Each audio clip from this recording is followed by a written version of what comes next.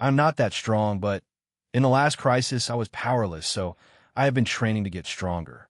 Therefore, I will fight with you, Rossweiss, she asserted. Very well, but please flee if you cannot fight anymore. I do not wish to see you killed. Rossweiss then summoned thousands of magic circles behind her. She then fired multiple elemental attacks towards the mecha soldiers from her magic circles. However, the mecha soldiers avoided them, but to their surprise the attacks started to home in on them, and they were hit and killed instantly. Rossweiss had asked Aaron about helping her with developing this. In Rossweiss's mind, she could have created a formula for this. However, it would have taken longer than she would have liked. Therefore, she opted to ask her boyfriend about it. So with his help, he simply added it to her arsenal, and now Rossweiss could choose to have her spells home and lock onto their targets, if she so wishes. She had to get used to it during her time in the pocket dimension. However, in her mind it was all worth it. Many of the mecha soldiers of the Eevee faction perished in her attacks. However, some were somehow able to defend themselves well. Defend, as in survive, and heavily injured. The ones that did survive were finished off by Aelila.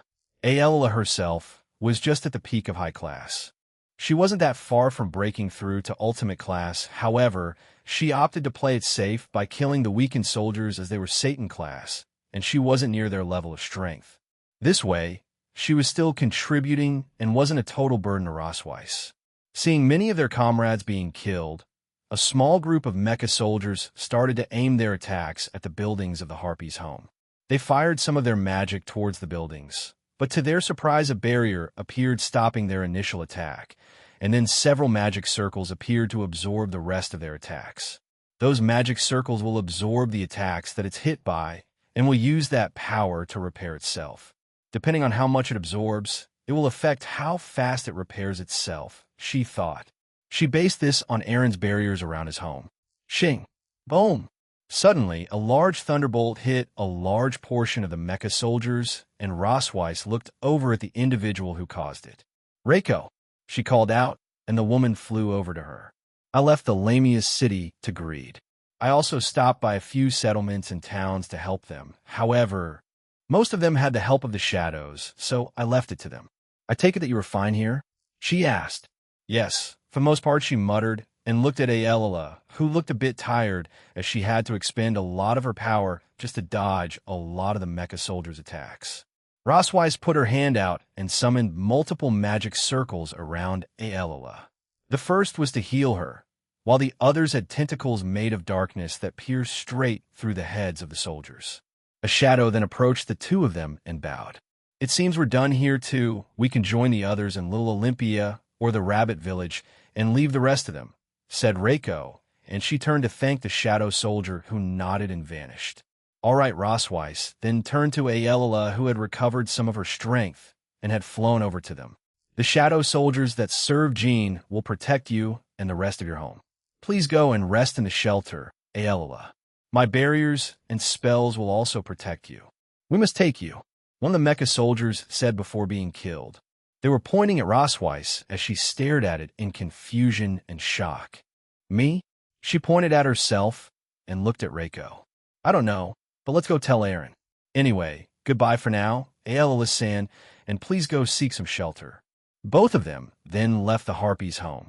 With Citri Group Sona and her peerage were outside the barrier, well, almost all of them.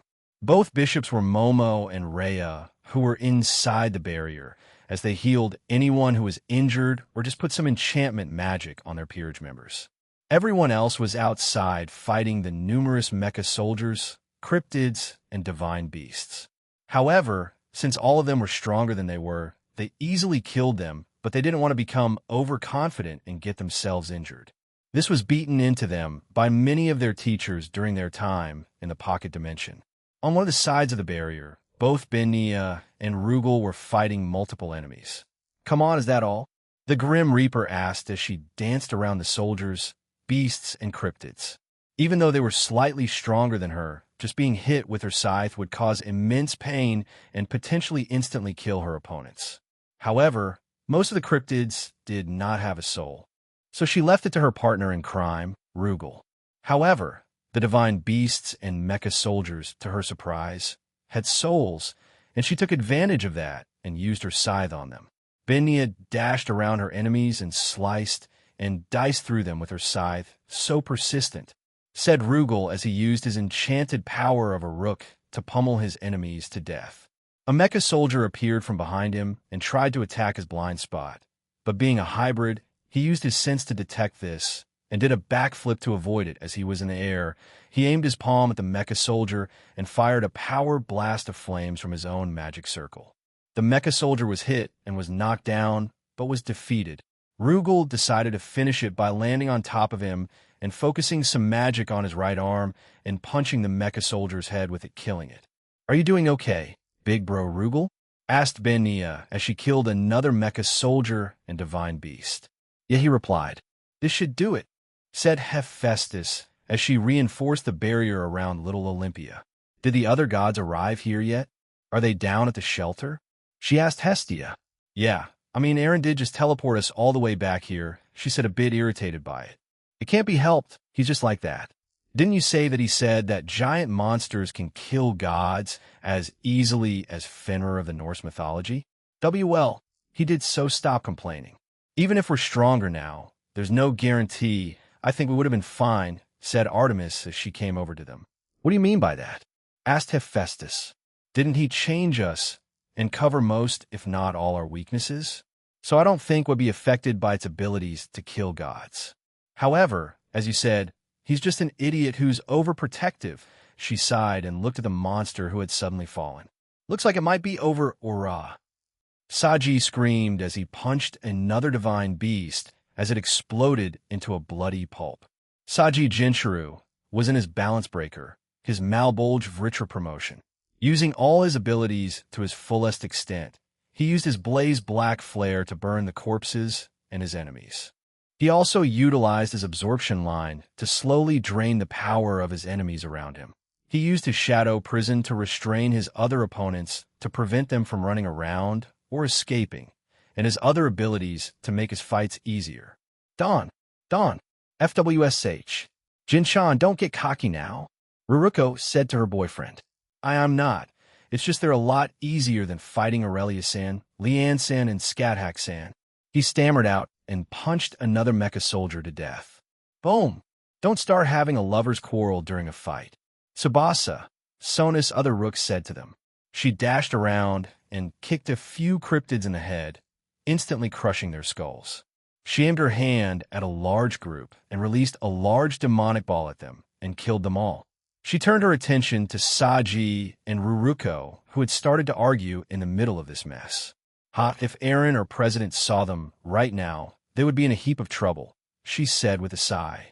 Blazer Shining or Darkness Samurai Sword. That is Tomo Megurus artificial sacred gear gifted to her by Azazel. She currently was killing many of the invaders using her counterbalance, which was named after Kiba Yudo and her boyfriend Gasper Vladi. Its name is Blazing Samurai of Darkness. Just like Kiba's Blade Blacksmith Balance Breaker, Glory Drag Troop, it created 4 samurais out of darkness alongside her and attacked anything she ordered them to attack. However, influenced by Gasper and trained by Tomo, they changed from normal samurais to samurais made out of darkness.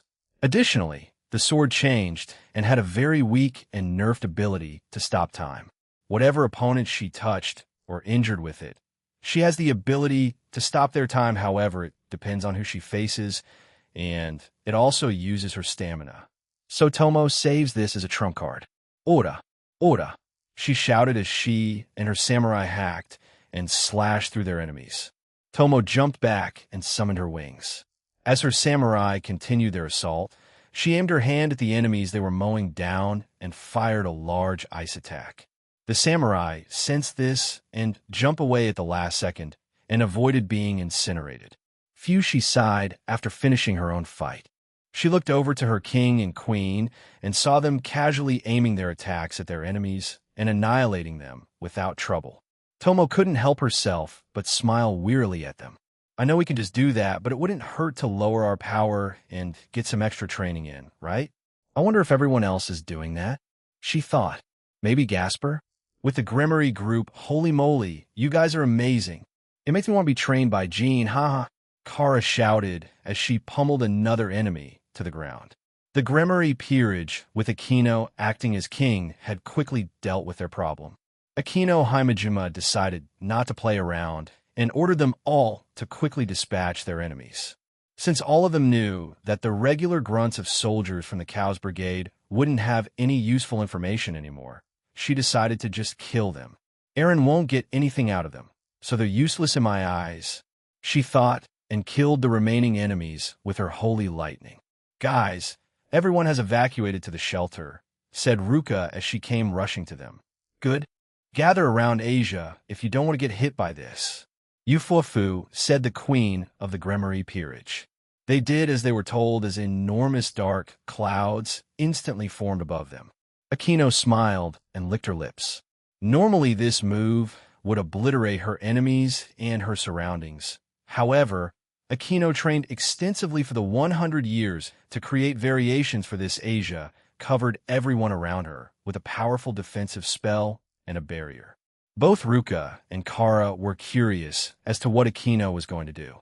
Vanish with the roar of holy draconic lightning Kirin. Boom! A large holy dragon came from the dark clouds and threatened to destroy everything below it. However, split, she cheerfully shouted, and the large lightning dragon attack immediately split into smaller versions of itself. A few moments later, it began zipping around and attacking its targets. Every cryptid, mecha soldier, and divine beast that was instantly hit by those draconic lightning dragons. They were killed as soon as they touched their body. They instantly disintegrated. In total, the lightning dragon split into 10 and hunted down all the members of the Eevee faction, the divine beast and cryptids, until there were none left. Akino stood there with a smile on her face as she wondered if Eren would reward her for this. Holy Materkara. You guys got this strong thanks to Jean? Asked Ruka. Yeah, Jean-senpai is just like that. You guys do have that hyperbolic regenerative chamber, right? Asked Gasper. We do, but there's so many warriors in this realm that there's a long waiting time for it.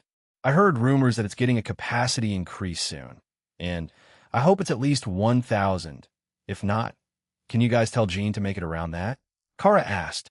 I think Jean-senpai said something about increasing it to 200 or 300, but we can mention that back to him, said Kiba.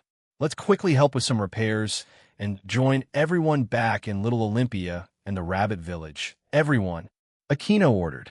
Yes, Vice President. They all answered in unison. With Team Slashdog and Eren Tool's group, Kana hummed as she provided everyone in the realm with increased strength and speed. She also played her harp to heal her allies. The lazy way is the most effective way. It'll let everyone hear my music and strengthen them, she thought, and smiled to herself. Stick close to me. I know you've gotten stronger, but these guys are still Satan class, according to Bro, said Cookie as he stood back to back with Calawarna. I'm not stupid, Cookie, replied Calawarna as she made multiple light spears and threw them at the weaker cryptids. Just making sure. Cookie then dashed around, piercing and shocking the mecha soldiers of the Eevee. Boom! Boom! In the distance, and on the outskirts of the Rabbit Village, where the new Team Slashdogs were fighting the army of the Cows Brigade, Shigyun and Po worked together to defeat their enemies as fast as possible. Shigyun used her whip that Eren created months ago to snare, fatally injure, and kill her opponents. When she chose to snare them, Po would quickly devour them, leaving nothing behind. Shigyun summoned a talisman and threw it towards a large group of the mecha soldiers. These soldiers, not knowing what it was, came close to it until Vine shot from it and wrapped themselves around the soldiers. Shigyun then put her hand out and summoned a magic circle, and sharp wind blades came out of them, slicing the trapped soldiers into pieces. Shirguchin, need help, Naya? Asked Kuroka as she demolished another group of divine beasts with her Tuki. Kuroka-san, no, me and Po are fine. Are you finished with your end? She asked. Naya, haha. That's the thing. Kanachin is going wild over there, she said and pointed in a certain direction. Following her finger, she looked at the spot that Kuroka was pointing at and saw that Kanami was using both her True Longinus and her Ashen Burst. Kanami Managawa, the older sister of Natsu Managawa, was propelling herself throughout the battlefield using her Ashen Burst sacred gear, as well as quickly killing the enemies she passed by with her true Longinus. Kanami had unlocked the original balance breaker for the spear. However, she also unlocked another balance breaker, a subspecies, yet she didn't deem it necessary to use in this situation. So she simply used both her sacred gears together to wipe out her enemies. You get pierced in the head, and you get pierced in you, Kanami shouted as she killed more and more enemies. Behind her, following closely behind and signed to herself, was her little sister, Natsum. In Natsum's mind, her sister was enjoying this too much, as well as not completely finishing off her opponents. So she had to follow after her and kill anyone that she didn't finish off. Natsum noticed that some of these soldiers didn't die after being pierced in the head once. Some of them needed to be destroyed completely or shattered into hundreds of pieces before they stopped functioning. Griffin, can you please follow Kanami? She asked her sacred gear, and he nodded. Natsum then turned behind her and sighed. Let's kill the rest ourselves, Sylph. Let's go, replied Sylph. You're not Mario. Stop it. Natsum sighed again and quickly covered herself in wind. Devastating gale, she muttered. Huh, you're only using that? We have this as fine for now, she said, and pulled out her light gun and created a sword out of wind. She dashed through the air quickly and appeared beside a soldier who was too slow to react. Bang! She fired a point-blank light shot into its head and softly swiped her sword at the soldier's body, destroying it. Following that, she quickly dispatched the rest of them while doing the same thing, while mixing it up by using her light manipulation and killing them with light spears. Big group, 1 o'clock, warned Sylph, turning her body in that direction. She put her hand out and said, Spirit Storm. A dense storm of swirling wind fired from Natsum's palm and consumed all the mecha soldiers coming her way. Natsum wasn't done, as she had full control of that attack, and with her hand gestures started to make it turn and target other enemies in her line of sight. She killed more divine beasts and cryptids. But finally, her attack ended and she sighed in relief. I wonder how many are left? She asked herself and looked around the battlefield. However, the entire area around the village was suddenly frozen. Lavinia, Natsum muttered as she knew who had done it. Naya, I guess we're ending this now. Then looks like Aaron is ending his too, Naya, said Kuroka, running on the ground and slicing apart his frozen enemies. One of the new members of Team /Dog, Ajamu, worked hard on finishing this too. She was taking orders from Lavinia, as Kanami only said to them, kill him, and then left. He, who was a former subordinate of Kokabeel and Azrael, already had a lot of combat experience, and got even more experience as he participated in missions with Team /Dog and sparred many times with Cookie and Tobio. Ajamu touched the ground, and multiple vines came out of it and crushed the frozen enemies around him. He also admired the control that Lavinia had over her sacred gear as it avoided the buildings of the village around him. She only targeted the soldiers of the Cows Brigade that went into the village. Although he thought and looked up, he saw the female magician of the group pouting as she sat on her broom and wasn't even keeping an eye on their battle. Lavinia was looking at Aaron Tool in the distance and occasionally cheering for him. A maiden in love is a terrifying thing, he thought, and continued to kill his frozen enemies. Rainair created small balls of light and slowly changed the shape of them. She then fired them at a large group of mecha soldiers, killing them. Rainair smiled. This was the power she had sought after for many years, desperately trying to achieve, only for it to happen when her life took a complete 180 turn. She didn't know how she really felt about it, but she was sure of one thing. She loved the man who gave her this opportunity. She hadn't found the right opportunity to confess, but she knew time would present itself sooner or later, as she had focused on getting stronger during those 100 years. Rainair dodged many attacks from her enemies, and also proudly presented her 16 jet black wings for them to see. I've only done this in there, so let's see how they take it, she thought, and gathered light on all the tips of her right hand's fingers. Once done, she aimed it at her enemies and fired. 5 beams of white light, with dragon-slaying properties, shot from her fingertips, and quickly pierced through many of the mecha soldiers that were in front of her. She had full control of this, so when they were all dead, She moved her hand, and so did her attacks, killing even more. Boom! Suddenly, a large serpent made of blood and water flew past her and killed even more enemies. Rainier looked to her side and saw Ingvild and Valerie working together. Ingvild was using her sea serpent of the end, and Valerie was using her blood manipulation. Both women combined them and created a blood serpent with dragon wings made of water. It seemed sentient as it moved around of its own free will. It fired large balls of blood and water at anything it deemed an enemy. Both women looked on like it was some kind of adorable pet of theirs. Rainier shivered and couldn't figure out what to do. Help it? Or let it be?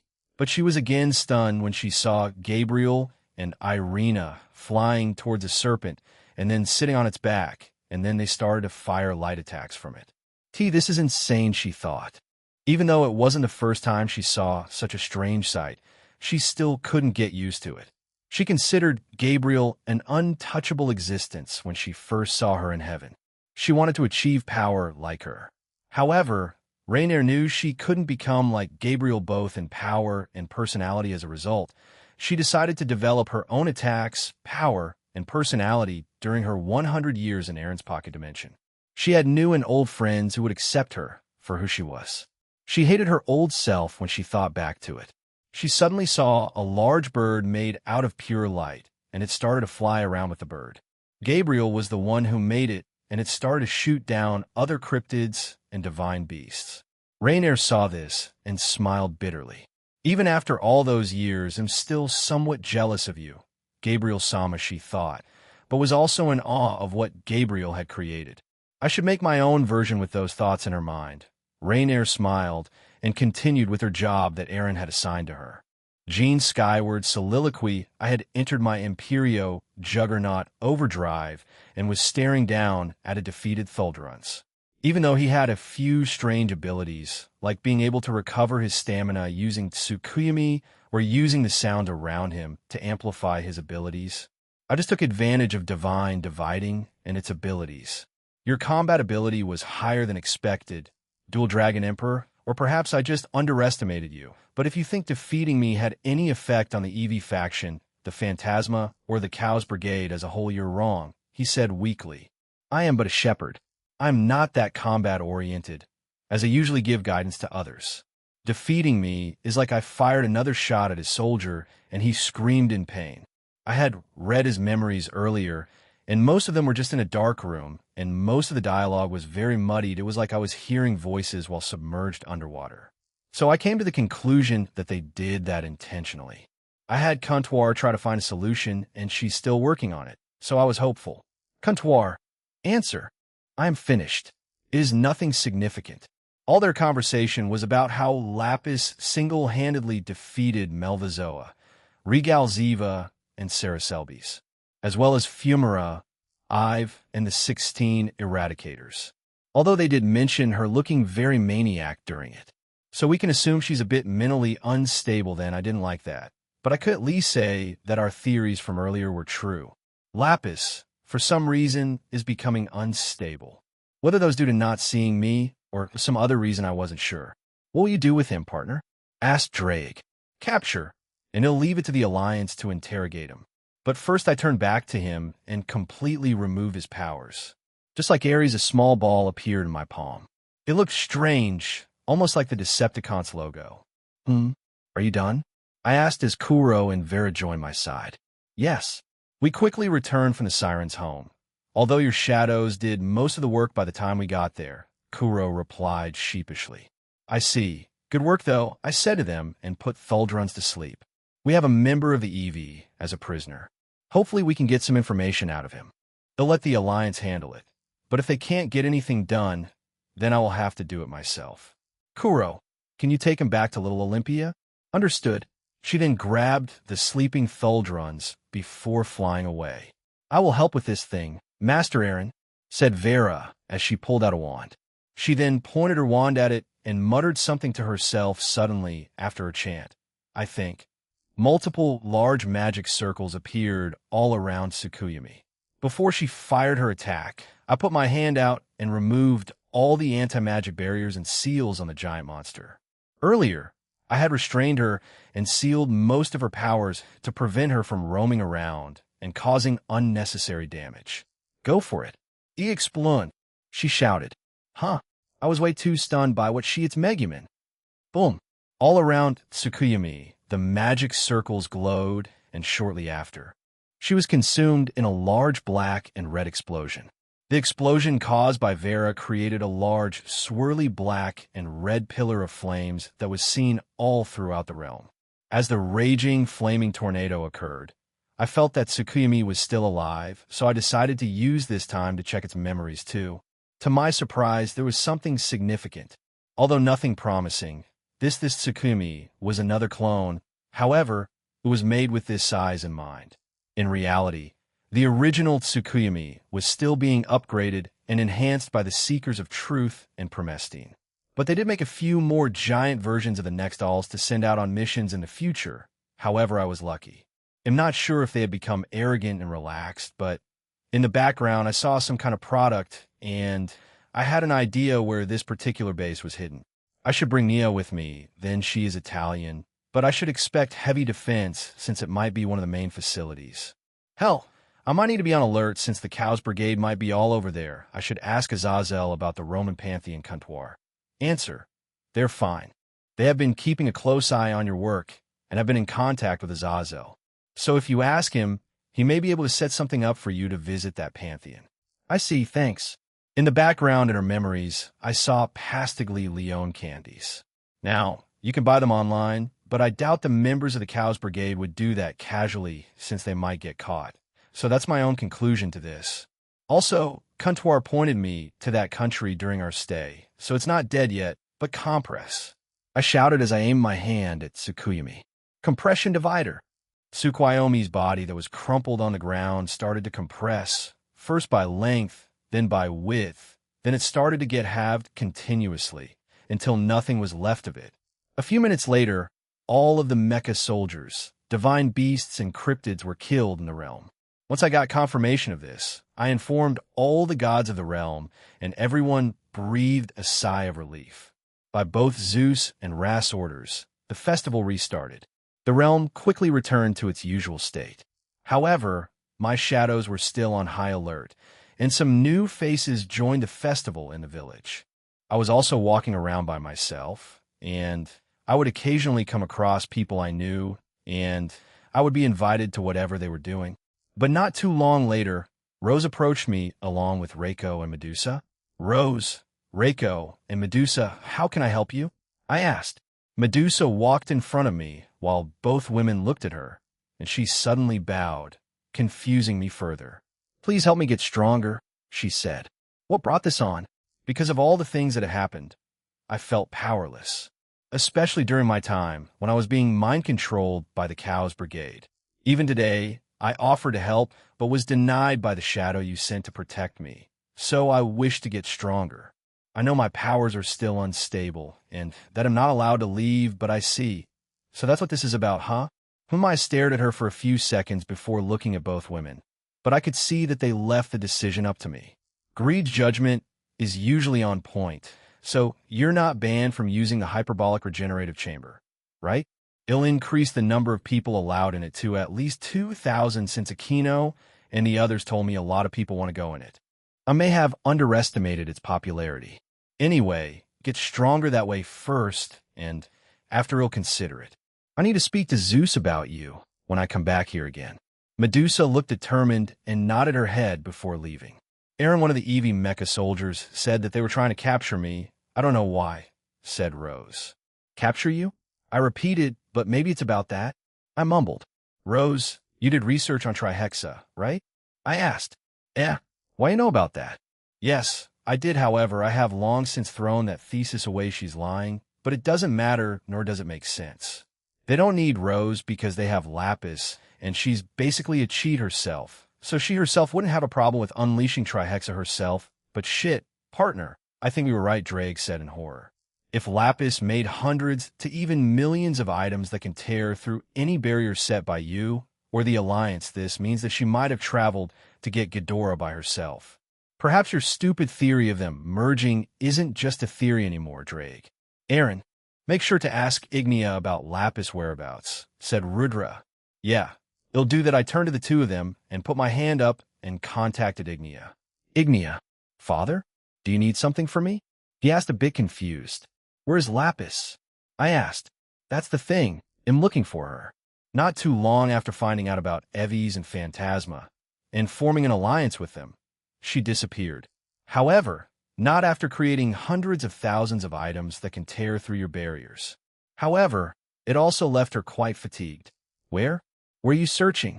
The multiverse anyway. I'm in the middle of a fight. Goma no. I heard from the other side, and it was cut. Is that psychopath in the world of One Piece? I shook my head. Let's think about another time. But she really is. Maybe that's why they need Rose again. If Lapis was the only one that could wake Trihexa up naturally, then unless they have another way, and just need Rose for something else. The only other reason I could think of was that Euclid wanted her, since she kind of resembles Graphia. Aaron? Reiko asked, and I felt her hand touch my shoulder. You look very tense. No, it's nothing. I'll tell you all when we get home. I plan on joining Azazel and the rest in Romania. Regardless of what happens, I said, and started to walk away and gesture for them to follow me. If Rizavim comes to Romania with Euclid, then I can stop both of them. But if I kill him, Trihexa's seals might be broken. No, it'll just capture him and prevent him from killing himself in every way possible. After a few minutes of walking, I came across Alicia. I called out to her, and she turned around while smiling at me. Where did you go earlier? I asked. I noticed that after the defenses she built weren't destroyed, she disappeared. However, I noticed that she was still in the realm. I traveled to the elves' homes in this realm. I checked the smaller settlements of the realm and provided them with assistance. However, their queen, Amaryllis Ismene, wishes to see you again. She wanted to have your child? She said with a blush. That psychopath hasn't given up on that, huh? Just ignore her. They'll confront her again at some point. I felt my lips twitch at the thought of meeting that queen again. A few hours had passed, and the festival was coming to a close. I received reports from home that Graphia was called back to the underworld, but apart from that, nothing had happened back home. I was sitting away from everyone. A lot of the girls dragged me around the festival, trying to lighten my mood and get my mind off whatever I was thinking about. For the most part, it worked, and I'm thankful for them. Master Aaron, I heard Kira's voice behind me, and I turned around to see her there in her usual attire, with a beaming smile on her face. She and Vera were mostly together during the entire festival. However, at some point, Vera was taken away by many of the rabbit people, including those from both the Greek and Egyptian realms. Oh, hey Kuro, how was the festival? Did you enjoy yourself? I asked and patted the spot beside me. She nodded and sat down beside me, and immediately put her head on my shoulder. I silently chuckled at her as we watched the rest of the people in village celebrate the day. There were a few children running around with sparklers while screaming and laughing. It was a very calm atmosphere compared to the one we had earlier in the day. Thankfully, no one was hurt, and they hadn't attacked again. I had Thuldruns sent to Grigori and had Penemu deal with him. I also instructed her to put her in the most secure cell that I made, so he should be waiting there until Azazel or the other leaders arrive to interrogate him. Penemu offered to, but I told her to just rough him up. Yes, it was wonderful apart from the attack. I believe everyone enjoyed themselves. Master Ra and Master Zeus are quite drunk now, actually. Yeah, I more or less expected that, I said and sighed. This caused Kuro to giggle beside me, and then we fell back into silence. The sounds of music, and, it's Kana. I wonder if she's going to be doing her new original song now. I asked myself. As a new piece began, the entire village became silent as they listened to her play the harp and also sing. I didn't recognize it. The song seemed to be a complete original and sounded like it was sung in the Irish language. Even still, all those who were present were captivated by her voice and the sounds coming out of her harp. Kana herself was beaming and smiling at everyone as she sang her heart out. I felt Kuro hold my hand and squeeze it. It was brief, but Kana glanced at us and winked. Kuro stuttered out, and I turned to look at her. She blushed furiously, and her rabbit ears were drooped and partially covered her face. Kuro fidgeted for a few seconds until she calmed herself and looked at me with serious eyes. I have something to say, she said, and took a deep breath. I love you, she squeaked out. I know I could go on and on for why I do, but I think I made it pretty clear during our time in your pocket dimension. So, Kuro waited for my answer, and I sighed. I think she got the wrong idea, as tears appeared in her eyes. She probably thought that my sigh indicated that I rejected her or was annoyed. She started to get up, and I grabbed her arm and pulled her back and kissed her. MHM. She was surprised. That much was obvious. However, she happily kissed me back. Yuama, you wanted to say it too, right? I asked and chuckled. I love you too, Kurosagi. Master Aaron. She screamed and tackled me before hugging me very tightly. Honestly, the first time I saw her, she looked quite cold and serious. But after helping her with her problem, she turned into this kind of woman. No, she must have always been like this. She just had to harden herself like she said before. Yuwa, come on, don't start crying. I started to pat her head as she kept on crying. We were far enough away from everyone else that no one heard or noticed what had happened between us. Another few hours passed, and it was in the early hours of the morning. The festival had concluded around 2 hours ago, and I had quickly cleaned up the village along with everyone else. The Egyptian gods and goddesses left first and asked me to join them in their own festivals in the future. After that, the Greek gods, and they also thanked me for giving them another god. Team/Dog also left, though it seems like Cookie and Calawarna are in a relationship now. I didn't get time to congratulate the guy, though, since they used the festival as a date of sorts. Do you need help returning home, Kana? I can teleport you back. I offered the goddess of music. Earlier, her performance was a huge success, that she was invited to come and play for the gods of both the Greek and Egyptian realms. Kana was more than happy to accept and would be frequently touring these two pantheons in the future to spread her music. Hee, he'll accept your help? T skyward. Thanks, she answered, and I nodded. I summoned a magic teleportation circle beside me, and she stepped into it. She then hit the palm of her hand and said, "Oh," and gestured for me to move closer to her. I gave her a questioning look, but bent down, and she kissed me on the cheek, and I stepped back and stared at her in surprise. However, she left after that while cutely sticking her tongue out at me. I don't understand how you can fall for that, Jean. It's so cliché, said Kanami. I am both smart and stupid, yet I have what is called advanced stupid, I replied. Anyway, let's go home. I have something to tell you all, I said, and teleported Team/Dog back to Grigori. Well, Cookie, Ajamu, and Calawarna were teleported back. The rest came back to my home. Alicia, join us. Yes, Jean-sama. Chapter 5, Part 1, Team Valley and the Jianshu Lianxing Japan, Kuo Skyward Household Jean Skyward Soliloquy. Once we were all in the meeting room and everyone was seated, I started to tell them what I had found out, or at least the theory that Draig and the rest of us thought might be happening, and how it's backed up by Ignia, who left to travel the multiverse in search of her. In a way, she left the EXE and CXB to run wild here with the other factions of the Cows Brigade, which was concerning. I know a lot of them want to go home and are tired, but I wanted to tell them this information. So, with that in mind, stay on even higher alert. As I mentioned earlier, we captured someone from the EV faction, and she has been transported to Grigori. He'll go there in a few minutes to maybe reinforce it more, I said to them. Anyway, you're free to leave, unless you want to ask a question. Not many of them had questions. Most were tired and just wanted to go home or sleep. However, Rose and Reiko stayed behind. Why did you ask me about my essay on Trihexa earlier? She asked. I believe they might try to kidnap you because of it. Besides you knowing what the contents of your research were, I also know, and now the Cows Brigade knows. They are definitely trying to find that beast, or they have found it and are now working on attempting to awaken it. Isn't the Trihexa just rumors and legends? Asked Reiko. No, it's real, very real, and also the reason why the God of the Bible is dead. He used a great deal of his powers to seal it, and he rushed back into the Great War very weakened, costing him his life. So, the God of the Bible was the first one to confirm Trihexa's existence, and then promptly sealed it up, I said, and got up from my seat. Anyway, let's rest for now and wait for Azazel or Rias to message us by tomorrow. If not, I'm heading over there. If one of the Eradicators or someone below them goes there hell, If even someone from the EV faction goes there and the fact I haven't evolved yet is concerning. Maybe I should speed up my... No, it wouldn't work. I need powers beyond what I have right now. I just need more backup contingency plans, I thought, and headed up to my room, third-person point of view of Etsa. She was walking toward the meeting room for the Seekers of Truth. The hallway she was walking down was dimly lit by blue light.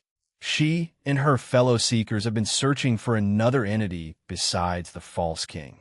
The first part of their plan was to attract the False King to this universe and have it merge with Lapis.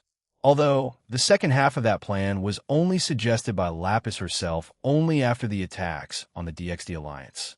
The second part was to attract the other one, the Draconic King of Death, Descadora, a being that was born from the False King's own flesh.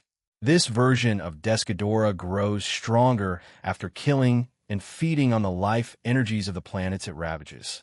It is as large as King Ghidorah, but much more ferocious as it will kill and consume all life it comes across without playing with it.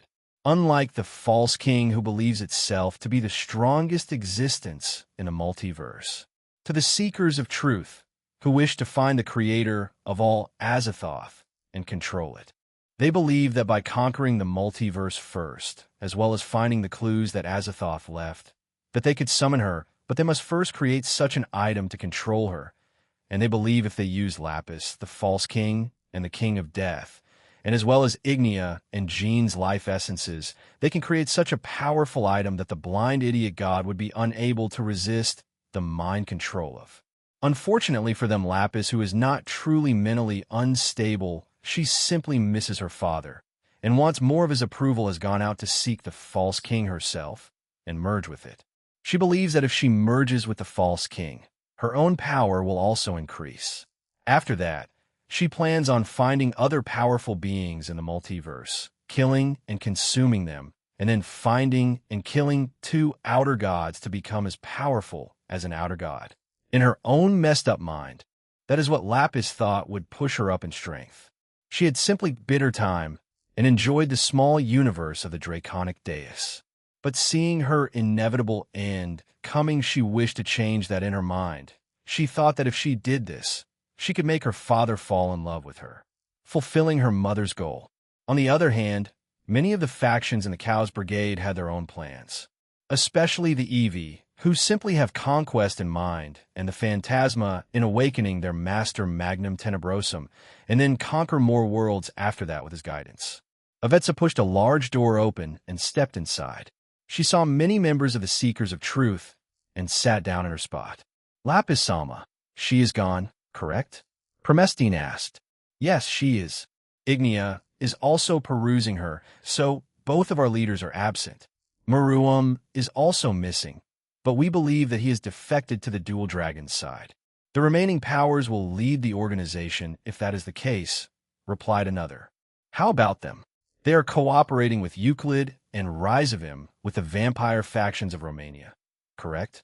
Promestine asked again. Yes. As of now, 100 of the Teeps faction have fallen and are now hybrids. No one is left, and they're under our full control. Reports indicate that Azazel, the governor of the Fallen, the heiress of the Gremory clan, Rias Gremory, her knight, the holy demonic sword-wielder Kiba Yudo, and an unknown man are en route to Romania, replied Nagendra. Unknown man? Asked another. Yes, we believe him to be a subordinate of the Dual Dragon. There are also reports of a base being built in the Dimensional Gap, likely to be the Dual Dragon's base. Observe it, do not attack, ordered Promestine. Unlikely to happen. Anyone who has been there has perished. It seems their range of detection is the size of the sun. As soon as they enter, they die. We only managed to find this out because we added a recording software to the deceased's eyes and recovered it barely. There are also 6 humans, an elf, and some sort of demon in there, not including the giant moth, the beast, the dragon, and the warrior Bellion, as well as other subordinates of the middleman, are currently residing there. Furthermore, another 5 beings are patrolling the entirety of the Dimensional Gap. Nowhere is safe in there. We advise against using the Dimensional Gap to transport our troops, added another. Many of our agents and troops in the human world are slowly being killed off. Reports say new powerful subordinates have appeared and will kill anyone associated with the Cows Brigade on sight. He must know that the fodder we send out won't have useful information for him anymore, said Avetsa and clicked her tongue.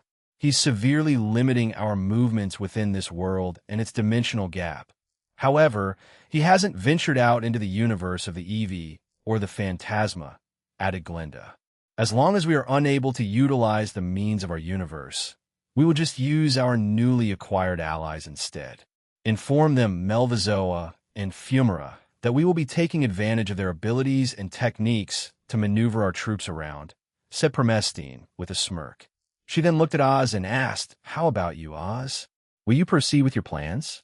The plan will continue to be implemented in order to enact revenge on Grigori, Team/Dog, the 5 principal clans, and the other gods.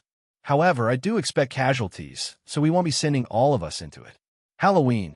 We found an ancient relic that will amplify our powers during that day, as well as an artifact that I've gave us that will empower us even more. She looked at Augusta and Glinda while smirking. We have confirmed the locations of all members of their families, correct? Glinda nodded. We have made Lavinia, Rennie's parents, into hybrids, and found many of the parents or loved ones of those who belong to Grigori/Dog and the clans. Once we kill them, we will also turn them into hybrids. Gaelette, Kalinya, Andri Baba, Sonadia, Mombai, Locasta, and others that we recruited are slowly getting ready for this operation. The Wizards of Oz will make a big comeback soon. Ufufu, said Augusta. Promestine nodded and turned her attention to Nagendra, who smirked. Black Alice is making her own preparations, although she does want more power out of the EXE and CXP. So that will take time. The same with the Alliance of the Evil Gods, he said and licked his lips. Alliance of the Evil Gods? Asked another in a confused tone. Yes, they changed their name from the Alliance of Hell to the Alliance of the Evil Gods. It's quite a long name, don't you agree? Well, Hades doesn't seem to mind, Nagendra said with a chuckle.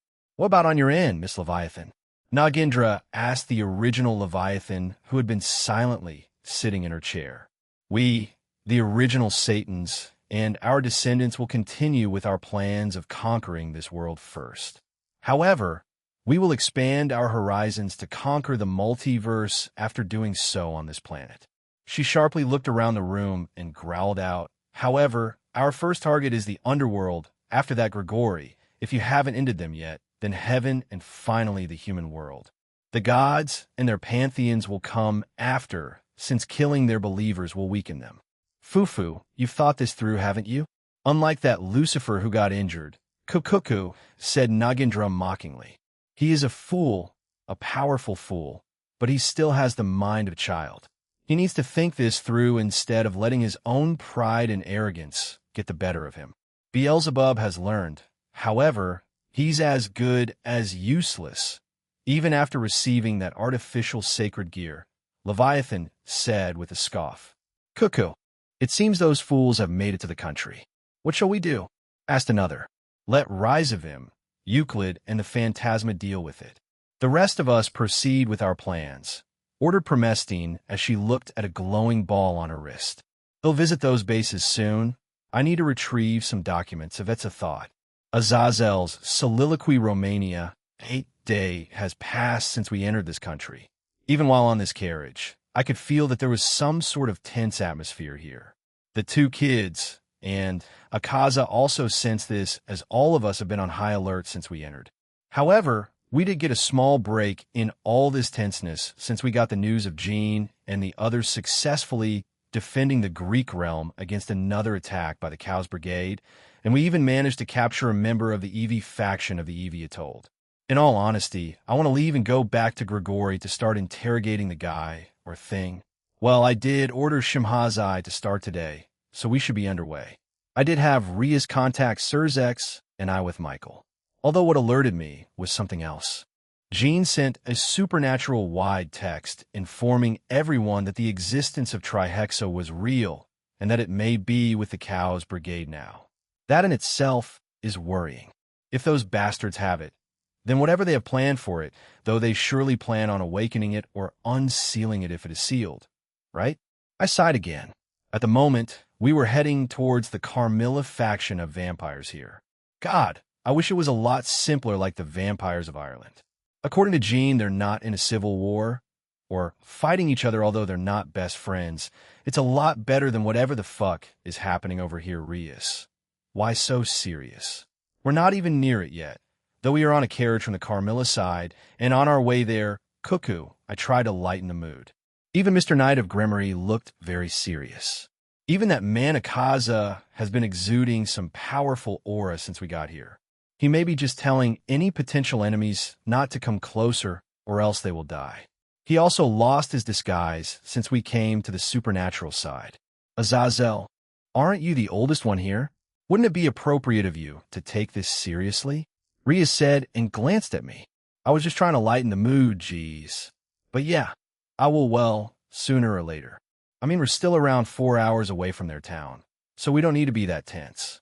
Also, Akaza will just kick their ass, I replied and wave her off.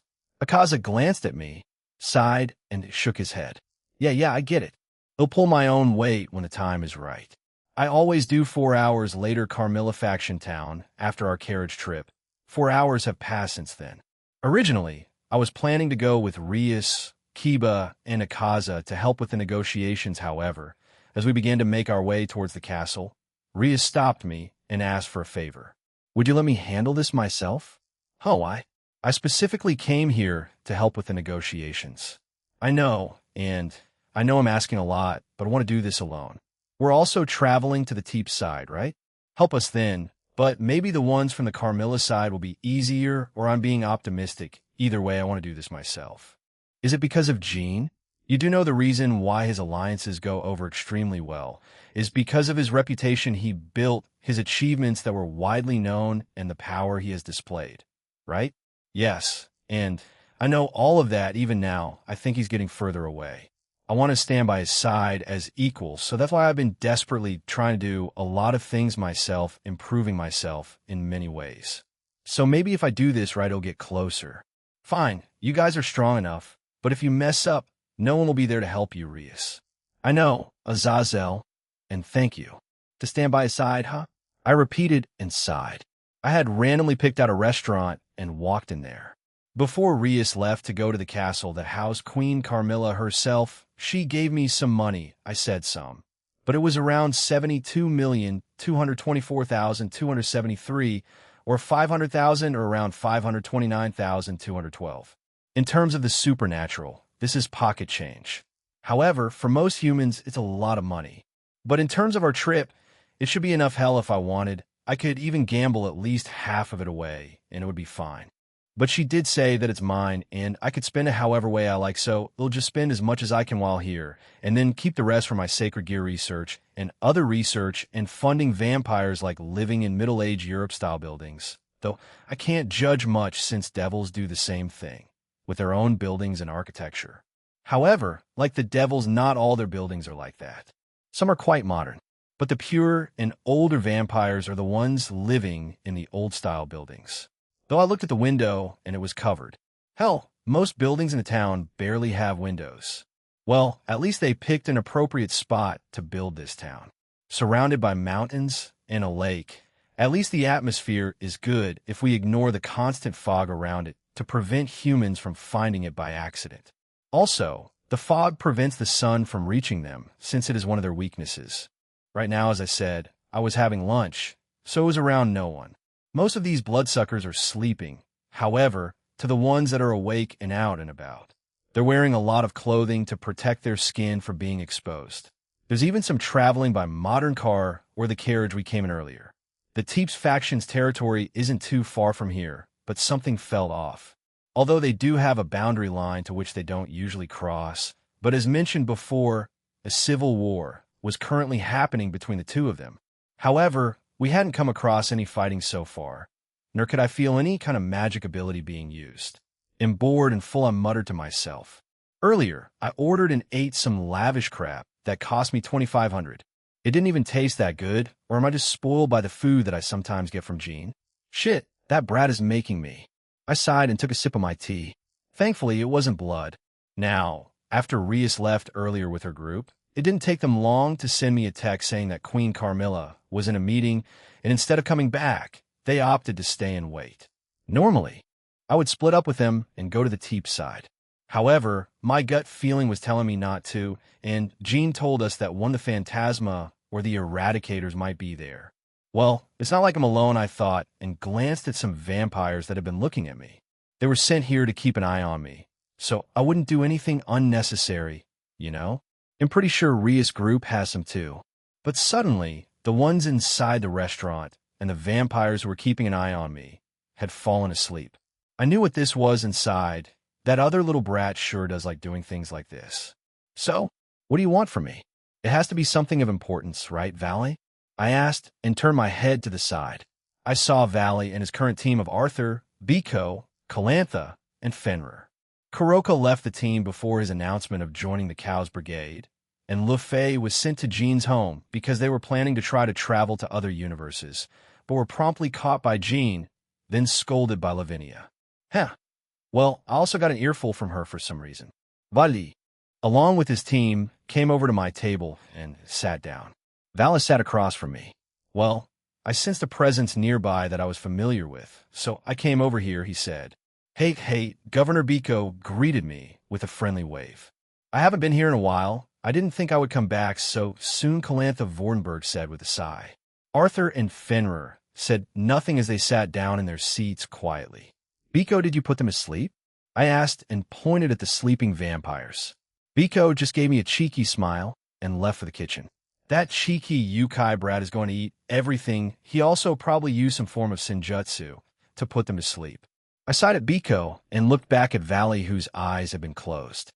He opened them and said, Yes, it's about the evil dragons. The ones you came across? I asked. Only one, although he was with two other people. I guess they were from the other two universes. Anyway, it was Azidaka, and he was insanely strong. The strongest dragon I've fought since Aniki, but I look forward to the rematch, he said and clenched his fist. This battle maniac also, two other people. Who were the two others? I don't know. They were covered in robes, but they were powerful, and their aura was quite literally out of this world, almost like Aniki. Aniki, that must be Jean. He has been referring to him like that, like how he's sometimes called Lavinia Nachon in the past, after her insistence, of course. Of course, he was the newest one we came across, he added.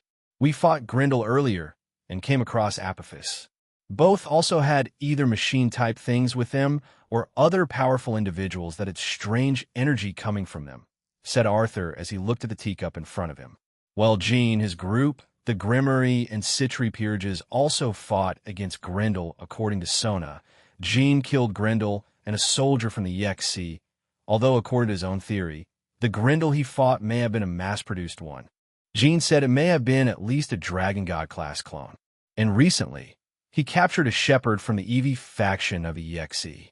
He's currently in Grigori, and I have Shimhazai, Barakil, and Penamute keeping an eye on him. Jean might go there to reinforce and add more barriers and protections to the cell he's in. That was in the Greek realm, right? I heard that Aniki made a new goddess for them, said Valley. Yeah, a new goddess of war, that rabbit girl Vera. It's to replace Ares, the one he killed not too long ago. Dual Dragon Sean fought Thor, killed both Azrael and Kokabil, killed Ares, and made two new goddesses. It makes me wonder if he's some sort of god. Calantha Vordenberg asked while looking at me. Ah, right. She might not know about Jean being a hybrid or the creator of the Omniverse. Though, I doubt he'd tell anyone about it willy-nilly. I certainly won't say it right now. Anyway, the resurrection of the evil dragons. Can we assume that it was due to the Sephiroth Grawl? Or maybe Lapis might be responsible for it, or do they have another way? Asked Valley. It's normal to have questions like that. I can probably guess that Valis group, after Kuroka left, had trouble finding information before they left and were hunted down. Though it's as he said, it could be the Grawl, Lapis, or even something else they found. Perhaps they have the other gods of those two universes help with the resurrection. It's an unknown right now, but Jean said he suspected both, or something else, or maybe combining all three. You normally would require the souls of those individuals to resurrect them. So either going into third heaven where the souls of the dead are. That place is connected to purgatory after all also. There are other places, so the evil dragons and the other descendants that were resurrected, as well as the original Satans, they all may have been resurrected in different ways? He asked while narrowing his eyes at me. More than likely, unless Jean manages to get new information and tell us, I replied. But, Valley repeated. You also noticed too, right?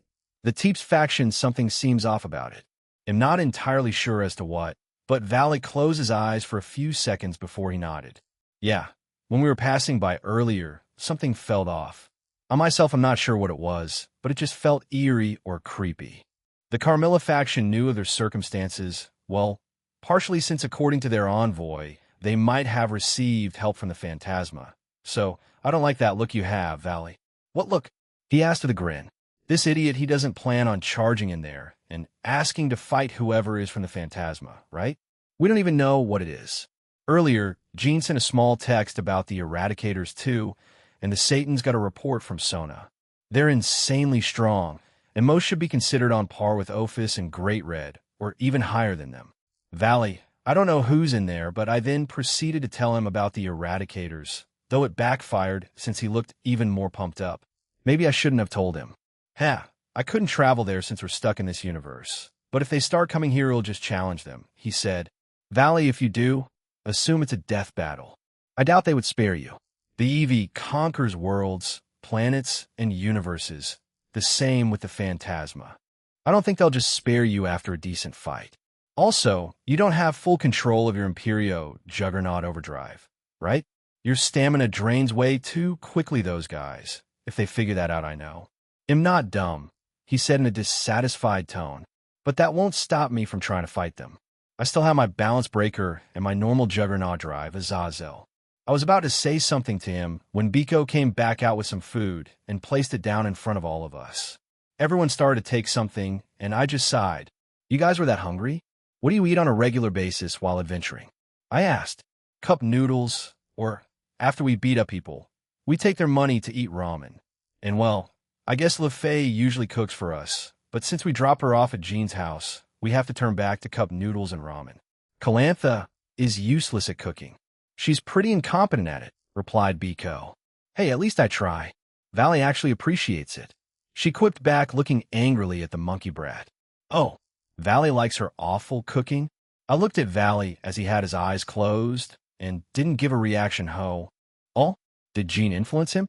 If he gets together with Calantha Vordenberg, though, I would feel bad for Dimenchan. Wait, I am not, he said plainly. Harem, I see.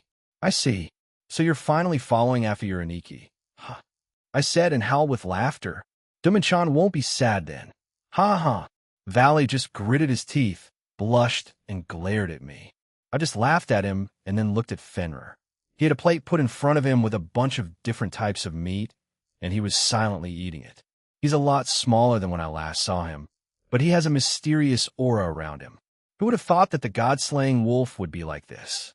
Though when looking at Team Valley and comparing them to Jean's group, where Team Valley is eating like beggars or near homeless people, the dual dragon emperor, is eating proper meals 3 times a day made by his loving harem. It's like night and day, comparing both of them, not including power-wise. Now that I think about it, they were looking for more members for their team, right?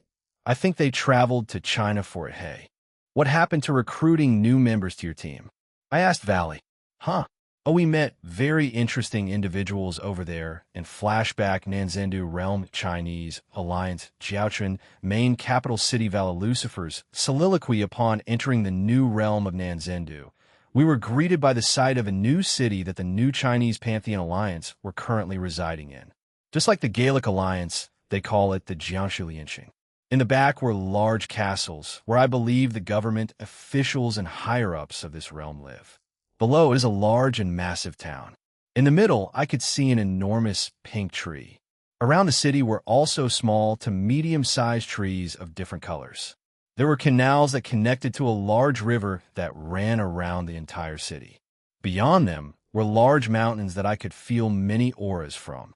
My team, Team Valley, are currently looking for 2 new recruits, the descendants of Sha Wujing and Zhu Beiji. The current generation of Sha Wujing and Zhu Beiji I want them in my team, since we need more Yukai after Kuroko left. You are aware of the sacred beasts of the 5 principal clans, correct? Lin Chong asked. Yes, I was involved with them in the past. Why do you ask? I replied. Not many people know this, but those 5 beasts also reside here. The vermilion bird, Zhuke, the white tiger, Baihu, the black tortoise, Xuanwu, the yellow dragon, Huanglong, and the azure dragon, Qinglong. They occasionally go to Japan, but mainly stay here. That is how those 5 families gain their manipulation powers, as these 5 beasts work together with the Shinto chief god, Amaterasu, she explained. That was the first time I heard of it. Even Suzaku Himejima, one of Aniki's lovers, did not explain that in the past. Although I doubt she knew. Perhaps Suo Himejima knew of it? But they, along with the newly formed alliance and the Dragon King of our pantheon, give us protection. Dragon King? Like the 5 Dragon Kings? Asked Biko as he spun his staff and looked in front of us. Yes, Lord Long Wong, the Dragon King, together with Lady Ningguang and the rest. He helps to ensure that the realm is protected. I am among those, as one of the 8 divas that Lady Ningguang created, she said and started to walk away. You won't be asking for our assistance with those problems you mentioned, are you? I asked. Lady Ningguang may ask you to help with one. She may use it as a way to turn the cheek for allowing terrorists to roam our realm without arresting them, she answered. I see. We would have been attacked as soon as we entered this realm. That woman Lin Chong must have alerted the rest of the realm, since as I walked down this road, many of the people here were giving us questioning looks. Are we heading to one of those castles? Asked Le Fei, who was on her broom. Yes, we are, Lin Chong answered plainly. As we walked down the road, we finally arrived at a small bridge. There were guards there, but they simply looked at us without saying anything. These 2 were at least high class in power, not bad. We walked through the streets of Jiaochuan. There were many shops here, children running around, and people walking around doing their normal daily activities. However, I could also sense a large mass of auras in a certain direction. Perhaps that area of the city was a training place? If so, I want to see it. That place is our training barracks. With how the supernatural world is right now, White Dragon Emperor, it only makes sense, said Lin Chong. I see. I answered and looked back in front of me. What will you do, Valley? You and your team are still seen as criminals. You may be forced to do a job when you meet their leader, Ningguang, said my partner, Albion. If we can freely roam around the realm and potentially speak with the current generation of Sha Wujing and Zhu Beiji and maybe the Dragon King Longwang, I don't care. It would be better if they also accepted my challenge, I said with a grin. Very well. If that is what you want, however, I will warn you that I have heard many tales of Longwang, the Dragon King of this realm. He is boasted to have been on par with the heavenly dragons of the past in my prime, the same with the red one and the other white one. If that's the case, then I would like to fight him even more, I replied. That was back then, Valley. It would not surprise me if he trained while most dragons don't. There are exceptions, remember that. We'll keep that in mind. As we neared what seemed to be another inner wall that divided the rest of the city from the castles, we saw another individual there. She had scarlet hair tied in a low-end ponytail and had red eyes. She wore a Chinese battle outfit with crimson red ornaments. Wu Song called out Lin Chong. Oh, Lin, are those the terrorists that came here? The woman named Wu Song asked. Yes, has. Wu Song nodded and said, yes, everything should be fine and they've been clear to go in. She then turned to us. White Dragon Emperor, I suggest you don't do anything suspicious until you speak with our leader, Lady Ningguang. All the higher-ups and prominent figures in our pantheon have been informed of your arrival. You will not come out of this realm alive if you choose to cause trouble, she said rather threateningly. We have one goal only, and that is to have the current generation of Sha Wujing and Zhu Beiji join our team. So we won't be too rowdy, I replied. The woman named Wu Song just squinted her eyes at me as Lin Chong started to walk past her and into the inner part of the castle walls. I smirked at her as I passed her by, and once I stepped into the inner part of the city, it mostly looked the same. However, most of the homes here were much more luxurious. The largest castle is where Lady Ningguang resides. Follow me and do not fall behind. After saying that, Lin Chong sped up her walking speed, and we did the same thing. I glanced back at my teammates, and they were quite fascinated by the place.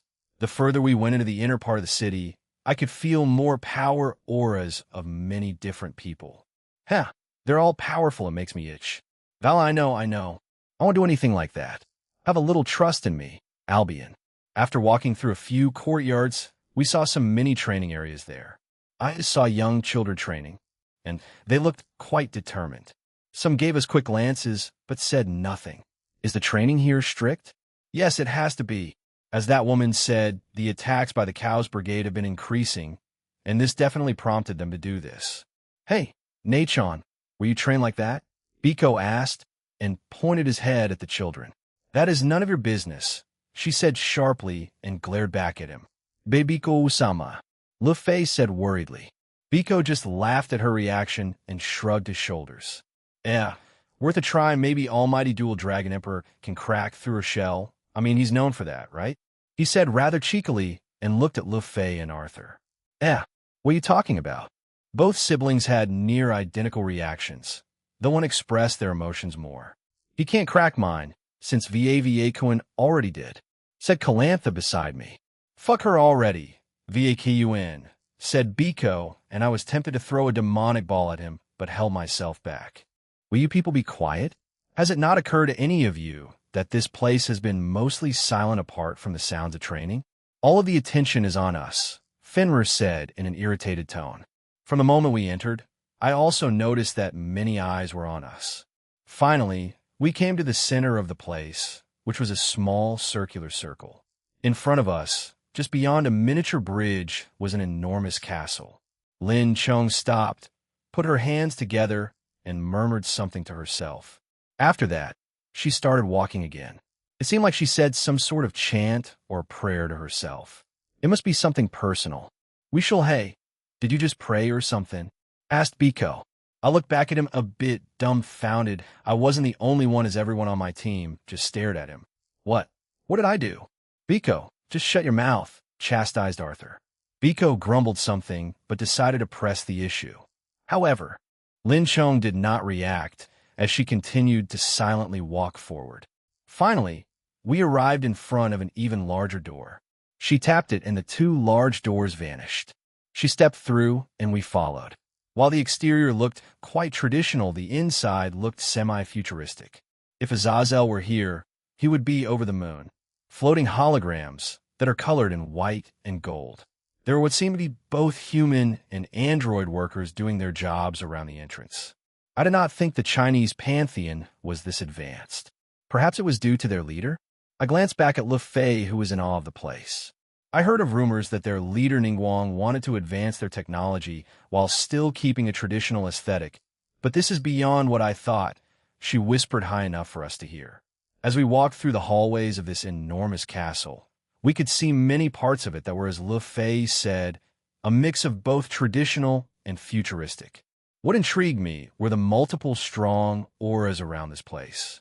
And my fighting spirit wanted to test them all after going up a few futuristic-looking elevators and teleportation pads that were within this place. We reached a large door near the top of the castle. A large golden dragon was carved into it as a design with many other creatures around it.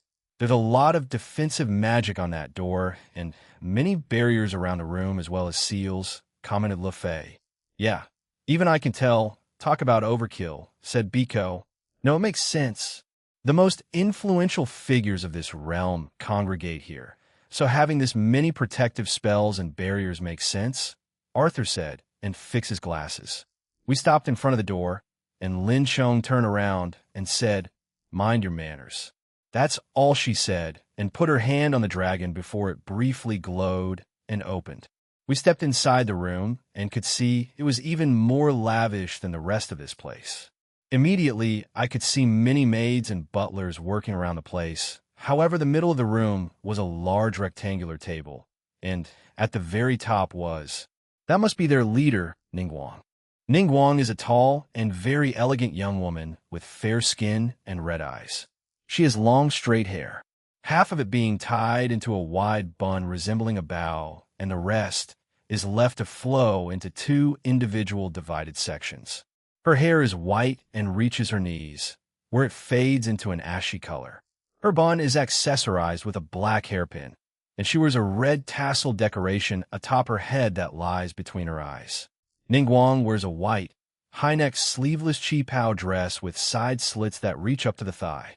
It is decorated with a fur neck wrap around the collar, yellow patterns with gold banding, and black lace along the edge of the dress. She wears a pair of black high gloves that extend long enough to reach the ruffled extensions stretching from her upper arms. Her gloves are decorated with copper patterns and claw attachments on the thumb, ring, and pinky fingers which act as fingernail guards. The side of her left thigh has a red tattoo. The side slit in her dress revealed a pair of black shorts with diamond-cut patterns. She wore a pair of brown heels, with another tattoo around her right ankle. Ningguang also carried a smoking pipe with her. Her outfit, gold leaf and pearly jade, is described as having intricate embroidery, which is the hallmark of this graceful dress. However, there were only two other people with her. One seemed like a yokai and the other a normal human. No, are those cat ears? Huh, is she a Qilin? Those horns gave it away. Also, is she some kind of Nakomata? Biko asked while pointing at a blue-haired woman and a purple-haired woman. Afufu, welcome my terrorist guest to my humble abode. Yes, my secretary is a Qilin, and no, the Yuheng is not an Nakomata. Her hair is just styled like that, Ningguang answered. Lin Chong glared at Biko, who just shrugged his shoulders. I am Ningguang, as you may know. To my left, my secretary Ganyu, and to my right is my Yuheng, Keqing. I heard you wish to recruit some Yukai to your team. Mr. White Dragon Emperor? She asked. Keqing had long lavender hair that faded into pale blue at the tips and was styled in two buns resembling cat ears. Her eyes are pink with diamond-shaped pupils, and she has a sharp gold barrette on the right side of her head with a white flower and a small round gold piece on the left side. Her earrings are teal and flower-shaped. Her dress is white at the top with a thick, dark blue piece of fabric around its side adorned by a large gold piece, purple feathers, a single golden feather, and white flowers on it. Her royal blue skirt is ruffled and has a plum purple overcoat. Her blue sleeves are held by gold armor-like arm cuffs and are frilly with dark blue bows above them, as well as being much longer around the bottoms with feather patterns identical to the one on her dress. Ganyu is a youthful-looking woman with the physical appearance of a late teenage girl in her early 20s. She had long blue hair that faded into a brighter shade at the tips as opposed to the lighter shade. It is the closer it gets to her scalp. Her eyes are a mix of pink and purple. Her outfit is a black bodysuit with golden details around her legs underneath. Her sleeves are white with blue at both ends and are detached from her dress, matching her dress bodice. She has a noticeable pair of black and red horns on her head, similar to those of a horn. I stepped forward and nodded. That is correct. I wish to recruit the current generation of Sha Wujing and Zhu Beiji, and I wish to meet them. If we have to do some menial task like eliminating a pest, well, do it, I said to her. Afufu, at least you're quick in understanding your position. Very well. I could tell that you were not lying. Although rumors indicate that the current generation of Dragon Emperors are quite open and honest with your wishes. I just want to fight strong opponents. That's why I left to join a terrorist organization. Gina Nikki just wants love, peace, and a harem. So, I guess you're right about that, I said and chuckled. Afufu. Very well, she said and snapped her fingers. In front of me, a piece of paper appeared and I grabbed it. It's the perfect opportunity. To the east of this realm, there have been rumors of a group of stray devils that have been terrorizing a certain village over there. We have been busy with many things, so we haven't had the chance to send help their way. Capture them or kill them, I do not care. Report back here once you are done, and you're free to do as you wish, she said with a smile. Stray devils? Should be a piece of cake, said Biko, and put his arms behind his neck. Oh, will it? I heard rumors of them spouting something about being part of the household of the 72 pillars of the underworld. Although, as I said, they're just rumors. 72 pillars? A household? Then interesting. If they have a unique power, I might just recruit them too. Very well, we'll do this. If that's all, we'll get going, I said and turned around. Isn't the Azure Dragon located east too? Asked Biko and looked at Ningguang. Yes, she is. However, she tends to keep to herself and only acts when the threat is serious, so she deems these devils as nothing in her eyes, replied their leader. She, that azure dragon, is female? Asked a confused Lu Fei. That she is. As you know, most historical documents made by humans are almost never accurate. Some males are females, and vice versa. Out of the 5 sacred beasts, the white tiger of the west and the yellow dragon who is in our city, although beneath us, are the only males, the rest are females. The white tiger, Shinra clan, and the yellow dragon, Nakiri clan, are both males, while the vermilion bird, Hamajima clan, black tortoise, Duman clan, and the azure dragon, Kushihashi clan, are females. I did not hear about this from anyone before, although I never asked. I should have asked Azazel, since he's usually knowledgeable about these things. So we're meeting a Nachon or an old hag then, Fufu.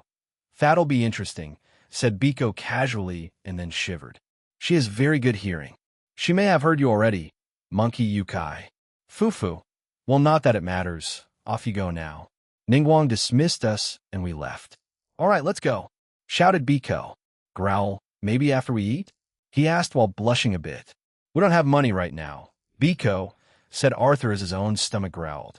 So we have to leave and do this mission on an empty stomach. Biko then looked at Lu Fei, who gave him a weary smile. If we come across anything edible, I will make sure to cook it for our lunch, Biko-sama. As expected of our magician and cook. All right, let's go, Biko shouted and ran off. After a few minutes of travel towards the east, we should be nearing the village that where these devils are located at. The terrain on the way here was mostly trees, open fields, and large bodies of water. There was also a large bamboo forest where many beasts and animals lived in. Hey, is that it? Asked Biko as he sat on his Jindo-yun. He pointed to a medium-sized village that was surrounded by mountains. Most of the architecture was the same, with brown roofs. However, there was a large waterfall near it, and near the small river made by the waterfall was a small rice field. One building stood taller than the rest, which may be the home of the elder or leader of the town. Although, I felt a very faint energy that resembled a dragon. Valley, I feel a dragon from that large building. You do too? Perhaps that's where the azure dragon resides? She is certainly powerful. She may be close to my prime, as is the case with the red one. The prime of Albion? Huh? So she's at least heavenly dragon class, the same as Long Wong, the Dragon King. We quickly landed in the center of the village, and many people stopped for a moment to stare at us for a few seconds before ignoring us. They were probably alerted to our presence, said Arthur. Let's go, I said, and started walking towards the large building that we saw earlier. As we walked through the village, it only had the necessary buildings, a medium-sized marketplace, a small hospital, and the rest were just homes. However, as we walked up the small village, we got a few glances, but nothing more. I guess their leader's word is very trusted. As we arrived at the large building, there were no guards. I half expected someone to be here, but there wasn't. However, now that I was closer, I could feel a very strong aura from within, specifically underground. She has to be here, right? Asked Lu Fei. I can feel a powerful aura underground. Lei Lu Fei, said Fenrir. Yeah, she's probably down there. Let's go ask No, Biko, and Calantha go scout the area. If you find anything, contact us. I ordered them. Gotcha. I better be rewarded for working with this monkey here, she said and huffed. The two of them left while bickering with one another. I turned to face the building again and walked towards it, and once inside its baron, whispered Lu Fei. Well, it does have those, said Arthur as he pointed to small statues of an Easter dragon and a few portraits on the walls. There are some stairs over there. Lu Fei pointed to our right, and we made our way there. There doesn't seem to be anything that prevents someone from entering it, she muttered. So she's that confident in her fighting ability? Interesting. Let's go, I said, and started descending the stairs.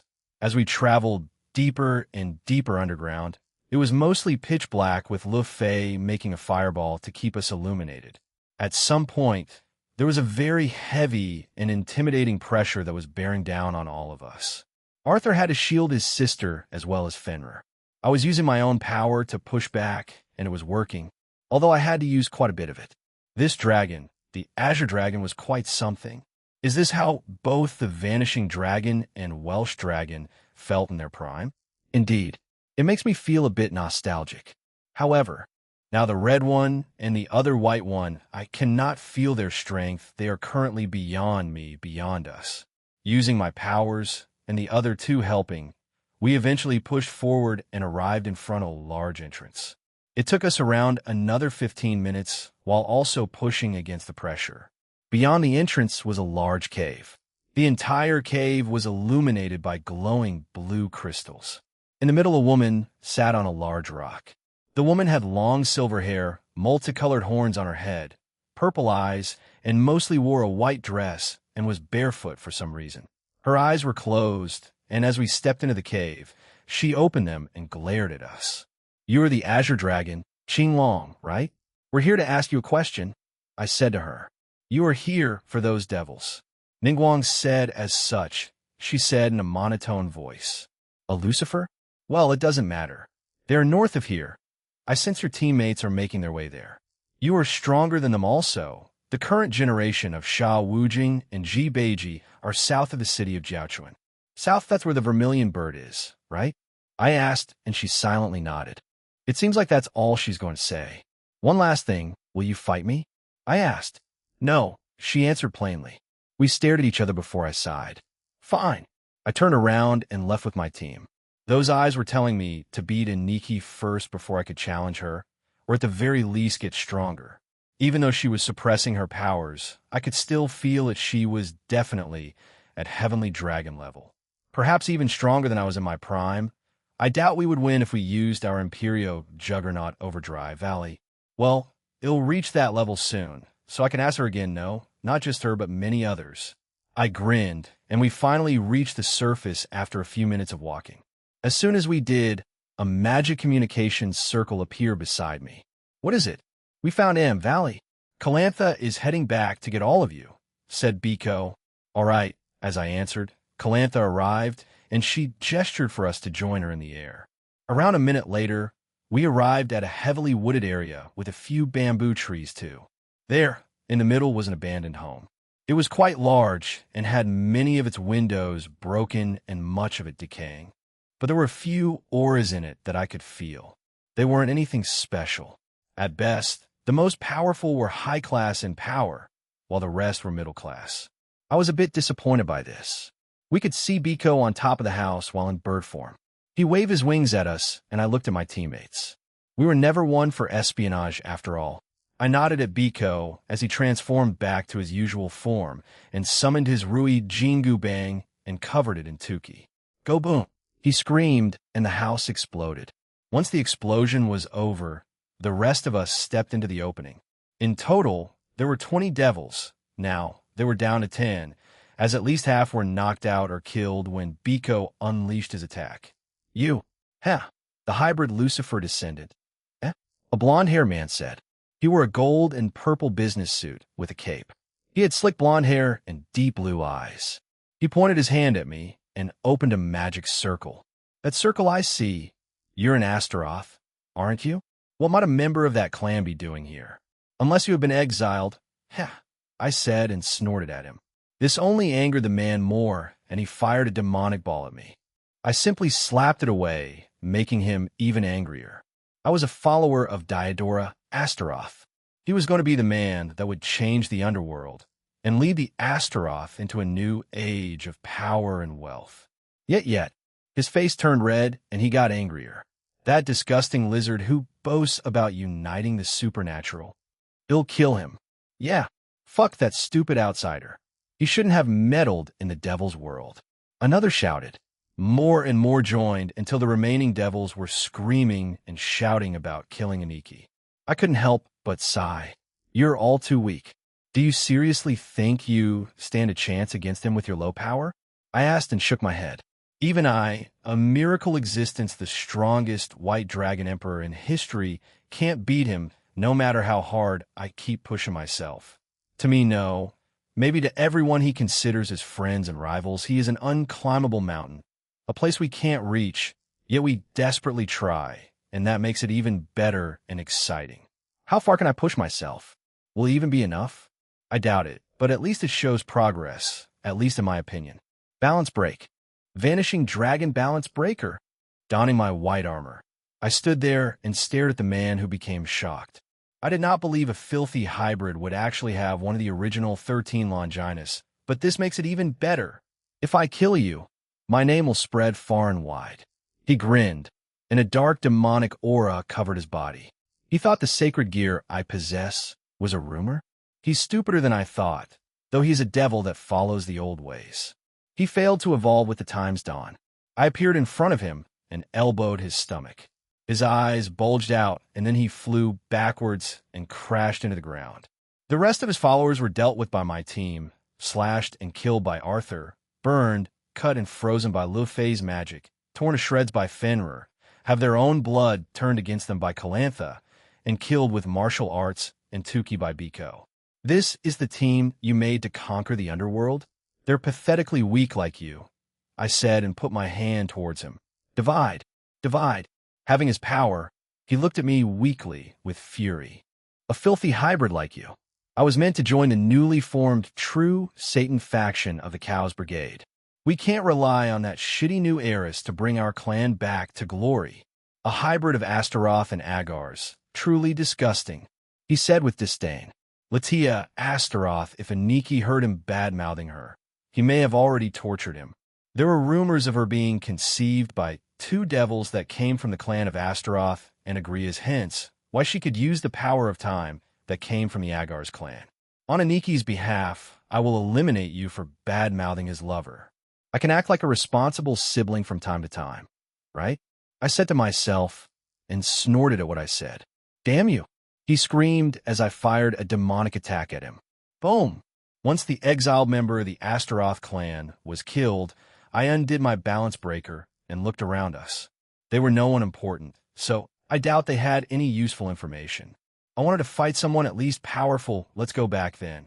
And once we're done, we'll head south to meet the descendants of Sha Wujing and Ji Beiji. You're going to ask to fight the Vermilion Bird, aren't you? Arthur asked me. It is worth a shot. Though I expect to be rejected, all of you go to the main city. I will stay to speak with the Azure Dragon one more time. I have some questions to ask it. They looked at each other before agreeing. However, Calanthus stayed. She really does go against my orders. It's nothing unexpected. I just sighed and let her come with me. Why have you come back? The Azure Dragon, Qing Long asked. I have a question about the 5 principal clans inheriting your powers as sacred beasts, I said, and she didn't do or say anything, so I continued. When the hosts are chosen and picked to inherit your powers, are they truly you? Or are they just avatars you created? It is us. However, we channel our powers into them, and if we're summoned by them, then we can only use a certain percentage of our power. It's usually around 75 to 80. However, seeing as most of us are around your sacred gear's power level or near to it, it is enough. The Supreme Yukai could not touch us after all. Then how about the spiritual synthesis that usually fuses you, the sacred beasts, and the host? Do they not? I asked. As I said, we regulate the power, so if they do fuse with us, they won't be killed. The ones we choose usually have the aptitude and are the most talented to become our host, hence why when they use the spiritual synthesis, they won't be killed. You have seen it already, haven't you? She asked. Yeah, I have. I saw Byako Shinra use it with a white tiger. I still have questions, but I think this is as far as I can go. She seems quite irritated already. As we turned to leave, she called out. The dual dragon, will he come here? She asked. Aniki? He'll definitely form an alliance with all the pantheons of the world, so he'll eventually come here, I said, and didn't ask why she wanted to know. I see, she muttered. Is that a maiden in love? Calantha asked very excitedly. What? Most supernatural beings know of Aniki and probably want to see if those rumors are true or for some other reason. Love is literally the last thing on their minds. They've lived longer than most, even him, I replied. TCH, you're so dull at times. Anyway, let's go. Calantha clicked her tongue, then hugged my arm. I didn't like this, and I'll never get used to it. Even if Lavinia did it a few times to me when I was still younger. We arrived in the middle of the town of Jiaochuan. My team was waiting there for me, along with Lin Chong and Wu Song. Their attitudes have not changed at all, but you have been given permission to roam freely in our realm. But I interrupted Wu Song and said, we're only here for those that I mentioned earlier. Once I get confirmation that they will join, or if they want join, we will leave. We have other things to do after all. She glared at me, but I ignored it. So do you guys have some sort of pass or item to indicate we're okay? I asked. Here, she said, and threw something at me. It was a small wooden stick that had some magic in it and had the Chinese symbols for pass written on it. Everyone in the realm has been notified. However, for the ones that haven't, they will immediately know that you have been given freedom to roam our realm with that. Do not lose it, and once you leave it will be destroyed, she explained. I see. TCH. Let's leave Lin, said Wu Song and dragged her teammates away. What about food? Biko asked. Don't worry, Biku-sama. When you were kicked out of the castle earlier, we received some money from Lady Ningguang after asking for it, since she wanted to reward us in some way. We can have some lunch first before going, that's all right. Right, Valasama? Lu Fei asked. Yeah, I'm hungry too. Let's grab something to eat before going. Arriving at a small restaurant, we ordered our food and waited. I had asked Lu Fei how much we got from their leader, and according to her, we should have around something that equates to 34,062,251 or 250,000, which I think was too much for simply killing a stray devil. But she's quite rich, so I won't complain. We should be fine with food expenses for a while with that. Once our food came, we immediately started to eat.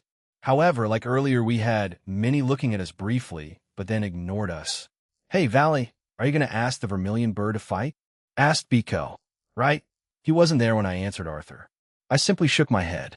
There are various reasons, one of them being Suzuku Himejima, the Himejima clan, and her being one of Aniki's lovers. I would rather not be scolded by Lavinia for an extended period of time. If I do fight the Vermilion Birdum, then what about those two we plan on recruiting? Well, if they refuse or say we need to fight them before they join, then I would prefer that. We quickly finished eating and left to go south of the city. Over the course of 30 minutes of travel, we passed through many terrains and small towns. In the distance, there was a large body of water. Holy shit, those boats are flying. Biko shouted and pointed in front of us. True to his word, there were boats that were flying. There was a floating continent surrounded by mostly water. However, there were a couple of islands with buildings, and there was one that was very prominent as it was taller than the rest. The roofs were green, and some had points where light was emitting from them. Where do we even land? He asked. Over there, to the left, there seems to be a platform to land on, said Lu Fei as she pointed to the very far left of the island with the large castle structure. Upon landing there, we were immediately surrounded by guards. However, as one started to say something, another pointed to my hip where I had that wooden stick, and they all looked at it. So I brought it up and showed them. So, you're the ones that Lady Ningguang warned us about. You are here to speak with Sha Wujing and Zhu Beiji, correct? One of them asked. These guards range from humans to yokai, and they wore a blue armored uniform. Yeah, we are, I replied. Very well, follow me, and do not touch anything or wander off on your own. He started walking away, and we started to follow him. As we walked through the first long hallway, we noticed many paintings, symbols, and statues of what seemed to be the Vermilion Bird and a woman. It must be her human form. Is the Vermilion Bird here? I asked. The Vermilion Bird. Zhuke comes here from time to time. As this island castle is her abode, however, she spends most of her time at a different place. Further south. Another home, you could say, he replied. She's in a different spot. Huh? Well, it doesn't matter. I wasn't planning to fight her anyway. After walking through the entirety of this large place, we eventually ended up in front of a door. It looked normal despite having a fancy design on it. The man that guided us pushed it open, and there were two individuals that were sitting on the ground eating food. They were both dressed in baggy and loose-fitting clothes that resembled ancient Chinese clothing, jidua, or monk-like robes. One of them was a small girl who looked like she should be in middle school. She had short vermilion-colored hair, and she also wore a necklace with many small skulls strung on it. The other wasn't human. They seemed to be a yokai like Biko. However, this yokai had the head of a pig. He was also quite bulky. The small girl is Sha Wujing, and the pig-headed young man is Zhu Beiji. I have brought the guests who were looking for you too. You received Lady Ningguang's message, correct? He asked them. Igriagajis. Sha Wujing answered. Hello.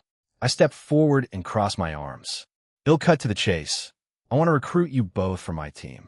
The two descendants and the guide froze and looked at me with surprise. The guide looked back at the two and decided he would leave the decision up to them. The White Dragon Emperor and terrorists want me on their team? Both said at the same time. It sounds interesting and fun. However, how can I be sure that you will be able to utilize my powers? Will I grow stronger if I am with you? Asked Zhu Beiji. I am in training, but if I go with you, they'll become even stronger, right? Both dragon emperors of this era are known for their unusual growth, especially the dual dragon emperor. Xiao Wujing said excitedly.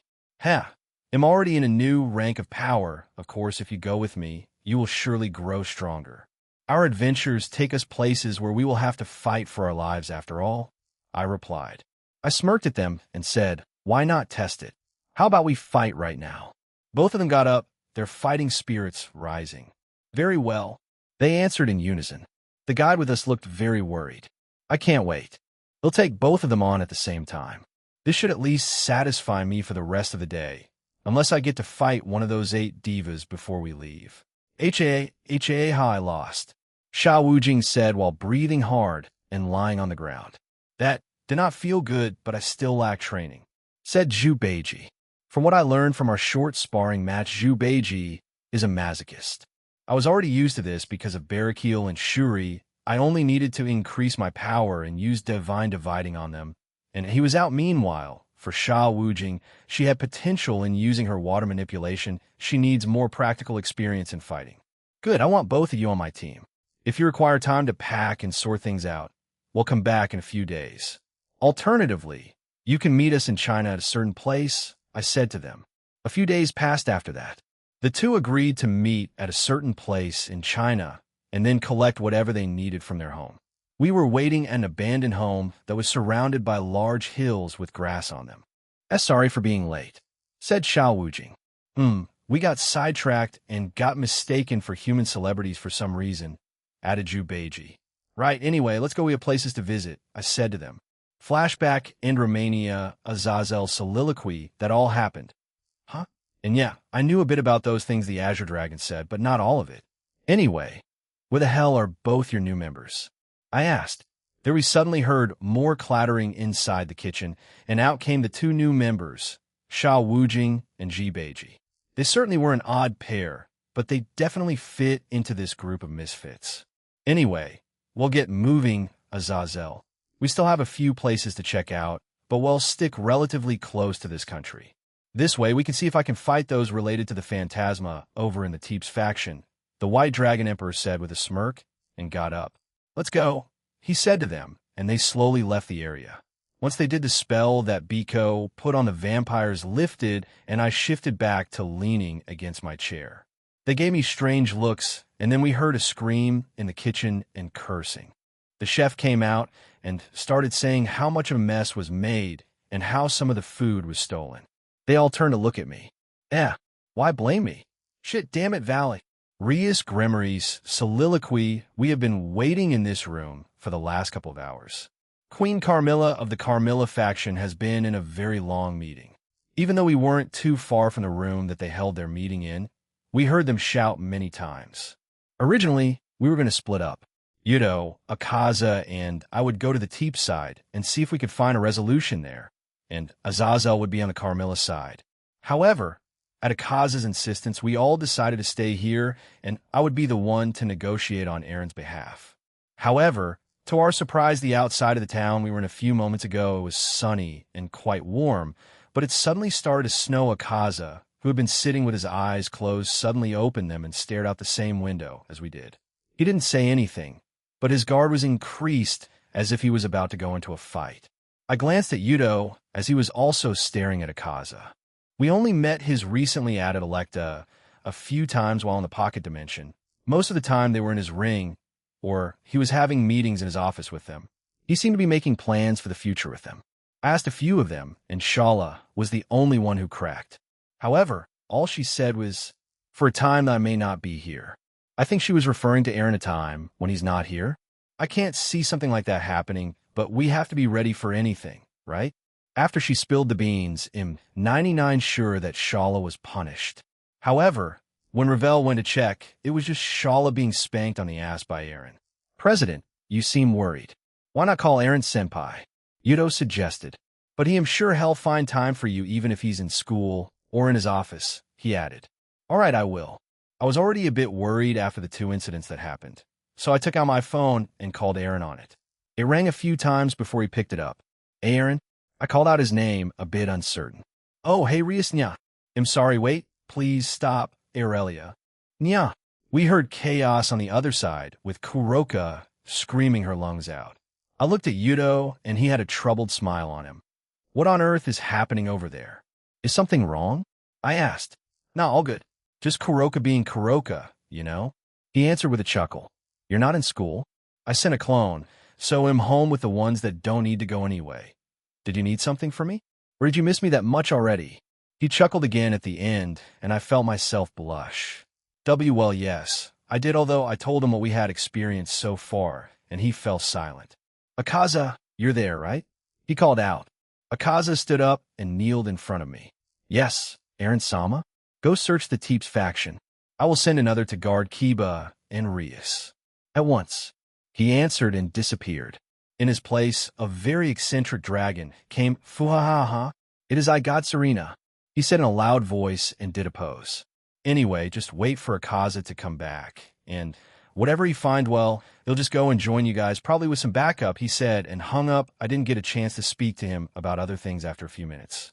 God Serena was just in a corner of the room, doing poses, writing down things on a notepad, and letting his aura pulse a few times. Looking out the window as the snow began to pile up outside, it reminded me of Ashura's bring back memories, doesn't it? Especially on days that do snow, I muttered. Ah, yes, it is. The day I met you, President, he said in a nostalgic tone, and looked out the window. Chapter 5, Part 2, Episode Kiba Yudo's soliloquy a few months ago, before everything happened. If someone asked me if I was blessed, I would have had a hard time answering that question. At the time, I was content with life, the new life gifted to me by those around me, especially my king, Rias Gremory. She, along with many others, including my master Okita Tsuji, gave me the strength to keep on going with that. However, at the time all I wanted was to get revenge on those who made me and my past comrades suffer. Revenge, once I attained it, then what? At the time, I didn't think much about it. However, in the back of my mind, I knew that I would lose most of my remaining life and the will to live. Though meeting these people now, the things I have gone through, it makes me want to keep on living. For myself, my past and current comrades. And most importantly, him. He, along with my king, changed me. And I can never truly repay them for as long as I live, assured as bring back memories, doesn't it? Especially on days that do snow, she muttered. Ah, yes, it is. The day I met you, President, I said in a nostalgic tone and looked out the window. Right to a time where my name was still Isaiah. No, I had no name back then. A few years ago, I want to live. Those were my thoughts as I lay dying in a quiet and snowy forest. As a test subject, and as one of the children gathered for the project of the church. My life had meaning. This is what I originally thought. They gathered children like me who had no family and who also had special abilities for their project. This was in an attempt to make us capable of wielding the holy sword, Excalibur. Every day, day after day, was just endless days of experiments. We were hurt. It was a harsh experience. Many cried. Many shivered at night, and some were close to breaking. But since we were told that we would become a special person, a special being that would be chosen by our beloved God, my comrades and I put aside our worries and fears and faced these experiments head on. However, one day that changed, and they suddenly came to dispose of us. We were forced to gather at a certain location, a medium-sized room, and they put gas over us. My body stiffened and became paralyzed. My legs stopped moving, and my body was subjected to immense pain. I felt my entire nervous system begin to shut down. I felt many types of liquid coming out of my body, including both my tears and blood. The only thing I could feel was constant pain. Suddenly, my consciousness weakened, and many of my comrades started to die right in front of my eyes. I knew then that I was going to die at first. I had no idea what was going on. I thought it was an experiment at first. I never imagined the researchers we trusted at this point would do such a thing to us. They called us special, they called us the children of God. I did not think they would turn their fangs at us, the ones who believed in the same God. As us, their bodies started to drop 1, 2, 3. My comrades that I shared many memories with, they dropped dead right in front of me. Pain, fear, and anguish all over their faces. I knew it was my turn soon. I'm going to die, I thought. But before they could fully succumb to death, a researcher that was in there with us and who had worn some protective clothing opened the door, and one of my comrades who was still conscious. One of them who still had the will to fight pushed him aside as soon as he opened the door and also pushed me out. Jigo, please, even if it's just you, survive, he shouted as he fell to the floor dead. I don't want to die, I screamed in my head. And before I knew it, my body, my feet were running at full speed. I ran away, desperate not to be caught and die in there. Stop, someone shouted. Don't let him escape. Another shouted. My pursuers persistently chased me through the forest that I had escaped into. The forest was covered in white, perhaps it was winter. Snow, yes, that sometimes happens.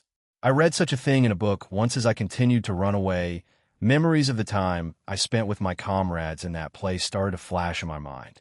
The small times we laughed, the times we cried, the times we endured the experiments, so we would become special. However, all of them are now dead. I was the only one that was able to escape, because one of them was brave enough they used the last embers of their life to save me. Did I deserve that? He was brave. I was not at some point as I kept running. I no longer heard the screams behind me, and finally, after arriving at some point, I collapsed out of exhaustion, and because of the gas they forced me to inhale. The snow was cold. It was the first time I felt it on my face. I have to survive at all costs. They entrusted this life to me. I can't die here. I have to live. My consciousness began to fade away along with the pain running through my body. However, something else started to surface as my life started to fade, a strong vengeance.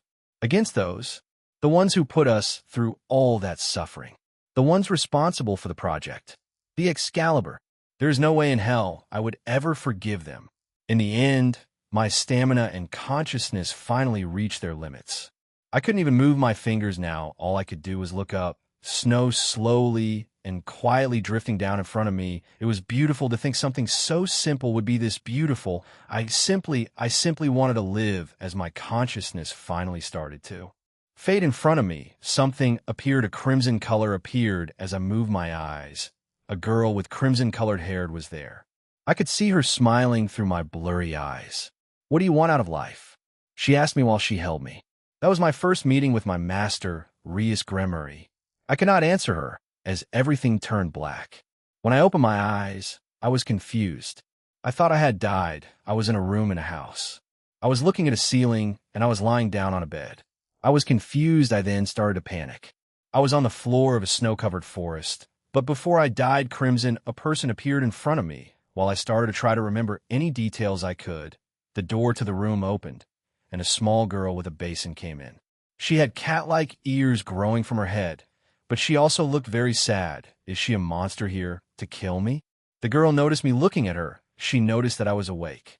A look of fear stretched across her face, and she ran out of the room as quickly as she came in. She also carried the basin out with her. Ada, did you wake up? I see. That's a relief. I must call Rias then, said a voice from the doorway. I got up from the bed and looked out the door. I saw a spacious room. It was a living room. There were tables, chairs, and other items that were used for normal day-to-day life. I then spotted a girl with long black hair and the girl with cat-like ears. I left the room and walked towards them. The girl with black hair noticed me, and so did the cat-eared girl. However, she quickly hid behind a wall away from me. She looked at me silently, slightly trembling. I then noticed that the black-haired girl had vanished, but not too long after she came back with a crimson-haired girl. Both of them didn't look much different from my age, as they were both quite young. As soon as the crimson-haired girl appeared, the cat-eared girl ran to her and hid behind her back. The crimson-haired girl smiled and said, "Please don't bully this girl, she's bad with people. She's called Kaneko, and the one beside me is called Aquino." She then patted the girl named Kaneko, and she seemed quite happy with the gesture. That was my first meeting with Kaneko-chan. She was apparently just taken to my president back then and started to recover her emotions, so it was during a time that she was very cautious of everything and everyone. However, back then, I knew they were unusual. I had felt similar auras like there's back in a laboratory. They were devils. I noticed a pair of scissors on the table beside me and took them and pointed at them. Where's this place? Why am I here? Who the heck are you guys? However, she laughed at what I did. She wasn't even mad at what I tried to do. I threatened them. We're in Japan. Do you know where it is? It's an island country in the Far East, one of several places in the world where it's peaceful. I brought you here because, well, I was the one who helped you. This is my temporary residence in Japan, she said. Japan? Peaceful? Her temporary residence? A situation had just occurred while I was asleep. Something I couldn't fully comprehend, no matter how much I tried. Also, how could I understand Japanese? I was from Europe. Why am I in Japan, of all places? Didn't I fall asleep in a forest in Europe? But then, the crimson-haired girl and the black-haired girl nodded at each other, and then bat-like wings appeared from behind them. Wings of devils, she then said while looking at me with a kind smile. I am Rias Gremory, in the heiress of the house of Gremory, the high-class devil. And you're also, she then pointed at me, the girl called Rias Gremory. I then felt something, the sensation of something growing out of my back. When I looked back, I saw it. There were jet-black wings growing out of my back. You've already died once. That's why I reincarnated you as a devil, she said. I froze. It felt like the world froze along with me. It took me several minutes to fully comprehend what she said and what kind of situation I was in. I had died in that forest and then was moved to Japan after becoming a devil at that time. The reality, the values, the teachings I had back then shattered. I won't do anything for you, I said harshly to her. Currently, I was standing right in front of Rias Gremory, my master and king. I had been staying with these devils for quite some time. However, I became extremely cautious of them. I found out a few things. One, it seemed like this mansion was in the country of Japan in a certain town, and two, I was definitely reincarnated as a devil because when I tried to pray, it hurt. I made a single sword in my hand and pointed it at her. I still have my doubts about her. Heck, I was even scared. It's quite obvious, right? I was told that devils were evil and were our enemies. Even after becoming a disposable object to the project, discarding away what I was taught, my beliefs, that wasn't something easy to do, even if I was betrayed by God. She treated me gently, but that had the opposite effect. It made me cautious of her. There was no way a devil could be kind. There must have been a reason behind this. Those were my thoughts. The reason why she turned me into a devil was because she could use me for something. I heard that devils deceived humans and reincarnate them into one. She might have reincarnated me because she knew that I was a test subject in that laboratory. That's the only logical conclusion I came to. No, I shouldn't think like this. This might be an excellent opportunity, isn't it? I could use this devil in order to accomplish my vengeance. Several weeks ago, I was experiencing a terrible state of mind due to my beliefs and hatred toward them. I even thought of offering up my soul to this devil in order to achieve that vengeance I sought after for me and my comrades. At that time, she gave up. She even came into the room with a tray with food and a drink. I didn't trust them, so I would have rather eaten by myself. She wanted to have dinner with me. It was a strange thing for a devil to do that, at least in my opinion. She was a devil who did strange things that we were taught were against. Although I was suspicious of it. Even after the meal was left in my room, I drank the water sporadically. Escape was impossible. I tried a number of times, but as I got to the door, I was stopped. There seemed to be a powerful barrier around this mansion. You could say I was a prisoner in this home. Now that I think about it, if I did escape, I would be classified and labeled as a stray devil. This would result in me being targeted by other devils and forces. To me now, it's something stupid since I would have died without getting my vengeance. However, back then, I even had the thought of using the girl called Kaneko-chan as a shield to escape. But I would feel guilty when I thought of it as well, to point my blade at a girl who was younger than me and was already terrified of everyone else. Right now, a month had passed since I began living with these devils and without me opening up to them. But suddenly a man entered this home. He entered my room that I was living in. A Japanese man know a devil wearing a haori. The man who had a silent smile turned to my master and asked, Princess, this boy is the rumored knight, correct? She nodded and said, Yes, his name is it seems he doesn't have one. It's as Rias Gremory said, I didn't have a name. I had an alternative name as a test subject, but I didn't plan on using that name. That was something I discarded. Since I was no longer a test subject, after all, I realized that the man was someone with exceptional strength from his aura. I made a sword and confronted him while I still felt cautious of him. For some reason, the man smiled happily when he saw what I had done. So you can make a sword? You must be a sacred gear possessor, then though your stance is horrible, but I do feel potential in you since you were able to sense a bit of my power right away, he said while maintaining his smile. He then came closer to me, one step at a time. He also didn't lose his smile. I couldn't stand the weird situation any longer where I couldn't predict what my opponent would do, so I ended up jumping right at him. I then swung my sword at him, but I lost my balance after he tripped me using his foot. My sword missed its target and ended up impaling the ceiling. The man looked down at me as I was still on the ground and said, "10k-15kThis. That's it. I'm going to train you starting from today." What in the world is this man talking about? Train? Who? Me? Why? For what reason? Princess, it would be better if this boy trained his emotions somewhere quiet. It would also be good if he could polish his sword skills since he is a knight. So why don't you lend me to me for a little while? The man named Okita asked Rias Gremory. Rias Gremory seemed to be thinking about what the man had requested, but in the end she happily responded with a yes. After she looked at me, who hadn't changed after a whole month with sad eyes. Like this, I met the man Okita, who would become my sword master. Here, this is the place you'll be living in for a while, he said. The place I was taken to by a magic circle was a small cabin built in the depths of a mountain somewhere. The cabin seemed to be built by the wood of this place, and it seemed somewhat newly constructed. There were trees surrounding the place, and there wasn't the slightest sign of civilization. However, there was something that looked like a dojo next to the cabin. Okita and I went there. The shiny floor of this place didn't have a single speck of dust, which made me, who had no knowledge of swordsmanship, hesitate in stepping foot inside. He then took out 2 bakudo that was placed on the wall of the dojo. He threw one to me and kept the other one to himself. Out of reflex, I caught it, and when I did, Okita made a stance with the bakudo he was holding. Now then, come at me. He shouted at me. I found his words and actions suspicious, so I couldn't help but ask him, "What are you trying to do by bringing me here?" In spite of this, he simply smiled and said, "No matter what the situation you're currently in, I can tell by the look on your face that you are carrying a strong sense of vengeance and hatred.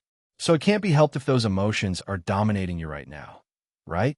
He saw through me, but he continued, "Even if you try to fulfill your vengeance, you lack the strength to achieve it. It will be natural for you to be killed instead. How about it?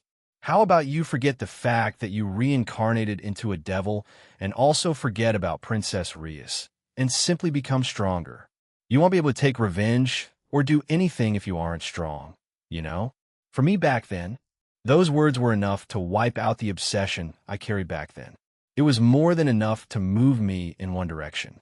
By the time I realized it, I was already moving towards Okita with my bakudo.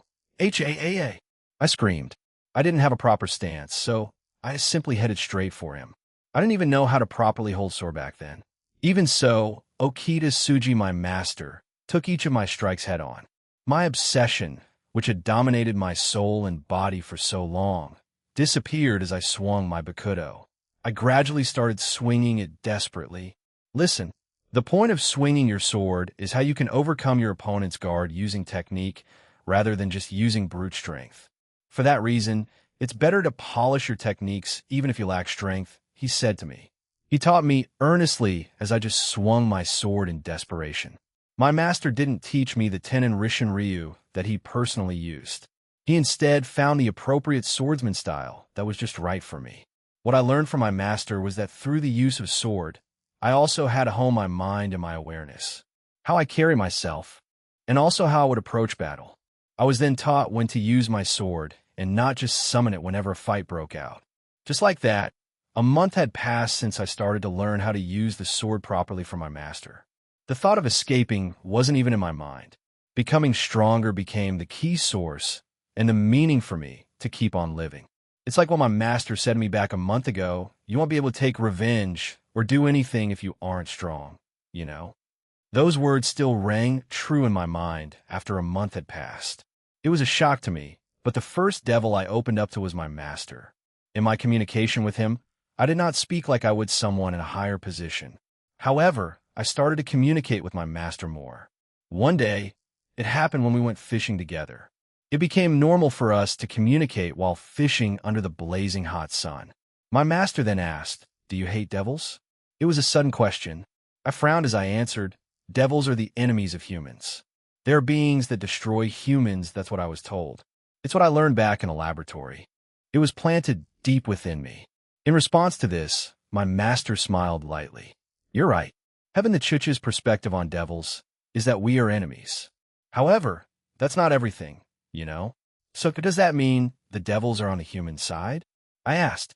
Master didn't shake his head or nod in response. He simply smiled. "For devils, humans are an existence that needs to keep on existing. Devils had continued to exist since ancient times by receiving a price from a pact. Give and take. It's the fundamental theory of devils. Well, there are devils that do deceive humans, but there are humans that make a profit by deceiving devils as well. So they're essentially doing the same thing to each other. I know that. It's just that I was told that devils are an evil existence that take advantages of people's weaknesses. I said to him, "Evil I see," he muttered. He then narrowed his eyes at me and said, "Actual evil is directed at those who are more than worthless, though you wouldn't understand what I'm saying right now." He was right. I didn't understand it back then. My master then caught a single fish and asked me another question. "Then, boy, do you think devils are beings that destroy humans? For example, do you think Princess Rias and Idu see us as beings that would destroy humans?" Rias' Grimmery, her imagine, flashed in my mind. She had been coming to this mountain from time to see how I was doing ever since I was brought here. It seemed like she was worried about me since I doubted her actions back then, but I still avoided seeing her as much as I could. No, I was lying to myself. I started to feel it deep inside me that the crimson-haired girl wasn't a bad devil. Her smile that she directed at me, and the girl with cat ears, I didn't feel the slightest feeling of evil intention or ulterior motive from them. I don't know. I simply said to him. Currently, that was the most adequate answer I could give him. A smile spread across his face lightly at me again. It seemed like he enjoyed hearing how a child like myself was thinking hard about it. Think carefully about it and look around you. At least you were given a choice, right? Don't you know how wonderful that is? Just imagine, there are many people in the world that don't have a choice in anything, you know? Prisoners, people with disabilities, and people in certain countries with strict laws and rules. I had trouble understanding what he meant by that. However, back then I could only find it suspicious. After that, my master taught me many ways to have fun. Not only did he take me fishing, but he also taught me how to cook, how to make handicrafts, how to play card games, how to spin a top, and how to sing a song. He even taught me how to write Japanese symbols from the basics. My master, Okita Suji, was the person who shaped and molded me into the person I am by instructing me gently. It was always under the sunshine. He taught me about certain things. It was a weird yet valuable time for me, despite being a devil. Okay, there was a certain thing I did every few days. It was to make the graves for my comrades at the open field within the mountains. Even today, I made one. I made swords slowly and delicately, each with a different shape. I stabbed those swords into the dirt and formed a hump. I didn't make a cross. There was no way in hell I also didn't carve their names into it. I could tell which one of the graves was which without carving their names into it. Because each time I stood in front of that grave, I could tell which particular comrade it was their face came into my mind. I could never forget them. This should be complete if I produce around 10 more swords. The reason for why I said around was because I hesitated in making one for myself. Since I've already passed away as a human, I thought it would be best to make one. I am now a devil that who seeks vengeance for his comrades. No, I'm still here, I'm still me. I haven't disappeared yet. Even though I became a devil, I still exist right here. Right now, I don't need to make one for myself. But it pained me for not being able to make a grave for them in our homeland. But this will do. Japan is a peaceful country. That's what Rias Gremory kept on telling me over the month I lived with her. So I wouldn't need to worry about this place from being destroyed. Finally, I placed flowers on everyone's graves. I then closed my eyes and said their names one by one, and turned to leave. But ho-ho, a devil that can create swords, this sure is rare, said a creepy voice. As a result of the voice, I began to sense what was going on around me and felt it to be ominous. Then, the one who made the voice came out of the forest. They had a large body and the head of a tiger. He was a huge beast man with the traits of a tiger. His body was enveloped in a demonic aura. He was a devil. I didn't think I would encounter someone else that wasn't my master or part of Rias Gremory's group. He was most likely a stray devil. Back then, I was informed by my master about what these guys are, so I could identify them quickly. He suddenly grabbed one of the swords I made and inspected it enthusiastically. He opened his mouth and saw many sharp teeth lined up inside. A demonic sword? No, it's an imitation of a demonic sword. It doesn't have a proper shape yet, but it's still a rare ability, he said and grinned. I became enraged and summoned another sword and took a stance. Let go of that sword. That is a grave. Even though I said that, his grin grew wider, and I felt disgusted by it. Agrave. This? Never mind. There's something else that's important, kid. Come with me. It looks like you could be sold for a decent price, you know? You're a stray like me, right? I won't treat you badly, you know? It seemed like he was interested in me and my ability. I saw no reason for being taken away by this beast man. I have a reason to get stronger, it'll get stronger, and once that happens, and I fulfill my vengeance. Then what? What happens when all of that is fulfilled? Will I just kill myself? This is the one that keeps me living in this world for me, and my comrades. This doubt started to surface as I stayed with my master. I only trained because I was weak. My master even told me so. It would be impossible for me to fulfill this revenge if I was weak. However, when I lived with the master, I began to think about things that were unnecessary. When we fished together, I competed with my master, and when we cooked, I enjoyed improving my skills. I made an oath to my comrades that I would seek revenge against the Excalibur, yet I started to find joy in my current life. I shook my head and glared at the beast man.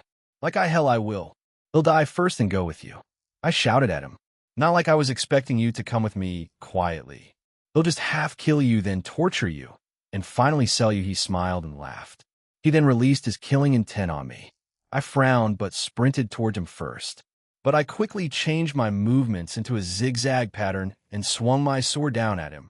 I aimed at a blind spot that would make it difficult for him to see. I got him, I thought, but he suddenly disappeared. He's fast. I couldn't finish my thought process as I received a heavy blow to the side. I couldn't follow his movement. He kicked me on the side, and I felt pain all over my body. I shakily got up and stood defiantly up against him. He then started laughing at me. That was a good move. You're strong for a kid your age, but you're still rough and inexperienced. You're no match for me. Even though I look like this now, I was a knight, you know. It seems like you're a knight too, kid, though you lack power. Knight, I heard Rias Gremory call me that a few times. It was the evil piece that I was used to reincarnate with. Those who are reincarnated as devils from humans sure are weak, he said in a displeased tone. He then gained another creepy grin and said, It seems like you were obsessed with these crappy graves, right? Just like you, they were weak. He then started kicking the graves that I made. The swords were destroyed. Seeing this made me snap, and I jumped back towards him. Damn you, I screamed. However, it was futile. He was stronger than me, and I received many blows that left me bruised and weak. Even though he kept on kicking me back down, I kept on getting back up. For a child like me who had no battle experience, he was an opponent who I could never defeat. As I lay there, I started to think back on my life. Why did I want to get stronger? Was it for me? My comrades? For revenge? At the start, it was for them, but now it looks like you have finally accepted your fate, he said, and took a step forward. Take another step towards that child, and it'll end your life, said a familiar voice. When we both turned our heads to the voice, it was the crimson-haired girl and my master Rias Gremory. She glared at the beast man and said, You hurt that child. so I must pay you back for it. You're a stray, aren't you? It makes me wonder how you got inside this mountain, since it was covered with a powerful barrier. She was confident in herself. She didn't even flinch at his glare at her. However, the beast man's eyebrow twitched. Crimson hair, you're a Grimoire? Huh. So this kid is the servant of the Grimoires. Interesting. Then he'll definitely increase in price. A kid who can create demonic swords and is a servant of the House of Grimoire. He said excitedly, "High price? Are you trying to sell my cute family member? I won't forgive you. You deserve death." For the first time since meeting her, I agreed with her. This beast man did deserve death for trampling on my comrades' graves while enduring the pain coursing through my body. I slowly stood up again. It doesn't matter who wins or loses right now. I don't care if I was sold or not. I want to be stronger. Right now, if I can beat this crappy tiger bastard, then. The graves of my comrades shouldn't be disrespected like that. I have something I have to do, and I need to get stronger. I can't lose here to the likes of you. I screamed. As I shouted that, something happened. An intense amount of demonic aura erupted from my body, which also spread around the surrounding area. Suddenly, many swords of different shapes started to appear. They all had different attributes, too. All of them were demonic swords. I grabbed one that was enveloped in darkness. The sword that devours light.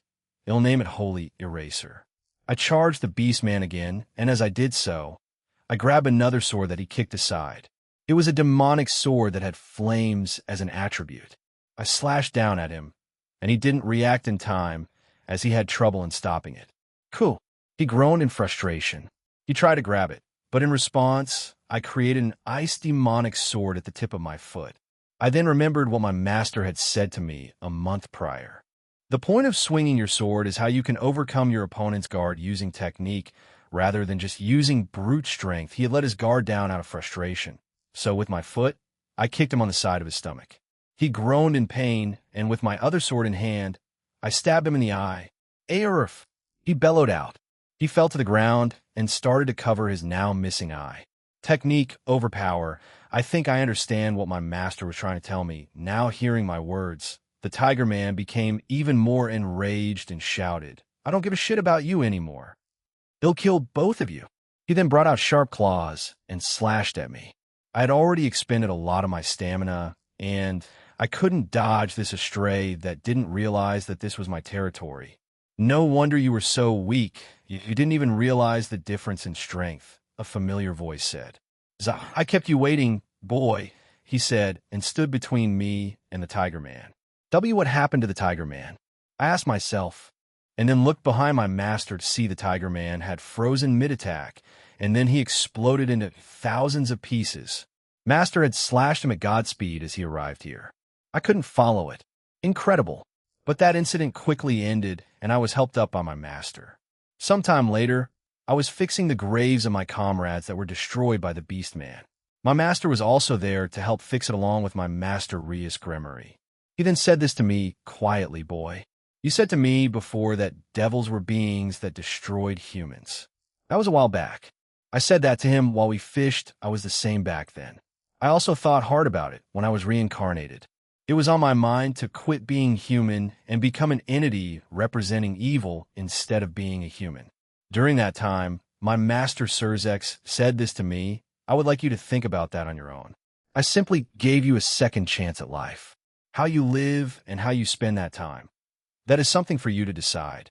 Except, would you help me with my job from time to time as my servant? I believe that swordsmanship is something necessary for me. However, if you were to become a threat to humans, then I would be forced to exterminate you as your master. But, I would like you to remember this. The devils, the humans, the angels, and other beings, there isn't a being in this world that should be terminated. I think we all serve a purpose." He then added, "Becoming a devil that would destroy humans would be up to you. But obviously you, Princess Rias, and I are clearly not that kind of devil, right?" Back then, I still had a hard time understanding what he meant, but I started to believe in the crimson-haired girl that was fixing the grave really hard beside me. After a little while, we were walking down the mountain since we finished repairing my comrades' graves. While we walked down the mountain, my master turned to Rias Grimoire and asked her a question.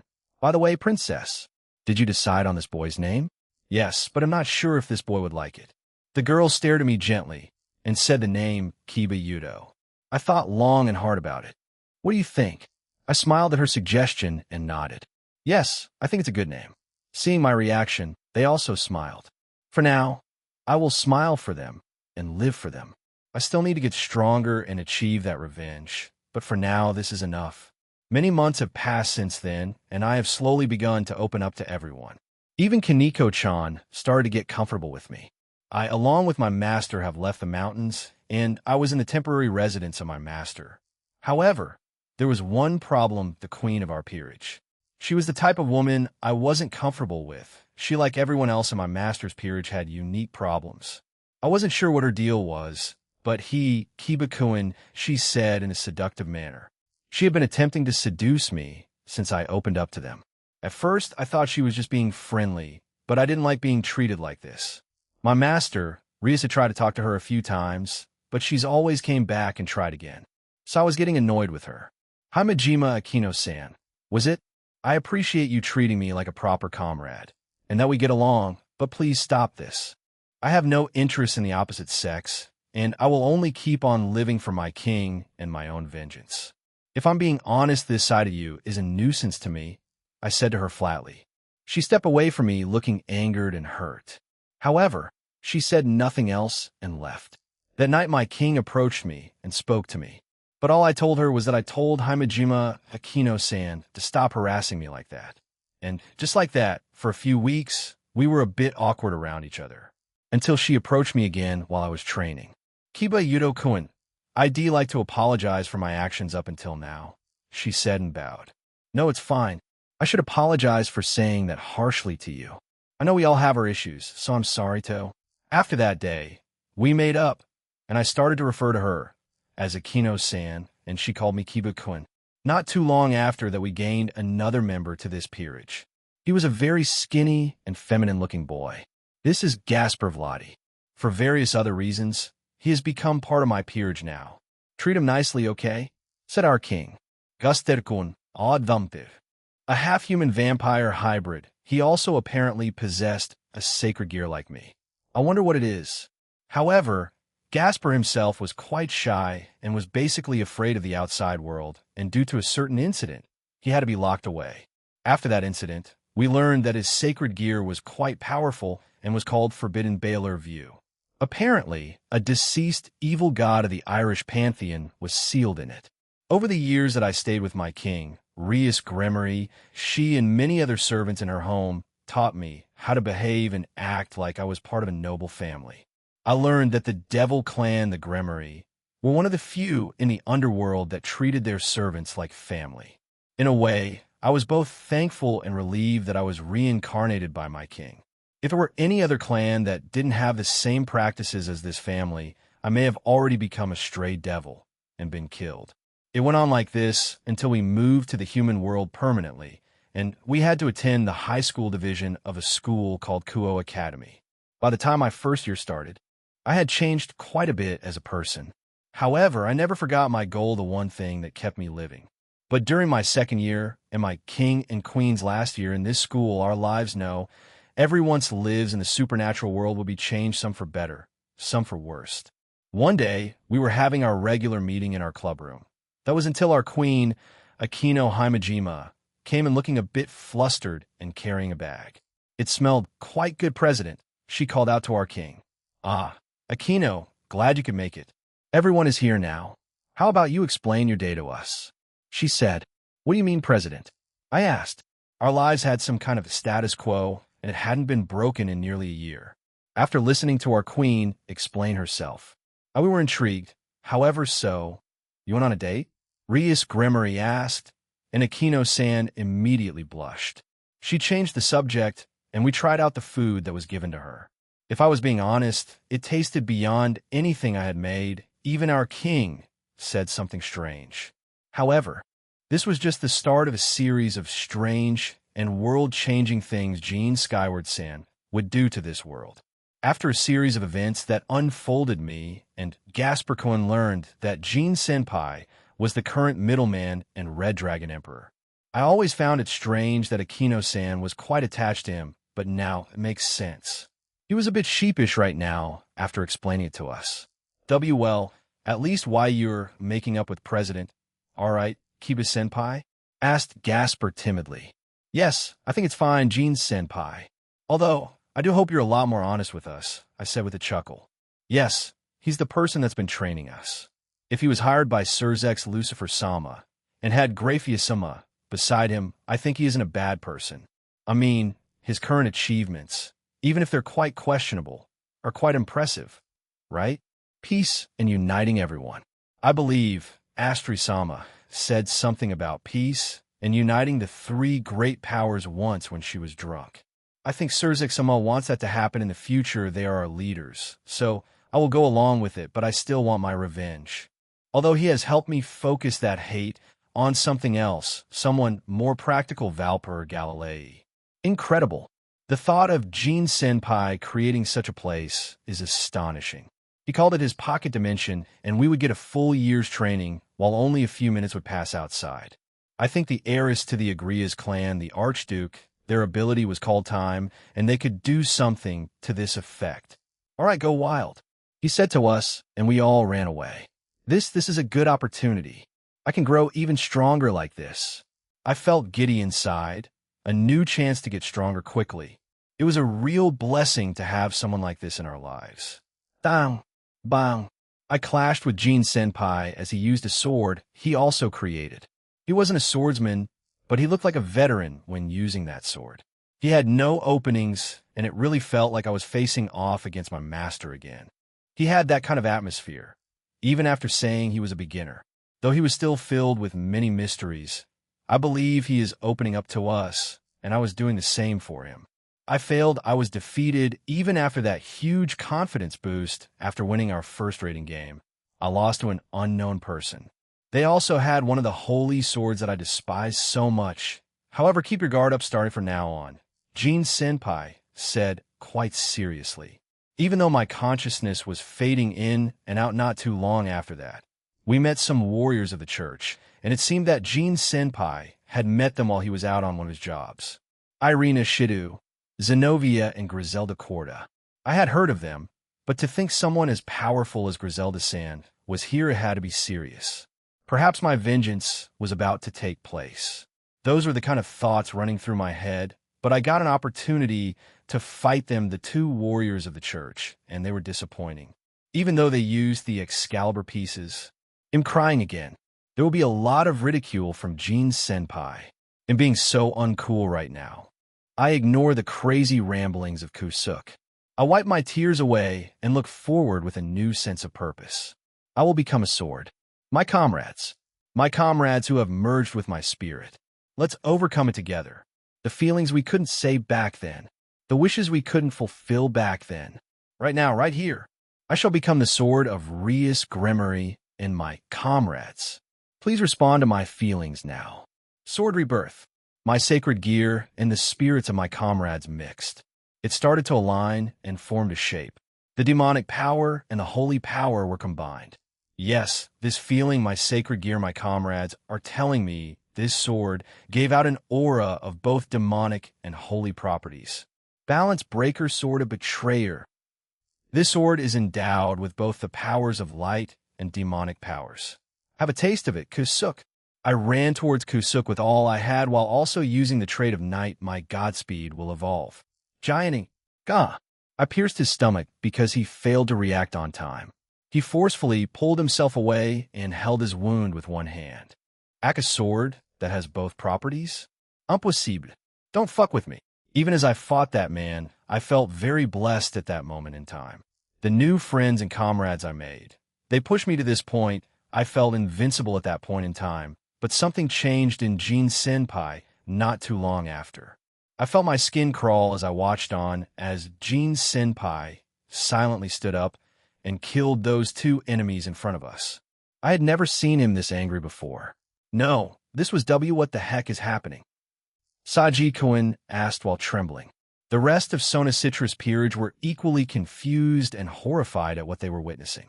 No, everyone else was the normally bubbly and smiling Jean-senpai was now like this. None of us were used to it. It pained me to see him like this. At the time, I didn't think Head started to change into a different person, although I didn't know if it was a good or bad thing. We had been in his pocket dimension for around 10 years now. Jin-senpai had changed quite a bit. He smiled less, but still tried to be his usual upbeat self, but it didn't feel genuine. The one who had their life nearly taken away, Lavinia Rennie-san. She and Jin-senpai had grown even closer than before. He also made new subordinates for himself, as well as more shadows. I think he's become a bit paranoid about our safety and brought us here to get stronger so he can have some peace of mind. Kiba-sama, some tea, said Sharon-san. Ah, thank you, I replied and took a sip of it. Sharon Kreuger, one of the few new subordinates that Jin-senpai created. Grafia-sama wasn't that happy about it at first, and even now she is still quite competitive with Sharon-san, but in the end they get along quite well because of their love for Jin-senpai. His love, huh? I had strange thoughts recently as I watched him from a distance, and even more so when we speak to one another and sparred. The thought of what if I was born a girl sometimes pop into my mind. I jokingly brought it up once, and he just smiled sadly at me and patted me on the shoulder. Whether you were born a guy or a girl, Kiba, it wouldn't matter to me. You're my friend, and he'll treasure you regardless. Those were his words back then. I was touched, but I was also conflicted. He would normally say, whoa, Kiba, I don't swing that way, sorry, dude, or something along those lines. Even Gasper Cohen joined in on this, though I wasn't sure if he was serious or not. Even during the peace conference, Jin-senpai acted differently. He had relaxed a bit since our time in the pocket dimension, but it felt like he was carrying some sort of burden. Everyone in his harem, as well as his friends, me, and Gasper Cohen, promised we would do our best to help him return to his normal self. We were pulled into his pocket dimension again, and this time, we were going to be here for 15 years. We are currently 8 years into the program. I had turned into Yumi, my female form, and was currently in a bikini. I was goaded on by a few people, and even my king and master, Rias Gremory, gave me the okay. I felt embarrassed while wearing something like this. Jin-senpai. I called out to him. He was currently meditating on the male side of the bath. It was nighttime, and he would come here by himself and just meditate. He wouldn't do it often, but he finally opened his eyes and seemed surprised to see me. Can I wash your back? I asked. I could never get used to my female form's voice. It was quite feminine. As Jin-senpai contemplated how to respond to me, he sat there thinking. Would he reject me? Accept this? Give a different answer? Leave? He did look a bit conflicted as he thought about it. However, in the end he sighed, got up, and headed to the bathing area. I walked over to him and began to wash his back for him. He then asked me a question. So, who put you up to this? I kept scrubbing his back and said, no one. I wanted to do this double. Well, Akino-sen said it was fine, so I continued ahead with it. Akino. Huh? All right. They'll speak to her later about it, he said and chuckled. We didn't speak for the rest of the time I helped wash him. However, when I offered to wash his front, he immediately refused. I kind of expected that, but still tried my luck. Finally, we moved back to the open bath and sat beside each other. The fact that he let me sit beside him, he still saw me as a man, even though I changed into my Yumi form. Jin-senpai kissed denied. He stopped me and said that. But you didn't let me finish. I protested. I don't need to hear the rest to know what you were planning to say. Kiba Yumi. His lips twitched after I corrected him. Well then, Yumi, I won't let that happen. So let's just leave it at that, okay? He asked. I stood up. Finally, I was going to protest my hardest, but as I tried to take a step forward, I slipped. On what you may ask, I do not know. Even I was shocked at how I managed to slip on practically nothing careful there. Are you okay? He asked as he caught me. I also felt that my towel, that I had wrapped around my entire body because I was in my female form and had slipped off me too. What kind of manga cliche is this? I looked up and began to laugh it off, but our faces were practically next to each other, just a few inches away. I could kiss him. I tried to be. He put his hand in front of my face. Why? I asked with frustration. You're a guy, Kiba. I'm Yumi right now. That's not really going to change, even if you're a female right now. I've known you for the last couple of months as Kiba Yudo, the male knight of Rias Gremory. Not Yumi, he said and sighed. Then if I was born a female in our world, would you accept my advances? I asked him, almost raising my voice. He seemed a bit stunned by my question, but he seriously thought about it. So I added, I also look like this, I said, and embarrassingly showed off my female breasts. Again, he gave me a troubled smile. But in the end, I don't know. I tried to imagine it. But Jin-senpai, you idiot, I said and left. I felt like this was coming out of a rom-com anime drama. I wasn't really angry, but when I got to the changing room, I sighed again. What am I doing? Did I really just say all that? This feels less of a joke, and more of I sighed again and got changed. After that, I switched back to my male form. Ugh! Everyone in the room shouted. That's. Aquino-san stuttered out. His, said President. Queen form. Everyone shouted in unison. Even from here, we could all sense it. No, not just as everyone in this stadium was affected by it. That large pillar of light was very warm. It felt like a very comforting feeling. I believe we could all feel Jin-senpai's feelings from it when it occurred. It was almost as if he said that he was okay now. However, there were a few people who were silently crying, like Lavinia-san and Suzuka-san. There were many more, but I believe they were the first to start. Jin-senpai was quite close to them after all. Jin-senpai and Sarorg-san's brawl began, and even the crowd was screaming their names out. And just like what the announcer said, it wasn't a skillful showcase of magic or technique. They were both like children on the playground, just beating each other up. Sarorg-san was smiling, and I would think Jin-senpai was doing the same thing, however. As the match was coming to an end, Jin-senpai just used a large attack, and it knocked down Sarorg-san. But to everyone's surprise, he got back up with a loud roar. And finally, Sarorg Bale loses. He retires.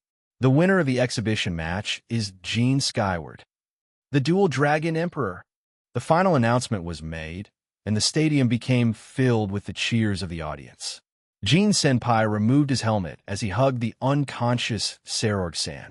He was also smiling brightly. The smile he showed a few months ago was back. After that, he came to our booth, and everyone, excluding Azazel-sensei, ran towards Jin-senpai and hugged him. He was back, the man we all knew for the longest time.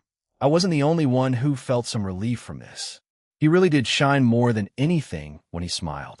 As time passed on, Jin-senpai was mostly back to his old self. However, he looked a bit more mature since then. However, his job as the middleman only increased after his exhibition match with Sarorg-san. According to Azazel-sensei and President Rios, it made sense. That entire match wasn't just broadcasted to the underworld, but to the entire supernatural world. All types of people from all factions and mythologies saw it. He had to go do more jobs, and I believe the attacks of the Cows Brigade only increased because of it.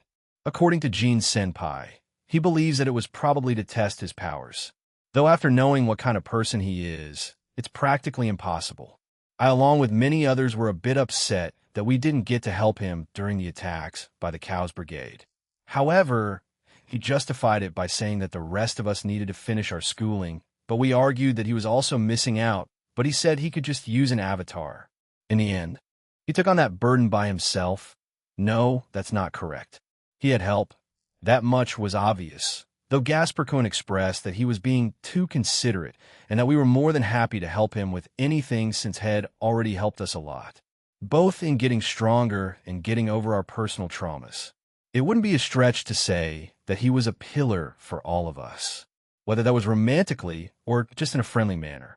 Even to Sarorg-san, Jin-senpai helped cure his mother who had the devil sleeping disease, the same with Ingvild-san. So that's why many of us want to help him in any way we can. Jin-senpai, or should I refer to him as Eren-senpai, had dragged us back into his pocket dimension again, and we had been here for around 50 years. He also brought many people with him this time around. It feels like he knows something, or, at the very least, is speculating and is preparing for it. I was currently training with the demonic swords he gave me with Zenobia and Irina. Since Zenobia and I are both knights, and Irina being her best friend, I wanted to challenge myself, my potential, the same as Gasper-kun is at the peak of Universal. Eren-senpai had offered to bring it up, but Gasper-kun and I hadn't given him an answer. As of right now, we don't see a reason for going above and beyond it. However, if he has any information in the future, then we may rethink it and accept his offer. Dang, Kiba, I heard that you wish to be a female from Vice President Aquino, shouted Zenobia. I was greatly confused by this and blushed slightly. I didn't think Aquino-san would tell them that, although my fondness for Eren Senpai isn't anything new. Just like for my king and master, I would do anything for them. Ha, that was from last time we were here. Why do you bring it up, Zenobia? I asked her. Are you, or were you serious about it? She asked and slashed down on me. I dodged her attack and jumped back away from them. The way she swung her Durandal was quite destructive, and it shook the dimension and destroyed a significant amount of the terrain. However, it quickly repaired itself, and the destroyed terrain repaired itself. Why do you ask? I repeated again. Shing, shing. I dodged Irina's light attacks and protected myself with a defensive magic circle. I didn't get to say anything else as the two of them relentlessly slashed at me with their weapons. I received a few cuts here and there as I summoned Not Hung and dual-wielded to defend myself.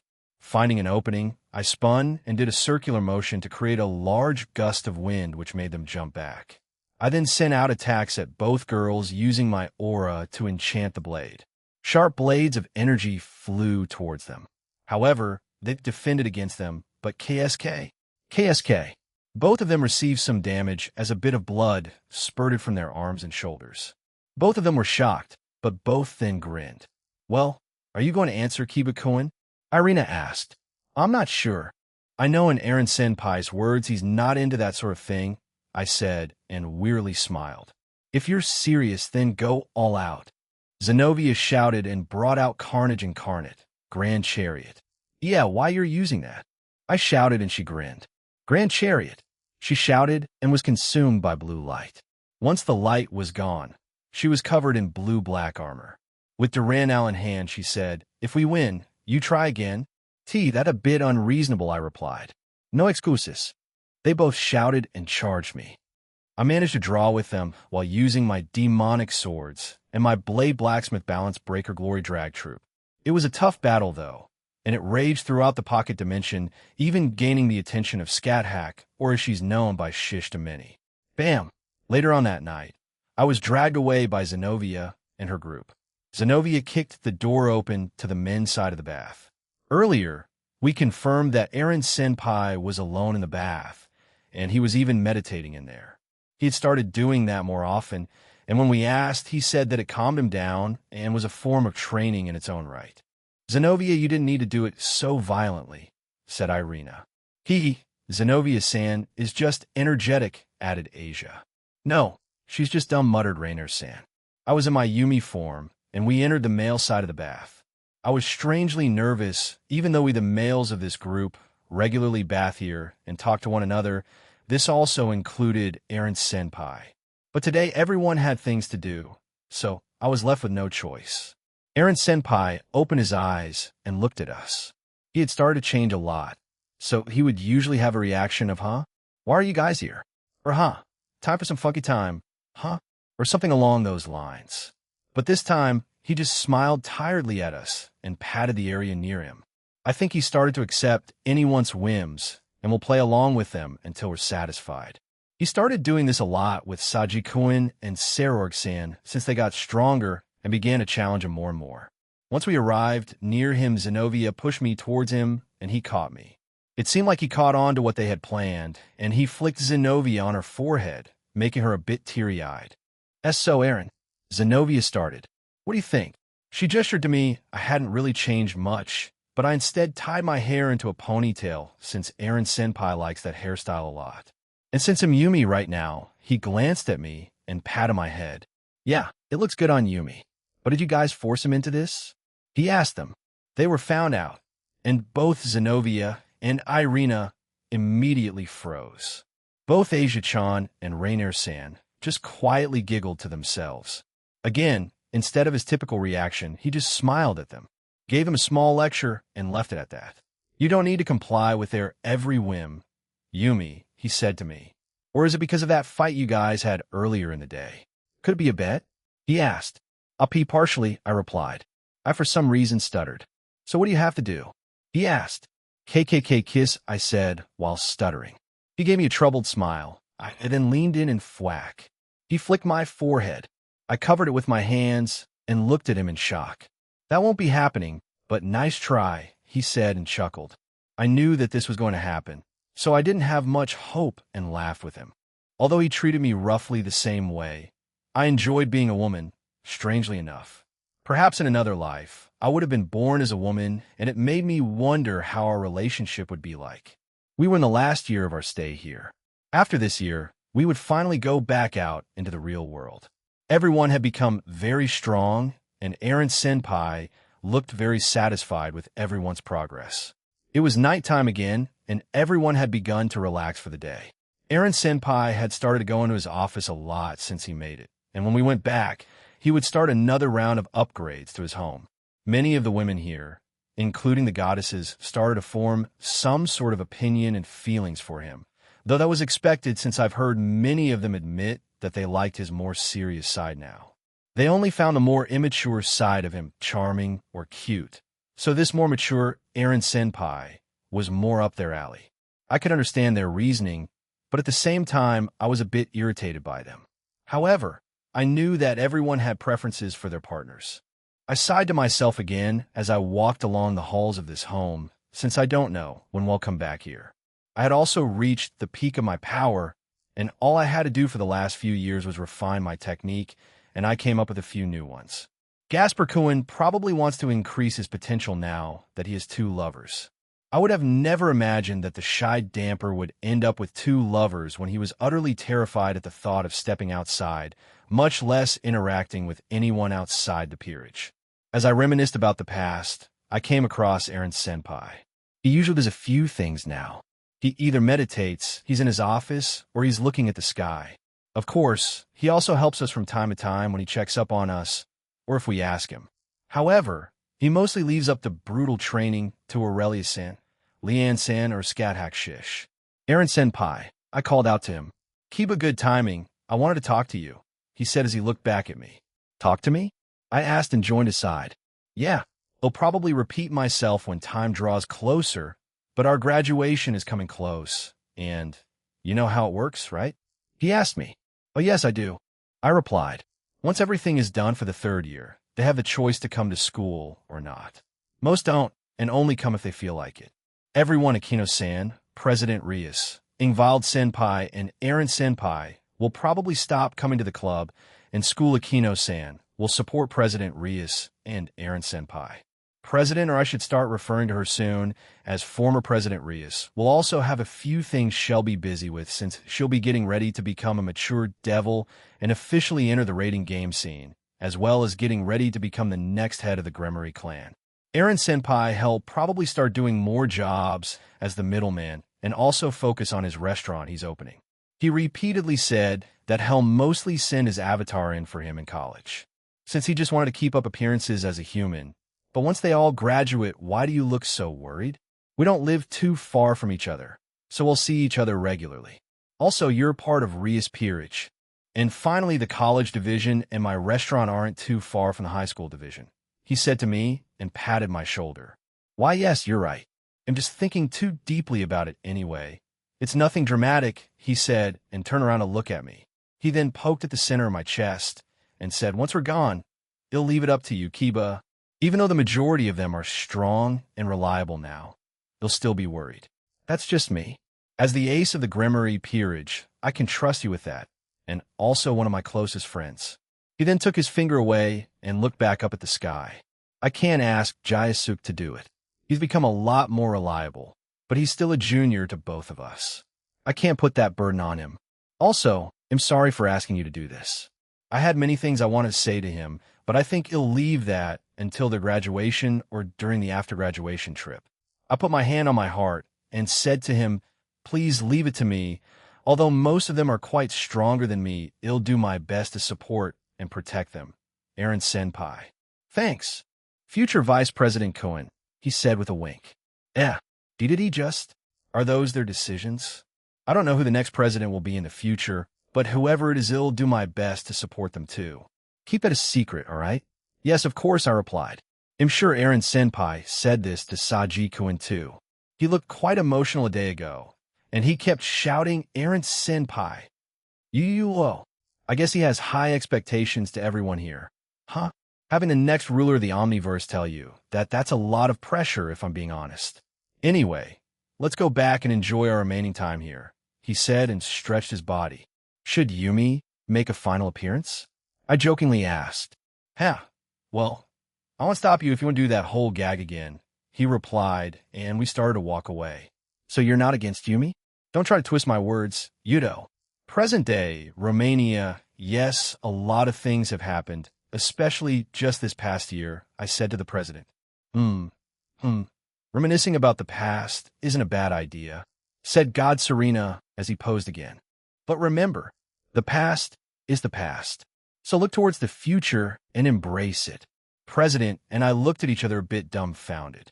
During the long time we spent in Aaron Senpai's dimension, God Serena came out a few times per other elective's request, or Aaron Senpai.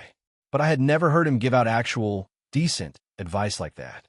Most things that came out of his mouth were usually praises to himself, or something so random that we couldn't fully comprehend them. I can see that face of yours. Kiba boy. I choose to say anything meaningful or not. I have that power after all. Also, the people that Aaron-sama picks are usually people that he approves of, so he said nothing more and resumed to posing for himself.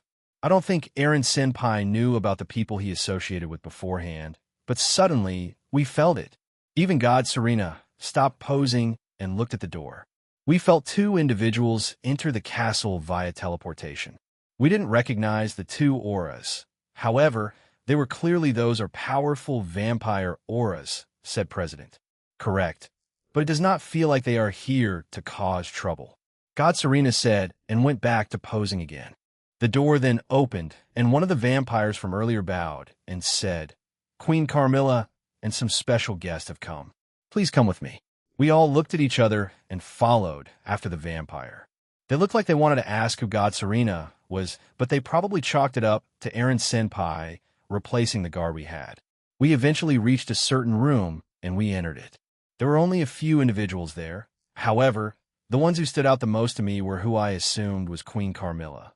President told me, though she said she heard it from Surzek-sama and Serafal-sama.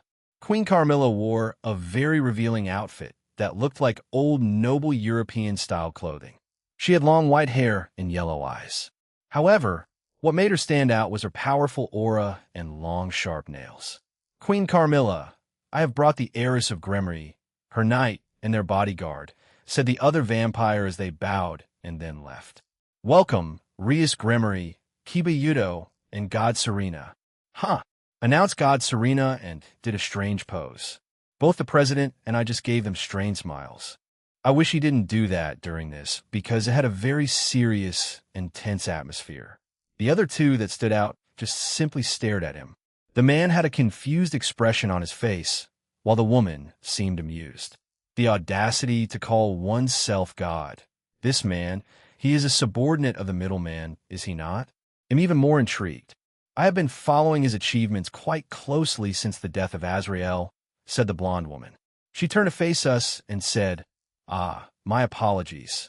I'm one of the two progenitors of the vampire race. Call me Kiss Shot, Acerola Underblade, or Shinobu, whichever makes it easier for you two. One of the progenitors of the vampire race.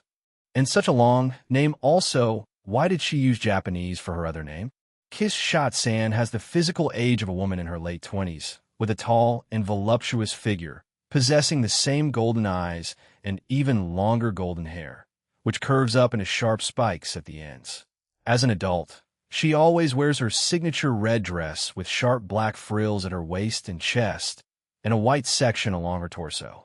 She also wears white gloves that extend up to her upper arms, and black stockings alongside white high heels. She then pointed at the man beside her and said, This is the other, the famous Dracula. He's a grumpy idiot. De Dracula. Dracula-san had long white hair, red eyes, and a white goatee. He wore a very old and noble-looking black Victorian suit, as well as a black and red cape. He also had long nails, but not as long as the one Queen Carmilla had. See? An old grouch, said Kishot-san. In response, the president cleared her throat and stepped forward. We're here on behalf of the middleman, correct? It doesn't take much to see that, young heiress. Anyway, we're here for more pressing matters, interrupted Queen Carmilla. I would like to form an alliance. However, we received information from our soldiers that the entire Teeps faction has fallen to the Cows Brigade, and they're marching an army of things here, along with dragons, all sorts of beasts. The room fell silent after Queen Carmilla said that. We saw someone powerful on their side, too. Some devil with silver hair. Well, two of them, in fact, two of the evil dragons. I believe one of them was Krumkrutch, and the other was Grendel, although they felt different. Finally, the one leading them was said Shinobu-san as she shivered a bit.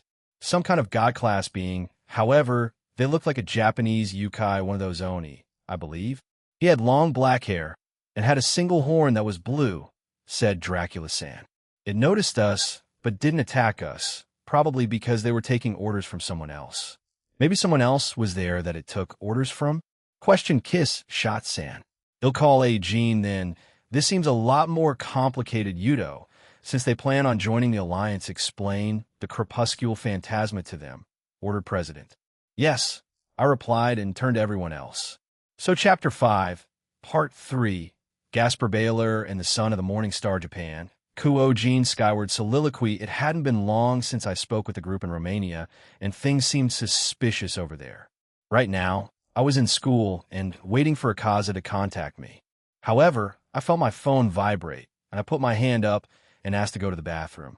Luckily, it was Rossweiss teaching us, and seeing my seriousness, she let me leave. I quickly made my way to the bathroom and answered my phone. Hello? Aaron, something strange is happening here. So it was Rias again, and she proceeded on to explain what she just found out from the two progenitors of the vampire race. Someone from the Phantasma. It may be one of the Eradicators or another group below them.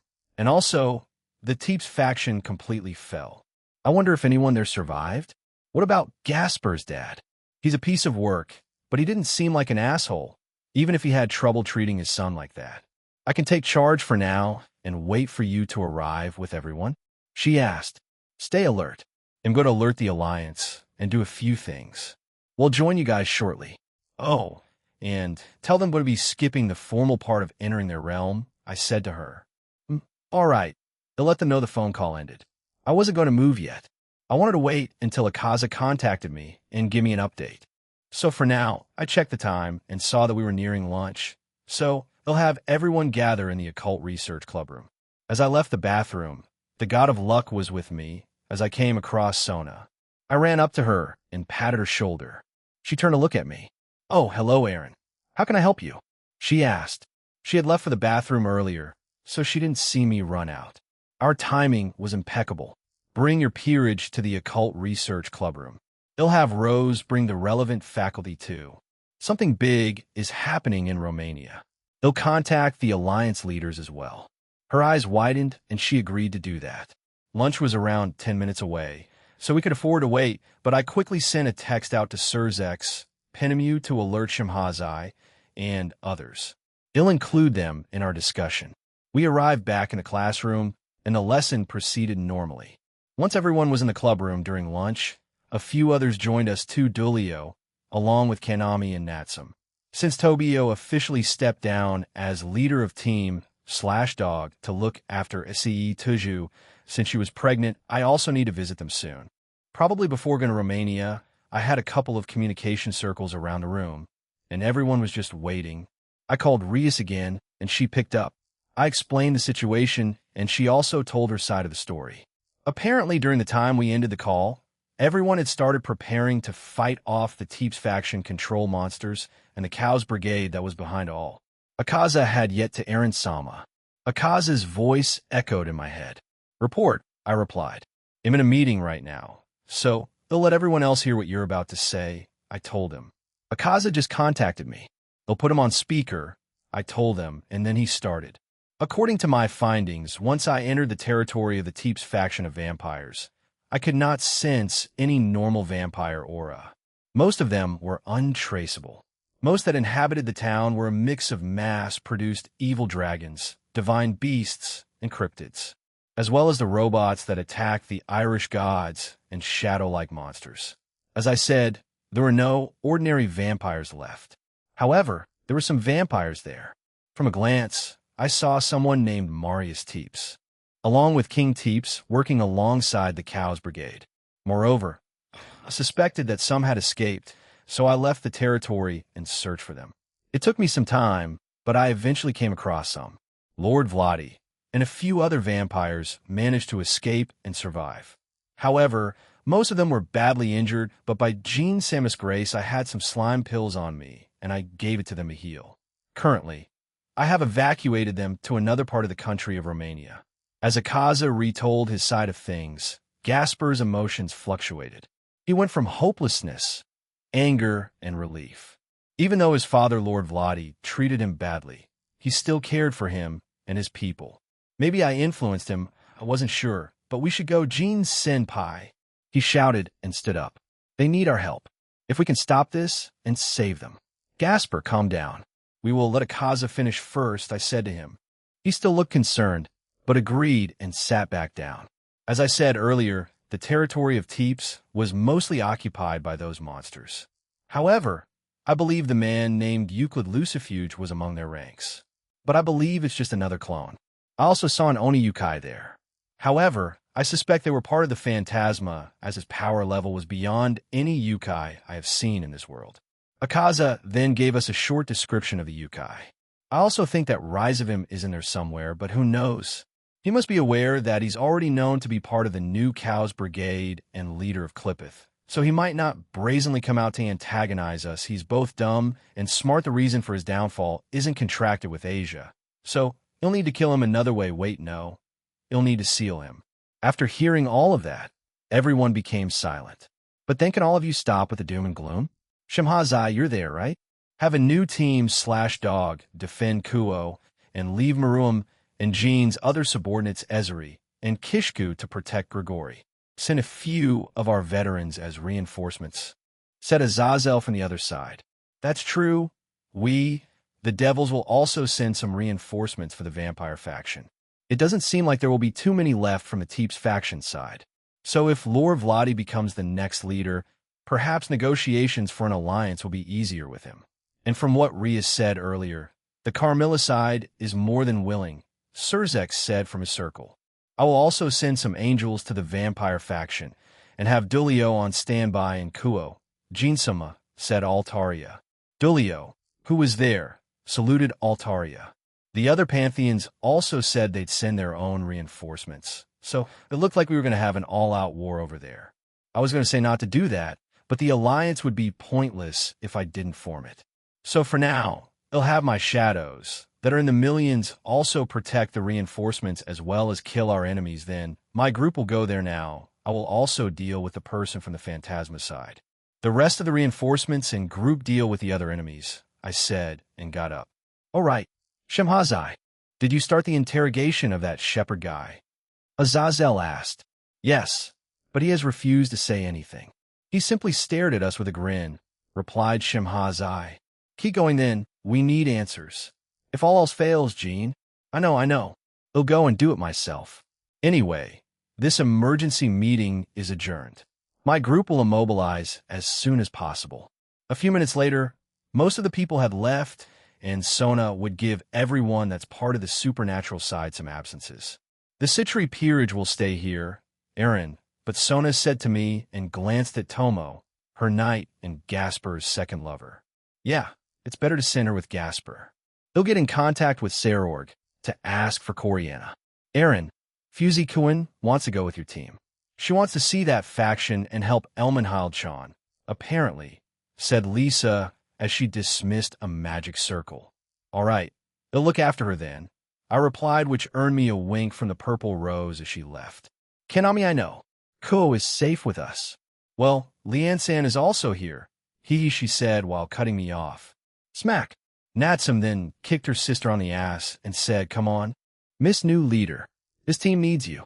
You better not slack off just because this town isn't in immediate danger. I'm not. Geez, Natsum. What was that for? She asked her little sister. Bonk. Bonk. I chopped them on the head to stop them from arguing. I then looked around and nodded. Everyone here, get what you need. We'll be heading to Romania shortly. You two head back to Grigori and get your team ready. Since they're on official business, Team/Dog was required to be back in Grigori, so both sisters huffed and teleported away. Everyone had mostly left after I said that, so I also teleported to Grigori for a quick visit. Underworld Grigori, why do you follow us? Natsum asked. He misses you, replied Kanami. Well, I didn't need to come here for some personal business. But yeah, go ahead and assemble Bam. Aaron. I turned around in time to catch Lavinia. She probably sensed me and came running. Both sisters smiled at Lavinia and left saying something about getting everyone else ready. I'm not sure what the situation is with Calawarna and joining Team/Dog, but should they even keep the name? I mean, it was technically based on Tobio and Jin, though he's just temporarily stepping down since SAE is pregnant. Maybe he'll join in some missions in the future when everything settles down. He'll be a father at that point, though. So, is something wrong, Aaron? She asked while looking up at me. No, it's nothing. I'm about to visit Tobio and SAE and give them some protection and gifts. Want to join? I'll tell you what's up and what's going to happen. She nodded, and we started to go towards both SAE and Tobio's room in Grigori. They were renting an apartment in the human world since they were still attending college. Geez, being pregnant while in college. Huh? I wonder if they'll drop out? I mean, Tobio earns enough money from being a field agent for Grigori, right? Supernatural money and human realm money, they're world apart. They'll find out in the next few minutes. After around a minute of walking, we arrived at their room. I knocked on the door and heard Tobio say to come in. I tapped the door and it slid to the side. Once inside, the room was quite spacious. In all honesty, it was more like a studio apartment more than anything. One large living room, a few other rooms like a bathroom, bedroom, toilet, and storage spaces. Jean, Lavinia, welcome, said Tobio as he came up to us. SAE waved at us from their coach. She was really pregnant now. What the hell? Did they speed up the process or something? Both Jin and Natsu were running around the place, playing with each other. I did wonder if the Jin of this world could transform back and forth from its puppy form to its adult form. Hey, Tobio, I'm here to give some gifts and congratulate you again. He just sighed and shook his head. I already told you it's fine, Jean. Geez, you sure are pushy about these things. Anyway, come in you too. He gestured for us to follow him, and we entered into their apartment-style room. We quickly arrived beside SAE, and congrats again, and also, my stomach is this big already, hee, she replied and caressed her belly. I crouched down and asked, may I? I wanted to touch her belly and got the okay from SAE. I had a few reasons for doing this. The primary reason was to increase a couple of rates for their unborn child. 1, they'll be born healthy with no defects. 2, increase the child's potential. They'll definitely be involved in the supernatural sooner or later, so I wanted to give their child a fighting chance. Finally, I just gave the child some protection charms and spells. So if they do get attacked before the time they officially get introduced to the paranormal world, they won't be hurt. Once I was done, I got up and smiled. They'll be born healthy, you have my guarantee. You did something, didn't you? SAE asked with a smile. I'm very obvious, aren't I? But yes, I did. You shouldn't have any complications in the future. So rest assured. Thank you, Jean-san. You've done a lot for us. I really can't ever thank you enough, she said and got teary-eyed. I heard pregnancies make women very emotional. I mean, if periods are anything to go by for female emotional well-being, then pinch no, Nia said and pinched my cheek. I don't know what that no means, but I'm sorry. She let go of my cheek as the two of them chuckled at us. I then looked around the room and nodded to myself. I put my hand up and changed the barrier to the one that surrounds my home. After that, I put 2 shadow soldiers into Saw's shadow. Jean, you're even more paranoid than me, Tobio said with a sigh and sat beside SAE. Hey, I have a lot of enemies, and so do you. We are friends too, so it makes sense for me to be paranoid anyway. We'll be putting shadow soldiers in everyone's shadow, including family members. I gotta keep everyone safe. After all, does that mean you'll do the same thing with our baby? Lavinia asked. All 3 of us looked at her in stunned silence. Tobio got up and hugged me for some reason. Congratulations, Jean. Huh. What? No, we don't, Nia. You're not pregnant. I said while stuttering. She tilted her head, also confused. I never said I was, she asked as she looked at Tobio, who was also confused. SE started to laugh at Tobio for misunderstanding, and even both independent sacred gears started to bark at him. Tobio's face turned red, and he apologized. I'm sorry. I misunderstood what Lavinia meant, he said sheepishly. Geez, Toby, if I get pregnant, everyone will find out very quickly. Especially Jean, she said in almost a lecturing way. I would also know, meaning the one controlling whether or not any of you can get pregnant anyway. I just came here for that. They'll be going to Shuri's next to do the same thing. We do have an emergency mission coming up, I said, and started to leave. Stay well, you too. Lavinia also joined me after wishing SAE well and saying she'd visit her with the others of the team soon. You too, Jean. Good luck, said Tobio as we left. Shuri-san, Nia asked me as we left the room. Yeah, I want to add extra defenses for them too also. She thinks of you as a daughter too, so don't be scared to call her mom, I said to her and held her hand. Lavinia looked a bit surprised and smiled. We walked at a moderate pace to their home and arrived there rather quickly. Once near the door, I rang the bell and was pulled in. Emoshi sat both of us down on their couch and started to ask questions. Yexi, CXB, emergency mission to Romania? Jean, no, I don't. What is this? She asked a bit panicked. Lavinia and I looked at each other. How did she know about the errand part? Did Aquino tell her? How much do they know? They'll just ask Aquino now. Aquino does Shuri. Her mom knows about me. Yeah, I know. I just told her that when you moved to Japan, you decided to have a more Japanese first name, and you chose Jean, but originally your Western name was Aaron. I'm sorry, did I overstep? No, she just called me Aaron, so suddenly I was confused. If that's the story you told her, then it's fine. They'll tell both Mom and Dad eventually about who I really am. Anyway, thank you, we won't be too long now. No problem, Aaron? Lavinia, Mom, calm down, so I told her what I told the leaders during our recent meeting, and Dad had grabbed a chair for her to sit down on. After processing everything for around 2 minutes, she suddenly stood up and grabbed my collar.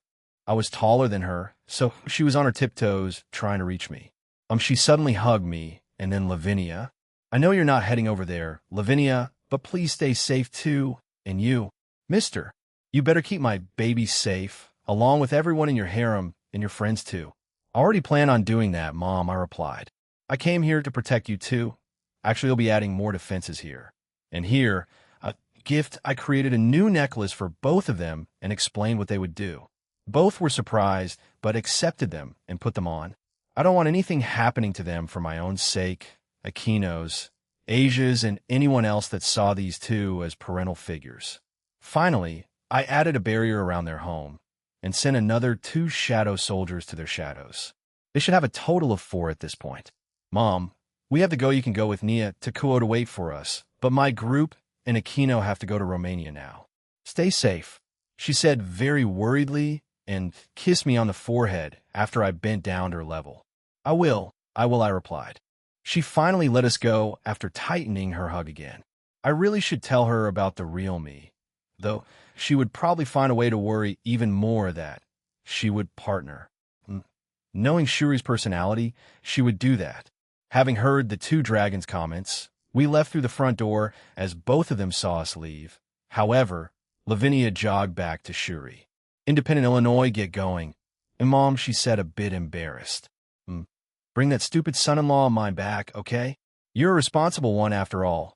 Nia, she said happily and hugged Nia. Why you two? Take your time. They'll be ready to hear it. Lavinia, Barrakiel said gently. He only ever behaved like that with Asia and Aquino. Lavinia nodded her head and joined back up with me, and we finally left a happy smile stretched across her face. Upon returning to my home, everyone that needed to be there was present and ready. Even though I said my group, I didn't have anyone in particular in mind.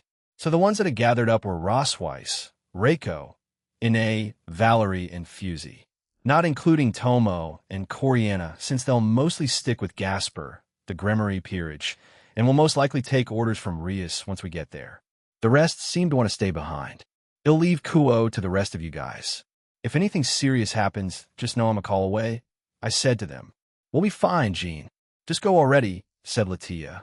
It seemed she had taken command of everyone there. All right, let's go, everyone.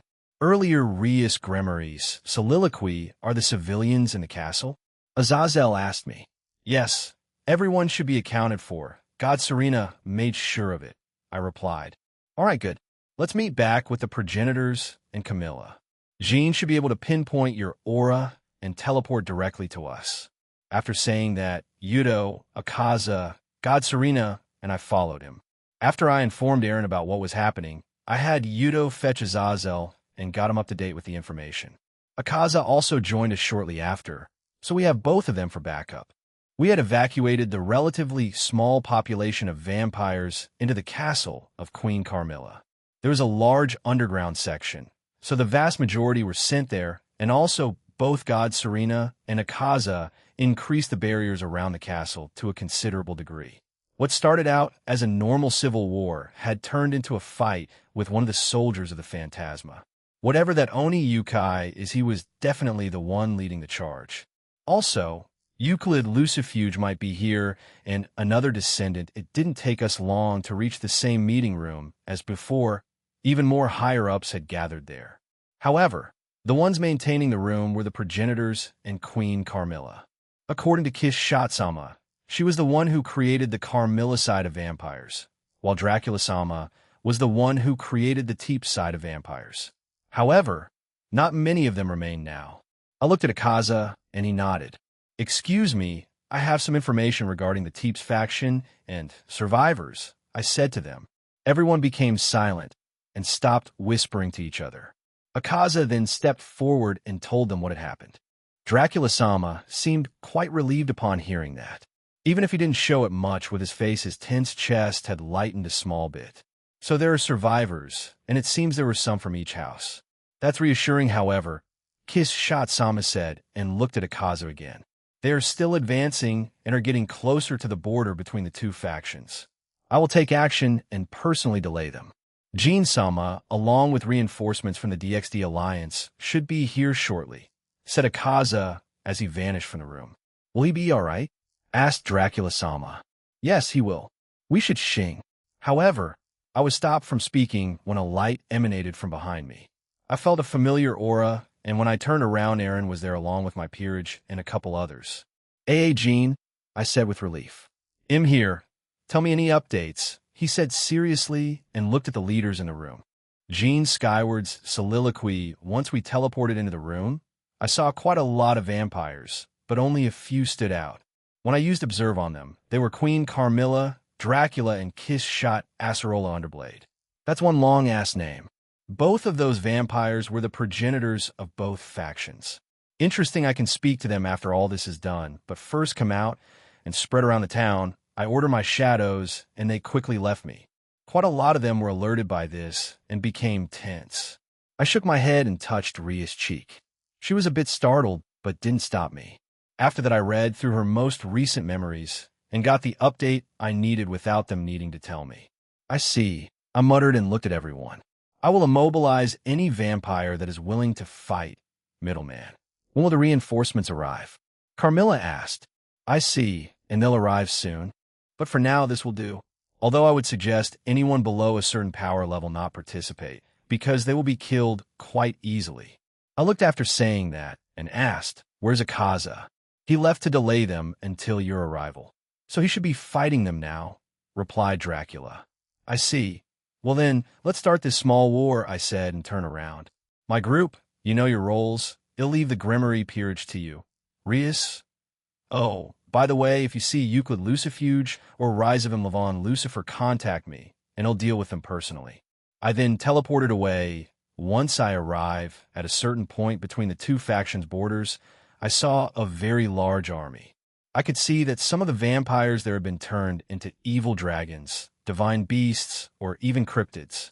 There were also those robots from before, shadowy monsters with 4 arms and glowing blue eyes.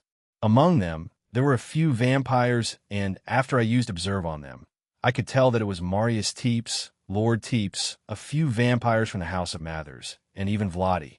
Although, as Akaza said, Lord Vladi wasn't one of them. I also saw to the very far left large explosions, and I felt Akaza's aura over there.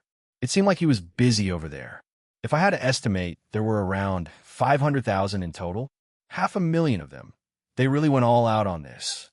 I wonder if they cloned some of the vampires on the Teep side and turned them into those monsters. Also, after quickly scanning the entire army, I saw one Grendel clone and a clone of Crom Crutch. Did he go along with this, or was he captured and forced to be cloned? I wonder what the fate of the Crescent Circle Dragon was. However, unlike canon, these clones were at least Dragon God level, so I can assume that the originals were like that too. Looks like only anyone associated with you can take even the grunts on, partner. There are still some weaker ones that are around high class and ultimate class, but the vast majority are Satan class, and up my shadow soldiers are going to be working overtime on anyone below that level and wanted to fight finally the Oni that they described I was him, and when I used Observe on him, his name was Sayas, and his title was Right Hand of the 16th Eradicator Eleanor. He was also at least high-tier God class in strength, meaning Eleanor was either peak of God class or Dragon God class like Kita. It doesn't seem they deem this conflict worthy of having one of the Eradicators to participate in. Can you blame them? Most of the Draconic Deus power level has a wide range. Meanwhile, theirs is from high ultimate class and up. But I didn't see or sense Euclid or rise of him when I did the full scan on the army. They might be waiting at the castle of the Teeps factions town, or they already left and retreated back to their base in the Cows Brigade. Are you going to leave, partner? I was going to, but a king doesn't or shouldn't be the one fighting all their battles, right? Both in chess and in real-life battles. He'll leave it to my group, Electa, and the shadows for now. When I deem it necessary, he'll step in. Why are both of you shocked by this? That will be his role in the future, said Rudra. They're idiots, that's why, replied Velgrind. I started to fly back while looking at the army, and once I arrived at the border of the Carmilla faction's town, the Grimory Peerage Tomo and Coriana, my group and God Serena came out along with a couple of vampires, including Queen Carmilla, Kishshot, Dracula, and a few higher-ups. It seemed like what I said earlier made the weaker ones back down from fighting for fear of losing their lives. There are around 500,000 of them. These include evil dragon clones, a Crom Crutch clone, a Grendel clone, divine beasts, cryptids, a few vampires from the Teep side, including Marius Teeps, Lord Teeps, some from the house of Mathers and Vladi, and finally, the right hand of the 16th Eradicator. He's the one leading them all. I haven't seen Euclid or rise of him yet. I explained to them. Okay, everyone, go eliminate them. After this, we'll go find Gasper's father along with Akaza. We said so before you all came here. Be careful, my cute servants, ordered Rias. They all responded with yes, President, before flying away. My group looked at me, and I nodded, so they all also flew away. However, Valerie stayed and came over to me, and so did God Serena. The vampires also left while looking amused. Well, Kishshot did. Dracula appeared quite serious, and so did the rest of them. My shadow soldiers around the town stood by on high alert, while the ones near the border or beyond were already slaughtering the enemy's side. Aaron Sama, if I may, I will go to the Teeps faction's castle and look for those two devils, said God Serena. Very well, go. It wasn't a bad idea, and I supported it. Also, if he can bring those two back, or bring them out of hiding, then all the better. I can stop them here and prevent any more crap happening. Assuming they're not body doubles, partner. They most likely are, but it seems Aaron has some plans for it. Like what he did for Beelzebub, maybe. I want to confront my brother and father. If either of them has a piece of the Sephiroth scroll, then well, I did order someone to join us. She was with us in the Egyptian realm. Alicia, join her, I said to my other side, and the leader of the 16 battle goddesses, Alicia, appeared out of thin air. I didn't include her in my official group. She had stayed in my home after the whole Egyptian realm incident, and I also ordered her to come with us in secret. She had been invisible the entire time, and I also concealed her presence so no one in my group could detect her. As you wish, Aaron Sama. Let us depart, Valerie Sama, said Alicia. Yes, and thank you, replied Valerie.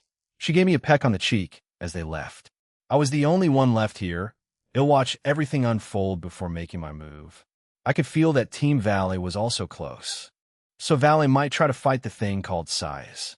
He'll jump in to stop him, or if he's struggling, Valerie Teep's soliloquy flying away from Aaron made me feel a bit anxious, but at the same time I understand why he wouldn't come join me. I was glad and a bit saddened by it, but at least I had Alicia with me. She's quite reliable after all, though I do suspect that he's keeping an eye on all of us and will come to help when needed. Valerie-sama. Aaron-sama trusts you and the power you have acquired. He wishes to come with you, but as you know, said Alicia. I know. He's trying to be more of a king, right? I understand that, but I kind of miss his approach of Russian first and kick their ass and be done with it kind of thing. Although he did do that for the earlier incident in the week. Maybe it's because this is on a larger scale. He's trying this strategy out. I asked myself and Alicia, not including the fact that he started to change again. But if it's for better or worse, I don't know, but I hope it's for the better. Yes, I believe that is the reason too, she replied. As we flew into the air, I scanned the area and finally saw my brother, Marius Teeps, and father, Lord Teeps. They were leading a small group of vampires and some evil dragon clones. They suddenly turned in our direction and smiled. Ah, my Valerie, my younger sister. How I missed you. I do wonder how you left our territory. However, it seems that you're well. Unlike your previous appearance, he exclaimed cheerfully. My father, Lord Teeps, simply and silently stared at me with no change in expression. I had conflicting feelings. They did all those things to me, but I couldn't find it in me to fully hate them because they're still family. A family is made. Just because you're blood-related doesn't mean much, Valerie-sama, said Alicia next to me. Take Aaron-sama, for example. Aaron, it's true, he doesn't remember his mother's name or his father's from his past life. He knows what they look like, but doesn't remember them fully. He made a new family through everyone in his harem, and with both Shuri-san and Barakil-san. He started calling them mom and dad too. I'm also sure he said something like that in the past. I took a deep breath and sighed. I looked back at them and said, you're going to cause trouble and hurt even more people. So we'll stop you even if you're my family. Stop us. My brother started to laugh, almost maniacally, and it was quite disturbing. He put a hand on his face and continued to laugh. However, he pointed his finger at us, and many of the monsters flew towards us. Alicia went in front of me. She pulled her sword out, and with a calm, horizontal swing, the divine beasts, cryptids, and evil dragons that came towards us quickly vanished. My brother Marius stopped laughing and had a look of shock on his face. Even my previously stoic father had the same expression stretched across his face. What is the meaning of this? Who is that woman? My father asked. We can assume it's one of the middleman's subordinates. It matters not. Before we kill you, allow me to share with you something, my dear sister. Do you know what happened after you suddenly vanished? He asked. I didn't answer, but Alicia kept on killing anything that came towards us. So we could speak like this. I was approached by a certain devil, Rizavim Lavon, Lucifer-sama.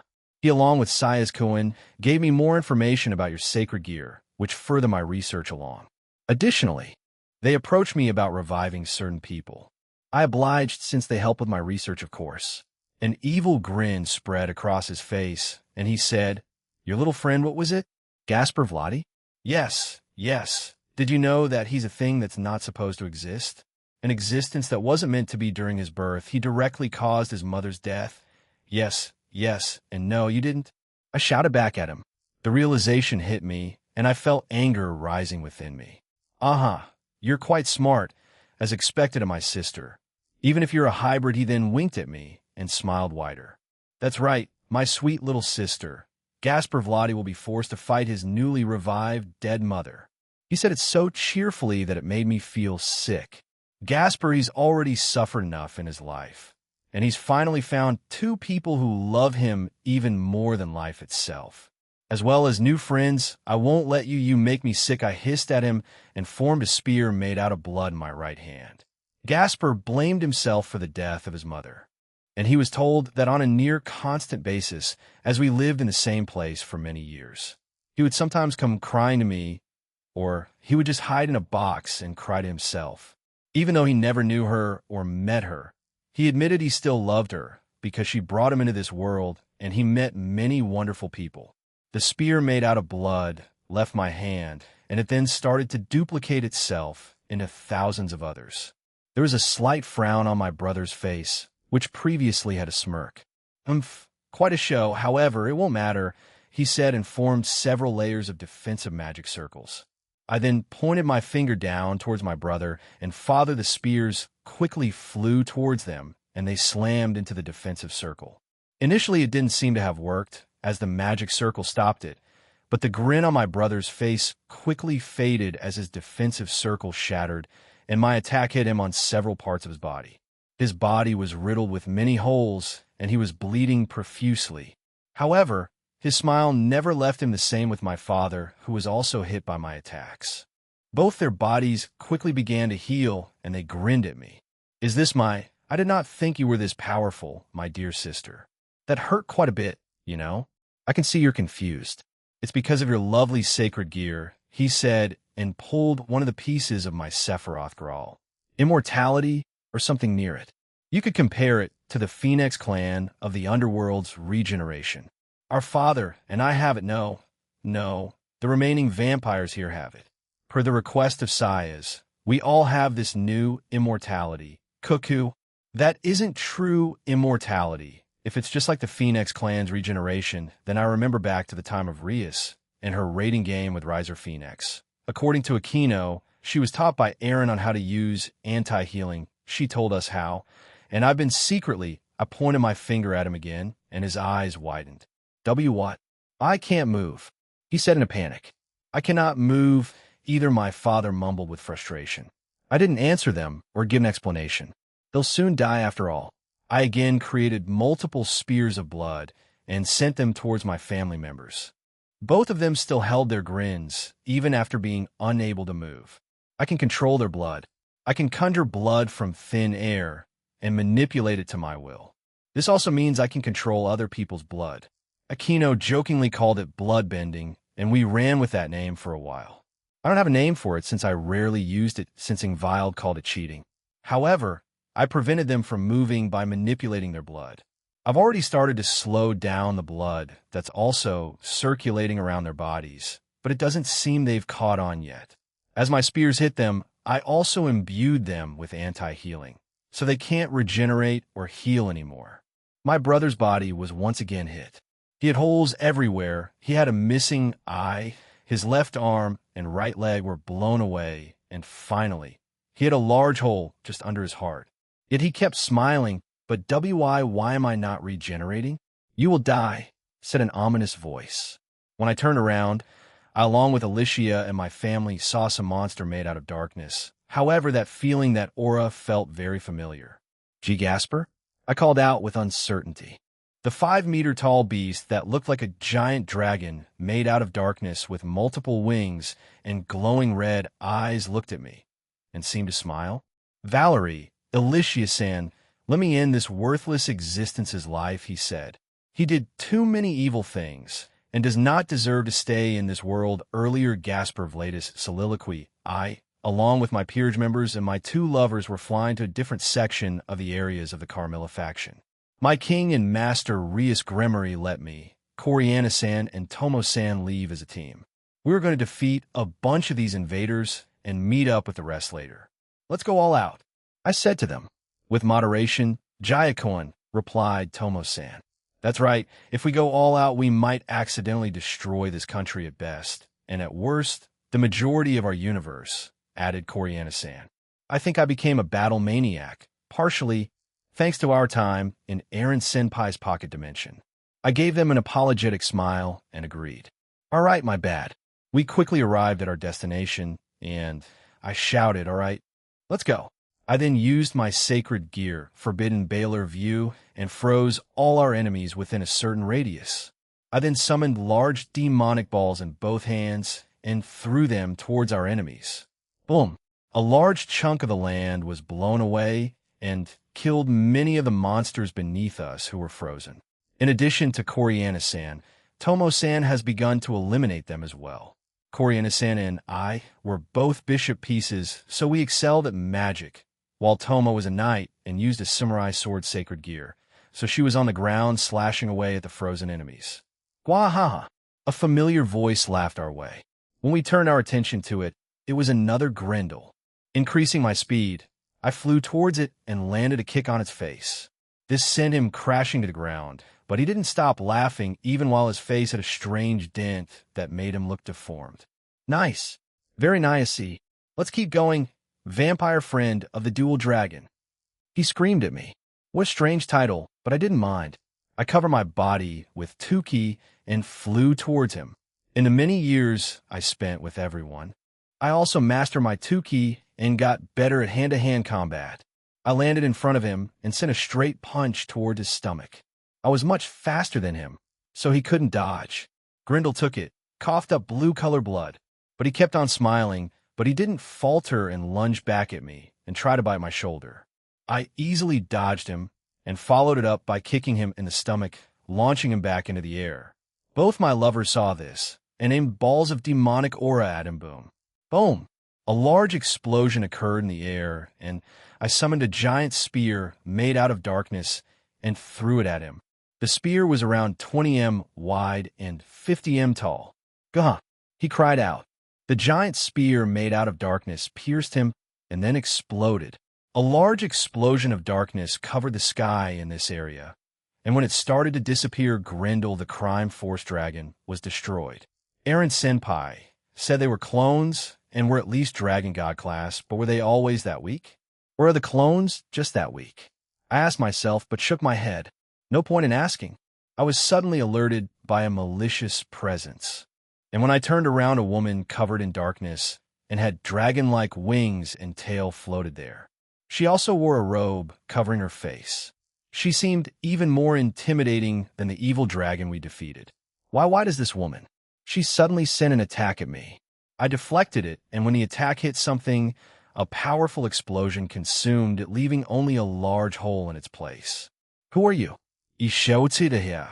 She said nothing, but then took off her robe, and I felt my heart stop. No mutarat. I had only seen her in photographs that my father, Lord Vladi, had previously taken of her. But when he found out I was looking at those photos, he started to destroy them. In my first act of defiance towards him, I stole one secretly and kept it with me. Even now, I still have it in my new home in Kuo. She had medium-length platinum blonde hair and purple eyes. Most of her body was covered in darkness, and the dragon-like wings behind her were also black with silver streaks. Gasper, Geokon. My two lovers flew over to me after they dealt with the other monsters. Only 4 of us remained. The 2 of them got ready to fight, but I put my hand in front of him. These 2, they know what happened to me during my time in the Teeps faction. They know how I was treated and how I was the cause of my mother's death. I am a strange existence. I was born as a mass of darkness that cursed and killed everything around me. When I was born, this included my mother and the nurses that helped with my birth. Since that day, my father has resented and feared me. So did the rest of the pure-blood vampires, as hybrids were looked down upon. It seemed like my father, Lord Vladi, genuinely loved my mother. Who is human? That's my mother, I said to them. Tide? Tomo said in a trembling voice. How sickening, said Coriana. I will confront her. Please let me do this alone. Please go help everyone else, I asked them. They looked at each other before agreeing, kissing me on the cheek and leaving. I breathed in slowly. My now-resurrected mother didn't try to stop them. The Cows Brigade may have sent them. No, maybe it was Lord Teeps and Marius Teeps. Either way, they did this specifically to target me. For that, I won't forgive them ever. Then shall we go, other me?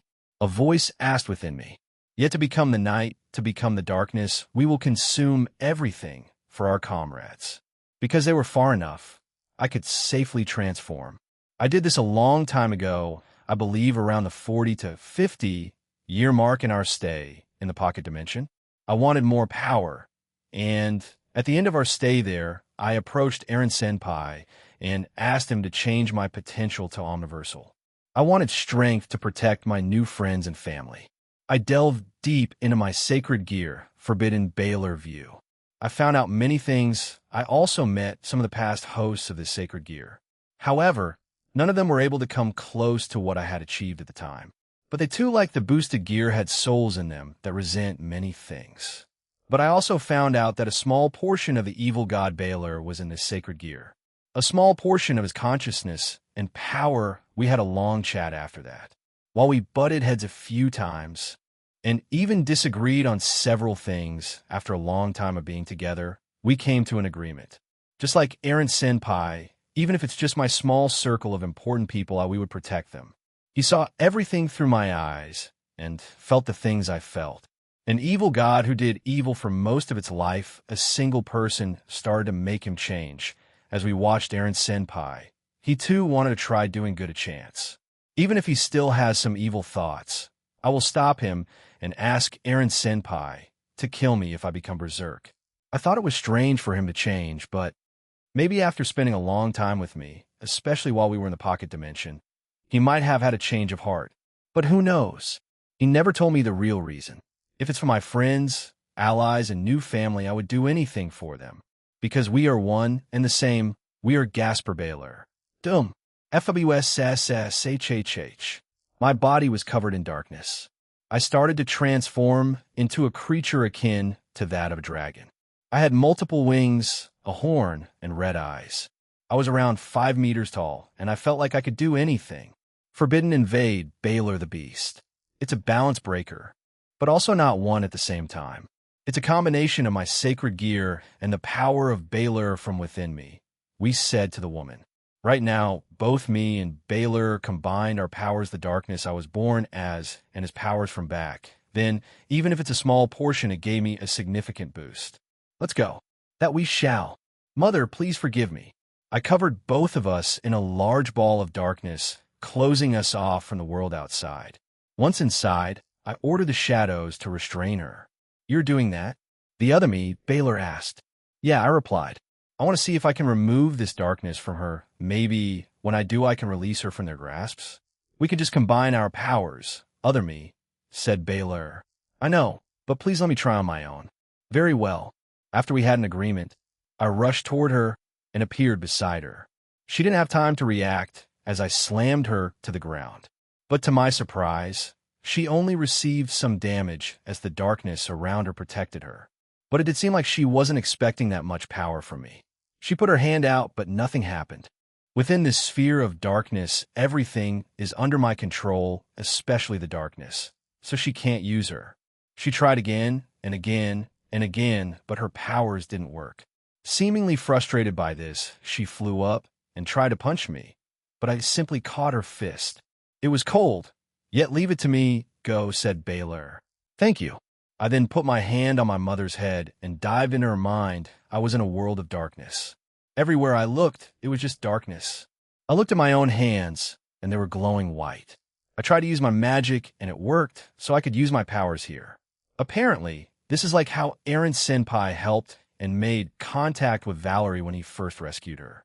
I couldn't feel anything in here when I tried to feel the life force of my mother. I don't even know her name if I can speak to her here. I want to know a lot of things. Maybe I can ask Aaron Senpai to revive her too, and not like what the Cows Brigade, not like what Marius Teeps did or Lord Teeps did. But he has that rule, so, and I'm not sure if my mother would like to, or is she scared of me? Does she resent me? Those thoughts plagued me as I flew around my mother's mind, or perhaps I was in her soul. I wasn't sure, but after a while of flying around, I finally saw another person that was also glowing white, and she looked like my mother, but much younger. I quickly flew over to her. I wanted to shout her name, but I wasn't sure if she would be happy to see me, so I hesitated.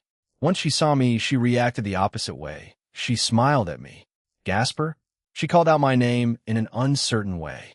I felt many emotions well up in me, but I nodded my head in the end and floated in front of her. Mom, she grabbed me and hugged me, stopping me. I never thought I would see my own child all grown up, she muttered softly. I felt tears hit my face as she silently cried while hugging me. But I couldn't help but ask her, don't you hate me? Don't you resent me? I killed you when you gave birth to me. She stopped hugging me and made me look at her. She was frowning at me while still crying, which made me feel horrible. No, why would I? I have loved you since the day I found out I was pregnant with you. I have always wanted to be a mother, so when I saw you being treated like that, especially by your father, however, I can understand why it's in their culture. It was taught to him and drilled into him. She seemed and sounded angry with my father. But Gasper, your father loves you, but he cannot show it. Maybe after this event passes, he may start being more open to you. Please speak with him, but if not, then leave him some encouraging words. Please don't hate him. I know that sounds selfish of me, but I had mixed feelings about my father. For a certain time, I resented him for treating me that way. However, I came to hate both Marius and Lord Teeps more for mistreating my friend Valerie like that, even after what happened to her after I escaped. I also came to understand that my father might be treating me like that because it is within our culture, but I just need to ask him, right? Maybe back then I would have said no, but maybe because a senior at the school influenced me, but I'll speak to him if it's not possible. I'll just tell him how my life is and leave it at that. My senior believes in second chances for everyone. Maybe my father deserves it too. Thank you. Gasper, this senior of yours has influenced you a lot. But what was this about having a harem? She asked and directed her frown at me. Oh well, that's why is she asking me this now? Though I'm a bit glad. I want to tell her about them. Foo-foo. I'm teasing you. I'm aware of the customs of the supernatural.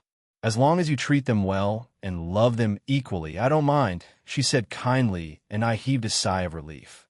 Mom, I can ask that senior to revive you and not have you controlled like this, I said to her, but she shook her head and said, once you defeat me or kill my body, my soul will shatter and I cannot be brought back to life.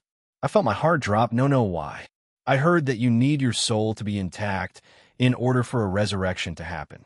However, I'm not aware of what they used to resurrect it. It may have been one of those sacred gears or something else entirely.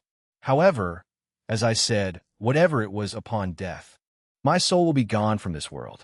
She started to stroke my head as I felt tears drip down my cheeks. Don't cry. Gasper, I'm glad we could speak like this.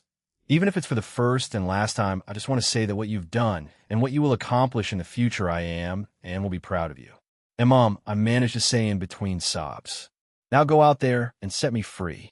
Show everyone in the world what the man named Gasper Vladi can do. I suddenly felt tired and my eyes started to shut. Was she forcing me out of her mind? Her soul? Why? I want to speak to her more. I want to, Aaron Senpai, it's pretty late at night. Why are you still up? I asked. Oh, Jayasuk, good evening. I was just speaking to Kantuar about something, he said, and gestured to his side. It seemed like Kantuar-san came out. Hello, Kantuar-san. I greeted her, and she waved at me. So, what were you speaking to each other about? I asked and sat down with them. A way to bring back souls after being gone, it sounds impossible, but maybe when I evolve? I don't know how to save Azathoth. I don't know how long my evolution will take. Maybe by the time I evolve, she's already gone and dead. So if that happens, I want to force her back to life and complain that she gave me such a tedious role, he said and chuckled. Is there someone in your mind that you want to bring back? I asked. I don't know, but I'll still stick with my rules, you know? If they refuse to come back, I want. But maybe Azathoth will be the first I say fuck you to my own rule. Maybe my first selfish action as the new ruler. It's fine, right? Being selfish every now and again. At the rate you're going, you would have done enough good deeds to at least get a pass. Aaron Senpai. What a cheeky junior. When did you start being like this, Was it when you started dating someone? He asked, and I blushed. I remembered that short conversation with Aaron Senpai during those 100 years. Maybe, just maybe if he find a way then. Other me, are you okay? Baylor asked, kind of worried about me. Yeah, let's enter. I said my goodbyes. I said to him, very well. We formed a large sword made out of darkness in the sky. It was at least as big as the Empire State Building, or it was maybe larger. I wasn't sure, but from where we were standing, I also stopped our movements with my shadow. Since we were still in this sphere, no one could see this attack, and I was fine with that. Goodbye for now, Mom. Boom. We dropped the attack on top of my mother, and for a brief second it seemed like she gained control back and smiled at us. The attack was powerful enough to threaten to destroy the sphere of darkness, but it didn't.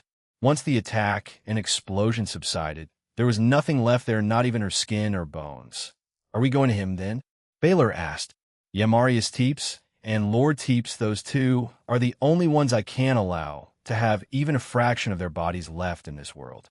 After saying that, I located Valerie's aura. She might have gone to confront them, so that might be the only place I can think of them being at. From my darkness, I summoned multiple monsters that were constructed out of my darkness. They were as strong as me. So, in a way, I had my own army just like Eren Senpai, but limited. Marius Teeps, who looked to be on the brink of death's door, I stared coldly at him, as well as Lord Teeps. You hurt us when we were younger, and hurt Valerie more after I escaped, and then you did that to my mother? This world does not need your existence. The monsters that I had summoned then rushed towards both of them and started to devour them bit by bit. No, no, no, Aya! Marius Teeps screamed, followed by Lord Teeps, screaming, too. Finally, these two will boom. Roar. Our victory over these two disgraceful vampires was short-lived, as when we looked to our left, we saw 8 eastern dragons of different colors erupt into the sky. Those are God Serena. From that location, it should be in the direction of the Teeps faction's castle, said Alicia-san. Does that mean he got into a fight? I asked. More than likely, Gasper-sama. However, we can leave it up to him, Gasper-sama. Valerie-sama, let us continue to defend the Carmilla faction, said Alicia. I glanced back to where Marius Teeps and Lord Teeps once were, and Valerie had flown over to the spot and was holding another Grawl. It seems she has 2 out of the 3 of her subspecies sacred gear now. Jean Skyward's soliloquy. A few minutes have passed since all this started. The monsters that were brought here have been slowly killed off by everyone. It also seemed like Gasper found some peace with him since a giant ball made out of darkness appeared and disappeared after a few minutes. Comptoir. Answer. 227,817 troops remain. Everyone is keeping their power in check, so they don't accidentally destroy half of the Earth, though Gasper did go overboard with that sword he made earlier. It also seems that Lord Teeps was quite corrupt in this universe, so he won't be joining the Carmilla side during this. Hell, he's dead thanks to Gasper. I received 2 updates from Akaza and God Serena. Akaza is near where the one leading this is, and he apparently sensed Valley and his team near him, so he might try to fight the Oni of the Phantasma soon. As for God Serena, he found out that the body doubles of Euclid and Rizavim were in the Teeps castle, as he theorized. So he probably started fighting them. I'll leave them up to him for now and deal with Valley first. As I turned to look at the Oni Yukai, he had stood up and was glaring at me too. However, just then a bright silvery white light consumed the area he was in, and Valley had transformed into his Imperio Juggernaut overdrive. Well, I promised Lavinia I'd look after him, so I won't let him get to hurt. Well, maybe I'll let him get beaten up a bit, then save him. I mean, he and Issei did get stronger after each fight and near-death experience. No, Akaza is there. I'll leave it up to him. Akaza, he'll go check on God Serena. Save Valley if he starts to lose, I told him. Yes, of course, Eren-sama. I nodded to myself and finally joined in by teleporting to God Serena. Everyone seemed fine with the monsters. Ross Weiss's soliloquy in A, don't overextend, and Rainier, please stop torturing them and just kill them right away, I said to them. Valerie-san didn't join us. Eren instructed us to move as a unit. So we've been doing that, and with me as the leader. Eren knew that Valerie might want to confront her brother and father eventually, so he didn't include her in our unit. However, it feels like I'm looking after children, and the only one that's well-behaved is Fusey-san. She's a talented magician, but she hasn't been to our sessions in the pocket dimension, so she's significantly weaker than most here, so we watch her back, and the shadow soldiers that Eren assigned to her are working overtime. Although she has her clothes that have been enchanted and rings since she's the pact magician assigned to Aquino, she also knows about his real name and circumstances. Boom. Ahaha, this is so fun, cheered Ine happily. Ine, you're forming your light spears too weakly. Do it like this. We spoke about this for at least 100 years, said Rainier. I sighed in defeat and shook my head. Even though I gave them instructions, they heard me, but wouldn't listen. Should I bring this up to Eren? I mean, they're still doing their job, so it's fine, but something is coming, said Reiko. All of us turned to see that it was a tall man wearing a black coat with a long mixture of black and blonde hair, as well as heterochromatic eyes where his right eye is gold, and his left eye is black, and he has pointed ears. I believe Eren said that this was Crum Crutch, muttered Rainier. We are all aware of his appearance, because he told us during our 100 years in his dimension. But he also said that the evil dragons we meet might be clones, and it seemed Gasper defeated one earlier. Crumb did not say anything, but simply stared at us. He then changed into a fighting stance, and we responded in kind. Wouldn't it be overkill if we all fought him? Asked Anae. Those two of them started to play rock, paper, scissors between themselves, and I couldn't help but sigh. Both Fusey-san and Reiko floated beside me, and we stared at them a bit dumbfounded. Even Crumb, the evil dragon, stood there waiting for them. At least he's courteous? After a few games, Crumb got fed up and said, "Both of you fight me then." "Fine." They both screamed and summoned a light spear each and threw it at Crumb. His eyes widened in surprise. It looked like he was going to take it, but in the end, dodged it. The two light spears passed by him and boom, eliminated a large part of the army that remained. Crumb looked behind him in surprise and gained a small grin. "It seems this fight might be more exciting than I thought," he said, and quickly flew towards the two girls. His punch was directed at Anae's face as soon as he arrived. Anae dodged it easily, but it was a distraction as Crumb had appeared behind her and sent another punch towards her back. Again, Anae dodged it by doing a backflip over the evil dragon and swiped her hand at him. Sensing danger, Crumb used his arms to defend himself against the attack, but the power generated by Anae's swipe instantly sent him to the ground. However, Crumb landed on his feet, but I took damage from that, huh?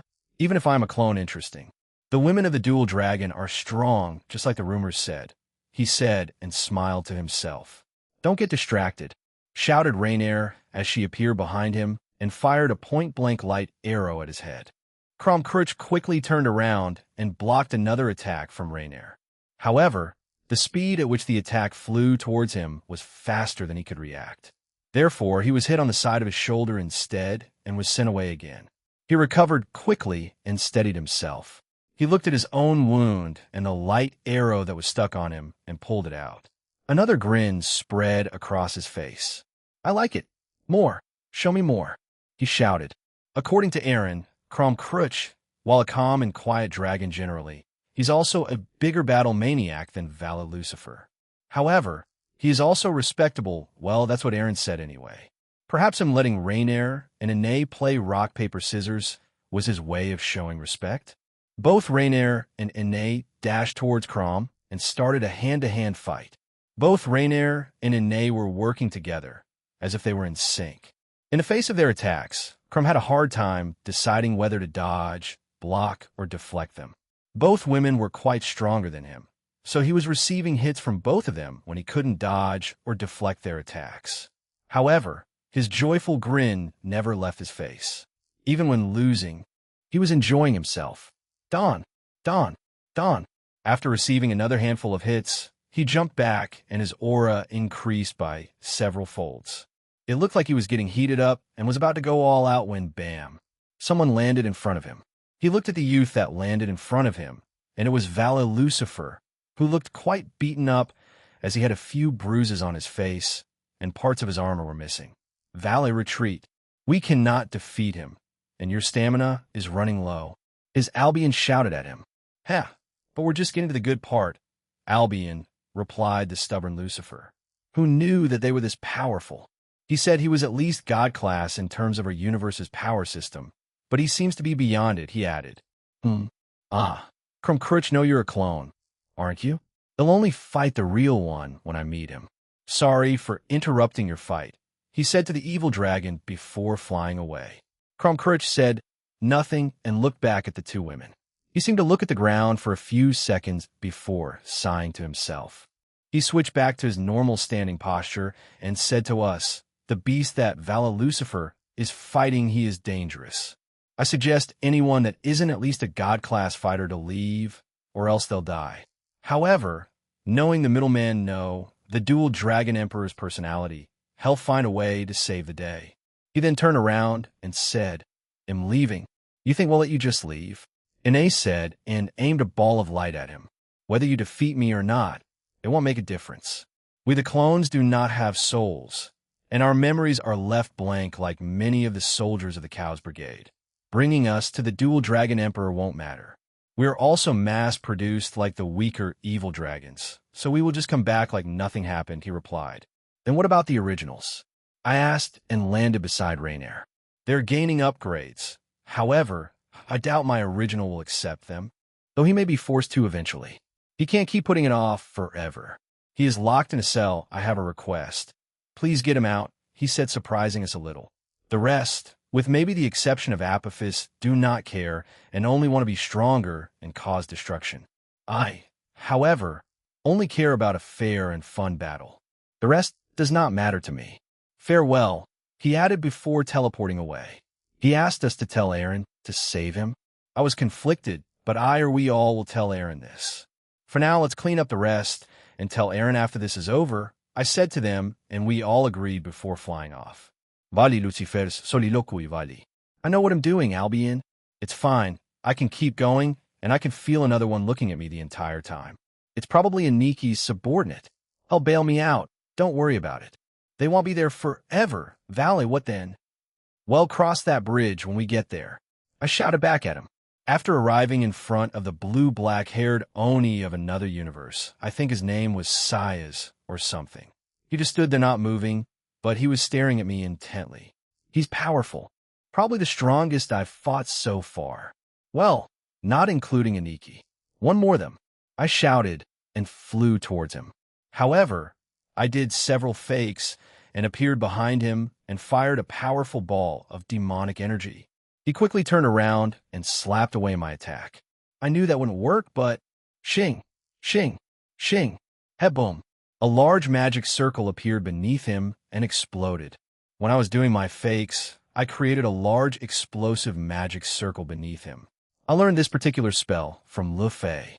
Learning new spells and attacks is part of a good battle after all. All of this is in preparation for fighting Aniki again. I don't care what spell I acquire. I need to beat him one day, but not to my surprise. He was fine, no. He was injured slightly. He may have underestimated me and didn't think I would come up with such a tactic. But this seemed to have angered him quite sigdon. I suddenly received another hit to the side and was blown away. He had already hit me there before, and it seemed like he was targeting that area. Was he some kind of sadist? When I looked back up, he was already above me, doing an axe kick. I jumped away and evaded the attack. His attack created a large crater and shook the area. I don't think he's trying yet, but he is using enough force on me now because I pissed him off by injuring him. Talk about having a fragile ego. Valor, retreat, damn it. I'm fine. I grinned at my opponent.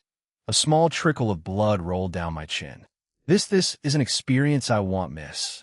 I won't die since I still have a lot of things to do, especially take down that piece of shit Rise of him. Jean Skywards, soliloquio? Aaron Sama, it seems you have joined me. God Serena said and did a pose. I patted him on the shoulder and nodded. Yeah, so you found them? I asked. Yes, that's right, although they were a bit disappointing, he said and looked towards a destroyed castle. Boom! The debris of the destroyed castle suddenly erupted, and out came the body doubles of Euclid Lucifuge and Rhizovim Levon Lucifer. Both of them were severely injured. Euclid was missing an arm, and Rhizovim had a large portion of the left side of his stomach missing. You piece of... He started to shout, but then noticed me. A large grin then spread across his face. Dual Dragon Emperor! He screamed, and a silver gauntlet with a red gem appeared on his left arm. Partner. Yeah, he has a replica of the boosted gear, but it's pure silver surprised. Ha. Do you want to know how I got this? He screamed at me.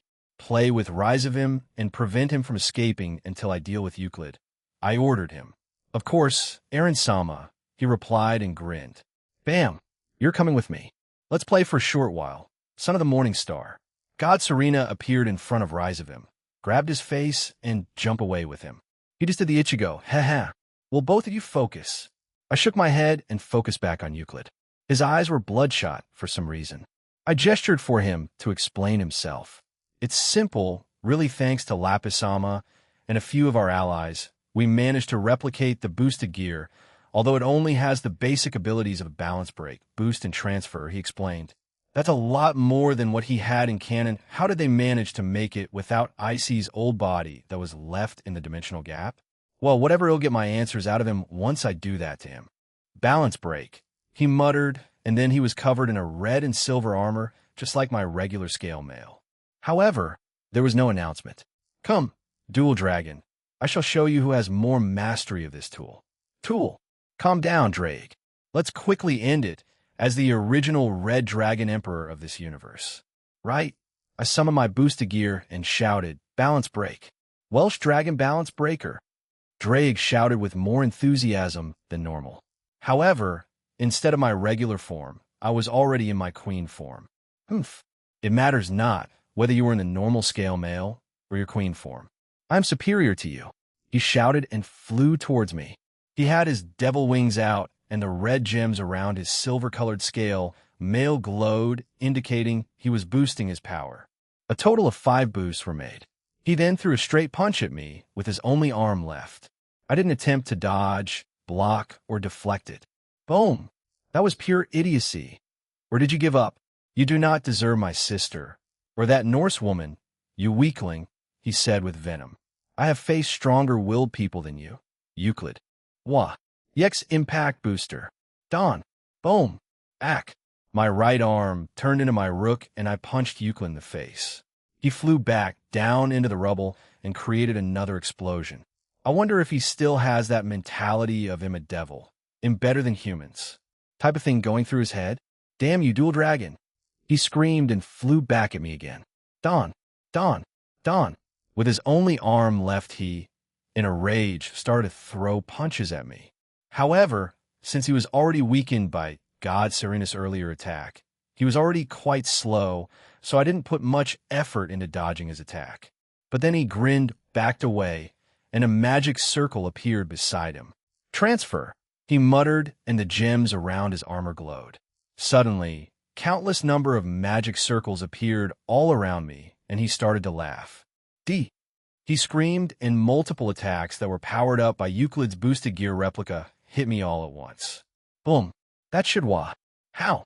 He screamed at me. Once the smoke cleared up, I was fine. I didn't even say anything to him as my infinity protected me. That should be enough, partner. Do it while in our armor. I want that asshole to know it happened while the goddamn Welsh dragon was present, demanded Drake. Very well, I replied.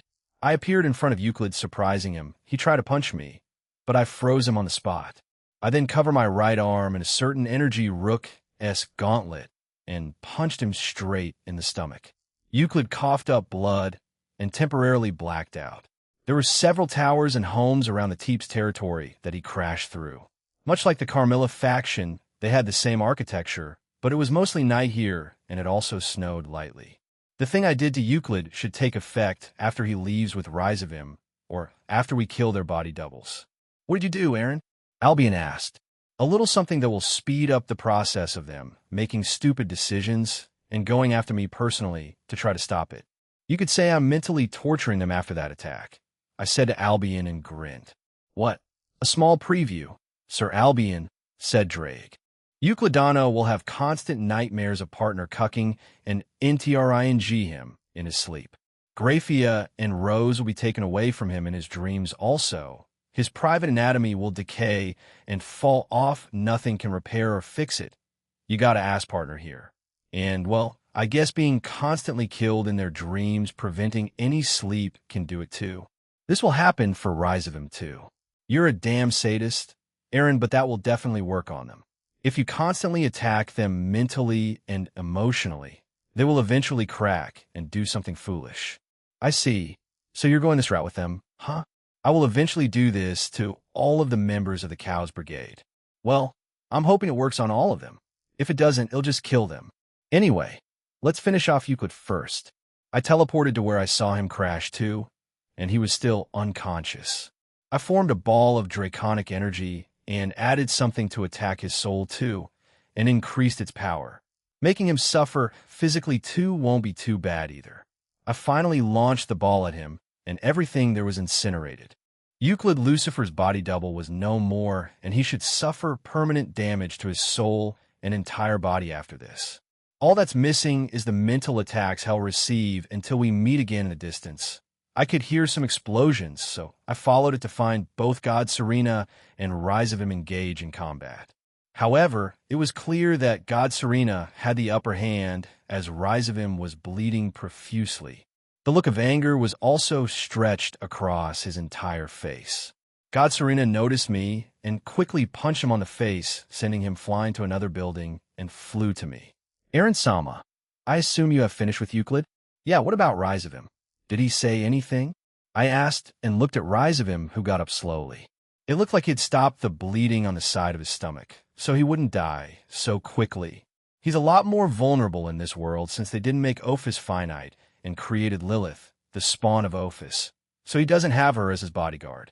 I do wonder if that Sias guy was supposed to be his temporary bodyguard. Yohaya, if it isn't the famous Ape Dragon Kuin. Yo, he waved to me cheerfully, anger still evident in his face. I didn't think you'd send one of your subordinates after me. Even more so, he's a rare one, you know? Being able to casually use Dragon Slayer magic. He looked around and seemed to try to sense Euclid, but sighed. You already killed Euclid-chan. To be for him, huh? Well, you'll probably see him again soon enough. I should leave too. Yohaya, hey, did you know? We already made friends with 2 other worlds. They're really strong too. I can't wait to use some of their techniques and abilities because of how strong they are. Yohaya, that laugh of his is really annoying, you already know, right? You probably informed everyone in your little alliance too that Trihexa 666 is real, and yes, we have him as our pet. He's quite cute, you know. I think someone from the EV tried to mate with it. Yohaya. He then grinned and pointed behind us and said, my silly grandson might die, you know. If he keeps recklessly charging at Sias-chan, he's powerful. Even more than me, I would say he's on par with the god of destruction. Shiva-kun. Well, I would like to be the one to end him as his loving grandpa. He's fine. You don't need to worry, I replied and landed on the ground with God Serena. Oh ho. Do you have another subordinate babysitting him? My little Val is so spoiled. Yohaya. It's C-Don. Bam. I didn't want to hear him talk any longer and hear that stupid laugh. Therefore, I punched him in the gut and put the same curse on him as I did with Euclid, minus the NTR part since I doubt he'd care. I just made his deaths more gruesome, and they were mostly carried out by dragons. If Fafnir, the Dragon King, was the one responsible for it in the original timeline, then he'll be the one to plague your dreams, Rise of him. From this day onward, you won't be able to have a good night's sleep. Let's see how long you last this time around. Drake, I called out to my partner, right? From my jewels came out multiple small red wyverns, came out of my jewels of my armor, and flew around me. Rise of him saw this and was surprised, but didn't have enough strength to stand up anymore. It seemed he had accepted his fate. The dividing wyvern fairy gathered around me and started a boost.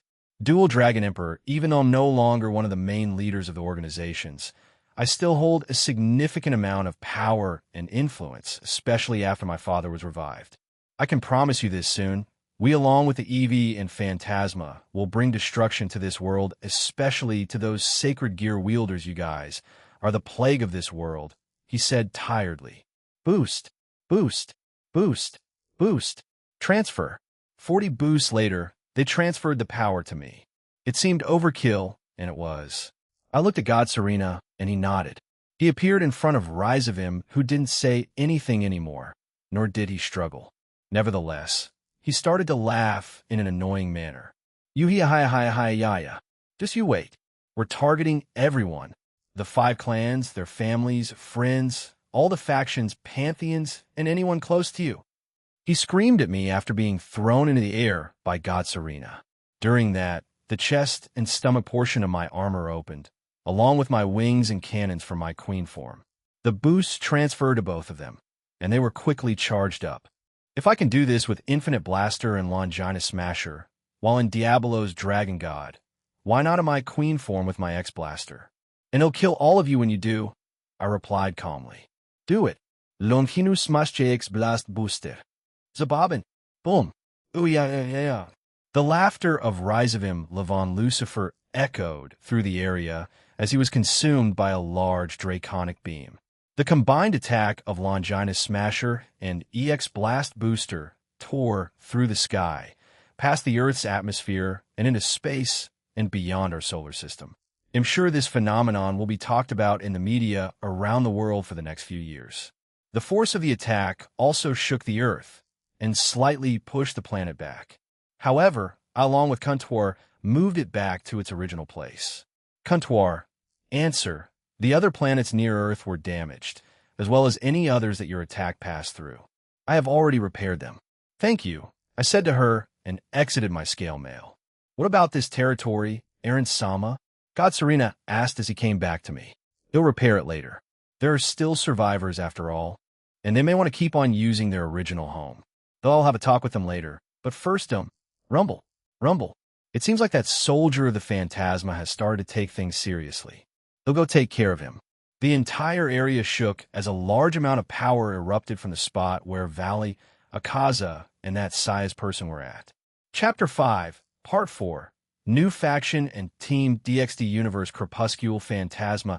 Third-person point of view on the planet where the Phantasma came from. A lone woman lived in a certain part of their world. She had long hair that was a mix of black and white, lilac-colored eyes, red and purple lipstick, and red earrings. She wore some mascara, and she wore a black and white female business suit, and a black and white fur coat with red gloves. On her side, she had a small wand attached to a belt. This woman was one of the Eradicators, the 16th of the Eradicators, and her name was Eleanor. Eleanor knows she could at the very least climb up to rank 11 or 12, but she doesn't. She in her mind believe that the current members of the Eradicators have been the strongest since their inception. So, she stays in rank 16, as most would try to challenge the weakest of the Eradicators, the 16th rank. She has maintained this spot for more than 500 years, and has defeated and killed anyone that tried to challenge her. Much like the rest of the Crepuscule Phantasma, she believes that power can rule over everything, and she wants to awaken their original leader, Magnum Tenebrosum, so they can conquer everything together with him. While she wasn't born yet, when he was still active, she, like many, have been brainwashed by Fumara and Ive. Ecthrois, what can I help you with? She asked the young man in front of her. Rank 1, Ecthrois glanced at Eleanor. Ecthrois was leaning against a wall as he waited for her. He closed his eyes back and said, Her Majesty, Fumara would like a status update on the one you sent to the Draconic Dais. What about little Sias? The last time he contacted me, which was around a day ago, he said that he had brought down a certain faction called the Teeps faction and was about to go do the same with the Carmilla faction. I believe they're all vampires. He also brought an army with him, even though it wasn't needed. Fufu, said Eleanor. Army? Why? He can easily defeat them without much effort. I cannot make sense of his actions, said Ecthrois as he opened his eyes to stare at Eleanor. You have heard of that new group that I want to create, yes? He wishes to be part of it, and the requirements to be allowed in the group are quite specific. Sias has most of it. All he needs now is leadership experience. Perhaps he did this to gain some? Eleanor said while putting a finger on her cheek. I see. By the way, what about those humans, the Himajima boy? Also, that Black Alice. They entered our universe, did they not? Eleanor asked. Ecthrois nodded. Yes, currently they are being guided around as we are allied with them. The Black Alice fellow wishes to learn a specific kind of ability, which is rare. I doubt she can learn it. But we will see.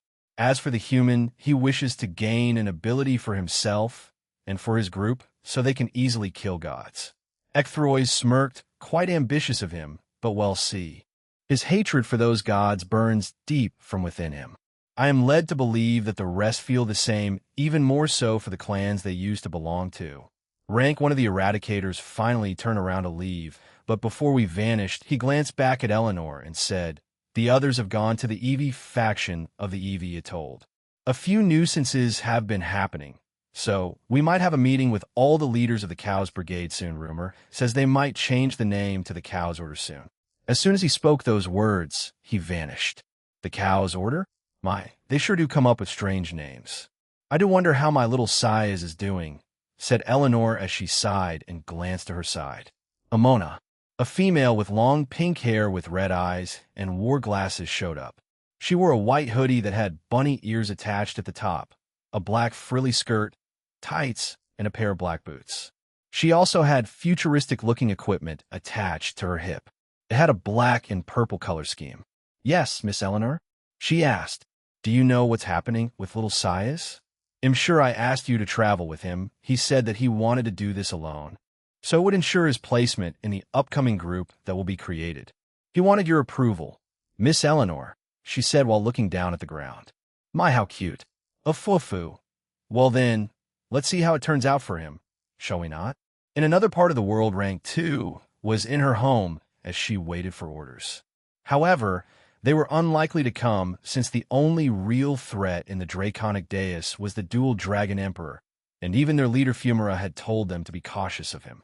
To Fumara, the only one she thought that could handle Aaron's powers was another fellow outer god, hence why they were trying to awaken their past leader Magnum Tenebrosum. Even if they combined the powers of the Chaos Brigade, EV faction, Draconic Dais faction's Phantasm faction, they still wouldn't be able to win. Fumara also knew that their current leaders, Lapis and Ignia, had left the universe of the Draconic Dais. Lapis was in search of the False King, and Ignia was searching for Lapis since he was kept in the dark about Lapis' plan. Rank 2, Raria was sitting alone in her home. She trained her whole life to be strong. Her world, her universe was harsh, and if you were anything but strong, you would be killed or suffer until you died. She didn't want that. Her parents, from the moment she came into this world, pronounced her weak, abandoned her, and left her to die. Fortunately, she was taken in by a strange old man who taught her current abilities as a swordswoman, and then he ordered her to end his life as a rite of passage. Raria, even though her life started out horribly, she had come to see that man, her master, as a parental figure. He had shown her kindness in their world. He and a few others in the world were the only ones to do such a thing. So when she was forced to end his life with her own hands, she struggled too. But in the end, she was forced to since he relentlessly attacked her. She would have died if she didn't. That day, Raria lost her only parental figure in her world. She also decided to lock away her emotions since it would prove troublesome and hinder her in the pursuit of strength. With that new goal in mind, and over the course of many years, Raria reached rank 2 of the Eradicators. Even though she took countless lives, ended countless plants, and conquered countless worlds and universes in the back of her mind, she didn't like doing it. But she had to. If she didn't, she would lose everything she had built for herself. Her wristband suddenly rang, and she answered it. What? She asked. Yahoo! It's me, Eleanor. I just heard that little Rise and Euclid got their asses beat. And? Oh, I just wanted to update you. You hated them both, didn't you? A fufu. Anyway, I think the middleman and dual dragon is there. He may kill my little Sias. It's unfortunate, but it can't be helped. We'll just make a new one. It's no problem. Raria did not answer as she waited for Eleanor to continue. So boring anyway. They'll go and get started. I need to wipe out his memories before the cutie middleman starts checking by. The communication device then cut, leaving Raria to herself again. She sighed and squinted at her wristband. Dual Dragon Emperor, Outer God, and Middleman Master Magnum Tenebrosum, and Mistress Nyarlathotep never had such ideas. Why would you have them? She thought and shook her head. It doesn't make sense. Nothing he does makes sense. Perhaps when I fight him or one of his subordinates, I will understand him more. Raria did not like Eleanor. She was the type of person she couldn't get along with. Just like Euclid Lucifuge and Rizavim Levon Lucifer and many more in the Chaos Brigade. However, she sympathized with Hanazu Himajima and the purpose of his group, Connected Harmony. She has her own duties, but if she could, she would lend them her aid. However, for now, she has her subordinates guiding them around her world and would ensure their safety. Then she heard a bell ring throughout her home, and she sensed one of her subordinates outside. She walked in front of her door, but didn't open it. What? She asked. Hanazu Himajima and the ones he brought along have made it to that spot. What would you like to do? A voice asked on the other side. Let them through. If they can pass the trials that await them, then they deserve the power they seek, she replied in an indifferent tone. Understood. She felt her subordinate leave, and she walked back to her seat and closed her eyes. All she had to do now was wait for their results. What's the report? Asked the woman called Fumara. According to Avetsa and Satinal, that can temporarily ease the pain of both Beelzebub and Lucifer. However, What the outer god of the draconic dais did to them is irreversible. Only he can stop it, replied Ive. Fools! To directly face off against such creatures, fine. Provide them with that, since we are in alliance with them. What about the others? I've nodded and summoned a different device and flicked to a different page. Hanazu and his group have reached the entrance to the survival trials. They seek to gain powers to kill gods and destroy the 5 principal clans of Japan. Meanwhile, Black Alice and her group, they reach the Vilota Caverns and will undergo the ritual to forcefully evolve them. Only a very few will be successful in those trials. I have my doubts they will succeed, said Fumura. On the contrary, the sage believes that the majority of them will be successful. It is rare for her to say such things, replied Ive. Fumura was shocked, but did not show it on her face. The sage of their world, she was no fighter, but she could tell them many accurate things. They did not have future sight, or any kind of ability like that. However, she could see the information of a person from a single glance. Unlike Aaron's observe, she sees them in more simpler terms. Each group desires powers, so when the sage looked at them, she saw the success rate of each member attaining that power. Of course, these things can change depending on circumstances or the person's own desire and will change. She said such a thing? Interesting. Perhaps that universe has more potential than we initially thought. How about the scouting teams? Killed. Apparently, the middleman fired a powerful attack that eliminated them by accident. It seemed that he was aiming his attack at a different person, and they were simply killed since they were in its path. Shall we send another one? However, from what the last team gathered, it doesn't seem that the DxD universe has any other life outside that of Earth. Fumura frowned. She didn't expect this, and especially the accidentally part. She couldn't help but think about what kind of person he had to fight in order to use such a powerful attack like that. Weren't they far away from those planets? She asked. His attack reached very far according to my own estimations, just slightly beyond their universe, and onto another one that's only beginning to form, replied Ive. Such a fascinating individual. He did it to Rizavim Levon Lucifer, apparently. Perhaps he has a dislike for the son of the morning star? Not many like that man. However, he still has a useful ability unique to him and also useful against the wielders of the sacred gears of their world. We have our scientists trying to recreate it and then mass produce it for our troops, said Fumura. Estimation of completion is around a year. However, if we somehow manage to catch one of the possessors of what they call the 13 Longinus, our research time should be cut in half, said Ive as she read through another report. We have tried the common and uncommon sacred gears, but they do not provide enough data to combat the original 13. Once we get a wielder and examine one of the originals, we should be able to replicate it. Rizavim has already provided us with his blood, and we did tests before with him, so we have an idea of how his abilities work. Very well. Inform the factions of the Draconic Dais that we require one of the 13 Longinus wielders to be captured, but if they cannot fulfill this, we will take action, ordered Fumura. As you wish, said Ive and left.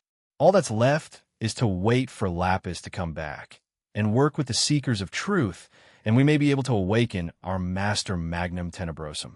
Help them create those items, and then awaken and empower our Master beyond Azathoth, Fufu Universe Draconic Deus Romania Mai. To think that these things are this powerful. You young ones fight these on a regular basis? Asked one of the progenitor of the vampire race, Kiss-Shot. It's usually Jean who does that, Kiss-Shot-san, replied Zenobia as she cut down another group of shadows that belonged to the Phantasma. Currently, the Grimory Peerage was fighting alongside Kiss-Shot Acerola Underblade, Dracula, and Queen Carmilla. The other higher-up vampires decided to defend the town with the shadow soldiers in a sense. They were too scared to join the front lines and went back. Kiss-Shot fired multiple elemental attacks at anything weaker than her and instantly killed them. She, along with Dracula, were Satan-class fighters, whereas Queen Carmilla was an ultimate-class vampire, although she was very close to becoming Satan-class herself. President, a male voice echoed. All of them turned to see that it was Gasper, Valerie, Coriana, and Tomo. Gasper. You seem a bit different, muttered Rias Gremory. Well, we can speak about it at a different time. Let's finish the rest of these monsters. Jean should be wrapping up his own battles too. But it seems Vala Lucifer is losing his fight. His team is also nearby on standby. What shall we do, President? Asked Aquino. Rias turned to look at Vala Lucifer being beaten down by the blue Oni Yukai they were informed about earlier. Vala Lucifer had been forced back to his regular balance breaker and was barely maintaining it. He was bleeding profusely. However, anytime Akaza tried to step in, he was screamed at by Valley. He said to not interfere. So Akaza remained at a distance where if he saw it become too fatal, he would jump in regardless of how the young Lucifer would feel. Even his partner, Albion, had been screaming at him, but the hybrid kept on ignoring him. I'll be fine, let's focus on this for now. Rias thought. Okay, everyone, let's end the rest of the army. It seems that Jean's group is starting at the opposite end of the area. Their king ordered them. Yes, President. They answered in unison.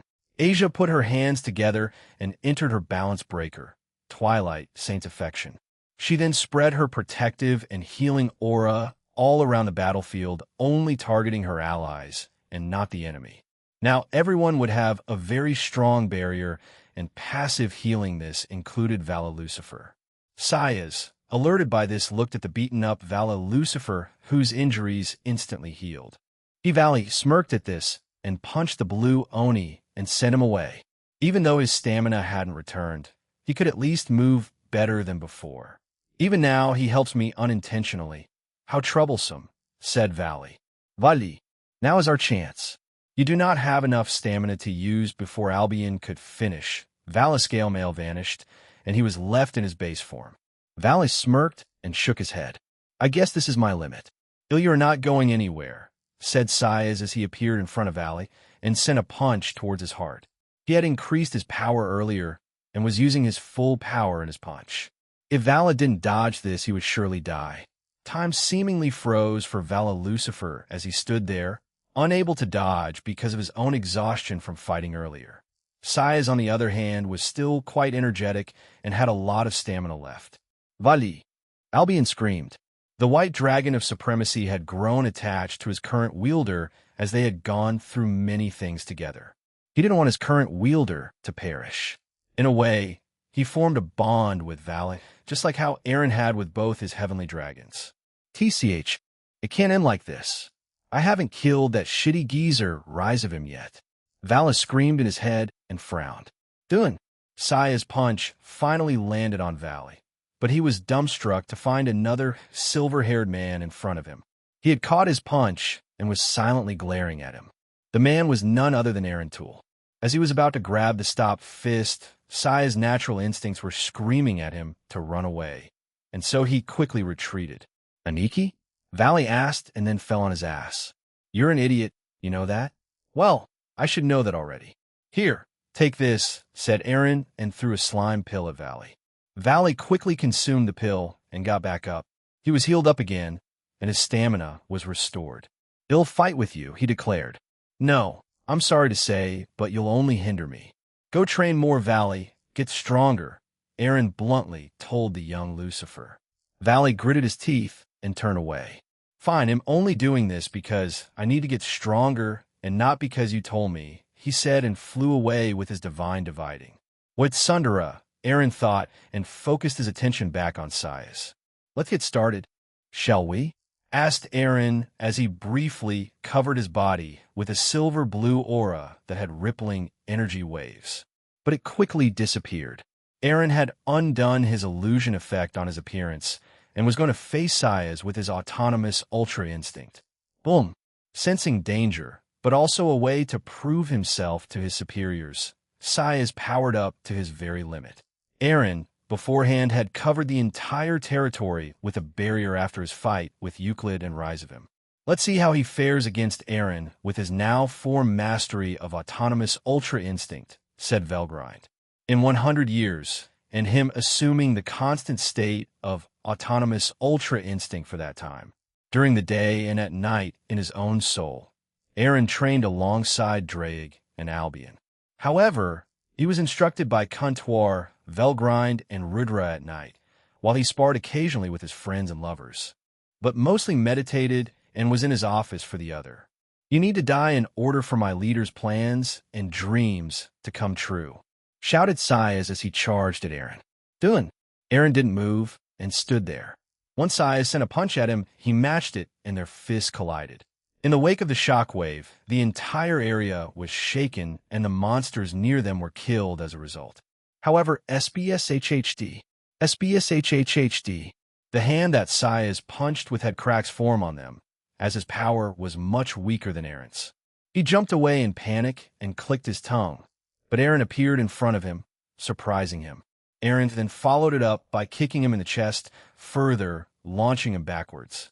But at the spot where he was going to crash into, Eren appeared and punched him on the face, making him crash into the ground, causing the ground to crumble, but it immediately repaired itself thanks to Kuntuar's interference. However, that wasn't enough for Saez to go down. Even now, Eren was holding back since he wanted to experience a real opponent to use his autonomous Ultra Instinct on. He ended his previous fights with it quite quickly, so he was purposely doing this. You can't bring me down this easily, shouted Saez as he pushed himself off the ground and tried to headbutt Eren.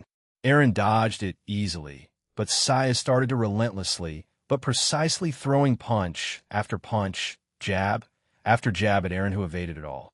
However, Eren noted that he felt several invisible magic circles being created all around them. Swash! Eren dodged an attack that came from underground. TCH, lucky bastard, said Saez. He had a mechanical tail attached to him. Therefore, during his flurry of attacks, he had made his mechanical tail tunnel underground, and he had planned on piercing Eren from behind using it. Unfortunately for him, Eren had his autonomous Ultra Instinct and also other abilities to avoid it. They continued their dance around the area, with Eren occasionally using his own fist to clash with Saez, in turn creating another powerful shockwave that obliterated another large number of monsters near them. Anyone who got in their way was obliterated. Most of Eren's allies had watched from a distance, because to them it looked like Eren was guiding their fight around the battlefield. And in turn it killed many of a monster army brought by Saez. Saez also caught on to this, but still followed along. He didn't care for the fodder he brought with him. They clashed one more time before it blew them away from each other. Saez then created a scythe out of blue flames and swung it at Eren. Eren responded by kicking in a circular motion around him and sent out several wind blades at Saez's attack. Both attacks hit each other and exploded. However, since Eren created more, the blades of wind struck Saez and injured him in several places around his body. Ugh! This just angered the young blue Oni, and he charged back at Eren. Eren covered his hand with 10k and defended against Saez's attack. He was stunned by this, but kept on swinging his scythe at Eren, who defended against the attacks using his 10k covered hand. This just further angered Saez. What kind of bullshit is this? He's not even using a fraction of his power. Is he looking down on me? Is he having fun? Saez shouted in his mind. To him, this was one of the biggest insults of his life so far. In his world, when challenged to a duel or fight, each warrior put effort in, even if both knew the other was superior or inferior. But to this, for an outer god like Eren to not even try in their fight, it made him angry. Quit messing around with me, he shouted in anger. Stop with the bullshit and fight me seriously, he demanded. All right, replied Eren. Swoosh boom. Crack. Saez was confused. One moment he was standing on the ground, the next he was in the air. He couldn't feel his body. It was like his consciousness was separated from his body, and now he was floating bam, bam, bam, bam. However, for the next few seconds, Eren kept throwing Saez's body about like a rag doll in the middle of the air. Initially, he kicked Saez in the chin, leaving his body stiff from shock. His body flew high into the air after that. He teleported beside him and punched him in a random direction. He then repeated this and kept punching him in the air almost like he was a dog's chew toy being violently shaken. Finally, Saez felt a bit of relief as the punches and pain to his body stopped. But his body was now falling to the ground. Eren had teleported just beneath him and held his right fist up. He then increased Saya's gravity, making the Oni plummet into his fist. Saya's back made contact with Aaron's fist, and a loud crack was heard throughout the area. However, boom. FWSSHHH. Aaron, on the last second before his fist and Saya's spine met, he increased his power several folds, and when the two entities collided, the shockwave it produced shattered the barrier Aaron had created around the territory, and it was felt worldwide. No. Beyond just Earth, the sun's rays were pushed back into itself, and even moved the sun back a few inches. The same applies to other planets in the solar system. Furthermore, it also affected universe. Evie, it told what produced that. Melvazoa asked his older brother. Above him, he saw powerful shockwaves that destroyed a few buildings. It seems like it came from the Draconic dais. The only one I can think of is the middleman and his subordinates, replied Regalziva as he observed the same thing. What caused him to use that much power? Asked Melvazoa while glaring at the destroyed piece. Unknown, but we can inquire about it with the other factions of the Chaos Brigade, replied Regalziva. Universe Crepuscule Phantasma, this power, muttered Fumara as she squinted at Ive, who looked shocked and disturbed. Our report, someone shouted as they burst through the door. Sector 8712 BBA and Sector 6152 ZA have been destroyed by a shockwave. It doesn't matter, those were just low-level residential districts. Their losses do not impact us, said Fumara. However, who caused it? She thought and became concerned. Ive, investigate. I want to know who caused that. At once, replied Ive as she scurried away to find out the cause. Universe Fatter Fedora?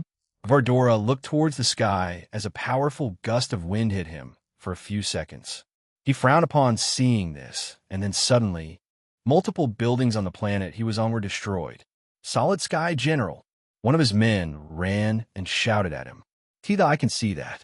Is there anything else about this phenomenon? Vardora asked. And no, we're trying to contact Regatta Masama to find out what that was. They replied. Then do that. Staying on this universe is boring. Hopefully I will be assigned to a different one, so I can fight more, he said to himself as he watched one of his soldiers run away. But Vardora was intrigued by this phenomenon. In his mind, only a powerful creature could do such a thing. Universe Draconic Deus Romania. Meanwhile, the entire Earth and human population felt 2 seconds of unbelievably strong winds all across the globe before it abruptly stopped. However, it had done enough damage at the time to temporarily shut down the globe for a few hours. Of course, the one who received the blow directly died instantly. Just like Aaron's earlier attack, this event would be recorded in human history as one of the unknown catastrophes that occurred on that day. Aaron then removed the dead body above him and placed it on the ground. He touched Saya's head, but just like the other fodder soldiers of the Chaos Brigade, it was blank. Comptoir. Answer. Aaron, it seems like his memories were removed before you interrupted his fight with Vala Lucifer. Perhaps he was programmed like that? I will analyze him. Please keep your hand on him. Aaron did as he was told, and stayed there for a few seconds until Comptoir spoke again. Comptoir. Answer. It seems he was originally a human, who had the properties of a skinma or Oni transplanted into him. Advanced robotic parts from the Phantasma also replaced several parts of his body, including his chest, heart, liver, left leg, tail, and right arm. It seemed like not too long ago his memories were completely removed and destroyed. I see, replied Aaron. Gene Skyward's soliloquy. I stored Saya's body in my inventory. Once I was done, I looked around me, and all the monsters in Saya's army were already dead. When did that happen? I was sure I hadn't gone around the entire battlefield yet. Unless my allies did this, how about your multiversal shockwave punch partner? Drake screamed at me. Yeah, you went a bit over the top? Finished Rudra. Yeah, that's a start, though he could have done more. So him doing that was just a little message to them. Am I right? Asked Velgrind.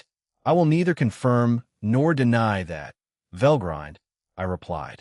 As a final step, I touched my chest and applied my illusion to my appearance once more. As I finished, I touched the ground and turned all the dead monsters around us into new shadow soldiers. So, around 400,000 on top of my already 10 million. Gene! Aquino shouted. I turned around to see everyone had joined me. The land here was already flattened, and only brown earth remained. I only briefly saw it earlier, and it was relatively green, so I stomped my foot on the ground and rejuvenated the land. Trees, rocks, grass, and things of that sort started popping up everywhere. The vampires who were new to this looked at the spectacle in awe. I finally stopped once the place was restored. "Is anyone injured?" I asked. They all shook their heads. "Good. So what happened on your ends?" I asked. Everyone proceeded to tell me what had happened to them. Some left out certain things, and I could tell. However, I would wait until after the vampires left to address them. To think that the dual dragon emperor had such power. You are aware of the disasters you caused around the globe, correct? This includes that attack you did earlier, the powerful beam, said Kiss Shot. I've already repaired the damage I did with the shockwave. Kiss Shot, I said to her. As for the beam, well, let's just make it an unknown phenomenon for the humans. That's fine, right? Kiss Shot simply smirked at me in response. I then turned my attention to Queen Carmilla, who had been ordering higher-ups, and a few vampires who had come out to check the surrounding area. She saw me looking at her and walked over to me. "We will require some documents to sign, correct?" asked Carmilla. "That you would. Go ahead and go back. I will join you shortly." "How will the two progenitors respond to this?" I asked. "Very well. I will head back. The rest of you continue searching. Once done, report back to me," said Carmilla before summoning bat wings and flying away. "I will also join her, even though we've remained inactive for a long time. It seems like this era created by you might be interesting," said Kiss Shot, and she also flew away to join Carmilla. "You helped the ones that escaped the Teeps faction's downfall. I am grateful for therefore I will also personally join the alliance," Dracula said quietly and left. Dracula may not express it much on his face, but it seemed like it cared for his half of the vampire faction.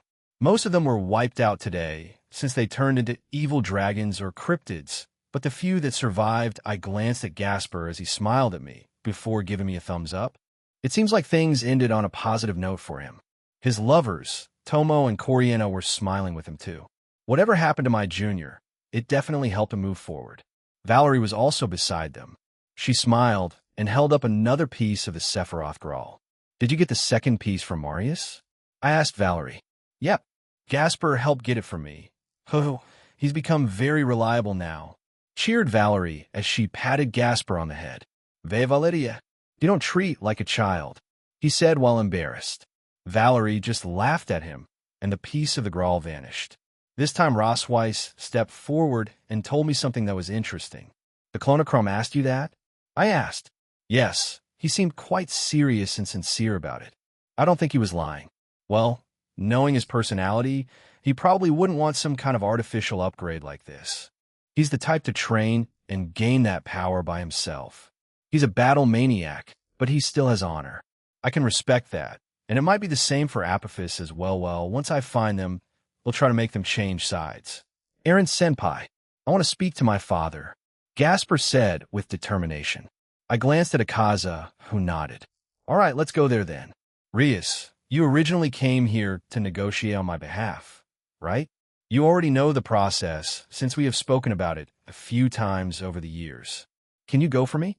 He'll take Gasper to his dad. "Also, it's probably going to be an easy process this time." So Rias seemed to brighten up and nodded. She then looked at Aquino and Kiba, who silently agreed to go with her. "It seems like the rest will go with me and Gasper then." "All right, good luck, and let's go." Akaza was the one who teleported us. Cebu County, Cardasorbalia Lake, the place that Akaza teleported us to, was a small town that was built around a large lake. Now, when I look at it, can this place really be called a town? There were only a few buildings, and they looked more like hotels or inns than anything. Luckily for us, not many people were here. The ones I could sense were the staff in the hotel, a few tourists, and the vampires that escaped. Akaza started walking towards the hotel, and we followed him. We quickly arrived, all the while everyone was curiously looking around us at the natural scenery and the lake. The lake was normal, nothing supernatural about it, although it did have a feeling like it should be. Once inside the hotel, it was quite modern but was mostly made out of wood, from the walls, ceiling, floor, and even furniture. But they were polished to make them look more expensive and lavish. But I noticed that as soon as we came in, the staff were suddenly under a spell. "Akaza-sama, "Welcome back. Your guests are in their rooms," one of the staff members said. "Take us to them." He ordered, and they started to lead us to a room. While the entire hotel wasn't large, it was spacious enough that it could theoretically fit around at most 40, maybe even 50 guests if they really tried. However, we quickly arrived at a room that looked to be one of the most expensive ones. The staff member pushed the door open and gestured for us to step inside. We did, and once in the room, there were around 9 other people there, all of whom were vampires. So, some survivors were just 9 in total. I was hoping for more, but this should do, I think. When I used Observe on them, around 6 of them had relevant names. 5 were from the House of Vladi, including Lord Vladi. The other 4 were from the House of Manther. 6 males, 3 females. Glancing at Gasper, his face looked conflicted. He was relieved to see his father was okay. However, at the same time, he was probably remembering all the neglect he suffered from the members of the Vladi household. His 2 lovers, Tomo Meguri and Coriana Andrilphus, touched his shoulder, and he calmed down a bit. It seemed like his shoulders were a bit stiff.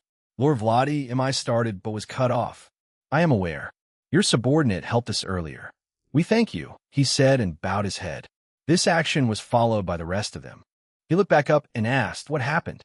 I nodded and told them what had happened, and that their town had been mostly destroyed, but I would repair it once I go back. They were clearly distraught, but were relieved to hear me say that. After that, a small silence enveloped the room. I was already done, and I was waiting for Gasper to say something.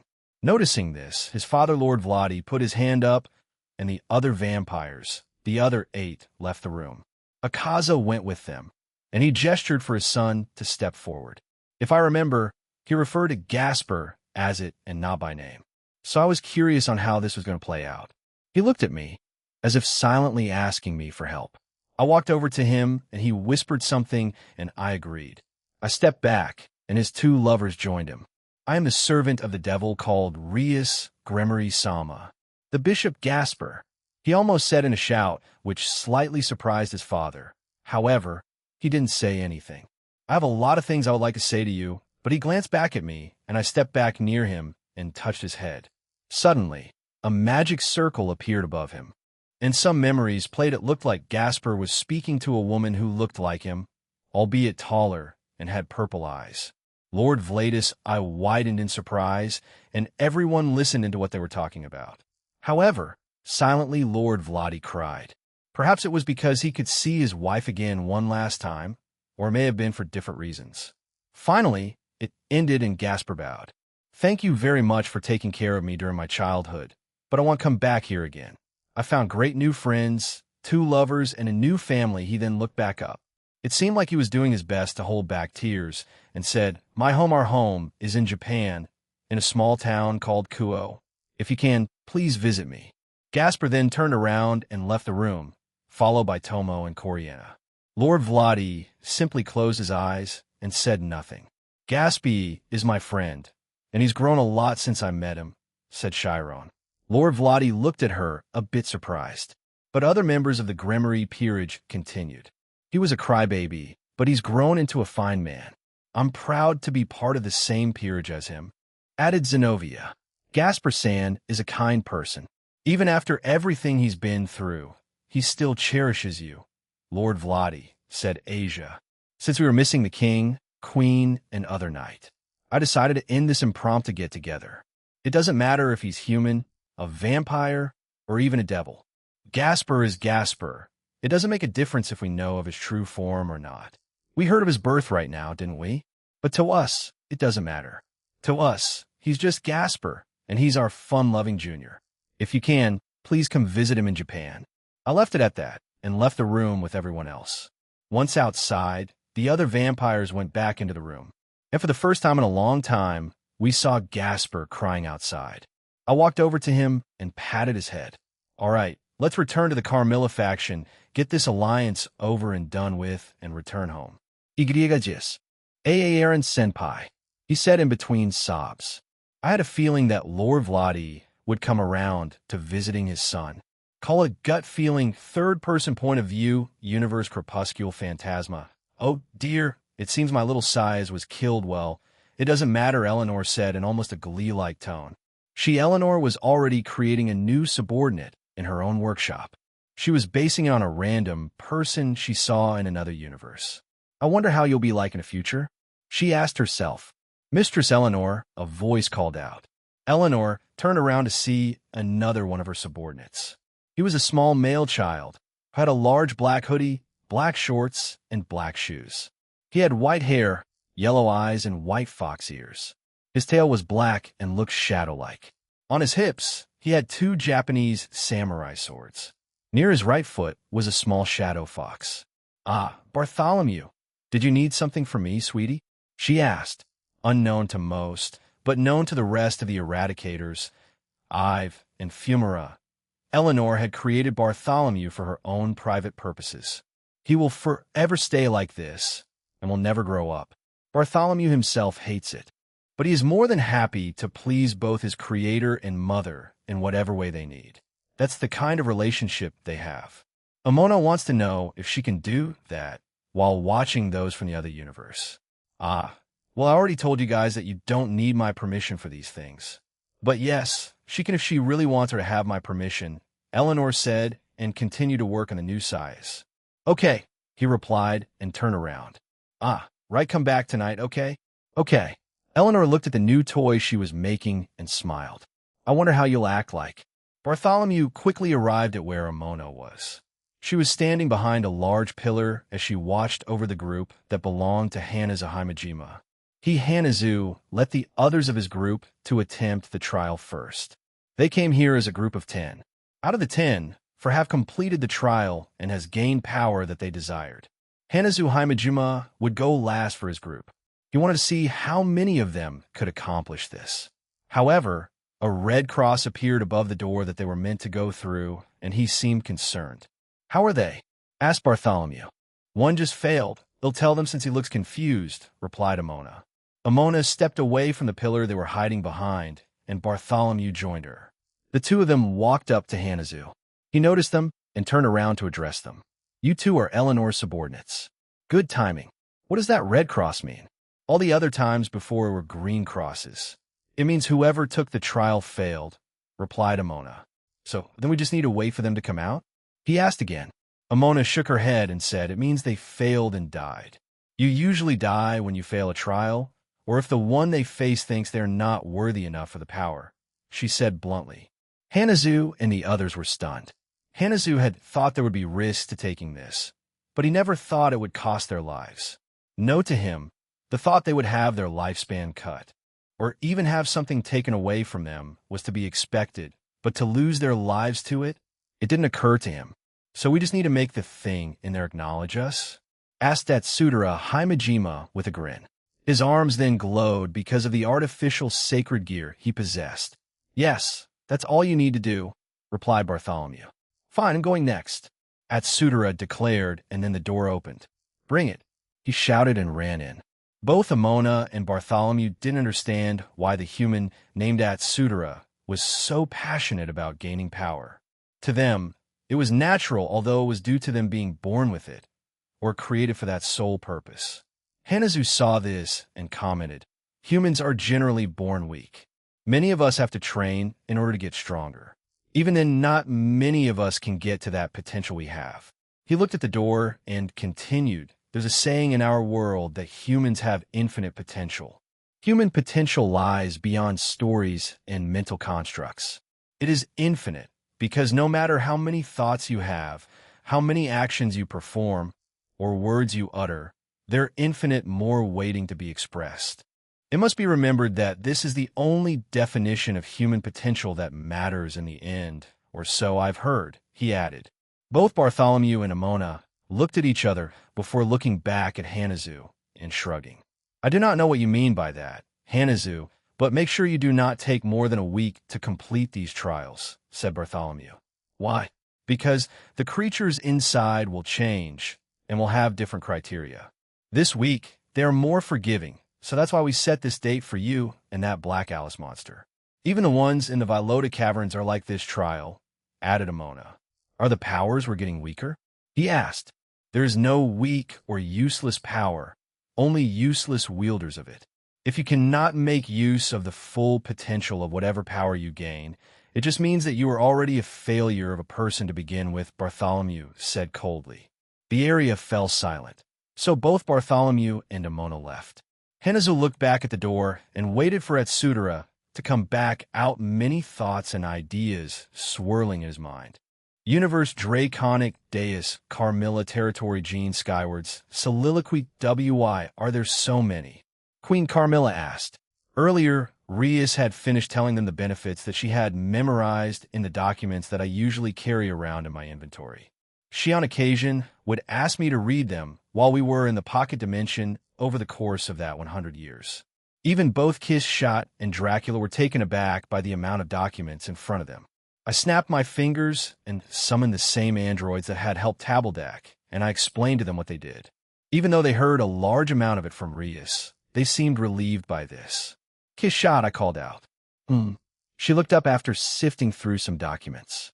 You don't need to answer, and this is also directed at Dracula, but why did you two stop associating with the supernatural until now? I asked. Both progenitors stopped and looked at each other before looking back at me. Earlier, since these events were already done, I had sent them back home. The only ones left here with me were Rias, Aquino, Kiba, Azazel, Rose, Reiko, and Fusey. Fusey and Aquino were outside and speaking with Elmenhild. It seemed like Fusey wanted to start a friendly relationship with Elmenhild, who appeared to have changed quite dramatically after the events of today. She seemed more docile, and the overbearing attitude of hers was nowhere to be seen. For me personally, I simply thought I'd already done my job. I also wanted to see how the race I created would do without me guiding them.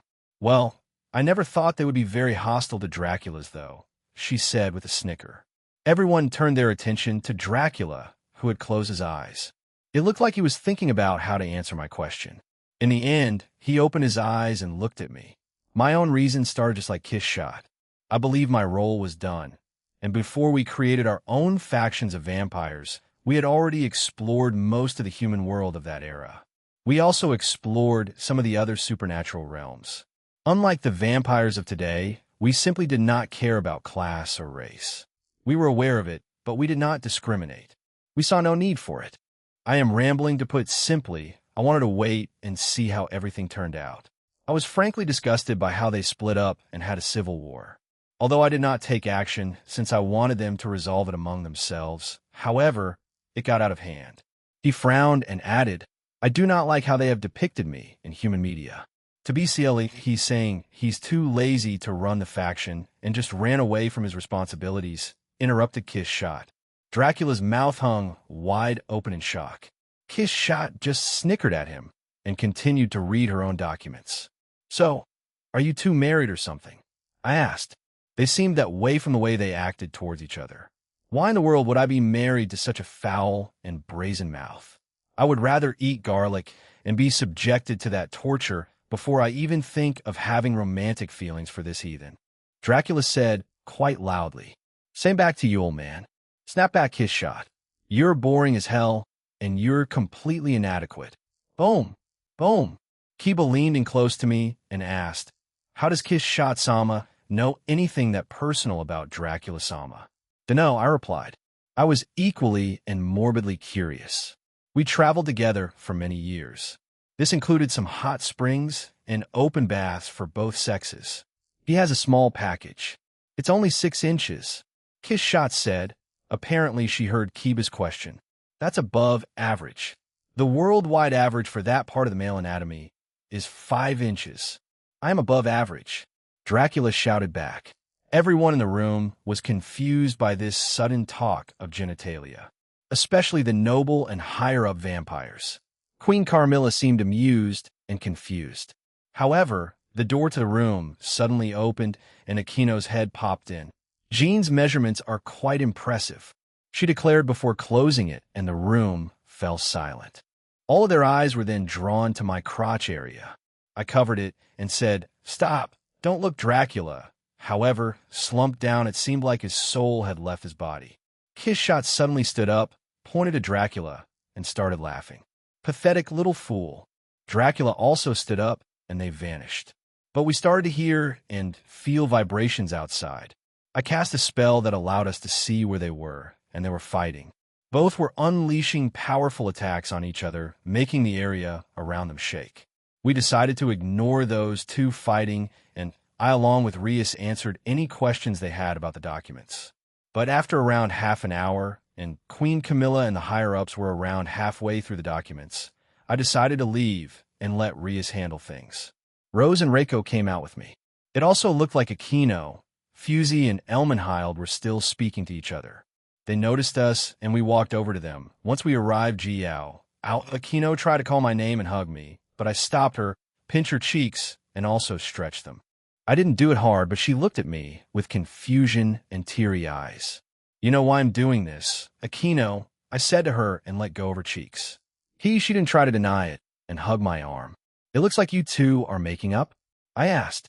"Yep, we had a good long chat," said Fusey. "I apologize for my behavior prior to this," added Elmenhild, and bowed deeply.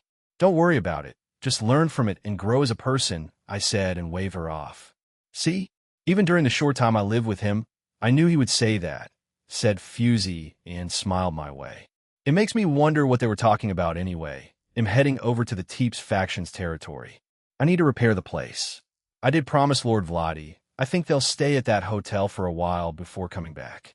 Aquino nodded, pecked me on the cheek, and joined up with Rias inside the meeting room. I then teleported away with Reiko and Rose. Teeps territory arriving back in the territory, I noticed a few things. Earlier, I was mostly focused on Euclid, God Serena, and Rizavim, and I didn't notice every intricate detail about the place. But as I mentioned before, it's perpetually nighttime. It was done by magic, and a powerful one at that.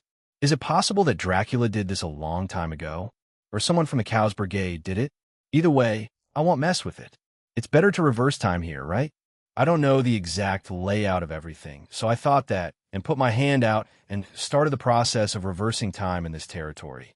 To my surprise, there was a relatively large river beneath us, and even a large bridge. There were also many old-style buildings, and an even bigger castle, and even an enormous cathedral. I wonder if they made that to pray for Dracula, or something. To my right, a large cliff face with a large home was also repaired. Beneath, there was also another small tower, and the snow started to fall again once I was done reversing time in the area. It seemed to have gone back to its usual look from before God Serena had destroyed it when he fought those two. "There's quite a lot of fog in this territory, just like in Carmilla," said Reiko. Is that the undead?" Reiko asked and pointed towards the river. "It seems like it. Shall we kill them?" asked Rose. "Let me just see if they have anything useful," I replied and flew down and stood in front of the undead and read its memory. According to this, undead's memory was relatively normal. They were a female human who was brought here to be exploited by the vampires they were mistreated from the start. After some time passed, the vampire who used this woman grew attached to her, so they both decided to turn her into a vampire. But just like in man cases, if that particular human has low tolerance against vampires and after being bitten, they either turn into a vampire or turn into an undead. And unfortunately for her and that other vampire, she was transformed into the undead. There were a few other undead here. So I'm guessing these are the ones that survived with Lord Vladi, one of the males in that 9-man group. The undead can be gotten rid of if they, the undead, are slain or if the source, the one who bit them, dies. I checked the other undead, and it seemed like it was one of the Manther vampires that was with Lord Vladi. What shit luck, it seemed like he had grown attached to these women and tried to turn them into a vampire, but that didn't work out for him. "Let's end your miserable existences," I muttered and swiped my hand, killing them. Both Rose and Reiko joined me and asked what I had found, so I explained to them, and they felt a bit of pity towards those undead. "At least they can rest now," said Rose. "Yes, it's better than being left to rot here, in a river of all places," added Reiko. "Let's go back." This was quicker than I thought. Carmilla territory, a few hours had passed since then, and I had handed Queen Carmilla the last document to sign. In the meantime, I had Akaza bring Lord Vladi here and explain the situation to him. He who had lost his home and most of his people agreed to join the Alliance while being given aid by the Alliance, me, and the Carmilla faction. While many would still be against joining hands with the remaining Teep survivors, they also knew that the majority of the Teep's vampires had lost their lives, and the ones remaining were more or less in favor of joining the DXD Alliance. I took the document after Lord Vladi also signed his name, and signed it myself. With this, you're part of the Alliance. The reinforcements joined us when I was fighting that blue Oni, so they should start bringing in supplies to aid your faction. I had someone from my group inform Sona and the other leaders. I said to them, we didn't receive too much damage, but Lord Vladi and the remaining Teep's vampires will need your help. Jean, said Carmilla. I will take over and be the temporary leader of the Teep's vampires. We will need to start bringing humans over to their side and turning them into vampires. Also, Dracula said, and looked at Queen Carmilla. The youth, who are more impressionable, have volunteered in moving to the Teep's territory to start families, Carmilla added. In the time I was gone, they apparently signed a treaty between the two vampire factions of Romania. Both factions would join hands and would build a brand new territory in the area that I had repaired after the battle. They don't know what to call this treaty yet, but the temporary name is Joint Vampire Treaty. Both progenitors will be leading this new faction of vampires, while Queen Carmilla will help behind the scenes. In a way, she will be the queen for them as a face, while both Kiss Shot and Dracula will be the real leaders. Though, it feels like me repairing the Teep's territory was useless now, but them staying there will be just temporary, since the Alliance will help with the construction of a new faction of vampires here in Romania. We thank you again for your help. Jean, said Carmilla. You're more than welcome to come back here, she added. Yeah, I'll try in the future. But for now, goodbye. We'll be heading back home, I said, and turned around while throwing the documents back into my inventory. Finally, I can shower, shouted Azazel, who seemed exhausted. Oh, that's right. He'll come visit Japan soon. I'm quite interested in it. I mean, I do have another name that's Shinobu after all, said Kiss Shot. We will welcome you with open arms. Come visit Kuo if you have a chance. This brat will open a restaurant there after all, added Azazel. So the rumors were true. Ho ho, very well. After Kiss Shot said that, we finally left for home. Japan, Kuo Academy. 2 days have passed since the incident. The ones within the DXD Alliance had sent out help and packages to help restart the new joint faction of vampires in the Romania. Another thing happened. The vampire faction within Ireland, the one led by Sorlaith ni Sluidhadhe, Dirge Du Queen, had joined the Gaelic Alliance, and in turn, the DXD Alliance. All that's left is for the male-dominated vampire race in the Irish Pantheon to join the Gaelic Alliance, and they're set. Scathack said she and Afe would try to convince them along with Danu.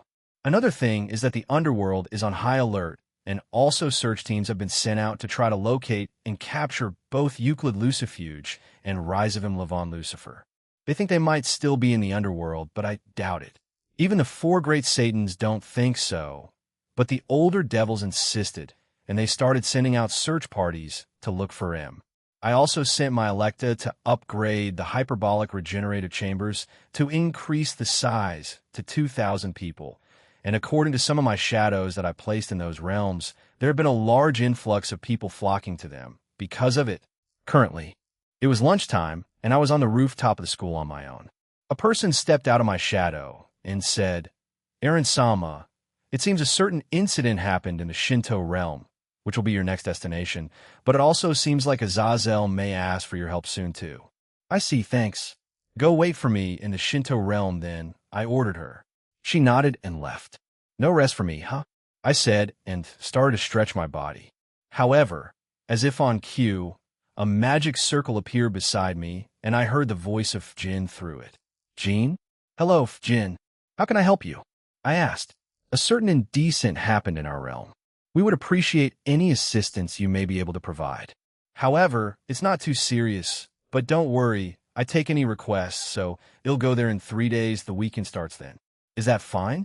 I asked. Yes, it's perfectly fine. However, it involves Takamagura, the main realm, Yolgana, the Kitsune realm, and finally the Tengu realm, Shifengu. How do I say this? That a certain individual has run amok all throughout them, and we explain when I get there, Jin. It will be better that way, right? Also, they'll take that time to fight Raijin too. So, tell her that, I said to her. Very well, and thank you in advance, Jean, she said through the communication circle before it disappeared. One would think that the supernatural world would be in more chaos and unrest, but they aren't. Even after the actual confirmation of Rise of him being alive. I mean, I did tell them, though I guess they took it more of a speculation. Even after Euclid basically confirmed it too, however, due to the new Cows Brigade and the confirmation of Rise of him being alive, more and more factions and pantheons were more open to joining the DXD Alliance. They've been contacting the three great powers, as well as the other pantheons that are closer to them. This also meant I was flooded with texts and calls from many of the leaders. To me, it was a good thing the places that Kuntuar gave me about possible bases where I could find and capture Avetsa were among the pantheons and countries I was meant to go to. But they started to wipe out their memories from them. Partner, wouldn't a woman like Avetsa try to wipe her own memories too? Especially if she's captured, she might just have some kind of emergency plan for it. If she has a fail-safe mechanic set up that will erase her own memories, then I just need to be ready, but the first place I'm heading to is Italy, and Nia is traveling with me. I got that from one of their memories after all ding-dong the bell for lunch sounded, and I rushed back to my classroom. A meeting should occur soon, and a new group will be formed 2 days has passed, and I would be going to the Shinto realm in 2 days. Currently, it was after school, and we were gathered in the meeting room of my home. Several people were there, and we were here for a certain reason, and also Rias is coming with me to the Shinto realm. After a bit of pestering from me, we'll make an avatar for her to look after the territory. I know she really wanted to go to that place. I mean, it's part of Japan, right? And she's a big Japanophile. I glanced around the room to see many people there as I mentioned before. All the people in my home, the Grimmery Peerage, Citri Peerage, Bale Peerage, Sikvera Agar's Peerage, the newly formed team, Dogs, and a couple representatives of all the current allied factions and pantheons of the DXD Alliance. To start, all of the pantheons and factions around the world have been notified of the new Cows Brigade and the resurfacing of Euclid Lucifuge and Rise of him Levon Lucifer, as well as the revival of all the evil dragons, original Satans, and some evil gods joining the terrorist organization, explained Azazel. How are they responding to it? I asked. The large majority are taking it well, since we added that if they joined the current alliance, they would get a lot of protection, benefits, and aid from all of us in it. So expect a lot of requests to join the alliance coming your way, Gene. However, he flipped to a different page and sighed. There are some that are still, let's say, against it, but not really. They just want to defend their pantheon by themselves. You get what I mean, right? He asked. I nodded, and he continued. The new Cows Brigade, which is now known as the Cows Order, thanks to a new declaration they made yesterday over in Australia, a large part of Sydney was attacked. But thanks to Gene and his shadows, the damage was very small, and he also erased all the humans' memories of the incident. But it's still counted as a terrorist attack in the human world's media, so they're also on edge. They think it's due to Vortex Bunch, whatever the hell that is they're appearing now. Also, why attack Australia? They didn't launch a large attack. Only a few mobs throwing random magical attacks at night. I was still awake at the time, so I joined and stopped them. But still, we also believe they're targeting other universes in the multiverse, and not just our own, though we don't know that. So, Gene, your thoughts? As far as I know, they're not well to the ones I know of, but they might be. I just need to send one of my subordinates away to investigate, I replied. All right, so we could put a question mark on that first then, said Azazel, and used a pen to write on the document he was holding. Next, we believe they plan on taking control of the Beast of the Apocalypse, Trihexa 666. For what reason? Probably to use for universe destruction and domination. Griselda put her hand up and said, Altaria-sama, along with Layla-sama and Michael-sama, are going to some mythologies to negotiate them joining the alliance. They wish to ease the burden on Gene. I'm also doing some light negotiations on your behalf. So don't panic too much. I'm pretty sure Surzex and Seraphal are trying, but they're swamped with the aftermath of Rise of him. So currently, they can't, added Azazel. Finally, to the main point of our meeting. Because of the increased terrorist activity, and also the new Cows Order trying to invade other universes and take control of them, or even destroy them, the current leaders of each faction of the DXD Alliance have proposed something. Azazel then looked at me. Well, he's also included too. Oi! He ignored me and continued. The factions and pantheons that are not in our alliance yet are feeling nervous, so this brat proposed to create a counter-terrorist team that consists of the strongest fighters of the current generation, announced Azazel. Is that why you were absent for 2 nights in a row, Jean? Asked Aquino. Yeah, pretty much, I replied to her. This team can act freely in any of the factions and pantheons of the world, even the ones we're not allied with. The ones chosen for that team are here today, while mostly all of us, some couldn't make it, I added. Seems reasonable. I'm all for this counter-terrorist team, said Rios. I don't see a problem with this, added Sona. I have no objections. I also agree, although it seems most of us will play a supporting role. Seek Vera and Sarorg also agreed. I also agree, my old bones need to move around again, and it's also been a while since I've been to the front lines. An old geezer like myself needs the exercise after all, said the first-generation son Wukong. Hummed Dulio, and everyone turned to look at him. Is something wrong, Dulio? Asked Griselda. Wouldn't we need a name for this group? He asked. After we all heard that, we stared at him, but then everyone turned to look at me, confusing me. Then how about Team DXD? Answered Chiron. It can stand for devil, dragon, and downfall as in fallen like a fallen angel. Team DXD, huh? I don't see a problem with that. As far as I can tell, the 3 dragons of our universe are the strongest. Irene and Ophis, who are with Jean, and also the dual dragon emperor of this generation, said Azazel. If it's not weird, I'm fine with it, chuckled Dulio. He'll leave the naming to the youngsters, added son Wukong. So who's the leader for it? You know, the face of this upcoming counter-terrorist team? Asked Danu. Everyone chuckled at the goddess confusing her, and then they all turned to me. What? I asked. It's a bit obvious on whom the team leader is, said Rios. Jean-senpai is the one who started the whole, I want peace, I want alliance, kind of thing, right? Added Saji. It's only appropriate, added Griselda.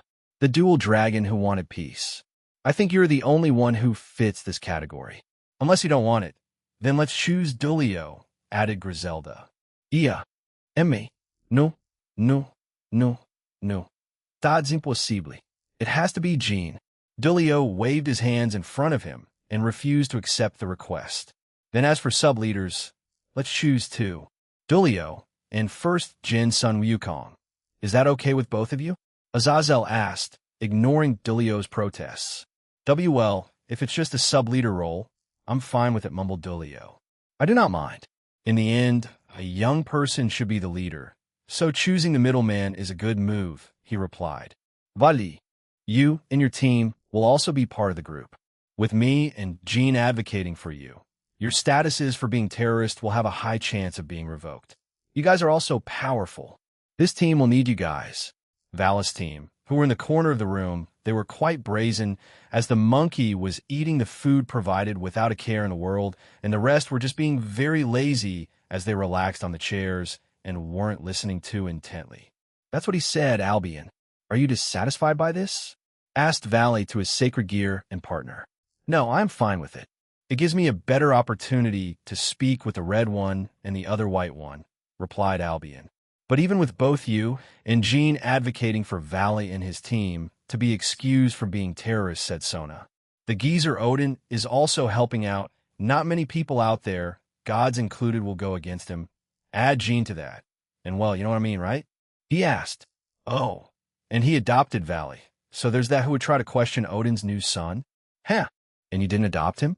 Talk about raising someone for X amount of years, only to go out and buy milk, leaving the rest to someone older than him to deal with, I said to Azazel and snorted.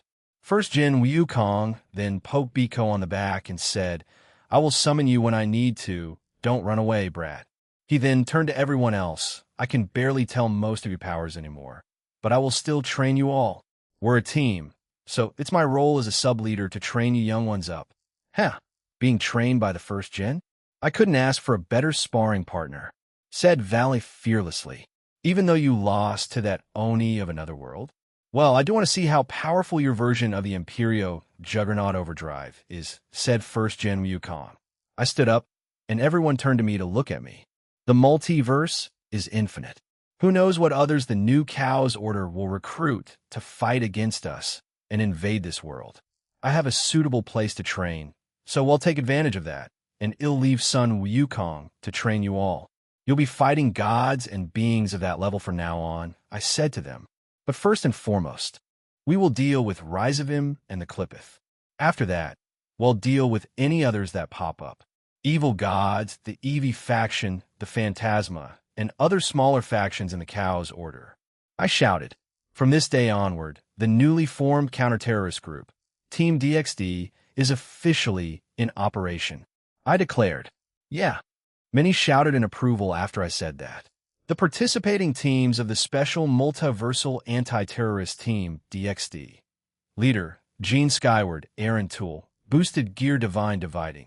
Mixed Team Sub-Leaders, Dulio Gesualdo, Brave, Saint Joker Zenith Tempest, Heaven, Sun Wukong, First Generation, MT Su, Technology Advisor, General Advisor, Azazel, Fallen Angel Governor, Grigori, Participating Teams, the Electa Shadow Soldiers, Stalwarter Nocturnes, Pleiades Geobe Guardians, Various, Gene, Rias Grimoires Group, Devils Multiple, Sacred Gears, Underworld, Sarorg Bales Group, Devils Regulus Nemia Others, Underworld, Sona Citrus Group, Devils Multiple Sacred Gears, Underworld, Seekvera Agar's Group, Devils, Underworld, the Brave Saints, Angels, Heaven, Team/Dog, Humans, Four Fiends Absolute Demise, True Longinus, Grigori, the Five Principal Clans Group, Human Sacred Beasts, Grauzoberer, Human Magicians Mephistopheles, West Yukai's Group, Various Yukai,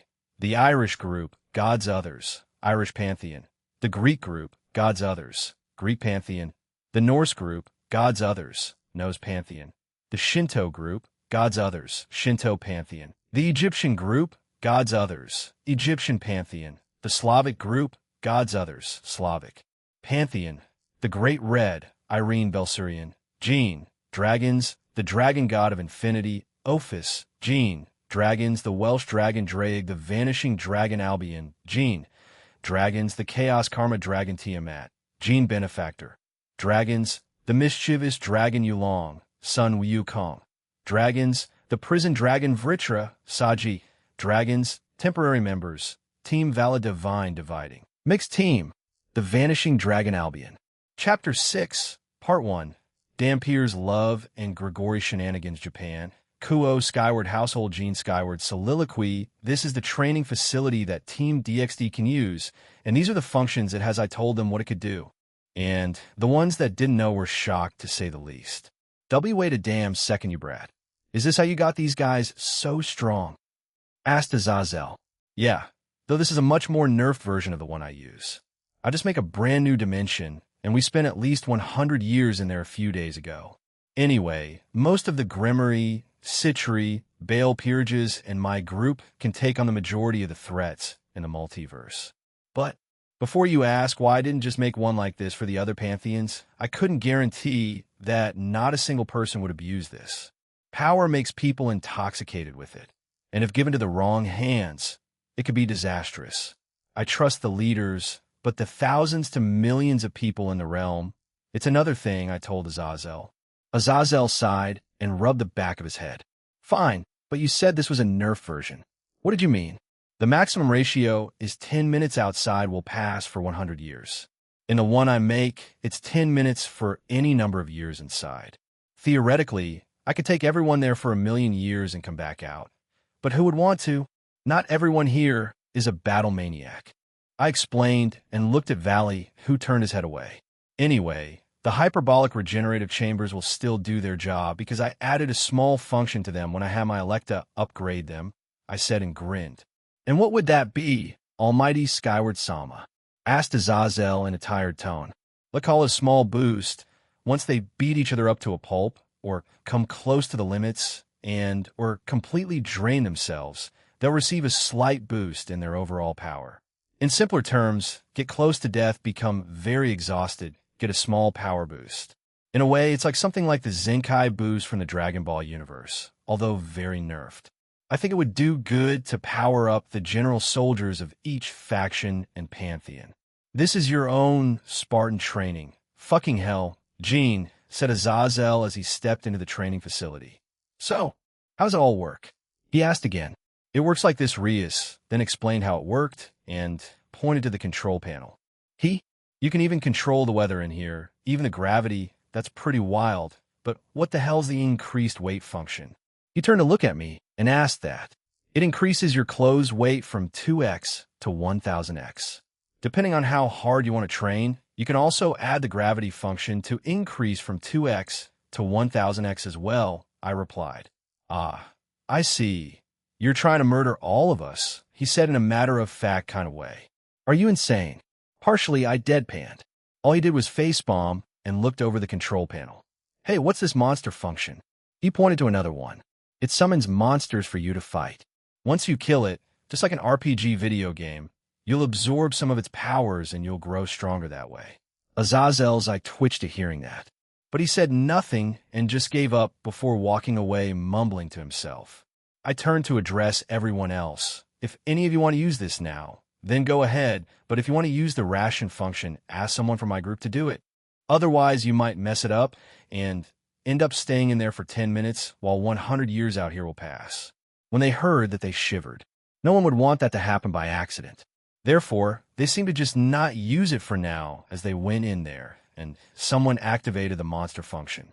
Those will spawn in from the weakest person's power level all the way up to the strongest. So, the ones in my group, so you'll be facing monsters that have the power to wipe out universes if you come across one. Run, you'll die. I shouted at them, and then heard a scream. It was Biko, who was running away from kind of large piranha with legs and tentacles for arms. It was at least Dragon God class, so he stood no chance. But Valley and Arthur were trying to attack it, but since it was much stronger and seemed to have powerful regeneration, they weren't doing much to it. Boom! Naya, looks like you guys are weaker, Naya, said Kuroka after she killed the monster with a small Tukiora bullet. TCH, so you were getting this kind of training here? Ha, Kuroka? Snapped Biko. Naya Kuroka just laughed at him, and he tried to hit her with his Rui Jingu Bang. But Kuroka dodged it while still laughing at him.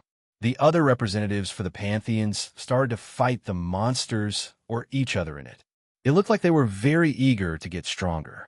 I guess this was the unofficial start of the training portion of Team DXD. It was around 9 at night now, so it should be fine, but it'll have them at least wrap up by midnight. But the official start of training is tomorrow, so I will keep watch, Aaron, said a familiar voice. My attention was drawn to it, and it turned out to be Alicia. I thought you left earlier to go back to your spot? I asked. I am the leader of the GOB, so it makes sense for me to be here. However, the others are more than capable of protecting the Earth without me.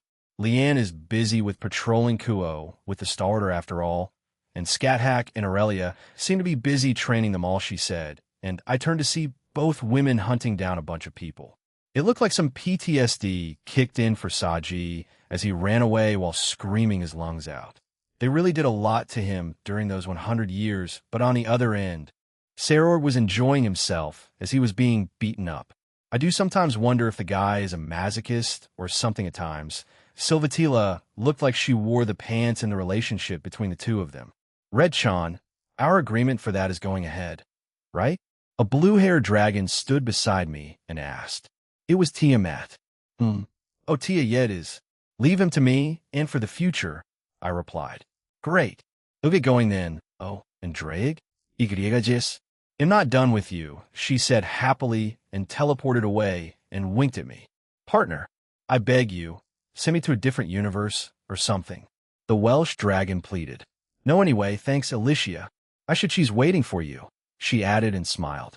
She? I thought, and turned around to see Valerie there gesturing for me to join her. Ah, that's what she meant. I walked over to the elevator and joined her. Hey, what's up? I asked as the elevator went up to the main floor. We existed, and Valerie silently grabbed my arm and pulled me upstairs. Oh, so she wants it tonight? I didn't resist as we arrived in her room, and she closed the door. She then lunged at me and kissed me while shoving her tongue into my mouth. I was a bit surprised by the aggressiveness Valerie was showing, but I kissed her back. But after a few seconds of intense kissing, we separated and she looked at me while smiling. A fufu, you look cool today and back then, Aaron, she said, and planted another kiss on me. Back then? I asked, a bit confused. When you fought that Oni person. Also, Gasper grew to be the man he is because of you and everyone's support, and today, too. Fufu. That's why, said Valerie, smiling as she stood up and stretched. Her shirt shifted as she moved, and she laughed, clearly feeling relaxed and carefree around him. I had seen her naked multiple times over the years, so I was already used to them, but I didn't think she'd want to do it now. I'm not accepting that we didn't have our date yet. Ixtus dolikon. We're doing this tonight, she ordered, and I smiled wearily at her. Per your command, Commander Valerie, I replied and saluted her, earning a giggle from the woman in front of me. Lemon starred after getting ready, Valerie, and I went to my bed, and she pushed me down as she leaned over me.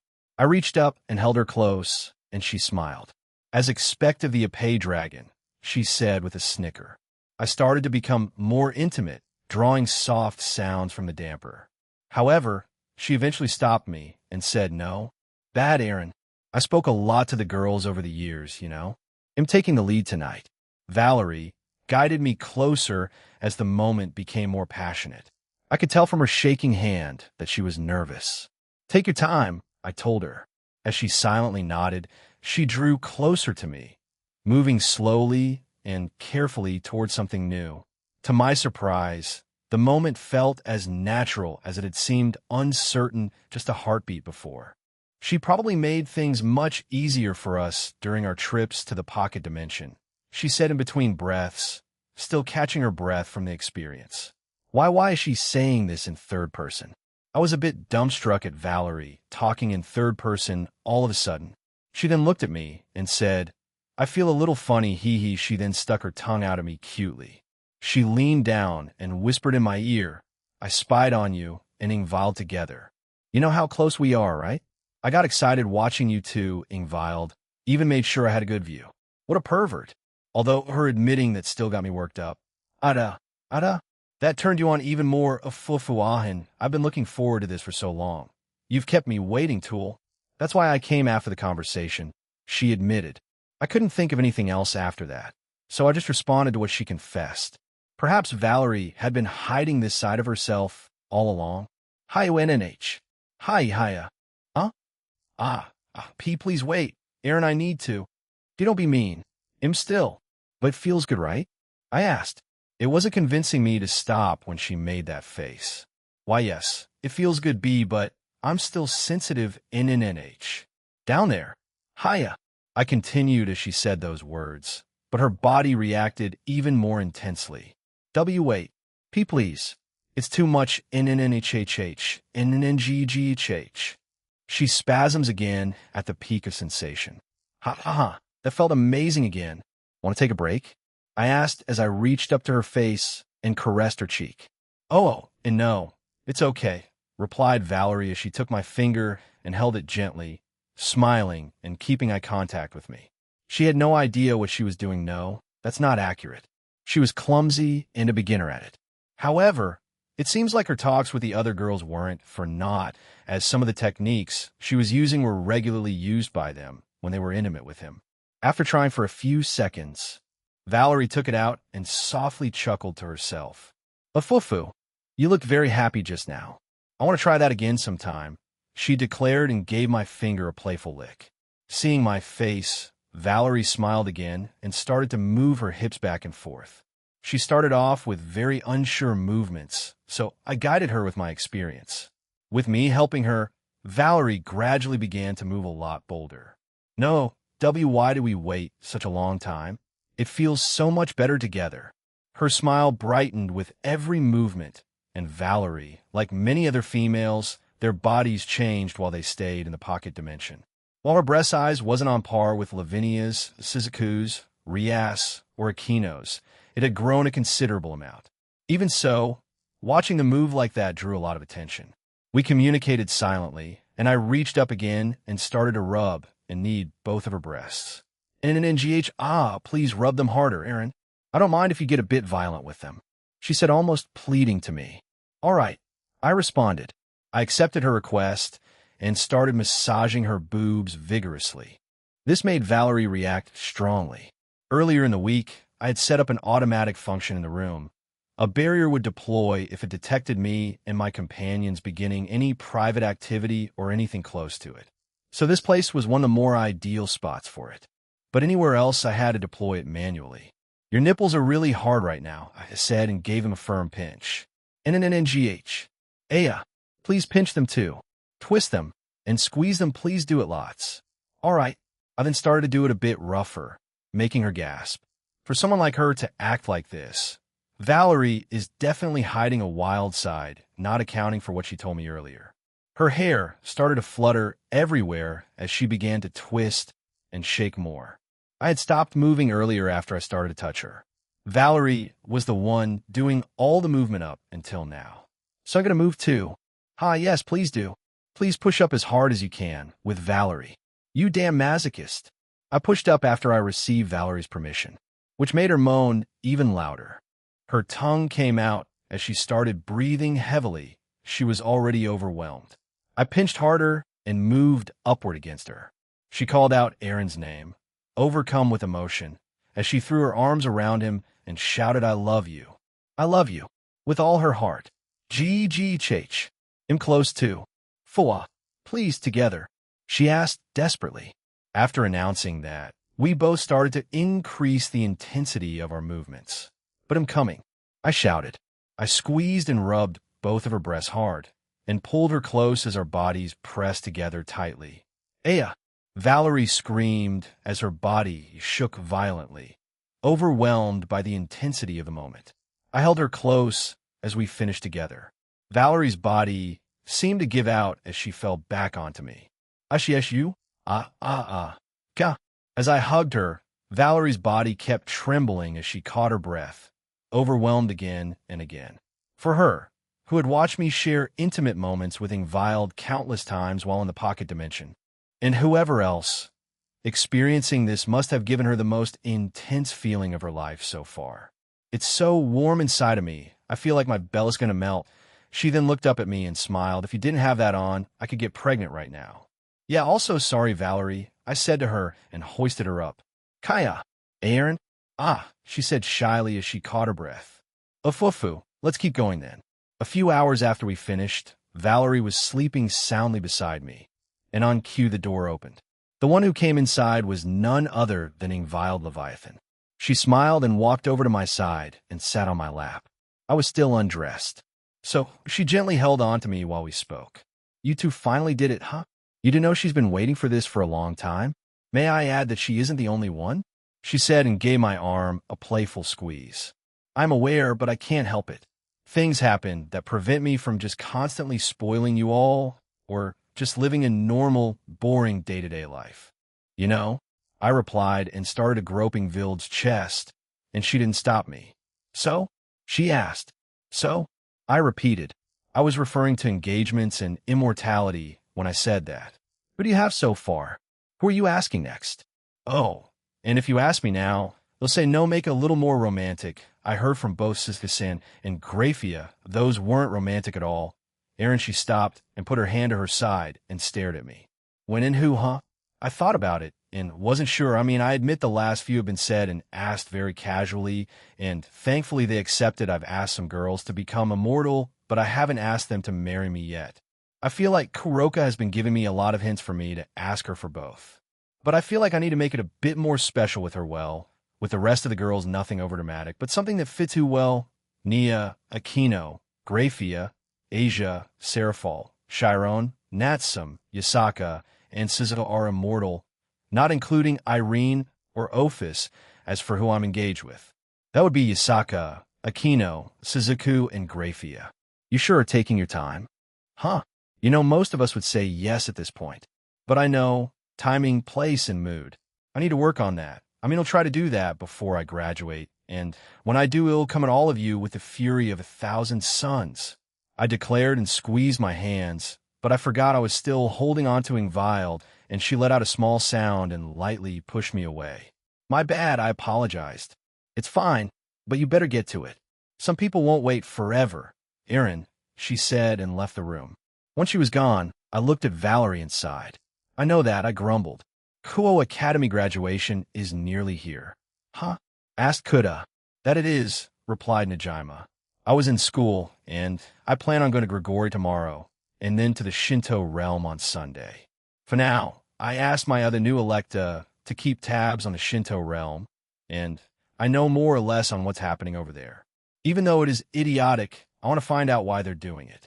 They're troublemakers, not terrorists, and for it to extend beyond their original sub-realm is concerning.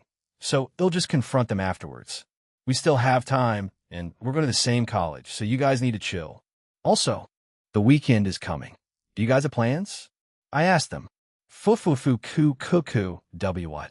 I asked, a bit grossed out by their weird responses. Keeping the status quo while in school, and my usual personality is kind of therapeutic to me, and spending stupid days like this, we have a date, and we're getting laid probably. They both announced at the same time. With each other? I asked. No. They both screamed back. What is wrong with you? Who would date this idiot? Snapped Najima. Back at you, condom wrapper headcoin. Shouted back Kuda. Slam. What are you two screaming about this early in the morning? Sona asked as she came into the classroom with Tsubaki and the Grimory peeraging vialed. Both guys just froze and looked at Sona nervously. Well? She asked them again. In nothing, President Sona, replied Kuda. All right, we're all good boys and men here. Added Najima. They both them quieted down and huddled closer to me. What's wrong with President? Asked Najima. Period? Theorized Kuda. Shing. Hi. Both of them quietly shrieked as Sona directed her cold gaze at them. I admire the energy these two have in the morning. It's almost every day too, though I can understand why. It is Friday after all. I sighed at both of them as they sheepishly sat back down in their assigned seat. Era, it seems your two friends got scolded, said Aquino as she quietly giggled to herself. And it seems President Sona is giving you leeway and not scolding you, she added. I looked at Aquino as she winked at me, and it's Sona, who saw me look at her, and she turned away. Sunderet, Sue, don't you dare, Rudra threatened Velgrind. All I heard was a nervous chuckle, and no one else said a thing. I feel like Rudra, who is coming closer to his end, is just playing along with whatever Drake and Albion do in there. Well, it's better to enjoy life before you inevitably vanish, right? I wonder, I replied to Aquino, who just giggled at me more. Slam. All right, losers, we got school to do, Azazel said as he came into the room. What about homeroom? Asked another student. He froze, looked at his schedule, awkwardly chuckled, and left. Did he just serial shut up, Gene? He popped back in to say that and left. A few students looked at me and snickered. I didn't even say anything. I said to myself, a bit confused. Not too long after, classes started normally. Lunch, I was in the rooftop, and I finished speaking to Azazel about something related to me visiting tomorrow. Feldrun's interrogation was still ongoing. It didn't seem like anything would faze him. So they're bringing in Maruam today, and in the event they don't succeed with him, he'll step in for them. I suddenly heard the rooftop door open, and in came Kayon. It had been a while since we started dating, and she had only contacted me a few times. Other times, it seemed like she was embarrassed. I found it cute, but kind of wished she would speak to me more. Jean, she called out my name. Oh, hey Kayon, I replied and walked over to her. Something wrong? And no, she shoved a lunchbox towards me and said, Hira, it's been a while since you made me lunch. Thank you, I took it and opened it. We walked over to our usual spot, and I opened the lunchbox. As usual, it was filled with an assortment of food. After summoning some chopsticks, I began eating the food. I even offered her some, and she ate it, but she wasn't as talkative as before. Something was probably bothering her. After taking another bite of the food, I turned to ask her about it. So, is something bothering you? The usual Kayon isn't here. You would have at least done a single oh-ho-ho-ho by now, I said and patted her on the head. Pinch, she finally looked up at me and gave me the "Are you seriously bringing that up now?" Look. In turn, I chuckled at her. No, it's you were in Romania not too long ago, right? Ah, that. You were worried about me? I asked, and she slowly nodded. I'm fine, Kiulma. But I app her. She suddenly hugged me on the side, nearly knocking the lunchbox I had placed on my lap over. I was a bit shocked by her sudden behavior, so I waited for her to say something. I didn't think Kayon was this type of girl. Well, Partially. She was the Uju-sama type of girl who was a slight tsundere. "Hey, Kyom." I called out to her, and she glanced up at me. "What do you plan on doing after we graduate?" "No. After school in general? Let's say after college." Where did this come from all of a sudden? She asked, confused. I was curious, I lied. She straightened up and wiped away some tears. I wrapped my arm around her waist and pulled her closer. "I will follow in my parents' footsteps and become a full-time beast tamer. I've always loved doing it, and that won't change. Although it seems like the world is changing and not many beast tamers are relevant right now," she said and grumbled a bit. Then, "How about you and your beast come and train at my home?" Actually, I proceeded to tell her about the recent formation of the anti-terrorist group called Team DXD, and that I'm the leader and the truth of the multiverse. I also poked her head and showed her everything. At the end of it, Kyom stared at me in shock. She sat there stunned and took the next few minutes to process it all. Meanwhile, I ate the rest of my lunch. "Aaron," she muttered. "Yes, that's me," I replied. "I was worried for nothing then?" She asked, trembling a bit. "Well, I appreciate that you did, but yes, kind of," I said with a chuckle. She suddenly grabbed my collar and screamed, "Give me back my tears!" "Idiot. I was worried for nothing," she then sighed and slumped back at the wall. Saw thee. I patted her head, and she turned her head away in a huff. "How about taking my offer up? While I'm not entirely sure if you'll be added to Team DXD, but if you improve and get stronger along with your beasts, then I wish to join, but mainly in a supporting role. I don't want to be in the front lines. I simply wish to protect Kuo and my home. Is that good enough?" She asked a bit uncertainly. "Well, you'll need to get stronger before the others consider you eligible to join, but I don't think they'll mind you joining as a support. I'm the leader and middleman. I should have some authority over this. If you want, you can move in with me, and I can add an extra floor for your beast to live in. My second floor is a floor of rooms. After all, I can just do the same thing and have a unique habitat for your beasts." She nodded. "I will speak to my parents about it. Also, we'll try to learn some magic that's mostly support-based." "Didn't they say it was fine? I mean, leaving with me, that is." Kyom turned red and said, "I just wanted to make sure they were serious about it." "As you wish, Uji-sama," I replied and got hit on the shoulder. "So, you're both coming with me?" I asked. "Yes, I have not seen Auntie and Uncle in a while. So yes, I am coming along," replied Suzuku. It was the next day, and Suzaku came over today. Apparently, Akino told her about me go to Grigori for some business. Also, we'll be meeting up with the others over there. Rainier, Penemu, Asia, and Team Slash Dogs have already made their way there. "Okay, we'll be back by tonight since I'm traveling to the Shinto realm again. I will also be coming along," added Suzuku. I know, I replied. "Grigori, I've been waiting for you, Bam." "Ugga. Quit messing around." We were stunned to see that as we teleported into the lobby of Grigori, Cookie, who was sitting in one of the circular seating areas with a plant in the middle, said that, and was promptly drop-kicked by Calawarna. "Welcome back to Grigori, Jin-sama, Akino-sama, Thon-sama," said Calawarna and bowed to us. "Excuse this moron for doing something unnecessary," she added and dragged Cookie away. "Excuse us?" "Yeah. Glad to be back," I answered, and we watched her drag him away. "What was that about?" I asked the two with me. "Fetish play?" answered Akino. Suzaku, and I turned to look at her. She tilted her head at us, confused. No. Akino, don't act like what you said was something normal anyway. You two head over to the Himejima household. We'll stop by a few places first. We'll try not to be too long," I said to them, kissed them, and walked away. I heard Akino protest a bit before yelping out in pain. Apparently, Suzuku had grabbed her ear and dragged her away, saying something about not being spoiled by me too often. Even though she almost begged me to spoil her numerous times during our 100 years, I felt her glare at my back when I thought of that. I shook my head and quickly located Kishku and Ezra's aura and appeared behind them.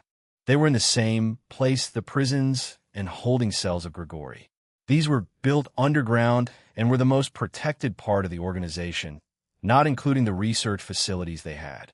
Just like the upper levels, it was mostly white down here. The cells themselves prevented whoever was in them to take their own lives. However, they could still move around in them. If they tried to use the walls or the floor to kill themselves, they would become soft. If they tried to kill themselves with their own hands, Then they would be restrained by said walls and floor. Both of them turned around to kneel when they felt I was there. Aaron-sama, they both said in unison. How is everything here? I asked. They nodded and stood up. Ezri relaxed and shrugged. They've been mostly either angry or unresponsive. Even my tonic got all for him, haha. Thuldruns is at the end of the cell. Currently, Maruam and Middlet are in the area. However, Maruam has been interrogating him since yesterday, and he has not said anything. Even after multiple near-death experiences, he refuses to say anything, explained Kishku. I see, I replied. We had been walking down the hall as I looked at each cell block. There were a few prisoners there, but the ones I took note of were the ones captured during the attack of the 5 principal clans. However, where are the previous hero faction members? I asked them. They have been cleared by Azazel and a few higher-ups. They are currently working for Grigori, like what happened to Rainier and her previous group. Aaron-sama answered Ezri. You spared them, and even resurrected their previous leader. Do you have a plan for them? Asked Kishku. Apart from having more subordinates, I plan on sending them over to the Phantasma. Of course, I need them to be stronger, but once I evolve, their presence over there won't be necessary. Though we'll still have them stay there and do reconnaissance and also try to shave down the number of troops the Phantasma have. If they can recruit any powerful members of the Phantasma, preferably someone from the Eradicators. We already have Kita after all. Well, that's for a different time. But yes, they will be useful for future endeavors, I said to Kishku, and we arrived in front of the cell housing Thuldruns. In front of it was Middlet, who had a pale face, but once she saw us, she stumbled over and bowed. Jijijin-sama, Ezri-sama, and Kishku-sama, welcome. Umarum-sama is still doing this. She didn't finish her sentence as the door opened, and out came Ruam, blue blood covering most of his body. Father, he said, how's it going with the... No progress. He may be very loyal to his leader, Melvizoa, he said with a hint of frustration. Don't worry, he'll take over. It should be quick enough. Can someone fetch Azazel? He should be here for when it happens to save me from telling him. I said to them, and Kishka disappeared and reappeared with a very confused governor. Huh? He said confused and looked around. You could have just called me. He shouted, ate his snack and grumbled. So, do you plan on interrogating him yourself? He asked. Yeah, it shouldn't take too long, I replied and entered the room. Keek. Well, if it isn't the dual Dragon Emperor Thuldruns, said while he bled. Here to try to get information out of me? It's useless. I will not tell you anything. I am loyal to Melvizoa and the Eevee. Oh no, I won't be torturing you. They'll just have you tell me the truth about many things, I said and smiled at him. Huh, are you dumb? He asked and started to howl in laughter. Maybe, I replied and pointed my palm at him. He frowned and waited for something, but nothing dramatic happened, so he started laughing at me again. What was that supposed to do? Oh, did you want a high five? Was that it? Let me out of these restraints, and it'll give you one. He shouted and tried to get out of his restraints. Which bases does Avetsa frequent? I asked. Huh, what the Fu, Hawaii, China, and Italy. Avetsa herself has a fondness for the country of Italy and wishes to conquer it one day. She's going to those places soon, since she needs certain documents in them, he replied, and then looked mortified. What did you do to me? He came out of shock and shouted at me, this time truly angered. Why does she like Italy? Fuck you. Daishi had a lover in the past that was a human and he was Italian. However, he passed away a long time ago when she was still part of Grigori. She had asked Azazel to create a reincarnation system just like the devils, but for fallen angels. This would enable her to reincarnate him into one so they could spend their lives together. However, the governor ultimately refused. After that day, she held bitterness towards him, and she would do anything to get him back for this unforgivable act. That bitterness slowly turned into rage and malice towards him.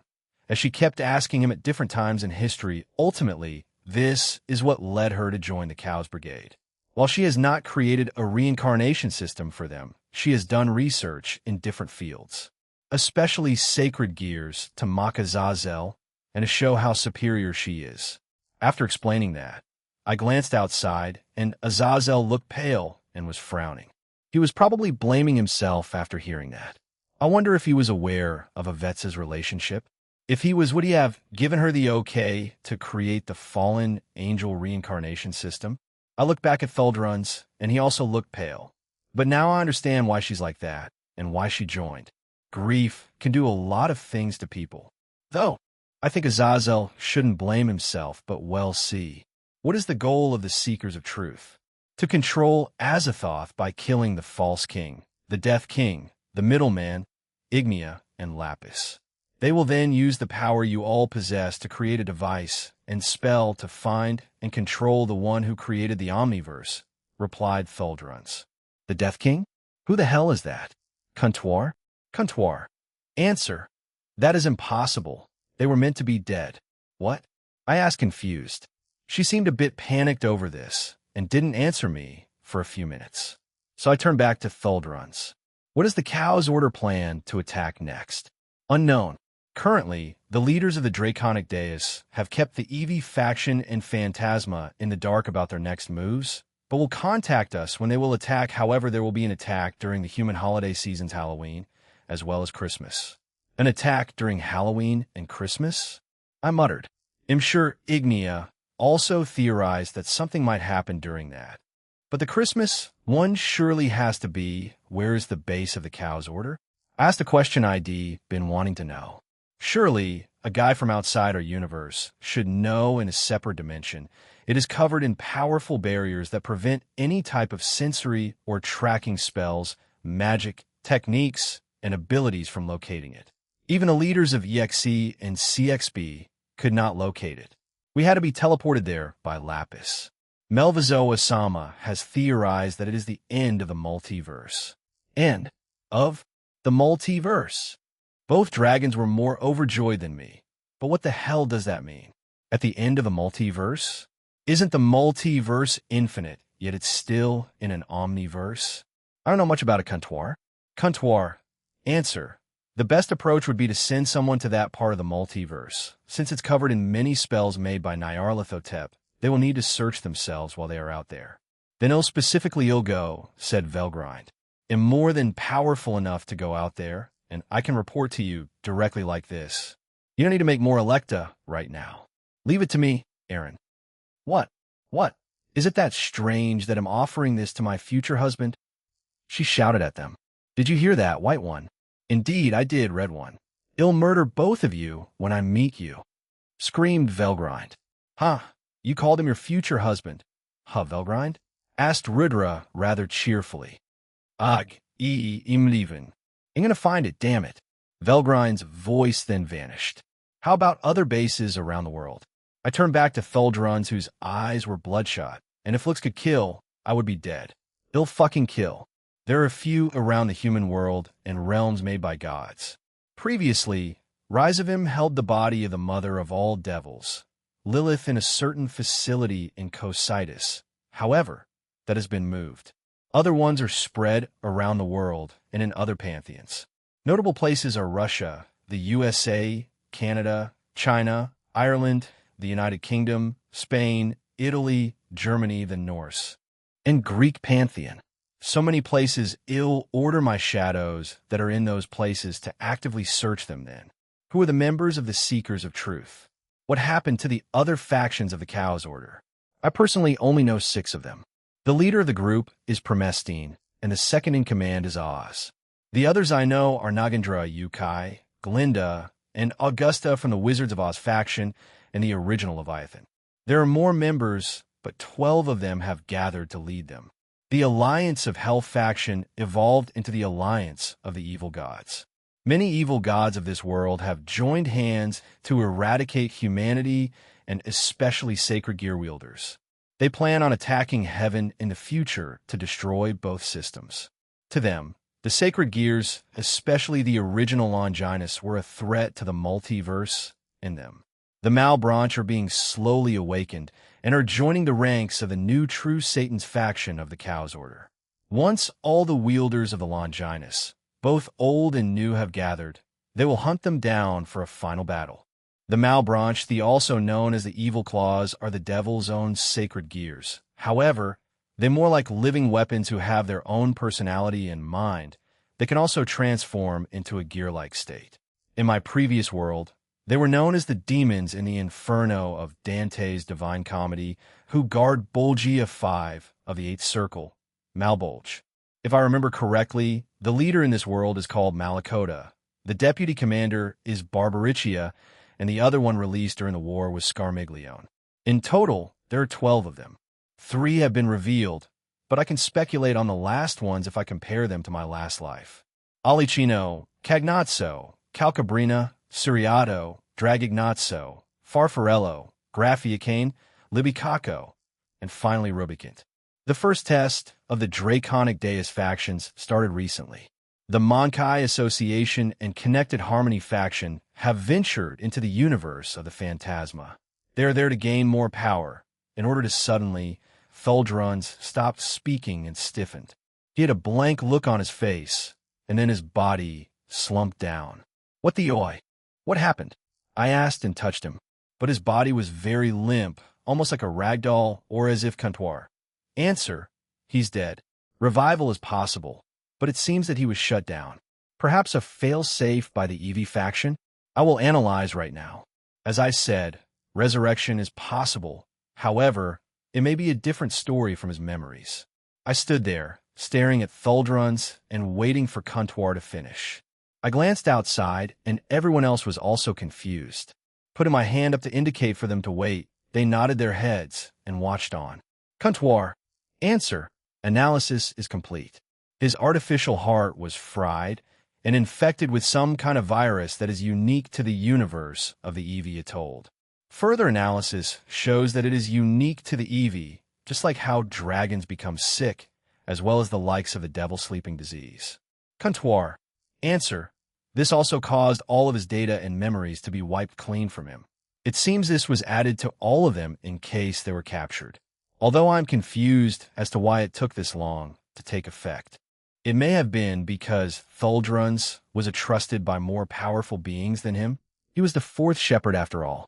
If he was that high, then he may have some authority over others and more trust. We also don't know where these shepherds rank in terms of the Eevee faction, said Rudra. The next one we capture, we need to use the same power, Aaron. However, try to find out more about the structure of the Eevee faction, and if we capture someone from the Phantasma, do the same thing to them, added Rudra. However, the things you asked weren't bad. You're trying to capture Avetsa, right? Focus on that, and get her as soon as you can. Yeah, I replied and sighed. I can probably use this body, right? Comptoir. Answer. Yes, it's possible to reuse it. Then, we can use him to infiltrate the Eevee faction? I asked. Comptoir. Answer. If we can create a credible excuse, it might work. However, they're smart, Aaron. They must think that Thuldrun's was killed in combat during his invasion. If not, then he has been turned into a spy. They wouldn't believe that he would escape. We just need to make a falsehood that is believable enough. I'll run it by Azazel, and have the Alliance play along, I replied to her.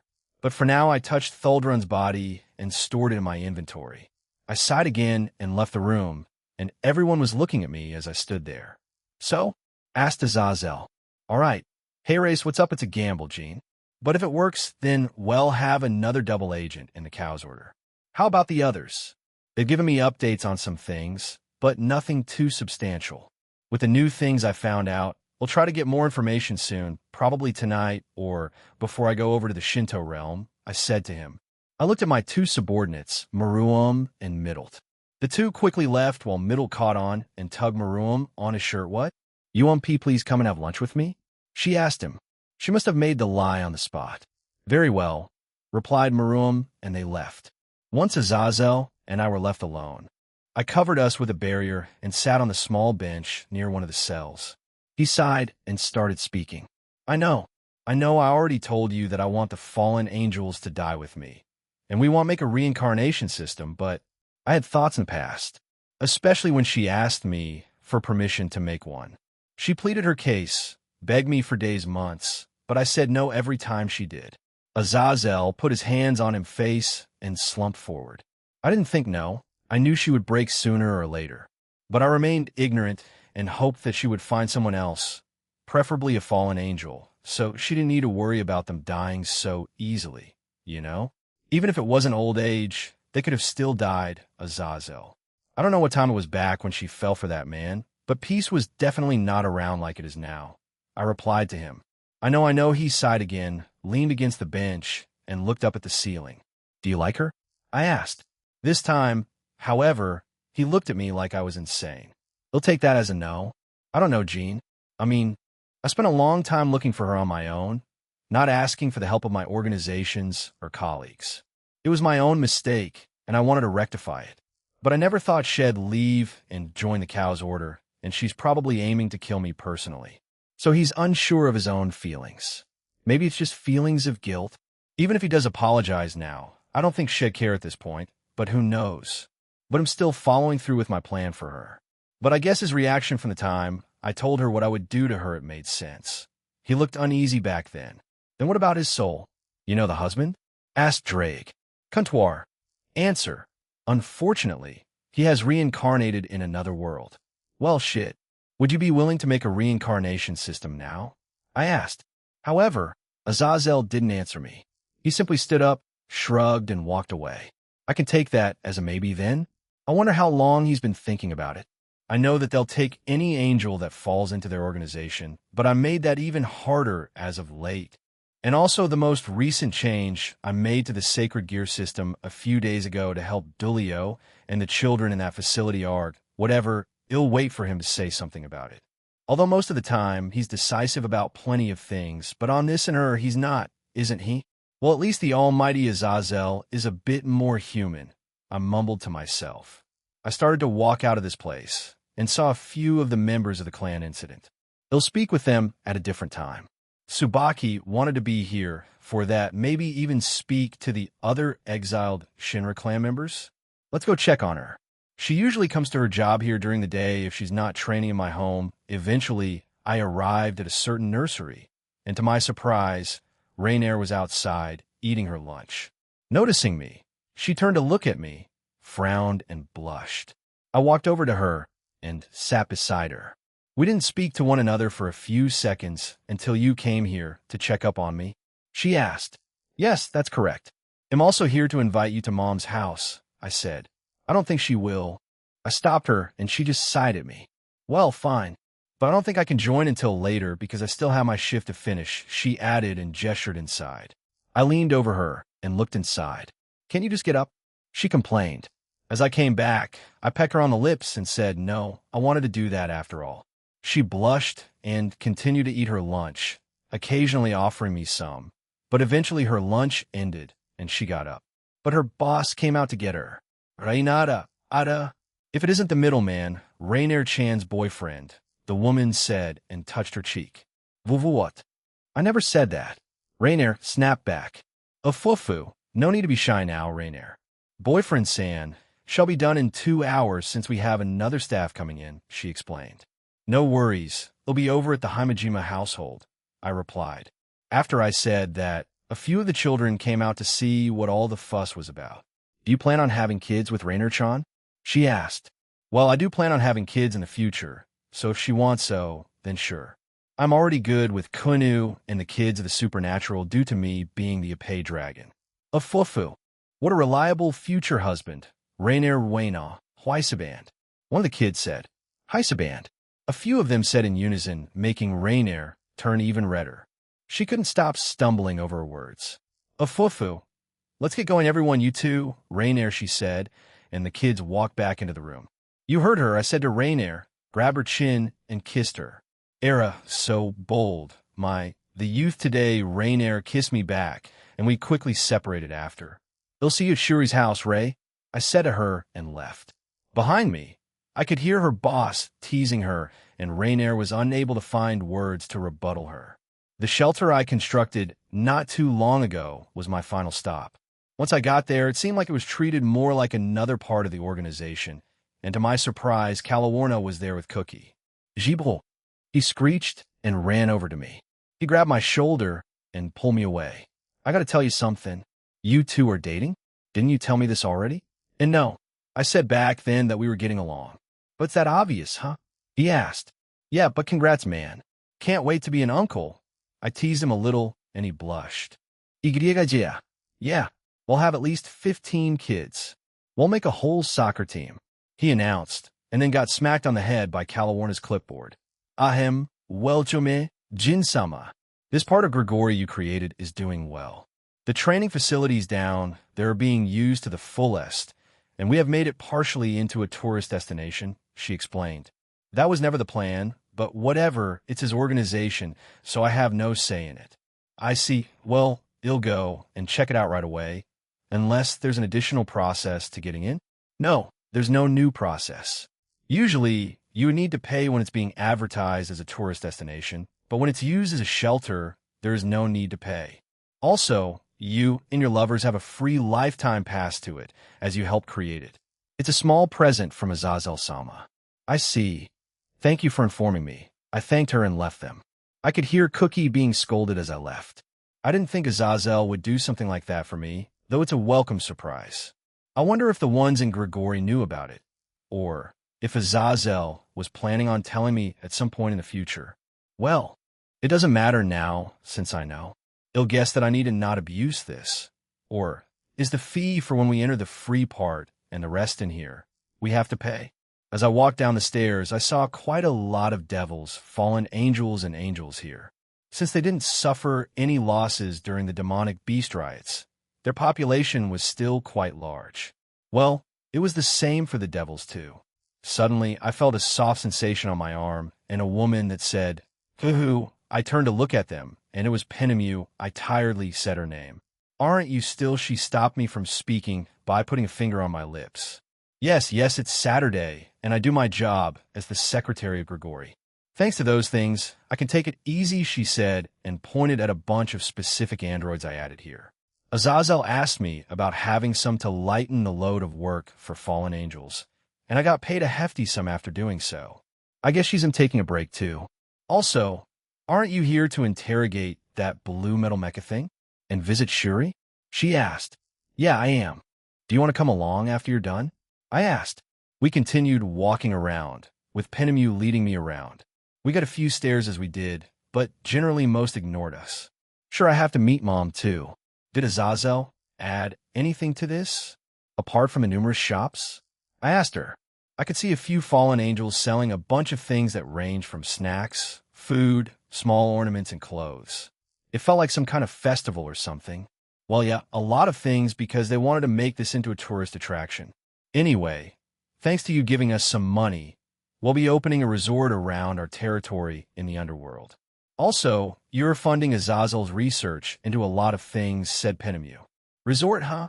How many do you guys plan on opening up? As many as we need. I mean, funding the research, he does require a lot of money after all, answered Penemu. I would say I'm not made of infinite money, but in a sense I am, I said with a chuckle. Exactly, so fund us. Daddy I froze after she said that. Even a few people around us stopped to look at Penemu.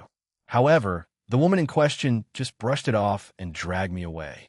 Then, after we had gotten away from the crowd, she began to cutely hit my chest. You were meant to say something. What exactly? I've only been called that a few times so far, I replied. Wait, what? If you were already called it, why did you freeze? I mean, Penemu, they call me that in private. They never call me that while we were in public. And even if they did, it was in a more joking manner than how you did it. She grabbed my collar and instead started shaking me. But what the hell are you guys doing? Asked a familiar voice. We turned to it to see Team/Dog, minus Lavinia and Cookie. There were also some former hero faction members. George, Jean, Heracles, and Leonardo. They were sent here after they lost during those attacks of various different pantheons. The only one missing is Chow Chow, and he should still be doing that, oh hey, Konami, everyone. What's up? I asked, and we walked over to them. We're just patrolling the place. I mean, you gave Tobio and SAE a lot of money, right? So Tobio temporarily closed the Black Dog Bar because of it. Are you trying to make us jobless? Asked Natsum. Yeah, would normally be at that place. I mean, I was the one making drinks in his place. He even taught me. Huff Konami. We have enough money, Konami-san said Shigeon. It's the principle, sure. Well, I guess Gene here can just incorporate the Black Dog Bar into his future empire. Who said Konami, and stars appeared in her eyes. "I'm not against it," I replied, and I finally looked at the hero faction members, and they stiffened. "So how have you guys been?" I asked. They all looked awkward, but eventually Jean stepped up and answered first. "I'm doing fine. I've had help in learning how to get better control of my sacred gear, and also repent for the deeds I did as a terrorist. Or we don't know when we'll be able to leave. But I think most of us are content being here." "Probably," she answered in a cheerful voice. "Then I'm up next," announced Heracles, and looked at me with a confident smile. "Thank you," he said and bowed. Not many were surprised by this, as they silently watched him. After my defeat and being forced here, I was against it, no. Most of us were, but over time we got over it and started to actively help and also get stronger on our own without any other third-party help. I also joined up with taking care of those children at the daycare. "Did you hear from Rainier-san? I'm quite popular too. Just like you, I want to protect those children," he said with a smile and looked down. I guess it had the same effect on him then, whether here or with the devils. "No, I didn't hear from Rainier, but good for you, Heracles. Keep at it," I said to him. The other two didn't say anything, but Leonardo did bow at me. But I believe that George hates me. I mean, he was quite loyal to Chow Chow after all. Better reveal it to him, just in case. Maybe as a motivational tool? "Chow Chow is alive," I told them. This immediately attracted George's attention, and he looked at me with shock and skepticism. After he was killed, I secretly kept his soul. Anyway, I resurrected him, and he's formally my subordinate now. But at the moment, he's doing laps around purgatory. According to my shadow soldiers, he's on his 87th lap. If he makes it to 100, I will free him. But it will take him time to come back to the main stage, I explained. "Does that mean we'll be your direct subordinates then?" asked Jean. "Yeah, you'll have an entirely different team name once Chow rejoins you. I also have some plans for you guys. You're aware of the other universal threats, correct?" I asked them and they nodded. I put a barrier around us before continuing. "They'll send you to my training facility at my home in the future once Chow comes back. He's no longer the user of the true Longinus, but I have a spear ready for him, and it's as powerful as the current true Longinus. Anyway, they'll be sending you guys to the Phantasma's universe as spies and also to slowly kill them off." Everyone there was stunned by what I said. "But wait. How can we even measure up to those things? Can't they just wipe out planets by themselves?" asked George as he raised his voice. As I said, "I will bring you to a place where you can gain a lot of strength in a short amount of time. Until then, continue with your rehabilitation. Chow will get you once the time comes for the training. I want to add that Chow may bring with him new members. I did task him with that as well once he got out, but before he did, he needed to find me. However, I theorized that he'll visit other places and people first before coming to me. Anyway, that's all for now. They'll get moving. I wouldn't want Shuri to wait on me for too long." I said to them, canceled the barrier, and left with Penemu. My phone buzzed, and I checked it to find a text from Natsum asking why I didn't ask the new team/dog to go instead of the future hero faction. "Isn't it obvious?" I texted back. "Huh, I don't want any of you to get hurt. Also, Chow and the future team will take on dangerous missions for me across the multiverse. Both for now and into the future, since I'll tell you guys that in the future, but for now, that's my reason." "Fine. I swear you're overly worried about us." That's where we stopped texting. Even though there's a small chance of it happening, I don't want to repeat. Never again. Maybe it haunts me silently, but I'm fine with that. It's not like I don't trust them, but until they reach the peak of this ranking list that Azathoth made, or Kuntwar, I won't let them be too reckless.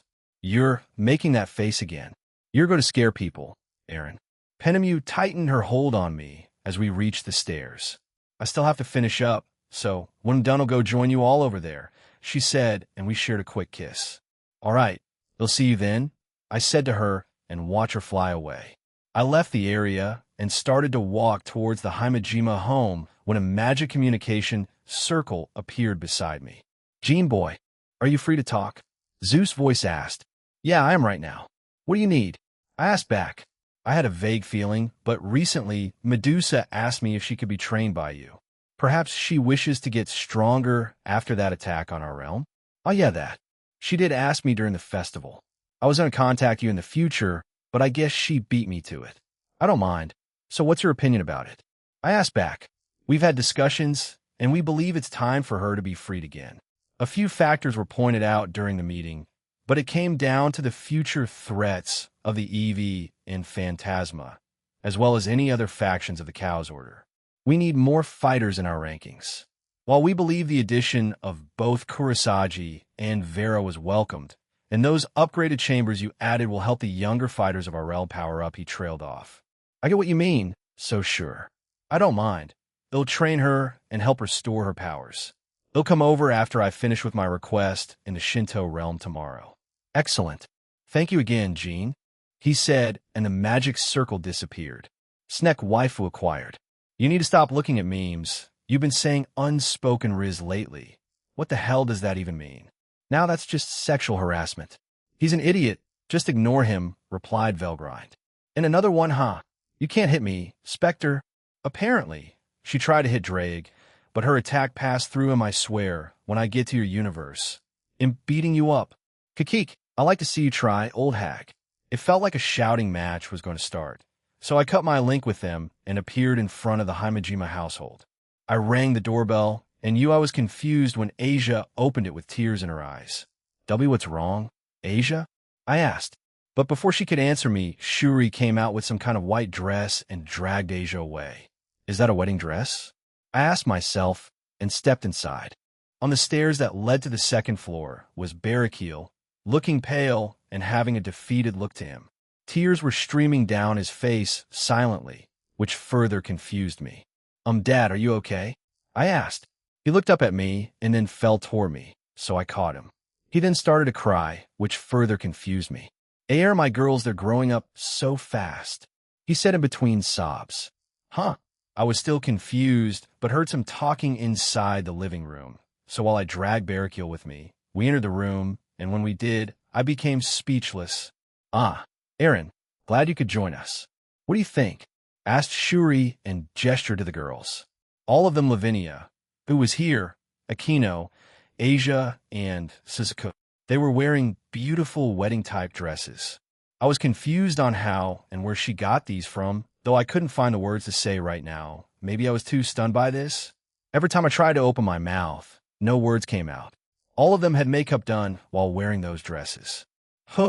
It seems my handiwork made your future husband too stunned to speak, said Shuri rather proudly as she puffed out her chest. I composed myself and sighed. Mom, where in the world did you get these? I asked her. Turning my attention to the girls, I smiled and said, You all look very beautiful and great in those. And yes, it was a bit too stunned to put out cohesive words. Is this why you were crying, Dad? I asked and looked at Barrakiel. He was still crying and nodded his head. So? Shuri asked. So? I repeated, unsure of what she meant. Who are you marrying first? From what I understand, you are engaged to a few women already. I heard it's the Yukai leader Yasaka, my little Akino, and Suzaku, and Grafia-san. She pointed at me while saying that, but stopped and hugged me. I also heard about what you did and the newly formed anti-terrorist group that was made. Please be careful, she begged and hugged me tighter. We'll try, Mom. Also, you didn't answer my question. Where did you even get all these dresses? I asked again as we parted. I walked over to Akino, who was still blushing, and caressed her cheek. No flirting in my home, snapped Shuri and pulled me away, making them laugh. In any case, it's almost dinner time, so get dressed again. We're making something special today. That much time had already passed. I skipped lunch then, and by the way, Akino looked at this dress when we went out shopping before. We just modeled the rest for the girls using magic. They designed it themselves, said Shuri as she left the room with Barrakiel. She popped back in and asked who. I haven't decided yet. I answered back, and she left. I'm sorry about Mom. Aaron, she could be a bit pushy about certain things, said Akino as she hugged me after changing. The rest of them had also changed. Nah, I'm used to it already. I know a lot of moms try to involve themselves with their children's lives, and seeing as how Shuri has another chance at it, she's probably trying to compensate for the time away, as well as getting new daughters, I said and looked at Asia. Anyway, they'll come and help you guys, I said, and we left the room. But as soon as we got to the kitchen, she kicked me out, literally out of the house. Dad was allowed to stay, though, so my mind wandered as I waited by the steps of the house. This feels a bit unfair, I murmured to myself. But after around an hour of waiting there and reading a book, Rainier arrived and gave me a strange look. "Why are you outside?" she asked. "Dinner is being made." "Kicked out." "Reading a book," I replied and put the book down. "You sure took your time." "A few things happened that delayed me. But I'm here now, can I go in?" she asked while looking at the door, but before I could answer, the door opened and Rainier was pulled in. A few minutes later, Team/Dog plus Toby and Essie also came over, as well as Maruam and Middlet. This was turning into a larger get-together than I thought. "Jean, why in the world are you outside?" asked Tobio as they arrived. "Mamia. Shuri, for some reason, kicked me out as they made dinner. I mean, she probably did it to stop me from helping them. Maybe my food threatens her status as a housewife?" I asked myself and laughed. "You're all probably allowed inside, so go ahead." I rang the doorbell, and Suzaku was the one to welcome them in. However, she joined me and didn't go back inside with them. "Not going back?" I asked her. "Auntie Shuri said you could come back now," replied Suzaku. "Kicking out her future son-in-law." "I fear for my future," I said inside. Suzaku giggled and sat beside me. "She just wanted to make food that's up to your standards. She also didn't want your help. Apparently, Akino had been giving your dishes a lot of praise and also telling them about the restaurant you're opening. Auntie Shuri wants to visit it on opening day. So I did threaten her job as a housewife," I exclaimed, making Suzaku laugh beside me. "Are you still pushing through with that plan of yours?" she asked, looking at me seriously.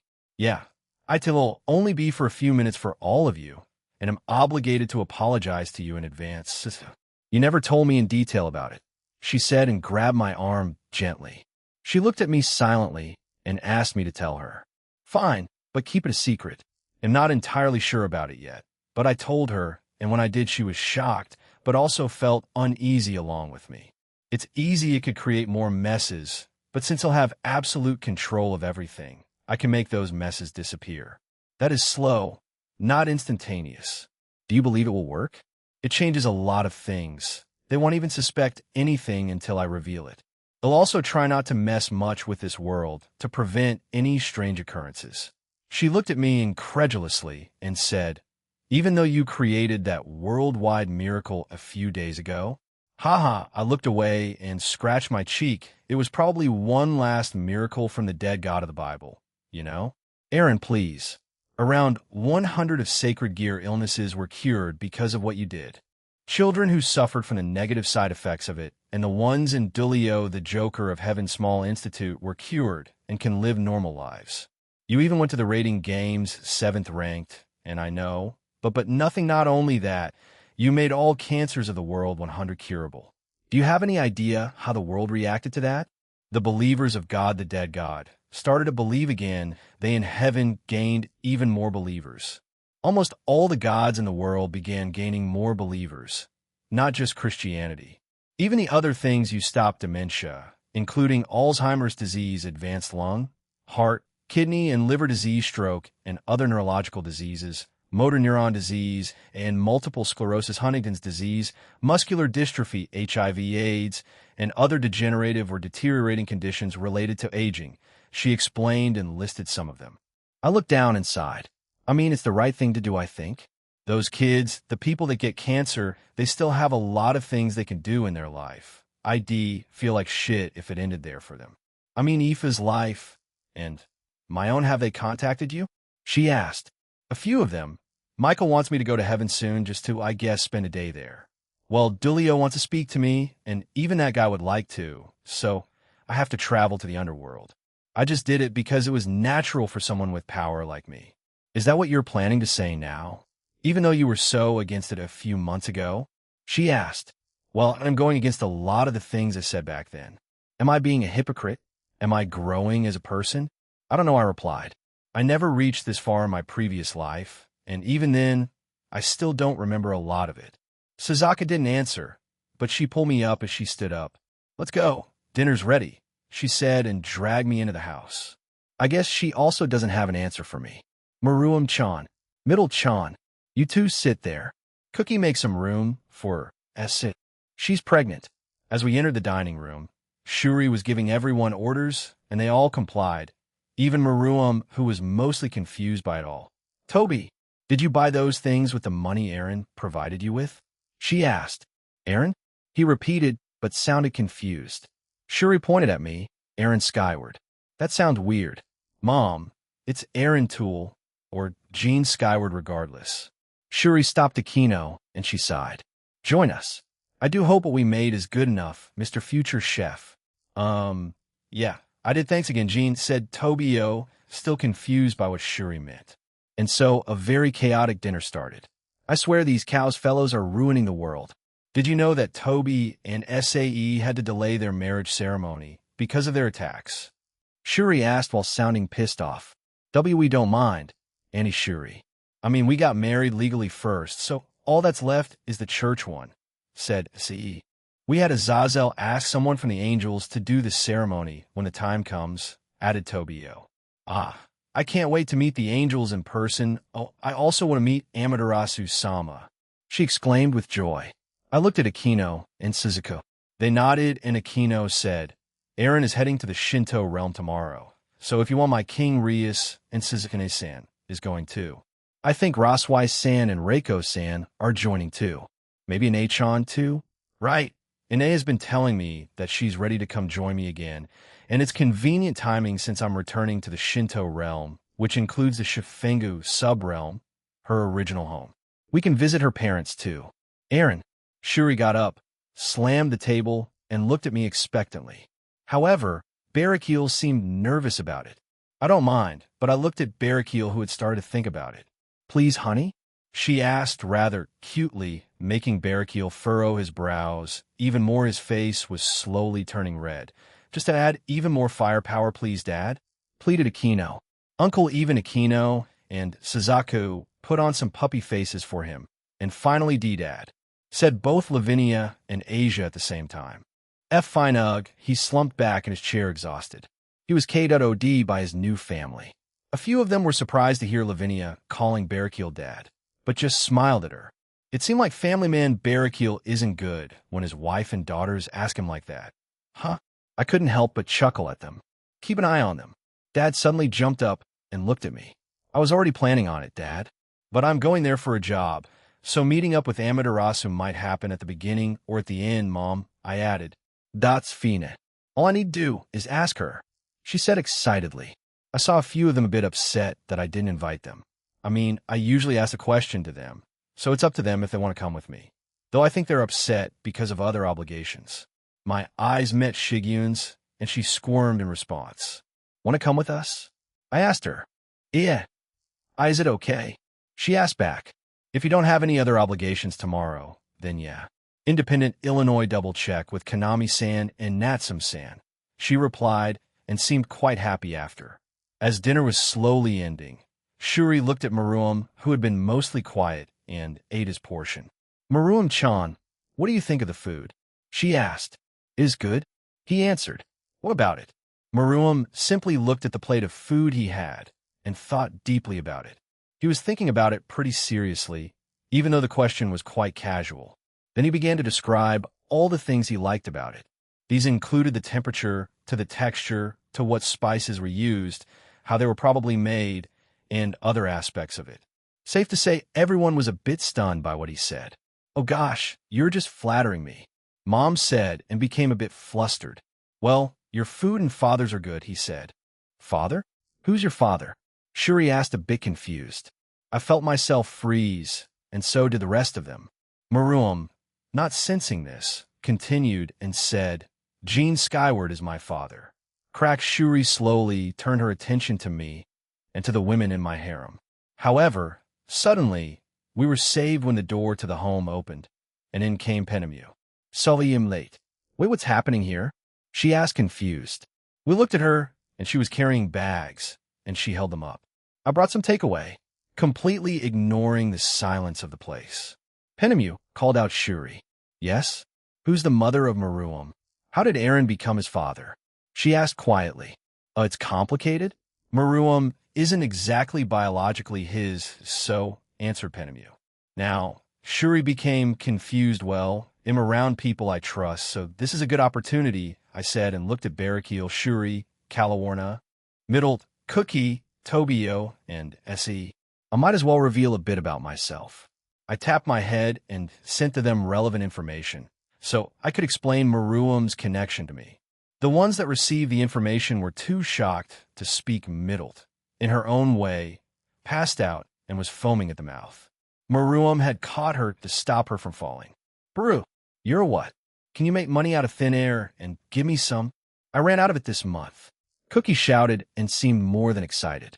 I smiled wearily at him, snapped my fingers, and made around 1 million appear in his lap in a case. He opened it and screamed louder, making everyone snap out of shock. Aaron Tool, huh? Well, at least we now know why some of the girls tend to stop and call you Gina times, huh?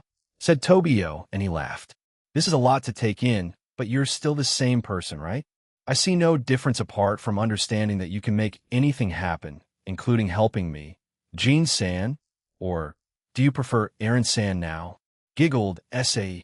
Calawarna nodded along to what Sae said, so I can guess she agreed with her. Did you get intimate with another outer god? Shuri screamed and looked horrified. No, she created our children because of her weird obsession with me. I didn't do anything with Nyarlathotep, Mom, and you. You were part of the cows, whatever. How do you feel now? Shuri turned her attention towards Maruam. I am content with life here, he simply said and looked at Middled, who was still passed out. Shuri was happy with this answer, and so was I. Does Azazel know? What about the other leaders? Asked Barakiel. No, well, not yet, but I did tell him in the ruler of the Omniverse. He took it with a grain of salt. I told him this after our meeting in the underworld. Dad, can you keep this a secret? I doubt many would understand, and having someone who could essentially wipe out their existence, some would be pretty scared of it. I explained. I will, he said and nodded sagely. Thank you. After that, it returned to normal. A few of them asked me questions about my past world and other things related to the multiverse. Middle woke up and freaked out even more at me, but strangely enough, she clung to Maruam, who also noticed this. Calawarna and Rainier snickered at her for this, and she was left a blushing mess. The gathering was over, and Sae and Toby departed earlier since they wanted to keep to a schedule. Cookie had passed out and left with Calawarna. Maruam also left with Middle, still terrified of me. It was just us again, and we were about to head out for home. Doesn't that mean I'm your adopted mom now? Asked Shuri as she saw us off at the front of her home. What? You have been for quite some time now? I asked, a bit confused. No. I mean, do you have any idea what happened to your original mother? She asked. No, I've been a bit too hesitant to ask Kantor about it. I admitted and awkwardly laughed. Well, take your time. It's up to you to find out after all. We'll be here for you after all, she said, kissed me on the forehead, and I stepped back. Yeah, I know. Thank you, I replied and left with everyone. Japan, Kuo Skyward household, that was satisfying. I can sleep soundly tonight, admitted Akino. She kissed me on the cheek before leaving for her room. Tonight, I had a different set of women sleeping with me, and she wasn't one of them, sadly. Everyone else had started to go upstairs too. However, I was left with Suzuko and Lavinia. They brought me to the dining room where Grafia was still up. Welcome back. How was your day? She asked and welcomed us back. We're back, FIA. It was great. Yours? I asked and hugged her. She seemed a bit better now, but still had less energy. I guess she was waiting for when we caught Euclid and they could interrogate him. It was fine. I was called in for more questioning today, but it seems that it was the last time. Now they're focused on catching Euclid and interrogating him instead, she explained. I see. Anyway, let's be ZT. My phone rang suddenly and I sighed. They'll meet you all in my room. They'll quickly take this. Tonight, FIA, Latia, Nia, Suzuku, Rainier, Scathack, and Griselda sleep with me. I already felt the others in my room. So these two were the only ones left to leave. All of them left after I told them that. The only light in this house was in the dining room now. So I checked my phone, and it was a call from Amaterasu. Hello? I answered the call. Jean, good evening.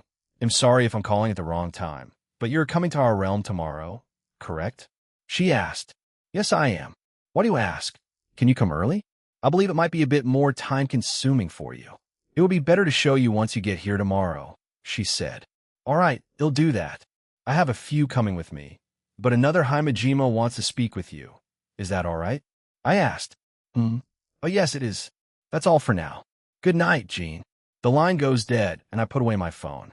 Now I'm very curious as to what this problem is. Jin said it wasn't anything serious, but now Amaterasu said it had become complicated the next day. Me and my group that consisted of Shuri, Ine, Reiko, Rosweiss, Rias, and Shigen were ready to go to the Shinto realm. It was quite early, but Shuri was the most excited. All right, let's go. Chapter 6, Part 2. Complications and Oni Problems Third-Person Point of View Universe Vater Fedora Rigetamo, one of the Keto Tenkai, that was created by the fierce god Regal Ziva, was currently in the universe of the Vater Fedora. He was tasked with the other members of the Keto Tenkai to continue their conquest throughout this universe. Originally, they were meant to stop at a certain planet. However, due to Jean's involvement and the EV faction gaining information from the Cow's order of him being an outer god, they ordered the Keto Tenkai to look for any power, item, artifact, ability, or technique in the universe of Vater Fedora that may be able to combat the dual Dragon Emperor. Currently, Art Perher, a subordinate to Rigatamu, had received updated information from the Cow's order from the Draconic Dais.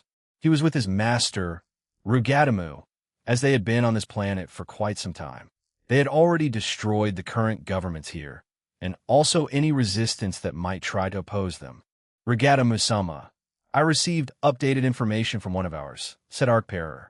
It seems that the ones that arrived at our planet are asking for that to be used on them.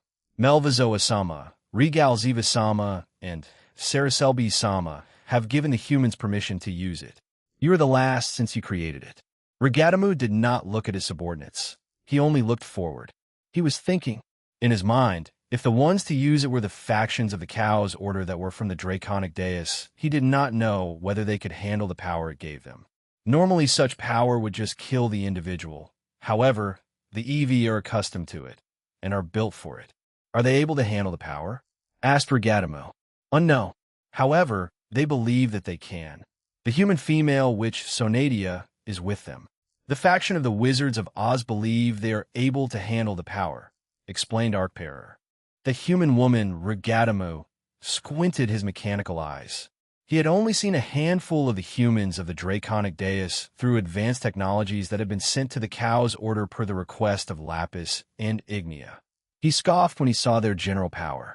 They were nothing, however, once he noticed certain individuals in the universe. He became slightly interested just like the rest of the EV faction. But what caught his eye were the supposed three strongest in the Draconic Dais universe. The Red Dragon God Emperor, the Dragon of Dreams, Great Red, the Jet Black God of Infinity, the Ouroboros Dragon, Ophis, and finally, what Lapis and the Cow's order dubbed, the Dual Dragon of New Order and True Outer God Emperor. These are the prime targets. However, the ones related to Jean were also on their radar, as many of them had very high power levels, so high that, in fact, several of the powerful EV leaders wanted to fight them. Although most of their programming and desires were to conquer, many enjoyed a good battle, and many wished to find worthy opponents. Rugatamu was one of them. He had not found anyone in many years, including the current planet that they were conquering. Suddenly, one of his communication devices started to beep, and he answered it. The one that spoke from the other line was Gvardora, the Sky Prime ruler and one of the atrocity fanatics working under the Keto Tenkai, Rugatamu.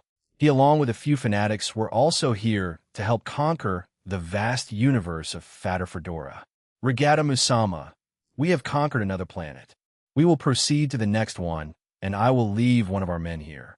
We still have not found anything that can combat against him. Proceed. Keep an eye out, and do not leave anything unturned. Yes, of course. Their communication ended there. Do we give them permission?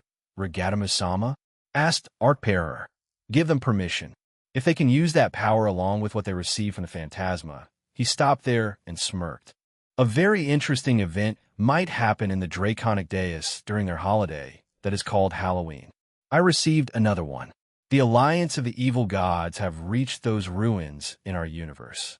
That planet had the strongest beings we have ever encountered. They wished to use it. We were the only ones they could reach for the time being. They want to use those? Fuahaha. Foolishness. To think gods of another world were this naive.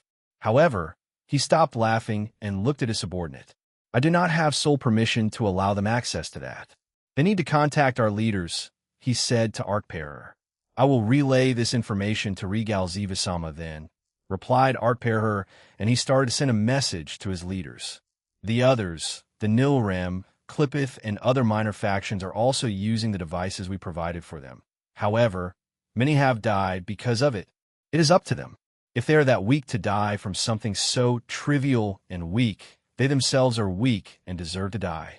Universe Evi Etold faction Resatoris. One of the pillar gods of the Evi Etold, also known as the Father God and the leader of the Etold faction. He has been at war with Melvazoa and the Evi faction for many years. However, with the recent involvement of Lapis, Nyarlathotep, and the Cow's Order, they have been suffering losses after losses. The Evi faction had purged the remaining organic inhabitants of their universe, leaving only the Etold to fight back. Currently, they were on another planet, the only safe place they could reside in. They had many powerful barriers and spells in place to stop the Evi faction from invading them and destroying them. However, to their luck, the Evi had started to point their fangs somewhere else, a different universe. The Etold were thankful, but also worried about the other universe's inhabitants.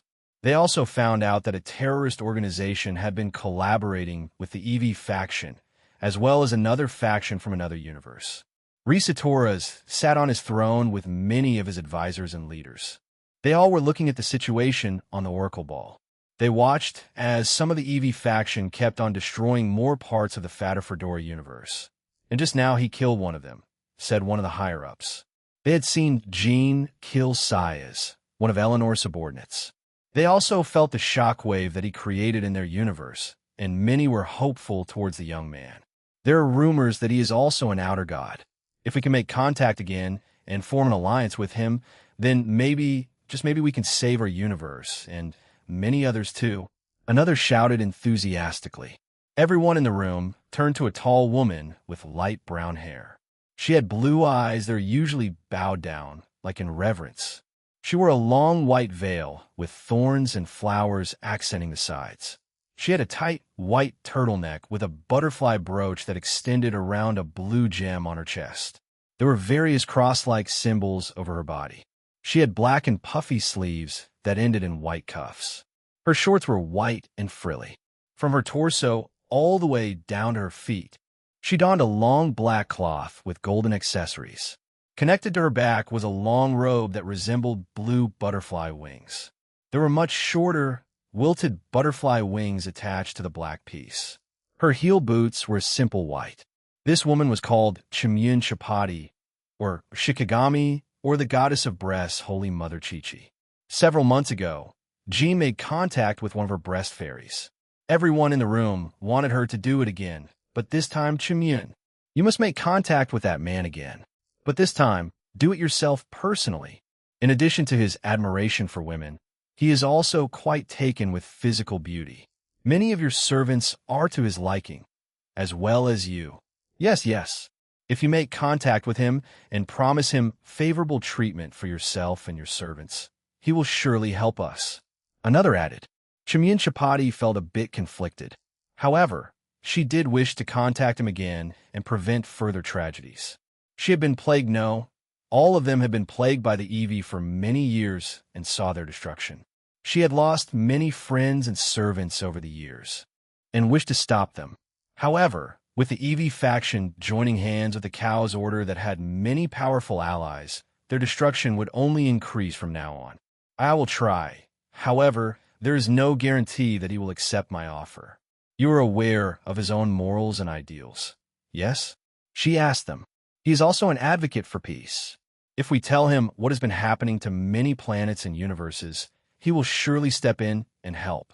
He is also a rumored outer god. They hold the multiverse in their hands. Another higher-up added in. Calm yourselves, said Resatoris. Chimyun Chapati, what say you? It is true that the outer gods have remained mostly dormant for years. Nyarlathotep was the one who occasionally played with the multiverse. However, if our information network of the other worlds and universes is accurate, then the Phantasma are trying to awaken their former master Magnum Tenebrosum. If he awakens, then we will have a much larger problem in our hands, he said to her seriously. Chamyun Chapati had more pressure on her now. If she selfishly said no, then it would spell a great deal of destruction to the multiverse. I will try my best, she said to them again. I will go and make the arrangements. She got up and left the room. One can only hope that she is successful. The Ebbies are much stronger now.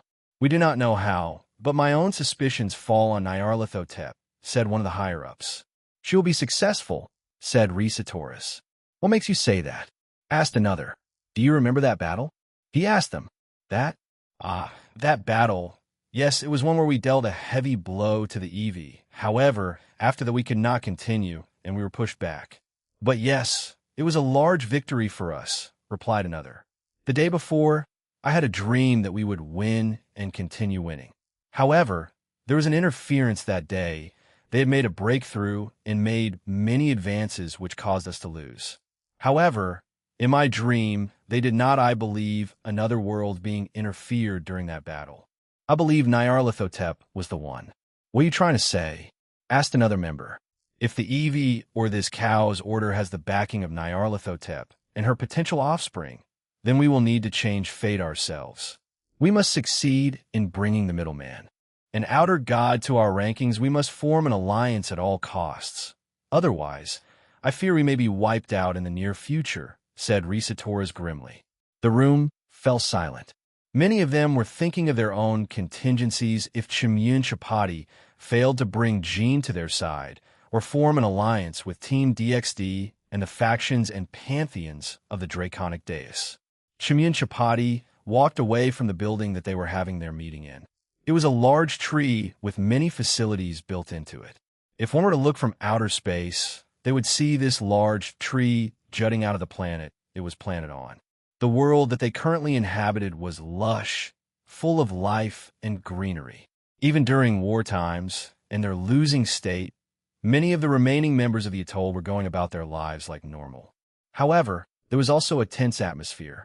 They all knew that today their leaders would have a meeting, and many were waiting to see how it would turn out.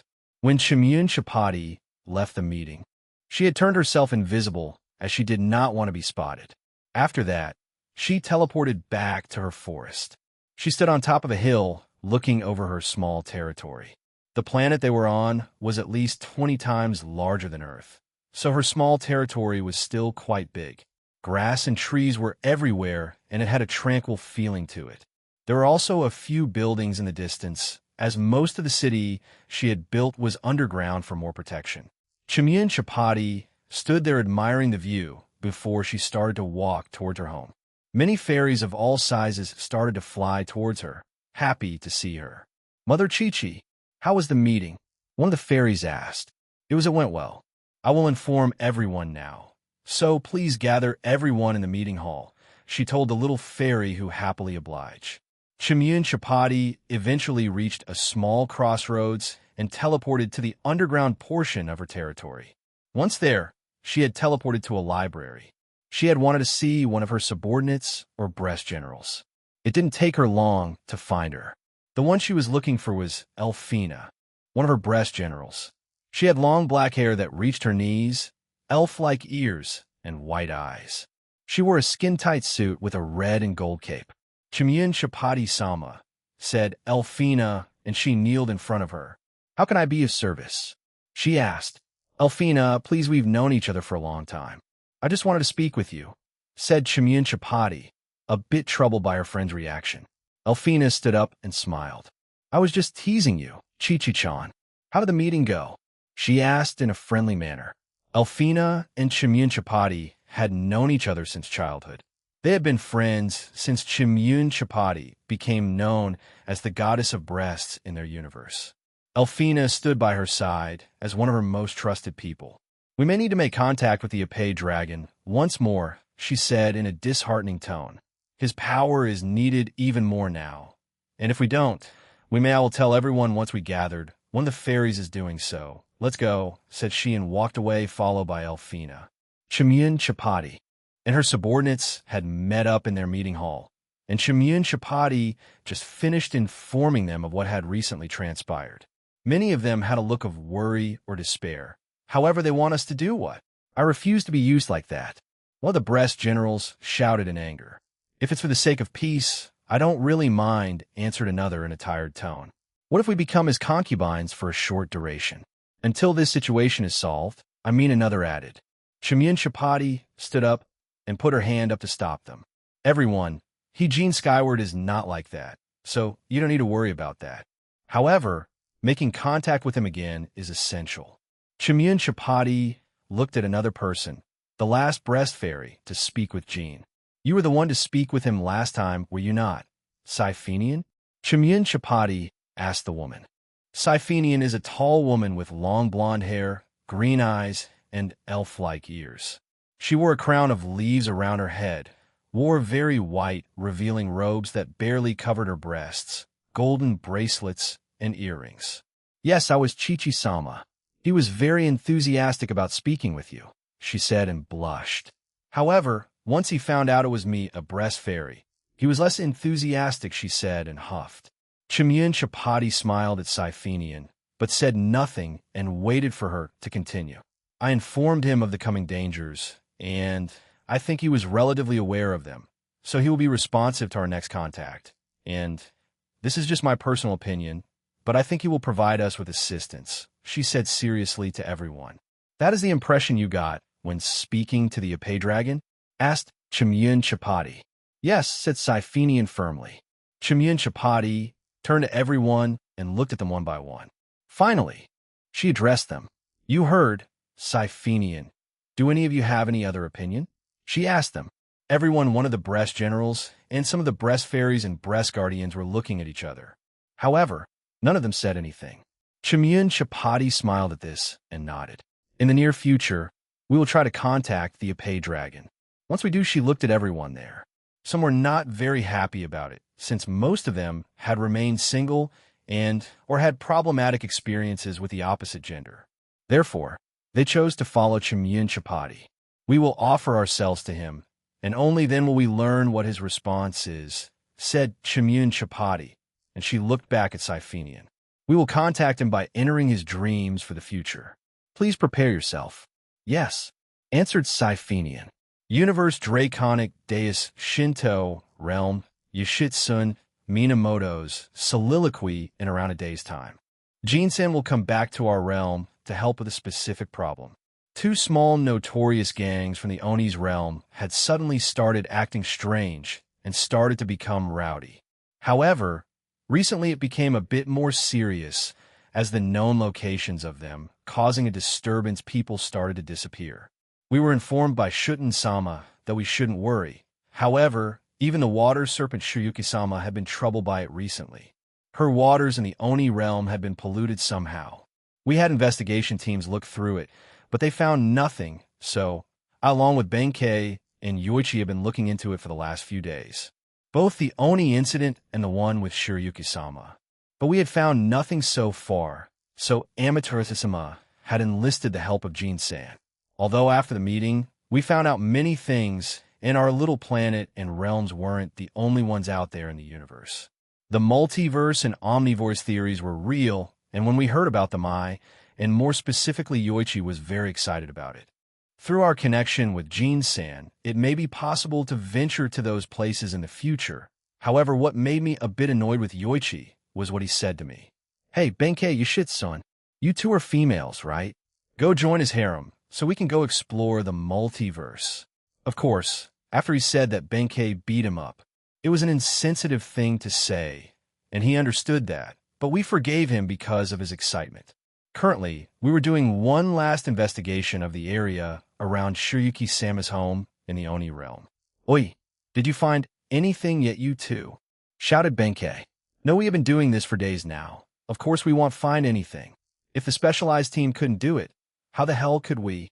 Yoichi snapped back out of frustration. Can we please stop here? Im starving. A sigh escaped my lips as I stopped searching.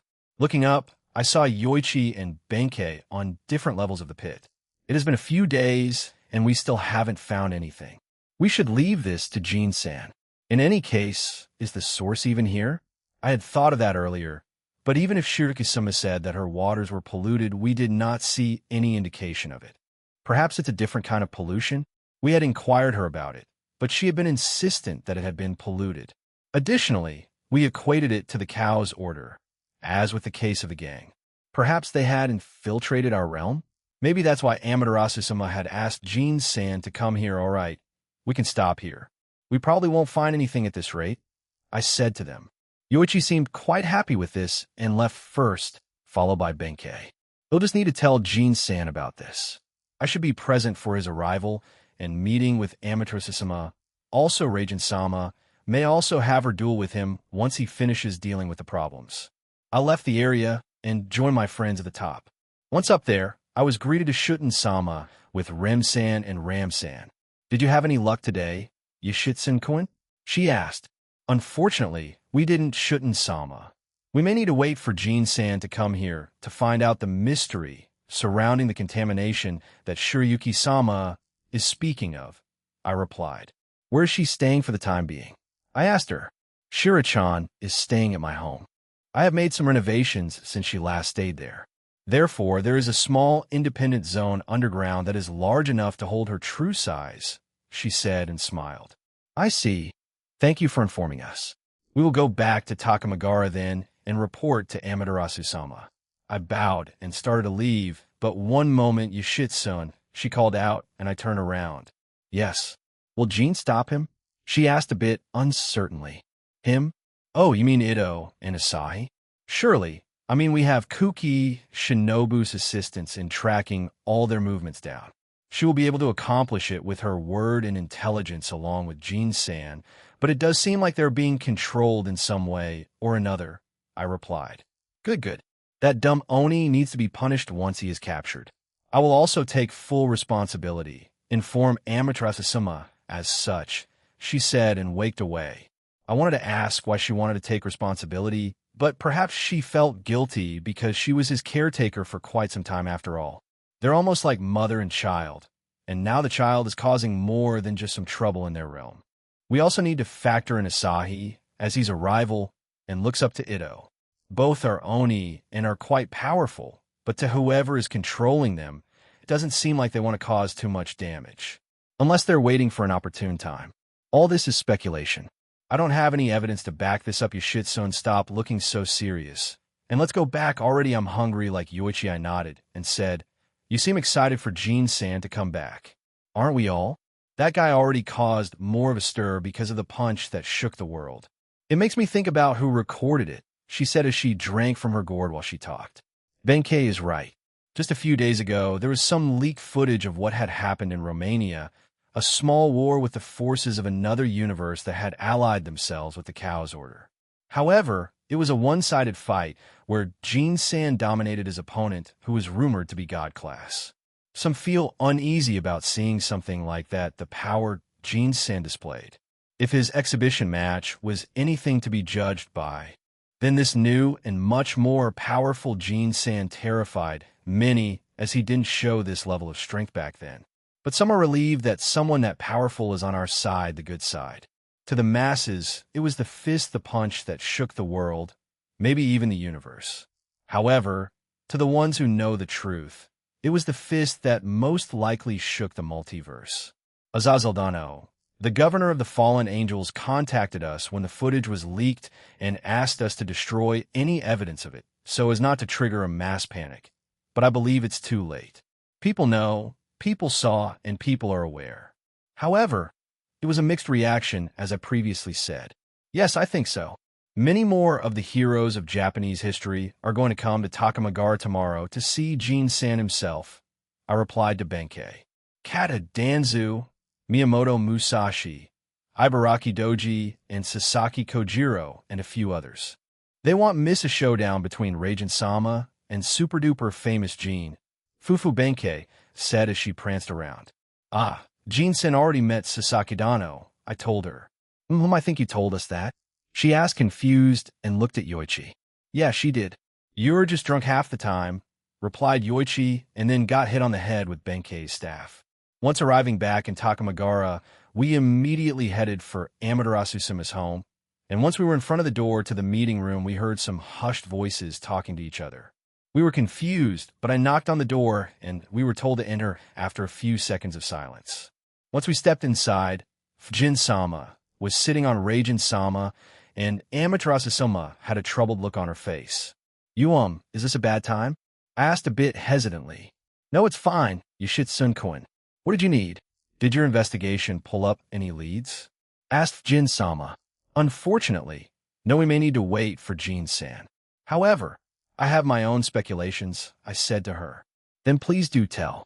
I nodded and told her my suspicions of the cow's order being involved in this. But Amaterasu said that she also speculated about the same thing. She also said we may have a traitor among our ranks, which was concerning. But who? Asked Benkei. We do not know. However, we had suspected this since before Jean called for the meeting in the underworld. However, Raijin here used that opportunity to draw out the traitor and as well as fight Jean herself. So it's killing two birds with one stone, said Amaterasu-sama. Reijin-sama, who was still being sat on by Fujin-sama, grinned and gave us a thumbs up. Personally, I was shocked. Perhaps Reijin-sama did not like Jin-san initially, but eventually got used to him. Then over time, Amaterasu-sama, Reijin-sama, and Fujin-sama figure out we had a traitor and use this as a plan? For the time being, you're dismissed. We will tell you our plan for the day later on tonight. It seems like the three of you have yet to have lunch, Amaterasu-sama said with a gentle smile, and Benkei's stomach growled. Yahaha, you're right about that, Ama-chan, said Benkei without a hint of respect. I was about to scold Benkei, but she dragged Yoichi and I outside and began to drink from her gourd. I sighed and decided not to say anything. We made our way out into a nearby restaurant. We should be on alert too, said Benkei rather seriously. Yeah, I don't like having a traitor here. Didn't the Gaelic Alliance have one? But it ended on a good note for them. Who knows about the real traitor here? What if it's a dead hero brought back from Alice? Asked Yoichi. I heard they were somewhat close to Jin-kun, so when they stopped her, they managed to bring her back to our side, muttered Benkei. Let's just stay on alert, I said to them. We have been training in the upgraded chambers that Jin-san made. We definitely grew in power. So hopefully whoever is doing this, they'll be overwhelmed by us. Present day, Jin Skyward's soliloquy, Takamagara. Oh, I decided to teleport to the cliff where we had appeared previously. I thought Mom would think the view would be enjoyable, and it seems that I was right. Mom immediately started looking at the city below us from the cliff. It's been a while since we've been here. Not much has changed, said Suzaku as she looked at the city with Shuri, who had taken out her phone and started taking pictures. Rias was also taking it all in, silently, though she still shared the same excitement as Shuri. The same with Rose. Meanwhile, Reiko smiled to herself as she was back to the realm she had been in for so long. The same for Renee. Let's go then. Better meet with Amaterasu now, before so well know about the incident happening, I said to them and started walking down. I was thinking of asking Reiko and Suzaku to bring Shuri around, and they'll work on the problem here with everyone else. If this problem becomes an even more complicated mess, I didn't want her to be part of it. Mom wanted to come here for a small vacation. She had asked Dad to come, but he was busy doing something for Azazel. I felt a tug on my sleeve and turned to see it was Shigeon. What's up? I asked her. Will we be staying here overnight? She asked in a whisper. I doubt it. Unless you guys want to, I said and turned to them. Overnight stay, Shuri said excitedly. She then looked at everyone with expectant eyes, making them awkwardly smile at her. Let's just see how the day goes first, Mom, I replied, and we arrived at the small bridge. Hello, Myo, Kuroda, I said to the two guards. You remember us? Asked Myo, slightly shocked. Yes. I can assume Amaterasu is in her Jin-san. A familiar voice shouted. When I looked up, it was Yoshitsune with Benkei, Yoichi, and Kojiro. Oh, hey Yoshitsune, Yoichi, Benkei, and Kojiro. I didn't expect to see you guys so soon, I said and put my hand up. Ha ha ha. To think you'd Kojiro started but stopped to look at Shuri. The old man looked dumbstruck and blushed. He then walked over to Shuri, grabbed her hands and asked, Ma'am, are you single? This left everyone stunned, especially me, so I walked over to him and said, "Yeah, she's married with a kid, and she's my mother-in-law, Era? Fufu, the famous Kojiro Sasaki, is asking me out? Era am so flattered, but I'm happily married," she said to him and showed off her ring. Ring? When did she, unless Barakil kept it or somehow found it? I looked at Mom's finger and ring a bit surprised. It looked like Kojiro got shot through the heart with an arrow, since he looked like his soul had just shattered. He stumbled away, saying nothing. I honestly didn't expect something like that to happen. Did I break his heart? Mom asked innocently. I didn't think she was that brutally honest when being hit on. Anyway, Amaterasu is eagerly waiting for you. Jin-san, said Yoshitsu-san. Please follow us. Right? I replied, and we started following them. Suzuko, behind me, started to tell Shuri about everything she knew about the place and who the three that were leading us around. She became surprised and wanted to speak to them. I, along with Rose and Reiko, took the lead, just behind a trio in front of us. By the way, Jin-kun, how many more women did you add to your harem? How about you, Reiko-san? Asked Benkei, sounding a little drunk. Are you drunk? I ignored the question and asked her that instead. Oh, ha. No, I'm like this all the time. She's definitely drunk, I thought, and sighed. I don't really keep count, I replied to her question. Then I offer Yoshitsu-kun to you. Be Benkei, Yoshitsu shouted. We bantered on like this until we walked past Kathleen's blacksmith, and she waved at us. It seemed like business was booming because of the recent events. I want to check up on her, and as well as the others back in Asgard. Finally, we reached the two novel shops, Yaes and Kajitsuru, who both spotted us. Jean, Fufu will try to stop by before I do my business here. But please leave it until then, I said to them. Thankfully, they both understood and headed back to their shops. Who were those? Asked Shuri. They own bookshops and sell books. If you want, we can go there after speaking with Amaterasu-sama, said Suzuku. Oh, some books, huh? I'm looking for some new books to read. I've finished reading all the ones in my home. Shuri-san, Aaron has a library in his home, Rose said to her as she turned around and told Mom about my infinite library. They'll make sure to learn some teleportation magic then, so I can visit that library. Fufu, we quickly arrived at the castle and Sarah greeted us.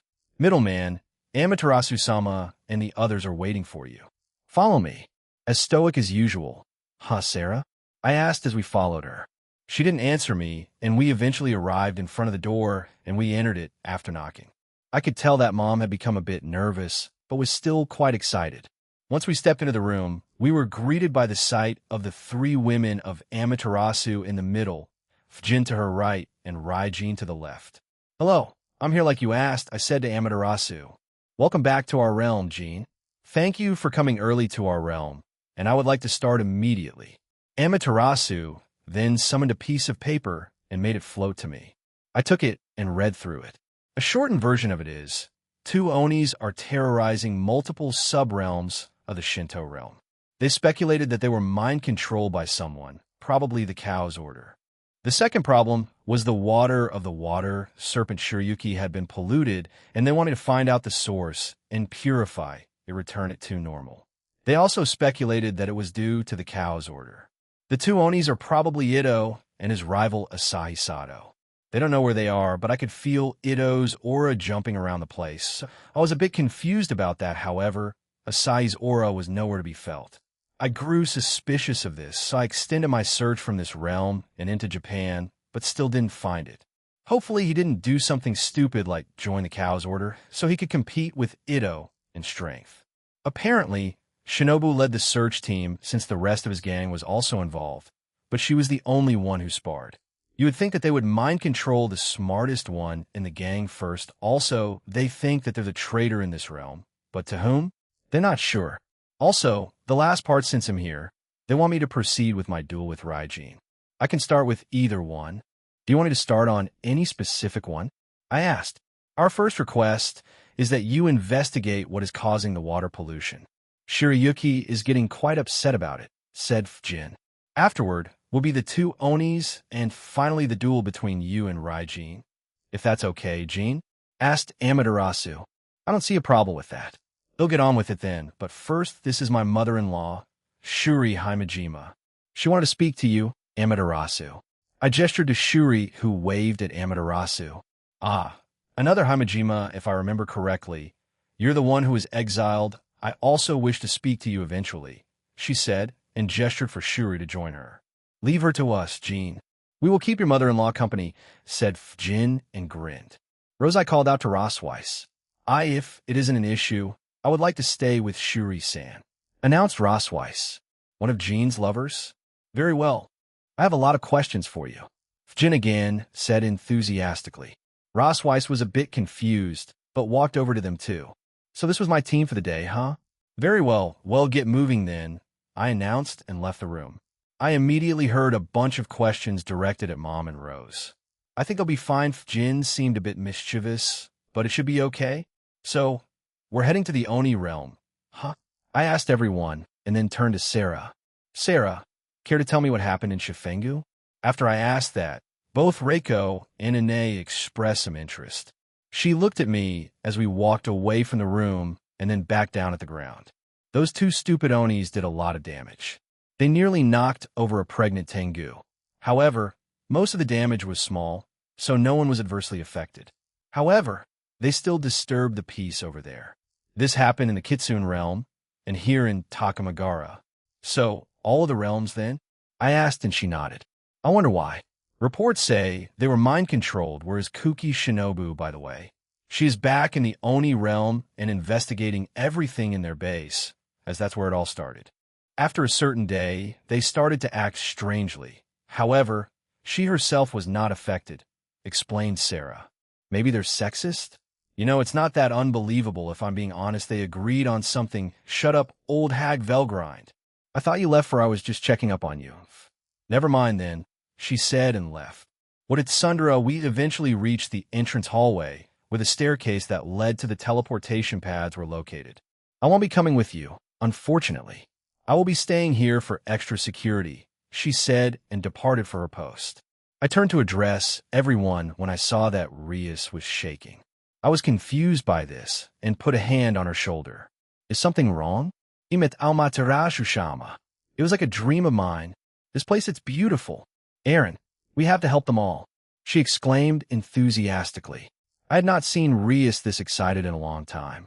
She was acting more like her age, like a teenager. I smiled at her and patted her head. Well, that was the plan from the start. So let's get to it, I said to them, and we descended the stairs. Zyodo, Vidaya, we arrived in the Oni realm, Zyodo shortly after. Rias, still excited about being here, ran down the stairs and arrived in that room before any of us, so we ran after her to catch up. That's how we got here so quickly. The realm isn't going anywhere, Rias. No need to run, I told her, and she blushed. However, she immediately switched back to looking around the building we were in. I turned to Yoshitsune and asked, where does she live at right now? In Shuten-sama's home, she made an additional section just for Shiryuki-sama, replied Yoshitsune. Once we left the building, we were greeted with the same sights from before. However, to the ones who hadn't been here before, mainly Rias and Ine, both of them were in awe of the place. She suddenly clicked her fingers and her clothes changed. She suddenly wore a crimson and black kimono with a kasa, traditional Japanese hat. Rias-chan, you seem eager to explore the place. It's nothing too special, you know. But I can take you with me. The same with Yoichi, since I know he doesn't want to explore that place again, offered Benkei. Oh, really? She squeaked out, then looked at me and started to fidget in place. Haha, Alricht. Go ahead and explore the place, I said to her and kissed her on the forehead. Oh, look at that affection. Now, follow me, crimson-haired princess of destruction. Fry, Benkei shall show you this little realm, she said and wobbled away with Yoichi and Rias in tow. Yoshitsune, Shigyun, Suzuku, Ine, and I were the only ones left. I asked if Ine wanted to go off and explore the place, but she declined. A serious look crossed her face as she declared, I want to learn about the mystery behind the polluted water. I chuckled at her and patted her head. I see. Let's go to the water pool. We quickly made our way there, and it didn't look any different from last time, but when I looked down at the water, something feels off about it, I muttered, and Reiko agreed with me. Yes, it doesn't feel like the other times I've been here. So it wasn't just me? When I said this to Benkei and Yoichi, they couldn't sense it.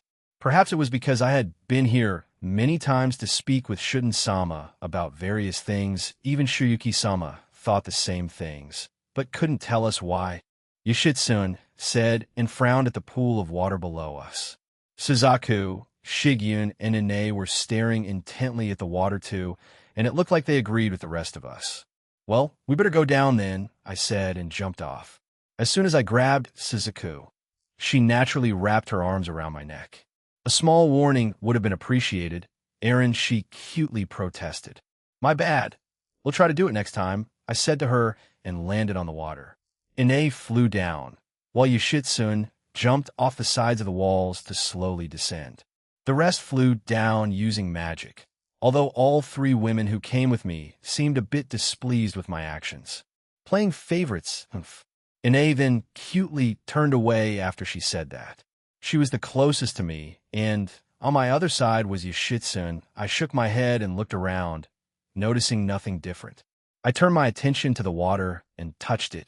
I was standing on it like the other three, but Yoshitsune was watching from an area of land she had landed on.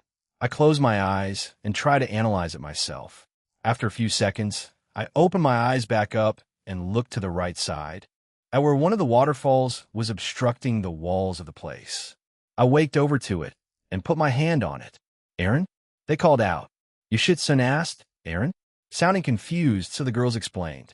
I see a spell, a powerful illusion-based one, I thought, and dispelled it. The wall that was previously there disappeared, and a medium-sized opening appeared. I glanced back at my comrades and said, let's investigate and check it out. We entered the hole and started walking down it. What I thought would be a quick journey lasted somewhere around 30 minutes. It felt never-ending, and it stayed the same, cramped, damp, and wet with no light apart from the one I created with fire. However, we eventually arrived at a large opening, and I was a bit stunned by what I saw. What is this? Asked a horrified Yoshitsune. I told them, it appears that we found where those people disappeared. In front of us were hundreds of corpses hanging from the ceiling, dripping transparent blood. But the stench of rotting corpses finally hit us, and Yoshitsune ran to the side to vomit. I examined the area, and the blood was dripping down into a small pool of water beneath them. That's probably where the pollution came from. Their transparent blood was transported from that small pool to the main one. Yoshitsune, does the pool where Shirayuki connect to any other parts of the realm? I asked the girl as she came back to us looking rather pale. It connects to all the waterways and pools around the realm that Shirayuki-sama uses. However, it doesn't connect to any of the drinking water for the people, so we haven't drank any of this, thankfully, replied the girl. I'm sorry, I should be used to this, but it's been a while since I've seen something so gruesome. Some are still fresh. When was the last report of a missing person? Just last night she was cut off when we heard a noise, and a bunch of robed individuals appeared. I quickly used Observe on them, and the names that were shown were a few fodder magicians, and a clone of Apophis and Sakata Kintoki clone. Apophis had the appearance of a handsome brown-skinned young male in black vestments. What? Why the no? So he was found and taken in by the cow's order, and now Apophis is here too. Well, a clone of him. I grabbed Yoshitsune and put her behind me, confusing her. The middleman and his lively companions. Greetings, said Apophis. Sakata Kintoki remained silent and silently stared at us. His entire body was covered by the robe he was wearing, so I couldn't see his face. The only one who didn't have a robe was Apophis. Why are you here? Did you do this? I asked them. I had already started to surround them with my shadows and canceled any possibility of escape. There's a chance of me getting some memories from Sakata Kintoki, even if it's a slim margin. This?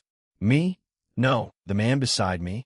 Certainly, with the help of certain individuals in this realm, it was possible to kidnap them all after all, replied Apophis. Why? I calmly asked. The evil dragon Apophis looked at Sakata Kintoki, who didn't answer. However, the evil dragon answered in his place instead.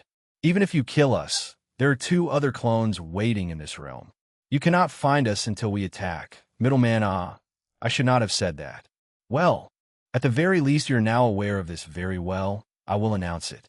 We will attack Takamagara, he said calmly.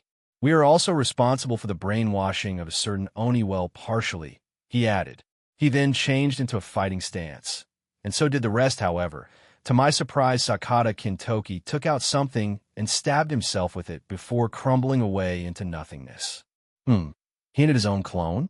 Well, it matters not, he said, and burned the remaining ashes. The other magicians behind him also opened some magic circles. Entertain me, middleman, he said, and charged me. Those magicians won't have anything useful for me. Leave the evil dragon to me, I said to them, and quickly entered my boosted gear balance breaker. Don, FWSSSH. Our fists collided, and he was pushed away from us, creating a strong pressure around us. I would have liked to take a look at Sakata Kintoki's memories, but that's probably impossible now. I didn't account for him taking his own life. Maybe I could try to bring him back. Kuntwar. Answer, impossible. That item had reality warping, soul destruction, and memory erasure combined. I believe one of the Eevee gods created the item. Perhaps they are working together with Sakata Kintoki's faction? So it's impossible then, great? I frowned and punched Apophis in the face and followed it up by summoning Ascalon and slashing him in the throat. These assholes are getting smarter and trying to hinder me as much as possible. I punched the dragon in the throat and lunged him backwards. I put my left hand forward and summoned a small draconic ball of energy and then punched it with my right. A large stream of draconic energy consumed everything in front of us. I used a dragon shot on the clone of Apophis, and it seemed to have killed him. Looking back at my comrades, they had killed the magicians too. There was a small part of the evil dragon left, and I tried to look at its memories, but nothing. I turned to where Sakata Kintoki was and touched the ground. Also, nothing. I clicked my tongue and walked over to the magicians and read their memories. It was also blank. I shook my head and said, for now, let's take these guys down and give them a temporary burial and inform the families. After a few minutes of moving around dead and decaying bodies, we were ready. I had stored them in a newly created item I created and told Yoshitsu on how to use it. She left first to inform Shuten and then Amaterasu. This has become a lot more serious, huh? Asked Ane with a gloomy face. Yeah, also there's more than one traitor. But who? I said and looked at the ground where Sakata Kintoki was. Also, the other rogue person was Sakata Kintoki, and pretty sure Reiko was close to him. He was part of her Heavenly King squad when she was still human. After I mentioned that, Reiko looked utterly shocked. She froze on the spot, not sure how to process what I said. She looked at me and asked, "Are you sure it was him?" "Positive. My eyes and ability don't lie," I said to her. She just remained silent after that. I wanted to try to reverse what he had done, so I put my hand out at where he once stood, and the clone of Sakata Kintoki came back. But he was hollow. The memories I tried to recover, but they were also blank. Whatever the hell they did, they simply removed them from existence. I sighed and dismissed the clone and turned back to everyone. "It'll purify the water first. You guys can go ahead. Actually, Suzaku, can you tell Shuten about this for me? If Yoshitsu hasn't done it yet, I mean. The same with Amaterasu," I said to her. "Okay," she said and left, followed by Ane. Shigyun and Reiko stayed behind and looked at the ceiling where the bodies once hung. Shigyun was affected by the dead in the past, especially during my first request with Team Slashdog. Meanwhile, Reiko should still be thinking about Kintoki. When I touched the water that had been the most polluted, I purified it. Once that was done, I also did this to the rest of the realm's waterways since I didn't want to risk it spreading any further. Once done, I walked back over to Shigyun and patted her head. "Let's go," I said, and we left the area and headed back to the pit. I covered the entrance to the cave back up and also made that area inaccessible to normal people. Once we arrived back in the town, I wanted to do a few things. One was to go meet up with Shirayuki and see her for myself. I also wanted to ask Shuten about Ito and maybe about Asai. I can ask more questions towards Kuki Shinobu since I'm going to her after speaking with Shuten. I didn't feel Ine and Suzuka's aura in this realm anymore, so they must be back in Takamagara. Let's meet up with Shuten and Shirayuki first. After that, we'll go speak with Shinobu. Yoichi, Benkei, and Rias are still here after all. Both of them agreed, and we made our way to Shuten's home. We also abided by the rules of that bridge we had to cross. Thankfully, we didn't have any trouble crossing it this time around. However, Po came out and decided to make my shoulder his home. Po became really attached to you. I sometimes think if he wants you to be his wielder, the same with Natsum-san's griffin, she said with slight jealousy. I don't think I was popular with animals in my previous life, so I'm as equally confused as you are, but here I took Po off my shoulder and handed it back to Shigen, who happily accepted him back. Po himself wasn't against it either. I don't want to do the parkour. Let's take the back, I said to her, and we walked over there.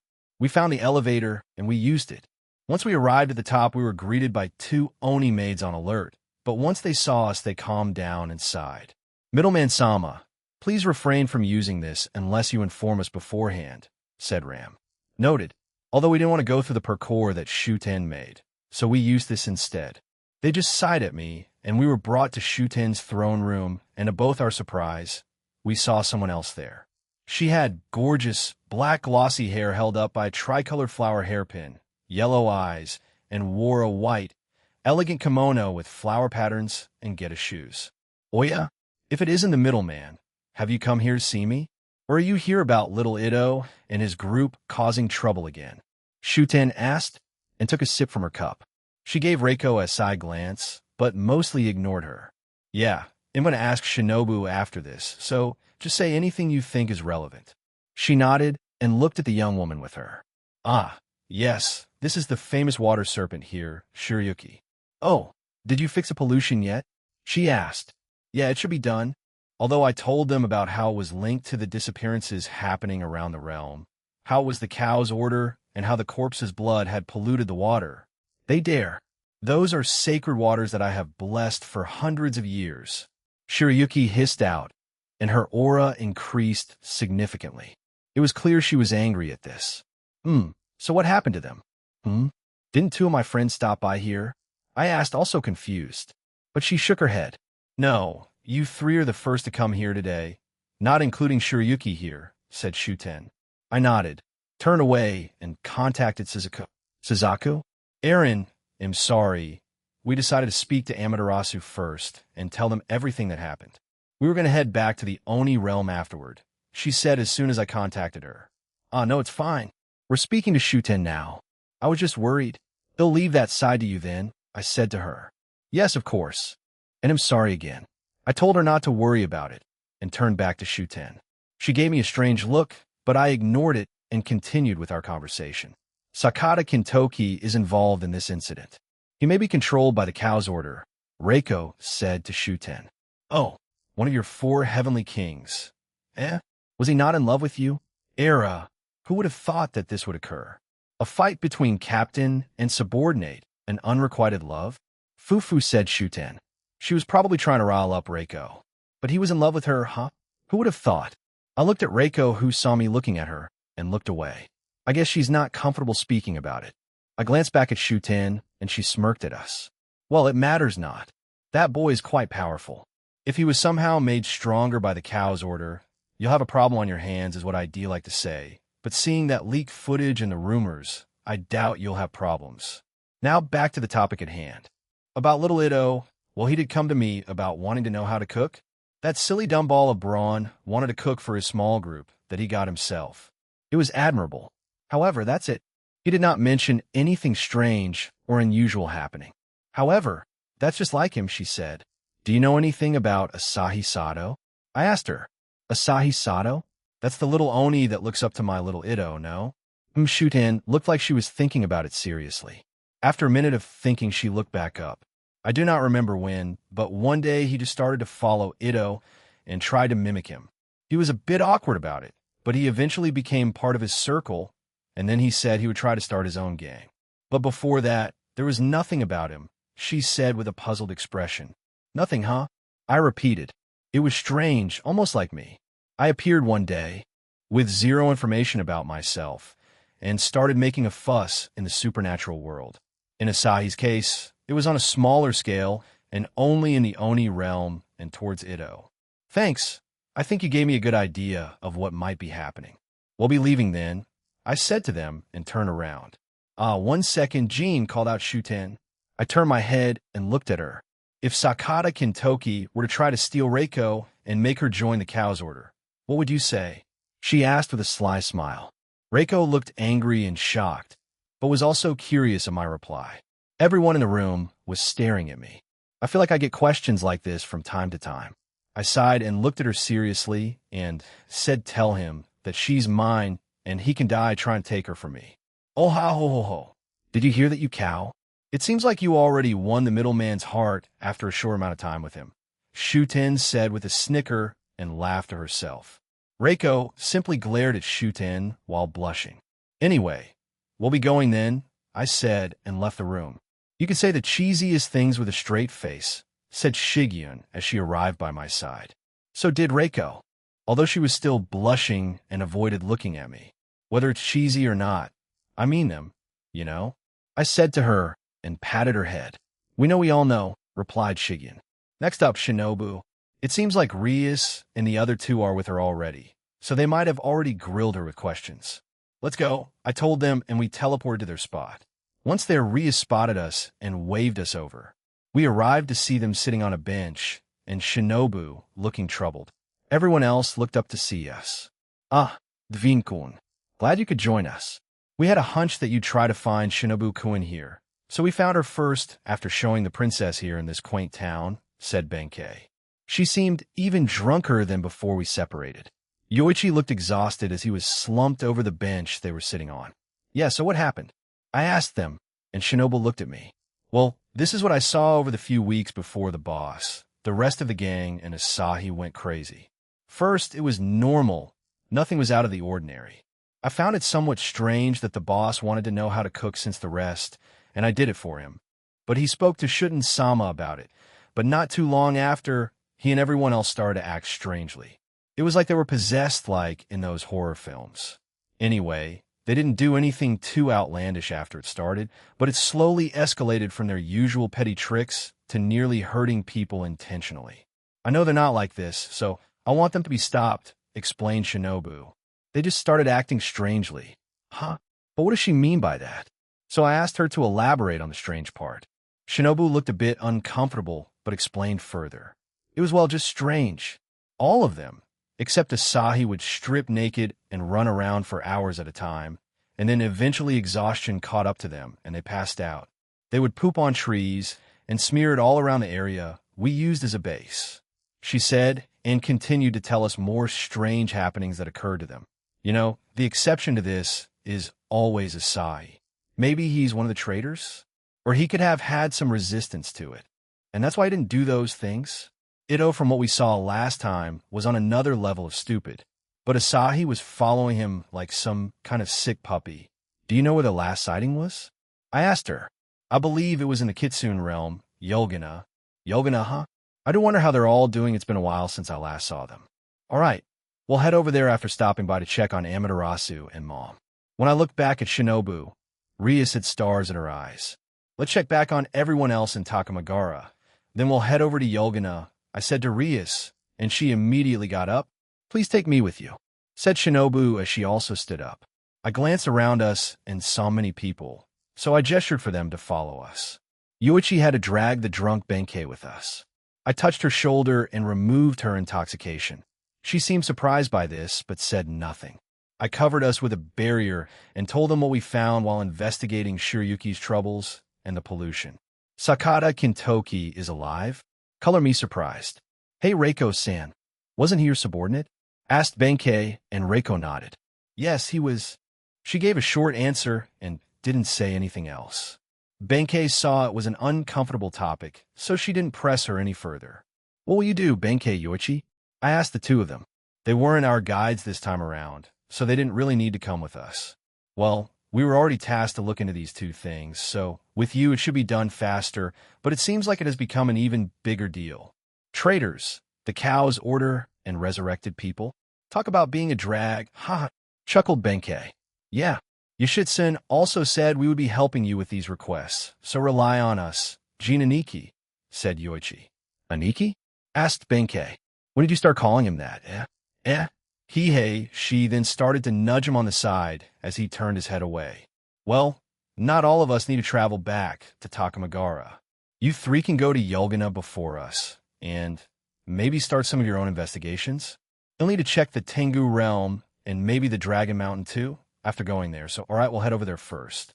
Send Yoshitsune to us if you see her. Benkei agreed and dragged Yoichi away. Shinobu joined them and gave me a thankful nod. Let's move then, I said to my group, and we headed back to Takamagara. To save him, teleporting us around instead of using the official teleportation pads. We arrived in front of the door again, and I knocked on it, and entered after hearing them give us the okay. Once inside, I was greeted by a strange scene. Yoshitsune was standing to the side, looking very awkward and uncomfortable. Rasweiss and Amaterasu blushed furiously, while Raijin quietly sipped tea. Jin and Mom were chatting away like best friends. I walked over to Yoshitsune and asked what happened. However, she just turned redder and shook her head. Ine and Suzuka weren't here, but I felt them in this town, though, so I'll go get them after this. Mom, what's going on? I asked. Ada. Oh, Rias-chan is in different clothing, just like me, she exclaimed with great delight. Just like Jin. She was wearing the same outfit, but purple and black. We were just having girls talk, Aaron Fufu. But Ama-chan and Rose-chan are so innocent. Fufu for Ama-chan? I looked at Amaterasu, who was covering her face out of sheer embarrassment. However, Rose was trying to keep a straight face, but she was also blushing just as much as the sun goddess. What in the world happened after we left? I shook my head and continued with why we were here. So, did you receive information from Yoshitsune about what had transpired there? I asked. The room fell silent, and Amaterasu's face changed. She looked serious now and nodded. Yes, we did. We have alerted many of our trusted heroes here. The entire city is on alert. We have also alerted the other leaders of the subrealm. For now, we need to capture the two Onis and locate the two clones of Sakata Kintoki and the evil dragon Apophis, she explained. Also, do not worry. We will keep your mother-in-law safe. Aaron, she said to me. I guess they'll refer to me as Aaron then. However, Jin kept on taking glances at me, so I just stared her down, which made her squirm. Noticing this, Mom grinned. Aaron, honey, I'm working on a deal for you, she said. A deal? I asked, confused. She spread her arms out and happily said, to marry these fine ladies. Excuse me? I asked, even more confused. Weren't you so against me having a harem at the start? I asked her. Details, Aaron, details it was then, but this is now. As your mother, I fully support you, she said with glee. The rest of the girls with me were also dumbfounded by what she said. Amaterasu, who previously had a serious face of a leader, turned beet red as she covered it up again. The only person who showed indifference was Raijin. She shrugged and said, if he wins the duel, then I do not mind. Our realm needs powerful heirs after all. So I'm just a seed donor? I asked myself and smiled wearily. I felt a headache coming on, so I put my hand up to stop her from explaining. We'll talk about this after I'm done with my job, okay? Please stay close to them, Mom. I wouldn't be able to face Aquino if I failed to keep you safe. Your mother is strong. You worry too much, she said and flexed her right arm. I smiled at her and looked at Rose. She nodded, and we finally left with her and the 4 shadow soldiers in her shadow and the necklace. She should be fine. So we're heading to the Kitsune realm, right? Tamamo no Mei and Inari Kami should be there, Ria said excitedly. Even after all the news about the cow's order and potential attacks, she was still trying to keep our spirits up. Yeah, they should be, I replied to Rias. We can eat and talk while we're doing this, I said, and brought out some sandwiches. I prepared some in case you were too excited to sit down and eat, though it still served its purpose. Rias blushed, and everyone took one. I would have agreed to sit down and eat. Aaron, I know, anyway, stay here. They'll go get Ine and Suzaku. We had arrived at the entrance hallway again, and I quickly located Ine and Suzaku's auras, and I appear behind them. They seem to be looking for a place to eat. I tapped them both on the shoulder, and they turned around, explained what was happening, and gave them sandwiches. Super Chef to the rescue. As expected of Aaron sang Ine as she ate her food. Thank you, Aaron. After getting their food and my thanks, we made our way back to everyone else. We arrived there shortly after, I had many people in the realm looking at me, some with respect, some with fear, and others were just curious about me. I should visit Uwabami before we leave. They'll tell her the details of my plans for my future business venture. I think she'll be on board with it, hopefully. All right, let's go, I said to them once we were all reunited. It's like old era Japan, Ria said excitedly. However, due to her shouting that it attracted a lot of attention, and if the middleman, a Padragon, were shouted our way, and I lifted using magic and disappeared and appeared in front of Inari's home. I didn't want to get hounded right now, and wanted to focus on this job. I also planned on coming here first. So it was fine, I guess. Where are we? The crimson-haired princess asked. We're in front of Inari's home. I can also feel her with Meiho, Tamamo, and a few of her guards. I started walking towards them, and a few kitsunes with masks appeared, saw me, and then vanished. Once we arrived at the area where we first met Meiho and spoke with Inari, they saw us and greeted us.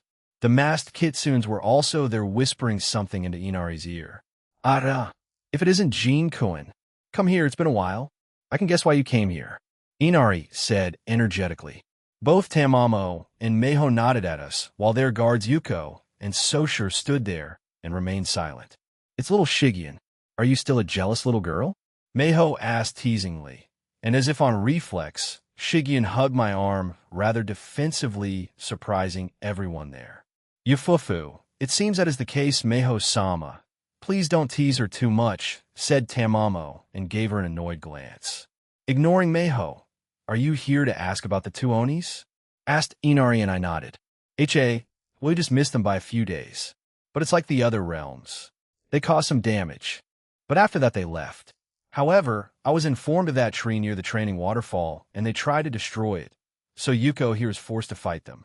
One of them is injured. I believe his name was Ito. Yuko stepped forward and said, it wasn't serious. His left arm should have been broken. I believe Yoshitsun-sama and Kuki Shinobu should be at the waterfall right at this moment. We were also informed by Amaterasu-sama about the truth, so we have higher-ups and a few high-level to ultimate-level kitsunes on alert just in case anything else happens, added Inari. I see. We'll go check that area then. If I have a chance, we'll come back before we go back home. Nice seeing you all again, I said and turned around. It's unfortunate, but we look forward to it, shouted Inari. After that, we heard Meiho saying something about a nighttime rendezvous, which I ignored. What nighttime rendezvous? Asked Rias and Reiko. Nothing happened, I assured them, and Shigen told them what had happened. I teleported us to the outskirts of the city, on the side where the waterfall area was.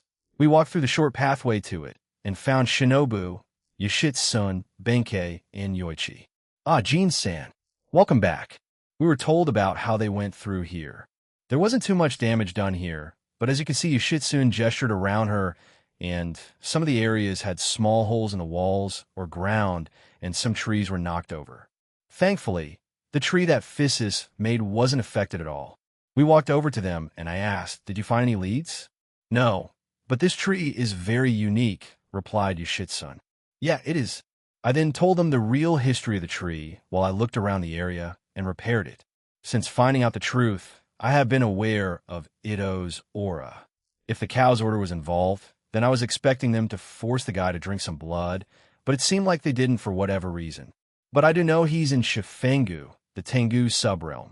I can assume that the rest of his gang and Asahi are there. They hadn't moved from that subrealm. They were either doing this on purpose or were planning on attacking it again.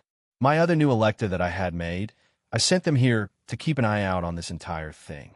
I'm not entirely sure if they know the truth of the matter or if they know about the attacks. However, they hadn't updated me on anything yet, so I was waiting for that. We'll try to speak with them before I go to the Tengu realm. So a goddess of the Greek realm was here? Interesting, Yoshitsun said and touched the tree. I'd like to meet her. Does she have a big rack like the rest of the women you have in your harem? Asked Benkei. Do you think that's some sort of criteria or something? I asked and gave her a strange look. She groped herself and said yes. I have no idea what she was implying there, but I just shook my head and turned around. It doesn't seem like there's anything else here. I located Ito's aura to be in the Tengu realm. We should go there to catch them, I told them. Wait, The boss is over there? Do you have any idea why? Shinobu asked, a bit confused by the sudden information. No, but give me a second. I walked away from them and contacted my Electa. Are you in the Tengu realm? Have you been following them? Update me on the situation, I said to them. Yes, not too long after those events started to happen. The news of this realm began to interest me, and I followed the group once the destruction began to occur. It was being led by 2 Onis, and there were 3 others following them. However, tell me in person. Come to me. I cut them off and told them that. Yes, of course, Eren-sama. I then turned around to face everyone with me, as they stared at me curiously. Suddenly, someone emerged from my back, alerting them. However, they then kneeled in front of me. Is that another Electa, Eren? What did you create her? Rias asked, as she pointed at the female in front of me. Not too long ago. Anyway, Yuanting, tell us in detail what you had found out. Yuanting, like Zeno, Shiva, and Elsa, were my assassins and spies. They excel at information gathering and missions of that nature. I had tasked Zeno and Silva to go search for Tosca. Those 2 are currently traveling from one European country to another, looking for any traces of Kiba's comrades. Since Kiba had no idea where he was taken to for those experiments, he couldn't help me much on that part. Therefore, those 2 were tasked with searching all the countries. Their last update, they had passed through 5 countries so far. In addition to them, there are my shadow soldiers in Europe, as well as the brainwashed XXX members, Kanzaki and Shizuka. However, they've been mostly silent since then, but I did set up a new system for all the brainwashed people to send me updates through a certain channel, and that has yet to be utilized. I should do it before going on a date with Rias. Unless this counts, as one Yuanting is a tall, slender young woman who has long pine green hair that is layered in length, spiked up, and neatly clipped while her eyes are indigo. She wore a black and green cheongsam decorated with a golden dragon and a panda in the middle. The cheongsam had a high slit, and she wore a garter that held her talismans on her left leg. She told us everything she learned up to the point I cut her off, and she then continued. I had been following them for the last few days, and they had been in the Tengu realm for quite some time now. They have used Ine-sama's previous home as their base. The clones of the evil dragon and Sakata Kintoki are not with them. I saw them prior to their demise earlier in the day. However, I repeated, I believe that the other traitors are 2 other Oni. My own theories are that they work for the Monkai Association and have been here for quite some time. I also believe that Asahi Sato is part of the Cow's Order, although I haven't confirmed this yet. Furthermore, I suspect they are trying to kill the 2 Tengu leaders. I do not know their reasons, but I have prevented them in secret, especially Asahi Sato. It seems he holds a grudge against them. 2 other Oni? And Asahi wants to kill the 2 Tengu leaders? Most of this doesn't make any sense. I feel like I've been fighting the Oni species a lot lately, from Sayas to Asahi and Ito in the future Ram and Rem. Drake suggested. What? Why? Ideno der Oni. That's racist, whatever. That's my pick. Well, it's not like you know of Asahi Sato's history, Eren, said Rudra. You also said it yourself, he is just like you. You appeared out of nowhere one day and started associating yourself with the supernatural realm to him. It was the Oni realm, Zyodo, Vidya, said Rudra. I see. Thank you, Yuanting. I thanked her and touched her cheek, making the woman blush. I turned to everyone and said, let's go to the Tengu realm then. Chapter 6, Part 3. Unfortunate circumstances, third-person point of view. Asahi Sato sat on a chair in the tower that was far away from the central town of the Tengu realm, Shifengu. He was looking out a small window near the top of the tower as he was waiting for some backup and comrades from the Monkai Association of the Cow's Order. He, Asahi Sato, was abandoned by his parents when he was young. He had to navigate the harsh world of the supernatural by himself. The future was bleak for him. However, he persevered, and he managed to make it to where he is now.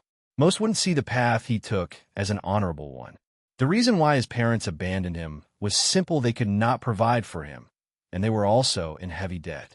So to save their son, they abandoned him so he wouldn't be burdened by their poor choices in life.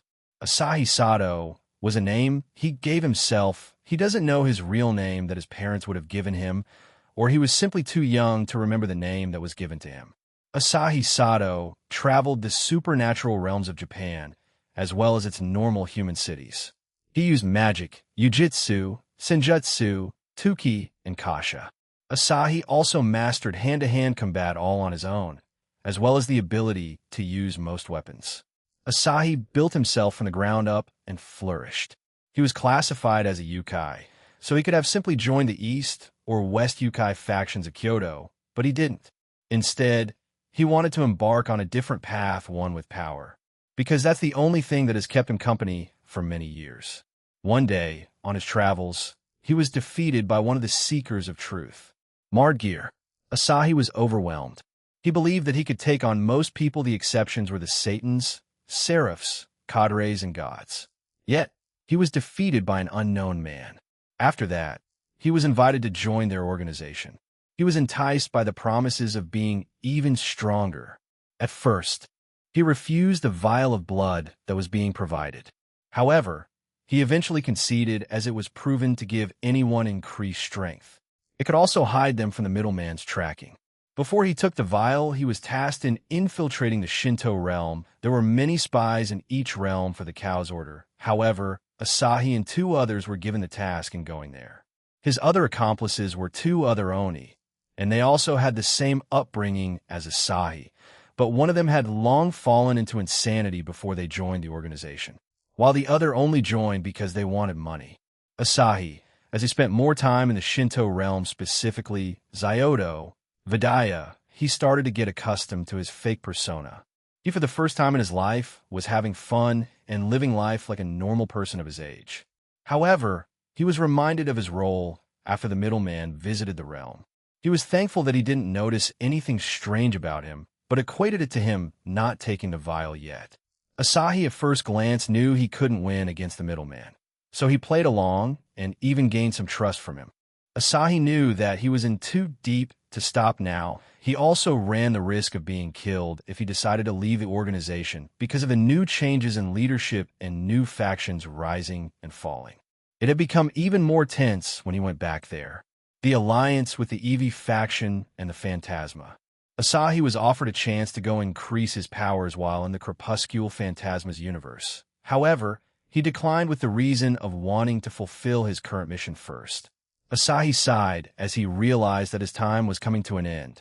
He didn't know if his time as a terrorist was coming to an end or his own life, but one or both were, and he knew it. I'm too far into it. I can't back out. I have to push forward even if I don't like it. There are no second chances in life. Even those 2 know that we can't do anything about it now. Though I doubt the other one cares, she basically lost her mind before she joined. He thought and sighed again. Asahi leaned over and looked down below. Beneath him, on the ground, were the Arataki Ito gang. He had used a mind control spell on them that he had been taught by Promestine. He had to use his friends to cause trouble or enough destruction in the realm. This was for both Sakata Kintoki, one of Apophis' clones, and a subordinate of one of the Phantasma and Eevee faction. This was so they could do their job in peace. Asahi didn't like anyone from the Phantasma or Eevee. To him, they were beyond evil. Even the evil ones from the Draconic Dais he thought were still a bit easier to handle, but to the ones from those universes, it was one of the reasons he refused to go, even if it meant more power. Asahi, a voice called out. Asahi turned his attention behind him as a communication magic circle had appeared. The voice was familiar. It was one of the Oni. What? He asked back. It seems the middleman and his group killed the clones of Apophis-sama and Kintoki-sama. We'll need you to draw their attention in that realm. You need to be a sacrifice so we can finish our preparations, said the voice.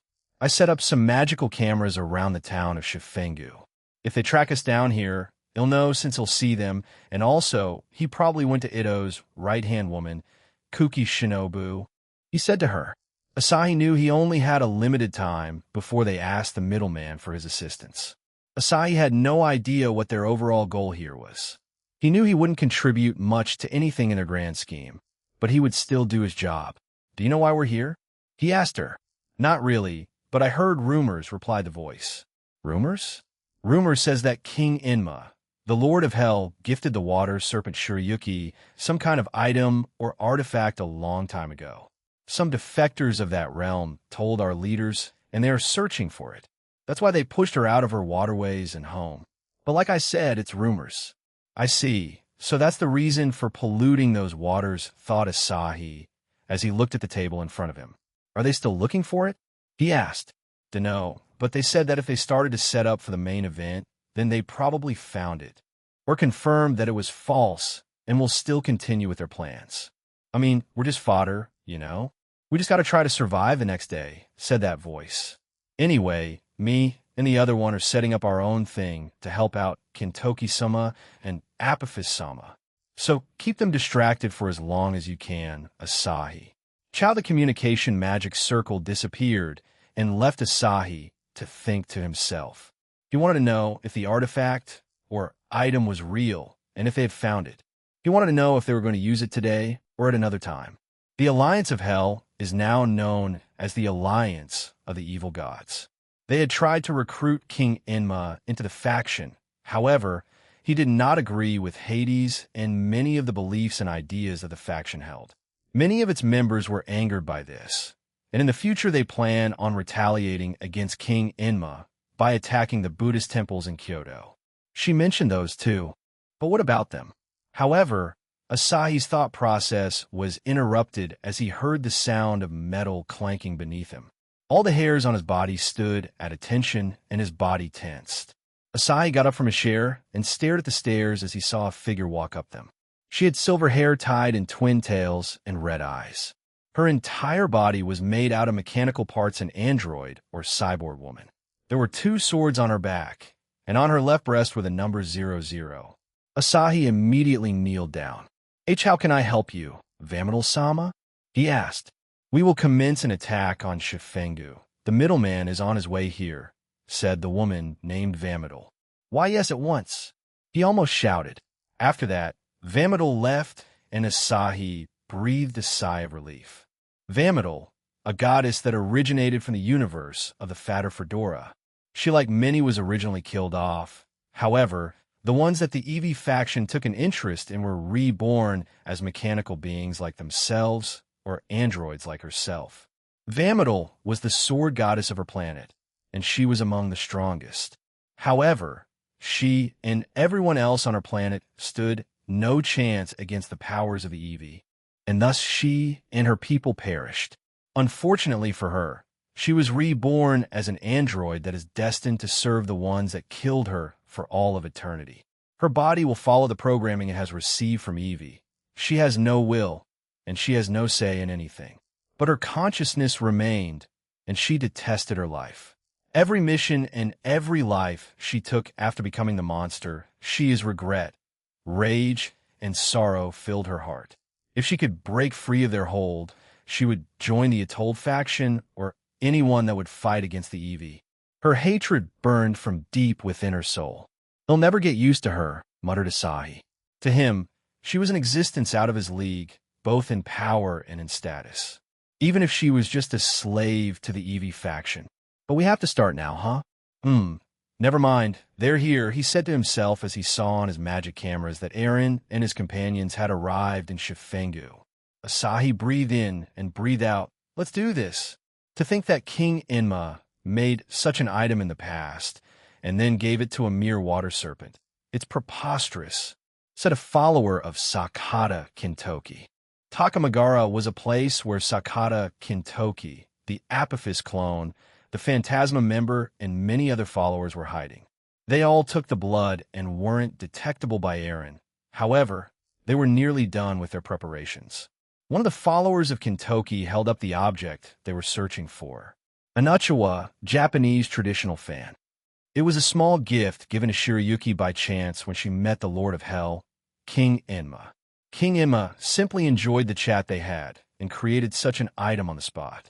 A normal Uchiwa would not be this sought out after. However, this particular Uchiwa functioned like an artifact or the holy relics of the church. It was powerful, very powerful. With a simple swipe of this fan, the one wielding it can create winds twice as strong as Hurricane Katarina, the hurricane that was from the USA. 175 miles per hour to 350 miles per hour. Not only that, But since they were granted by King Enma, the fans can also produce powerful flames and can break any seal produced by ultimate class or ultimate level beings. But its most powerful ability was to turn the world into a fiery pit of hell. King Enma's Uchiwa can transform half of Russia into a sea of flames instantly. Just like Lavinia Reni's absolute demise balance breaker, Assoluto Argento Mondo, which provokes blizzards across an entire battlefield.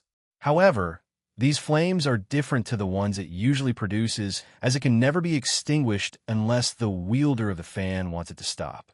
Much like the Amaterasu of the Naruto-verse, it cannot be extinguished by normal, means only the wielder or a special way can be used. With such a powerful tool, we can engulf this realm, said the man in possession of the fan. You do know the real reason for acquiring that artifact, right? Asked Apophis as he calmly stared at the man. Oh, of course, Apophis-sama. We will implant it into a worthy user and have them become the artifact itself. The witches of the Wizard of Oz are doing the same thing with their artifact, he replied. Good, now leave with it. If we lose it to the middleman, then severe consequences will happen to all of us, ordered Apophis, and the man immediately left with the artifact back to the cow's order. We only need my power, magic, Kintoki, and muttered Apophis as he looked at the young man who was sitting away from them.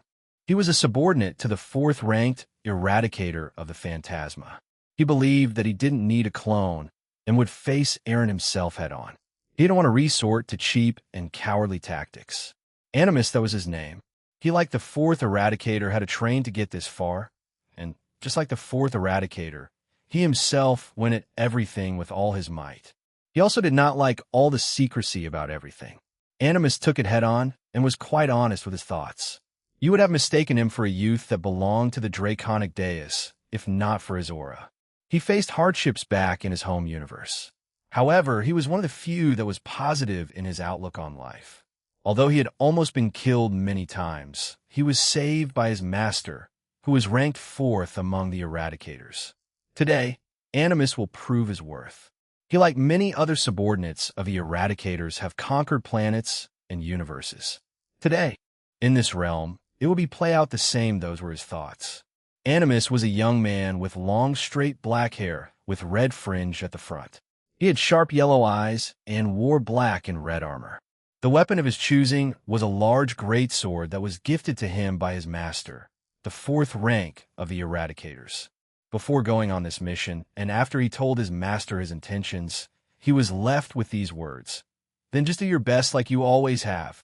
Whether it's conquering planets or universes, whether it's simply training and sparring with your fellow comrades.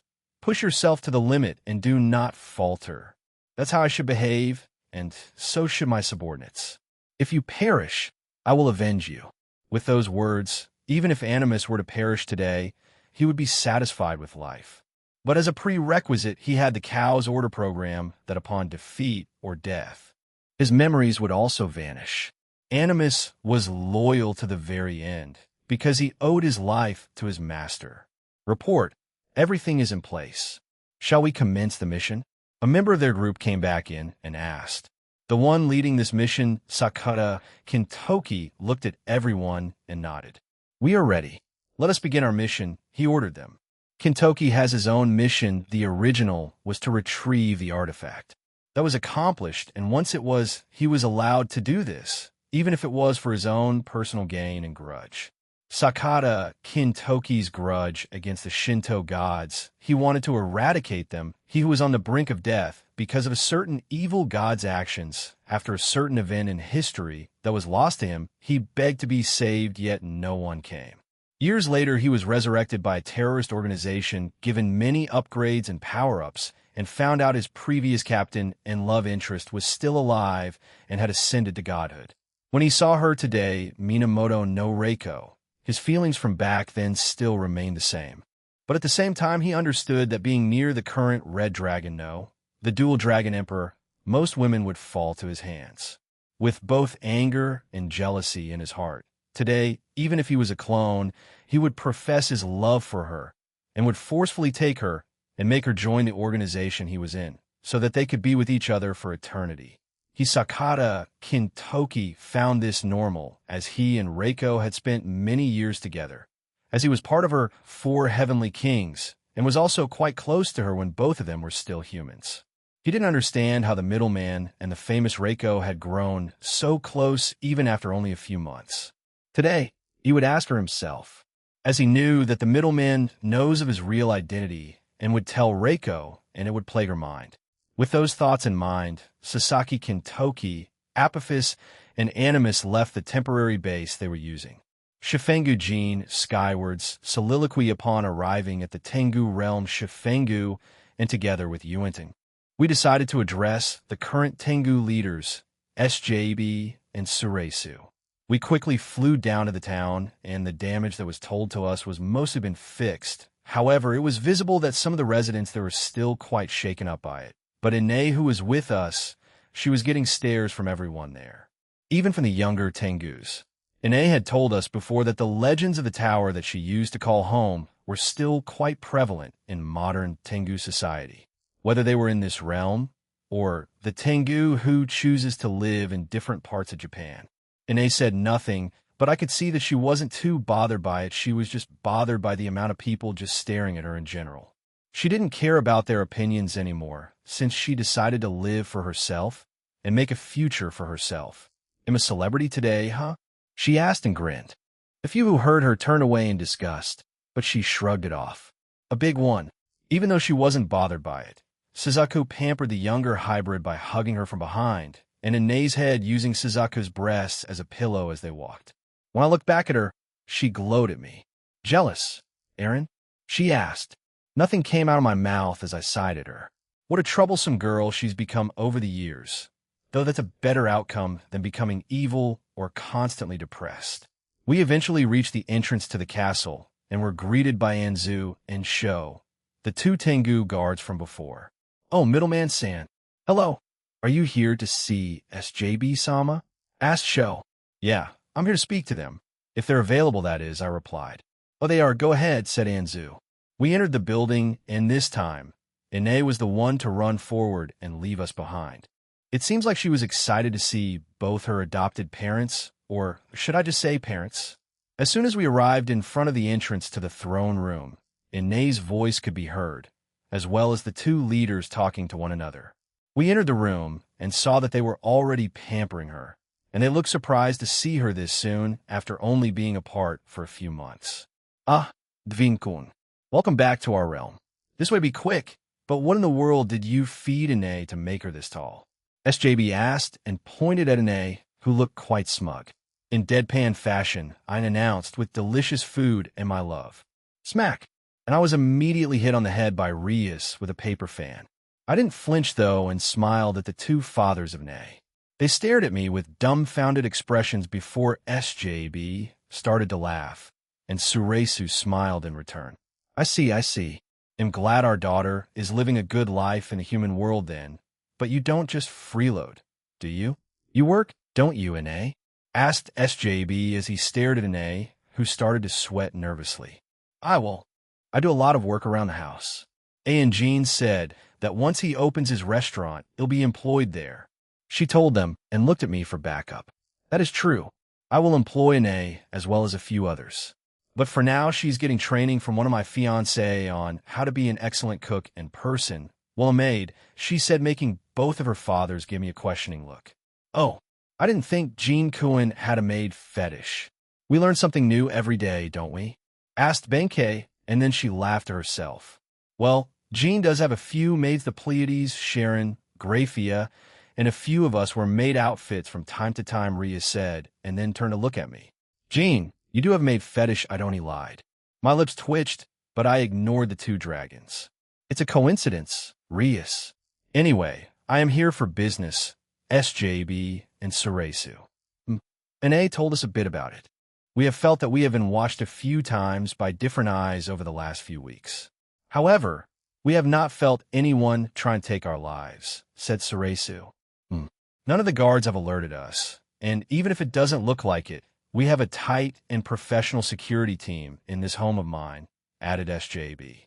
He gestured with his hands, and some magic revealed several magic circles around the room. No, the entire building. Yo, well, we think, boom. Why stay calm? I covered this city with a barrier when we arrived. So if that attack didn't come from within, then they should be safe.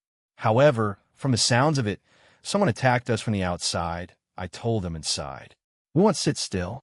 Whoever is attacking our realm, we will also fight, said SJB. I won't stop you, but don't get yourself killed because of your pride, I added and turned around. Let's go. We made haste and arrived back outside. A few of the Tengus were panicked, but they weren't too bothered as the barrier I had erected protected them from the attack. I didn't know if Asahi would use sneak attacks or just regularly attack us, but it seems to be the former. Above in the sky was Asahi floating using magic. With him were Ito, his gang, multiple EV mecha soldiers, a few monster cryptid hybrids, some fallen angels, and a silver-haired robot woman. When I used Observe on her, it said her name was Vamidal, and she was a goddess of one of the planets in the Fatter Fedora universe. I frowned when I saw this, as she was around the peak of God class in strength, so around Shiva's in terms of raw power. Asahi was at least Satan class in strength. Since I couldn't feel his aura anymore, he must have drunk the blood.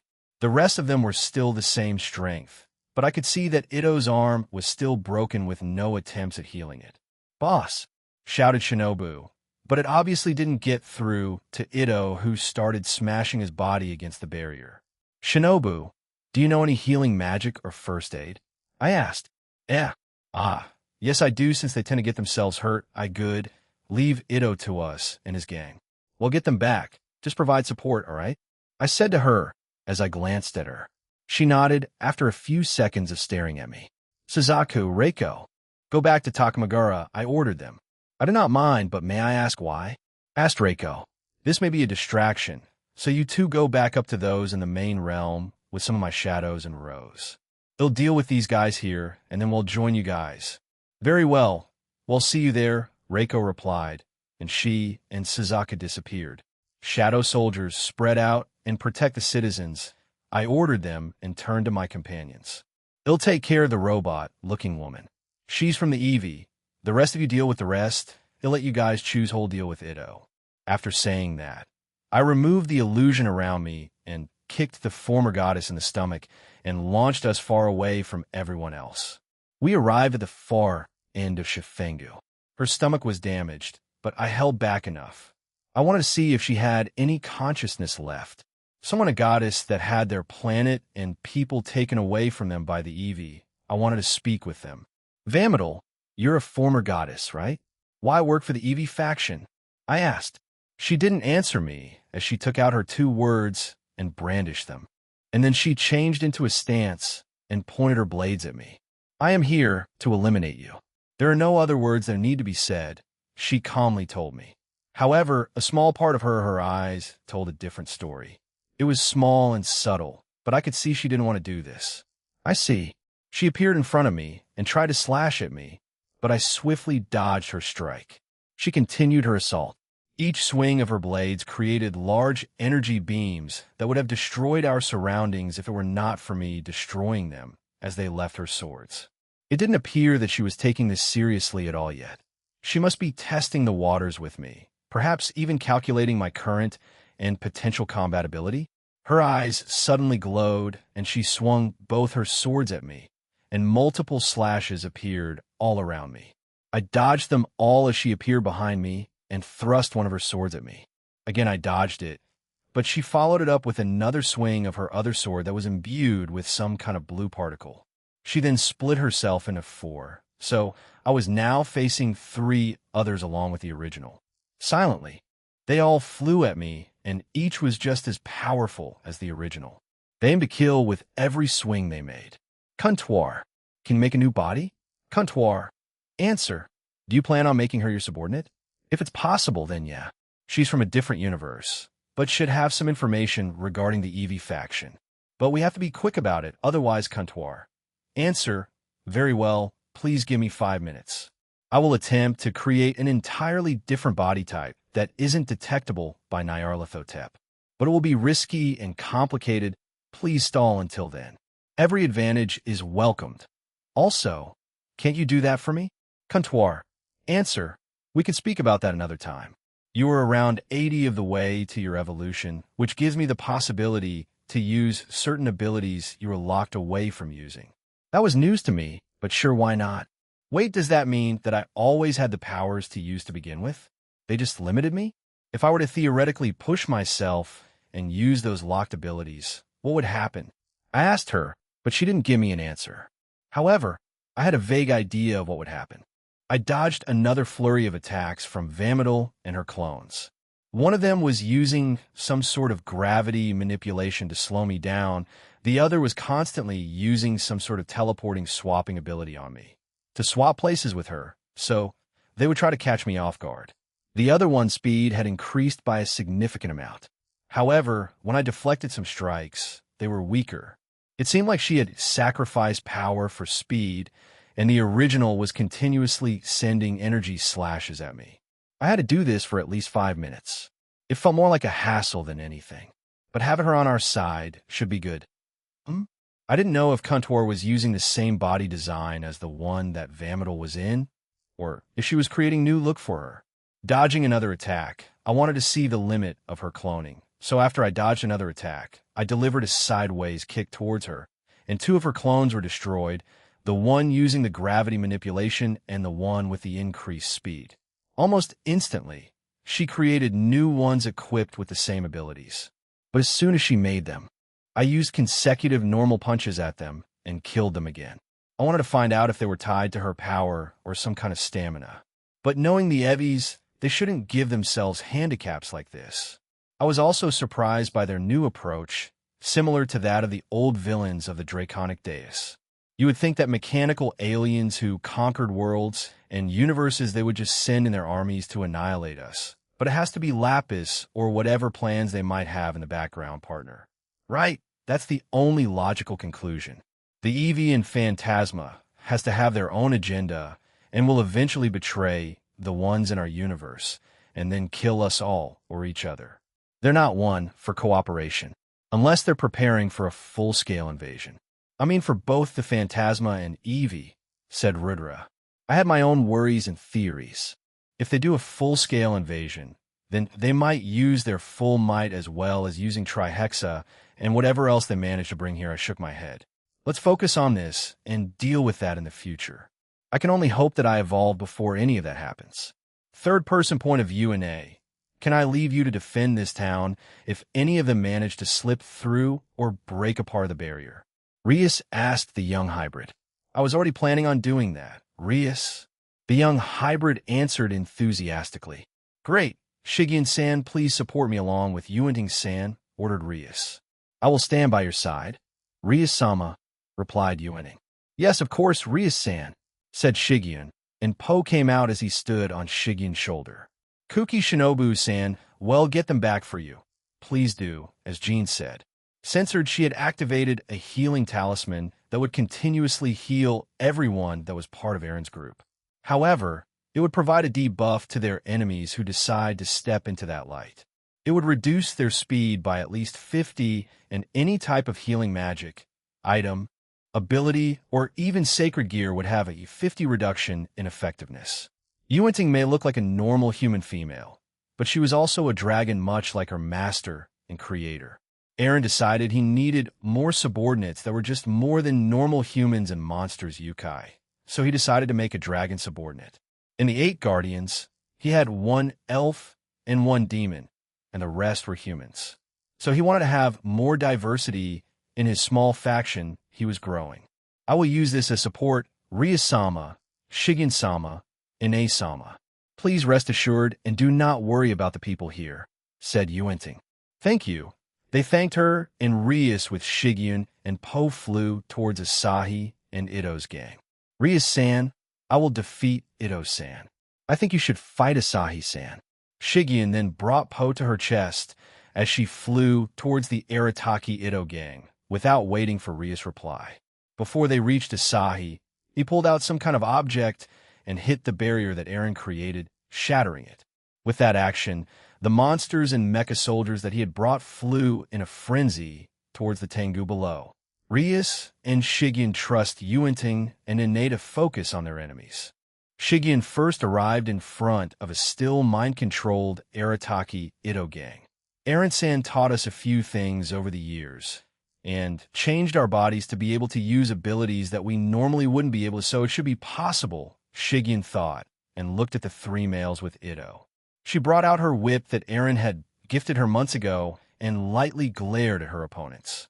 Much like Po, Aaron had given this whip the ability to devour anything, and it would evolve alongside Shigen as she got better at using Po. Po, support me. Don't let them do anything reckless, ordered Shigen, and Po made a cute noise from her shoulder. Shigen then aimed her whip at the three men and used the devour effect of the whip. Normally, these three young men would be killed upon being devoured. However, Shigen had trained extensively over the years, and she aimed at the magic technique or ability that were used on these three young men. It may sound cruel, but she wanted to try them out on them, as it seemed that Shuten Doji and Kuki Shinobu cared more for Arataki Ito rather than the three humans following him. The move that Shigen used was successful, as the ability that was used on them was devoured, and the three young men were spared and had looks of confusion stretched across their faces. Ashu? Where are we? One of them asked. Isn't this the Tengu realm? Did we smear poop everywhere at our base? All three of them were confused, and Shigen turned to look at Ito. However, the Oni had turned his attention to her and activated his royal descent. Behold, Ito the Evil, which increased his power by several folds and started attacking Shigen. Shigen, on the other hand, avoided all his attacks. Ito charged and tried to punch Shigen on the face, but she easily maneuvered in the air and used Ito's own momentum to push herself higher up into the air and then kicked him on the head, making him crash into the ground. I don't know what's happening, but boss, what are you doing? That's Shigyun-san, who was with the middleman from a few months ago. One of them shouted. Right, please stop, or you'll get your butt kicked. Another added. Shigyun shook her head and quickly explained what had happened to them, and that Asahi Sato might be behind it. All three of them were shocked upon hearing it. No, I knew something was fishy about him. Damn it. We failed the boss. Shigyun smiled at them and decided to use the same move on Ito that she used on his gang members. As she was preparing to do so, some cryptids and mecha soldiers flew towards her to try to attack her. But Po turned around, opened his mouth, and a large black and white vortex appeared from his mouth and ate the enemies that were coming towards them. Thank you, Po, Shigyun said, and Po made a cute sound in approval. Come back to your friends, Ito-san, Shigyun shouted as Ito had stood back up and was consumed by a black and brown vortex, and Shigyun activated the devour effect. After a few seconds, the vortex finally disappeared, and Arataki Ito was left standing alone and confused. Huh? What the where are we? He asked, and then groaned in pain. What the why is my arm broken? What is happening? Shigen, along with Ito's gang, flew down to him, and she explained what had happened, and Ito was quite obviously mortified. Damn it, I caused that much damage. I want to be a gang leader, not some terrorist. Wait. Am I going to be charged? He asked in a panic, and his face paled even further. Also, that Asahi, I thought he was a fan of mine. Why did he? Ito was obviously distraught about this. Over the few months he had come to know Asahi, he had started to call him a true friend, even if he didn't say it out loud to him or anybody else. They sparred together, ate together, caused mischief together in Ito's mind. He would even call him his brother. Was it all a lie? He asked himself, anger and frustration evident on his face. Boss Shinobu came over and felt pity for his boss, and so did his other friends. Shigen-san, if it's possible, can we not kill Asahi? I'm dumb, and I know he'll definitely have to spend time in prison or jail after this, but I'm not sure, but you'll need to ask Jin-san about it. It will also depend on Asahi-san's confession, cooperation, and attitude, replied Shigen. All of them turned their attention towards Asahi Sato and Rias Gremory. You can come quietly and surrender now, Asahi Sato. With Jean's help, you can probably have a reduced sentence on you if you cooperate with us. Just tell us everything you know and the plans of the Cow's Order, said Rias. Asahi chuckled to himself and shook his head.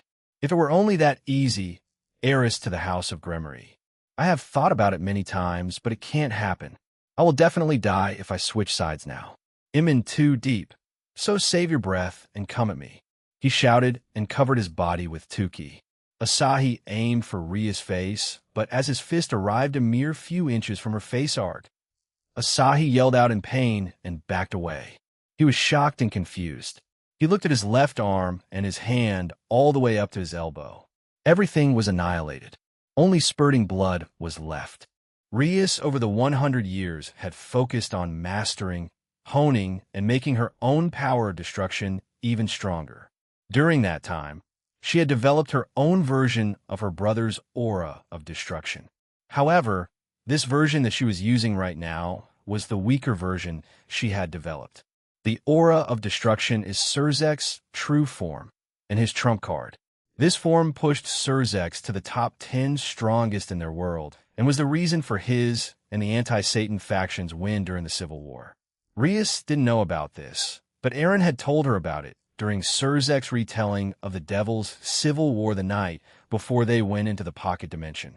So with this information, Rias underwent another change that she requested from Aaron, and this was the result of years of training on her part. Her passive aura of destruction functioned the same way as Surzek's aura of destruction. However, it could distinguish who touched her and whether they were an enemy or an ally. So if Aquino or even Amaterasu were to touch her, they wouldn't be hurt. However, Asahi was, as he was currently seen, as an enemy. Asahi cauterized his wound with fire magic, and despair was starting to weigh on his mind. He couldn't use physical attacks. His prized hand-to-hand techniques would be useless. I can still use other tech, Arif. Before he knew it, Asahi had been struck by Rias as she had kicked him on the leg, and that body part was completely destroyed.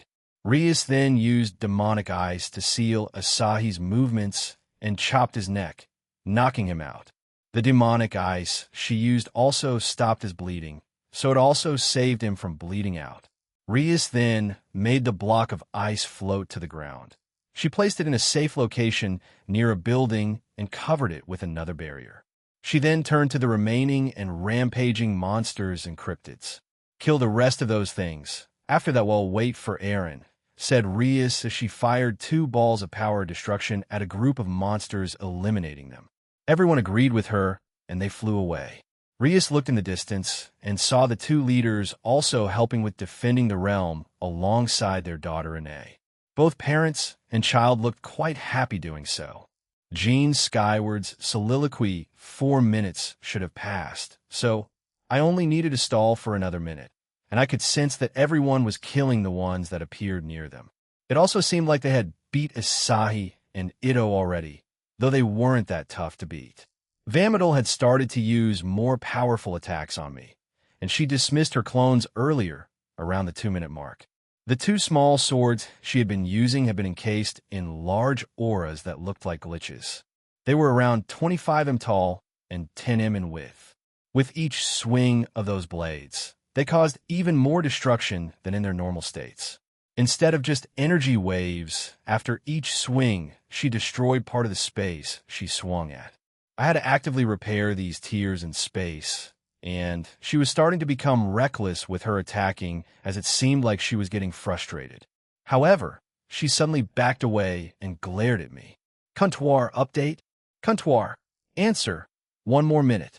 However, Vamadil wasn't willing to wait an extra minute for me. She put her right sword in front of her and the other behind it. She had removed the large aura that covered it before doing so, and suddenly, her power skyrocketed. Seems like she's preparing to use some kind of finishing move, partner. I can see that, I replied and focused back on the android woman. The sword around her started to emit that glitch-like effect again.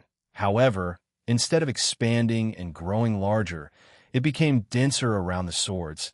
Not only that, her entire body started to produce that effect. The realm also started to shake, and I could see parts of it starting to erode and break. This woman was determined to kill me, or end this realm trying. They'll have to end it now. I just hope Comptoir has everything else ready after creating the body. Hey, can I ask you a question? I asked her, but I got no response, so I decided to use Observe one more time and inquired, do you not miss the title of being called Goddess of Swords? That made one of her eyebrows twitched. It seems like a big enough stimulus from the past made her react. So we'll stay with the topics of swords then. I like them too, swords I mean. I had an outstanding teacher after all, though I'm still an amateur in his eyes, and I also feel the same, I said to her. I started to blabber on about my time with Rudra in my soul, and how he trained me, and for some reason she held off unleashing her attack. Comptoir. Answer. It's ready, along with everything else. Nice timing, I said since I was out of things to say, and she looked like she was about to attack as well. I put my hand out and disabled her movements. Hopefully this works. Increasing my speed, I pierced her heart and quickly separated her soul and consciousness from her current body, and Comptoir summoned the body she made beside me, and I transferred them to this. Comptoir. Answer. Influence of the virus and any other programming on Vametal has been removed. The body created by me also has the same effect that Nyarlathotep's blood has on the ones that drank it. They are undetectable to those associated with her. Only you and your allies can feel Vametal's aura. Comptoir, you have a general idea of their base, right? I asked. Comptoir. Answer. Yes. I understand. Do it. I grinned and also felt Comptoir grin. The body in front of us was about to explode, so with both of us working together, we third-person point of view universe EV told in a certain facility, one of many in the EV faction's bases. Many of the scientists and researchers were working on new technologies, techniques, abilities, artifacts, and spells. Whatever they plunder and salvage from whatever planet and universe they conquer, they use. As long as it provides them with more power and an easier way to conquer planets, the EV gods will use it. However, today they were going to be set back a bit. One of the researchers was working on an artifact that they had found many years ago, and he was close to a breakthrough. However, suddenly the body of a female robot appeared beside him. While he himself was classified as an ultimate-level mechanical life forms, such a sudden thing left him off guard, and he didn't have enough time to react. Boom! A sudden and large explosion occurred on that certain planet. None of the Keto Tenkai, Riga Shurcho, Shepherds, Atrocity Fanatics, or other groups were near this base and planet, so none of them could prevent or reverse the damage on time. But at the same time, both Aaron and Comptoir added a little something that would prevent them from reversing it altogether. Report. We lost more than half. The facility estimated damages are around 87. One of the other scientists that survived the blast reported immediately to another base. Can it be reversed or repaired? A voice asked. Negative. There is some kind of technique preventing us from doing so. Understood. Move to a different base and continue research there. We will send the second of the shepherds over there to investigate, along with one of the Vescula Hivica. Universe Draconic Deus Gene Skyward's soliloquy. Comptoir. Answer. A success. Good. Now then, I looked at the body that Comptoir had prepared. I had zero idea who this body was based on, or if it was based on anyone at all. Vametal has pale skin. She has long black hair and dark blue eyes. Furthermore, she is wearing a white uniform with a white coat over her shoulders akin to a cape, a tight blue knee-length skirt, and blue high heels. She is very beautiful and athletic with a voluptuous figure. I went over to her and held her floating body. She then started to open her eyes, and once she did, she just stared at me. The next second, she kissed me, which utterly surprised me. She didn't hold back either, as she intruded into my mouth with her tongue. Ultra instinct didn't dodge that. While I didn't push her away, I stopped her from kissing me. I stared at her for a second as she blushed at me, and I sighed. I would have preferred a normal greeting. Vametal, I said to her, I am yours. You saved me, and I will avenge my people and race, she declared and floated by herself. I pointed at the ring on her finger. She looked at it for a moment before nodding and summoned upgraded versions of the swords she had previously wielded. Both had different colors. The one on the right was mostly crimson, while the one on the left was azure. We landed on the ground as the area and realm around us were repaired by Comptoir. Once on the ground, she kneeled in front of me. Aaron Sama, please bestow upon me with another name. I wish to truly be born today, she again said quite seriously. A new name? I asked myself and thought about it.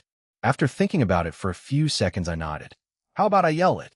It means doe, female deer, gazelle. It's taken from the Hebrew phrase, Ayelet Hashakar, literally meaning gazelle of dawn, which is the name of the morning star. So in a way, it's her new beginning.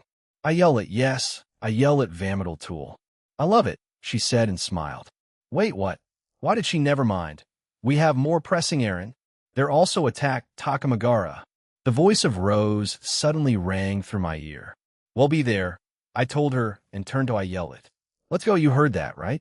She nodded, and I teleported us back to the small town, and it seemed like it had calmed down here. I found my group, and we joined them, most of them confused by the mysterious woman with me. Long story, he'll tell you all of it afterward. Anyway, Ine stays here, the rest of you come with me. They're attacking Takamagara too. Shinobu, can you stay here and watch over Asahi? I doubt he'll come out of that anytime soon. They'll also erect another barrier over this place. I glanced at Yuenting, and she silently agreed. She would stay with Ine and Shinobu. Yes, I need to take care of the boss and the rest of the team after all, she replied. Good, let's move you lot. Takamagara, once we reached Takamagara, there were thousands of monsters and mecha soldiers again. More than in Shifengu. However, most of them were being neutralized by my shadow soldiers. But I could see 3 individuals that stood out. The evil dragon Apophis, a man in black and red armor, and who I assumed to be Sasaki Kintoki, because he was floating in front of Reiko. You know what to do, I said to them. I'll go face the one from the Phantasma. I yell it. Can you go ill-face Apophis with her, Aaron? Announced Rias. I glanced back at her and nodded. All right, take care. The rest of you help defend the city. I then flew towards the man named Animus after I used Observe on him. Don, I've been waiting, Dual Dragon, he shouted as he managed to block my punch with his sword. We arrived near Dragon Mountain, and as I was about to say something, we both felt it as we turned around and looked at the city. It was suddenly covered in a large and dark field barrier. Apophis is probably responsible for that. I can easily take care of it, but I'll leave it to everyone else to deal with. Humph. He's trying to keep the damage in there, or perhaps he'll floor the entire city with his own primordial waters, said Animus as he took a stance with his greatsword. I am Animus, and am a follower of the 4th Eradicator Master Virion. Animus' body was covered in a black and red aura before he charged me. It looked like a simple slash, but I had to dodge multiple times as multiple slashes came at me in all directions. I was confused. He didn't use clones, or I didn't feel him use an ability. Was this, are you surprised? He asked and smiled. I do not possess any magical ability or special energy. All of this is hard work, training, and pure technique. Now come, Dual Dragon. You are the one who defeated Sias. Show me that power. Third-person point of view, I yelled it, and Rias stood in front of Apophis as his arms spread apart, ready to use a special ability. Give up. It won't work, Evil Dragon, said I yell it. That feeling. Are you Vamidal? Did the middleman turn you into one of his subordinates? Asked Apophis. I yelled it, simply smiled at the Evil Dragon, and Rias understood what had transpired with Aaron and the woman he faced off with. He had turned another enemy into an ally. Why did you cover this city with this barrier of yours? Asked Rias. I may not look like it, but I do have some tact about myself. I will admit that my other clone was a bit more barbaric than I usually am, though I don't think either of you saw him. 2 against 1, I do not mind that matchup. Let's have an enjoyable match then, he said and took a stance, instead of carrying through with his previous plans. Regardless of whether you act like this, you are still endangering the lives of many people, and also part of the cow's order for which I will eliminate you, answered I yell it. She then summoned 2 blades to her side from her ring. Just like the one she used on her other body, they were both crimson and azure colored, but there were black dragon designs on them this time. She then covered her body in black and white tuki and attacked Apophis. The evil dragon barely dodged, but felt some of his scales disintegrate after being touched by the swords. Being alerted by this, he backed away and stared at the swords that Ayelet held. Ayelet herself also looked at them with a small smirk. However, the dragon wasn't given any breathing room as Rias fired some balls of power of destruction at him, and he dodged 3 of the 4 balls, but his tail was caught by one of them, destroying it. They are much stronger than the previous data told us. Even with our new bodies, and even if we are clones, they're destroying them casually. So they are beyond the level of dragon gods, analyzed Apophis. He raised his right hand and clenched it. Suddenly, a large shadow appeared from above them, and a large draconic hand made out of darkness appeared. Rias fired another ball of destruction at it, and destroyed it, but small tentacles, hands, and other appendages appeared and attacked her. Finally, Rias summoned multiple small balls of power of destruction. Rias didn't want to call these the same as her brother's ruin, the Extinct. She had initially developed the move Extinguished Star over the 100 years and slowly mastered it, and could create it instantly, and it could move at supersonic speeds. However, she also began to refine it and develop variants, and she was currently using one of those variations. The small balls of Extinguished Star flew towards the appendages and instantly eliminated them. As Apophis continued this attack, Rias casually eliminated them, giving Ayelet the opportunity to focus on attacking the dragon. However, without his input, the shadow attacks kept on coming. Ayelet flew towards the dragon and attacked him relentlessly. Apophis grimaced as he couldn't dodge them all. He also knew that she was merely playing with him like how a predator would do to their prey. Rias saw that Ayelet didn't need much help, and that Apophis wasn't targeting anyone else, but then she decided to use her Extinguished Star variant to eliminate the monsters and mecha soldiers that were invading the realm. At a faster velocity, they all flew towards groups of soldiers. She had initially created them to be the size of a marble ball, but as soon as the balls reached the group of enemies, they would instantly grow in size and kill a large number of them. Ayelet, Rias called out. I got it, she replied, and so the two parted ways. Rias decided to find and meet up with Rosweiss, as she had been here during the initial attack. She quickly found that they were still in the castle. However, the castle was covered in a barrier that was created by Rosweiss. When she passed through it and opened the door, she was greeted by several guards pointing their weapons at her. Stop! She's with the middleman, shouted Sarah as she approached Rias. So they stopped pointing it at her. Rias-sama. Not many of our leaders could respond to this attack on time, so only 3 of them are here. They are in the meeting room. Yes, thank you. I will go see them, she replied, and instantly appeared in front of the door and pushed it open. The people in there were alerted and stared at Rias. Rias-san, Rosweiss said with relief. Rias walked over to them, and Shuri looked a lot better than someone who hadn't been in this kind of situation before. As soon as I felt attacks being launched in the city, I erected this barrier around the castle, said Rosweiss. It seems a clone of Apophis along with a clone of Sakata Kintoki and a member of the Phantasma have attacked Takamagara. You were informed of this, yes? She asked. Yes, to a certain extent. However, we don't understand why Sakata Kintoki would attack us, asked Jin. We do not know either.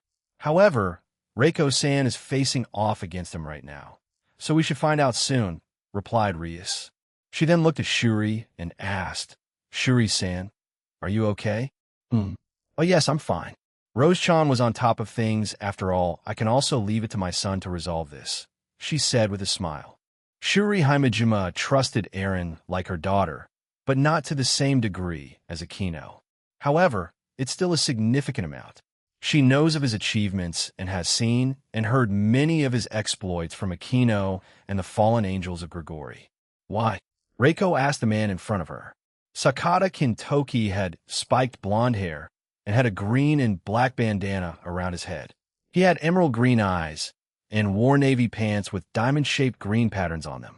Most of his chest was exposed while he wore armor guards on his legs and left arm.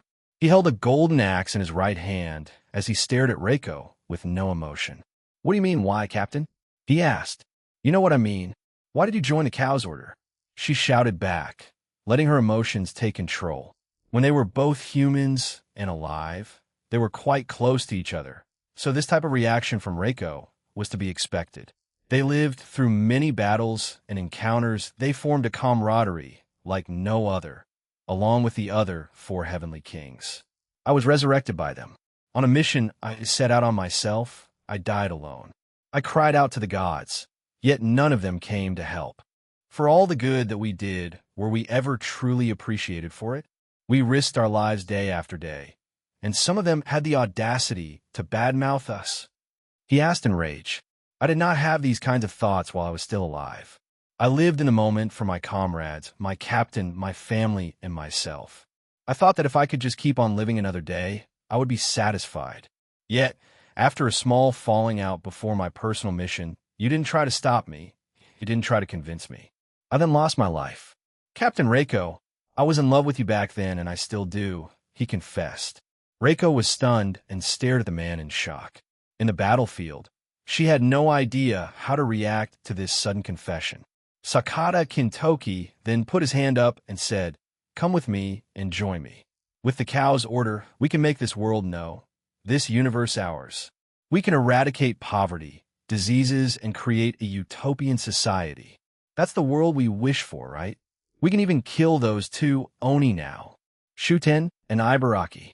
Reiko closed her eyes for a moment and looked at Kintoki with pity. Seeing this, he frowned but said nothing.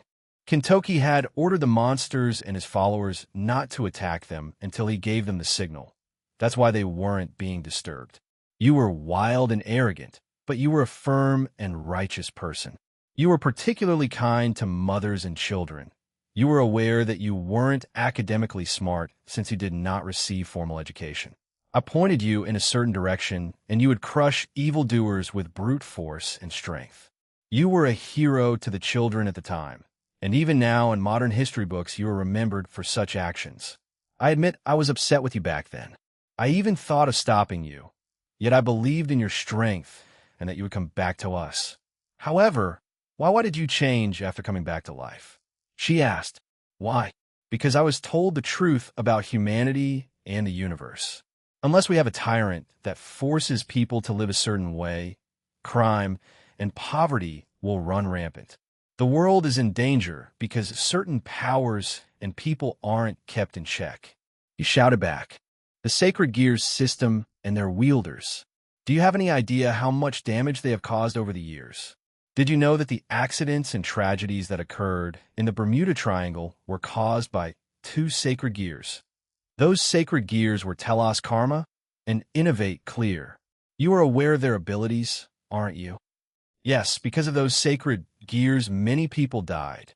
Even the common and uncommon Sacred Gears. If put to the wrong wielders, they can kill hundreds of thousands. Innovate Clear has the ability to create an ideal world in another dimension, similarly to Dimension Lost, with the additional ability to create nearly perfect imitations of living beings similarly to Annihilation Maker. Because of this, it is known as the Sacred Gear that lets one impersonate God. However, anything made inside of Innovate Clear's world can only exist in that world.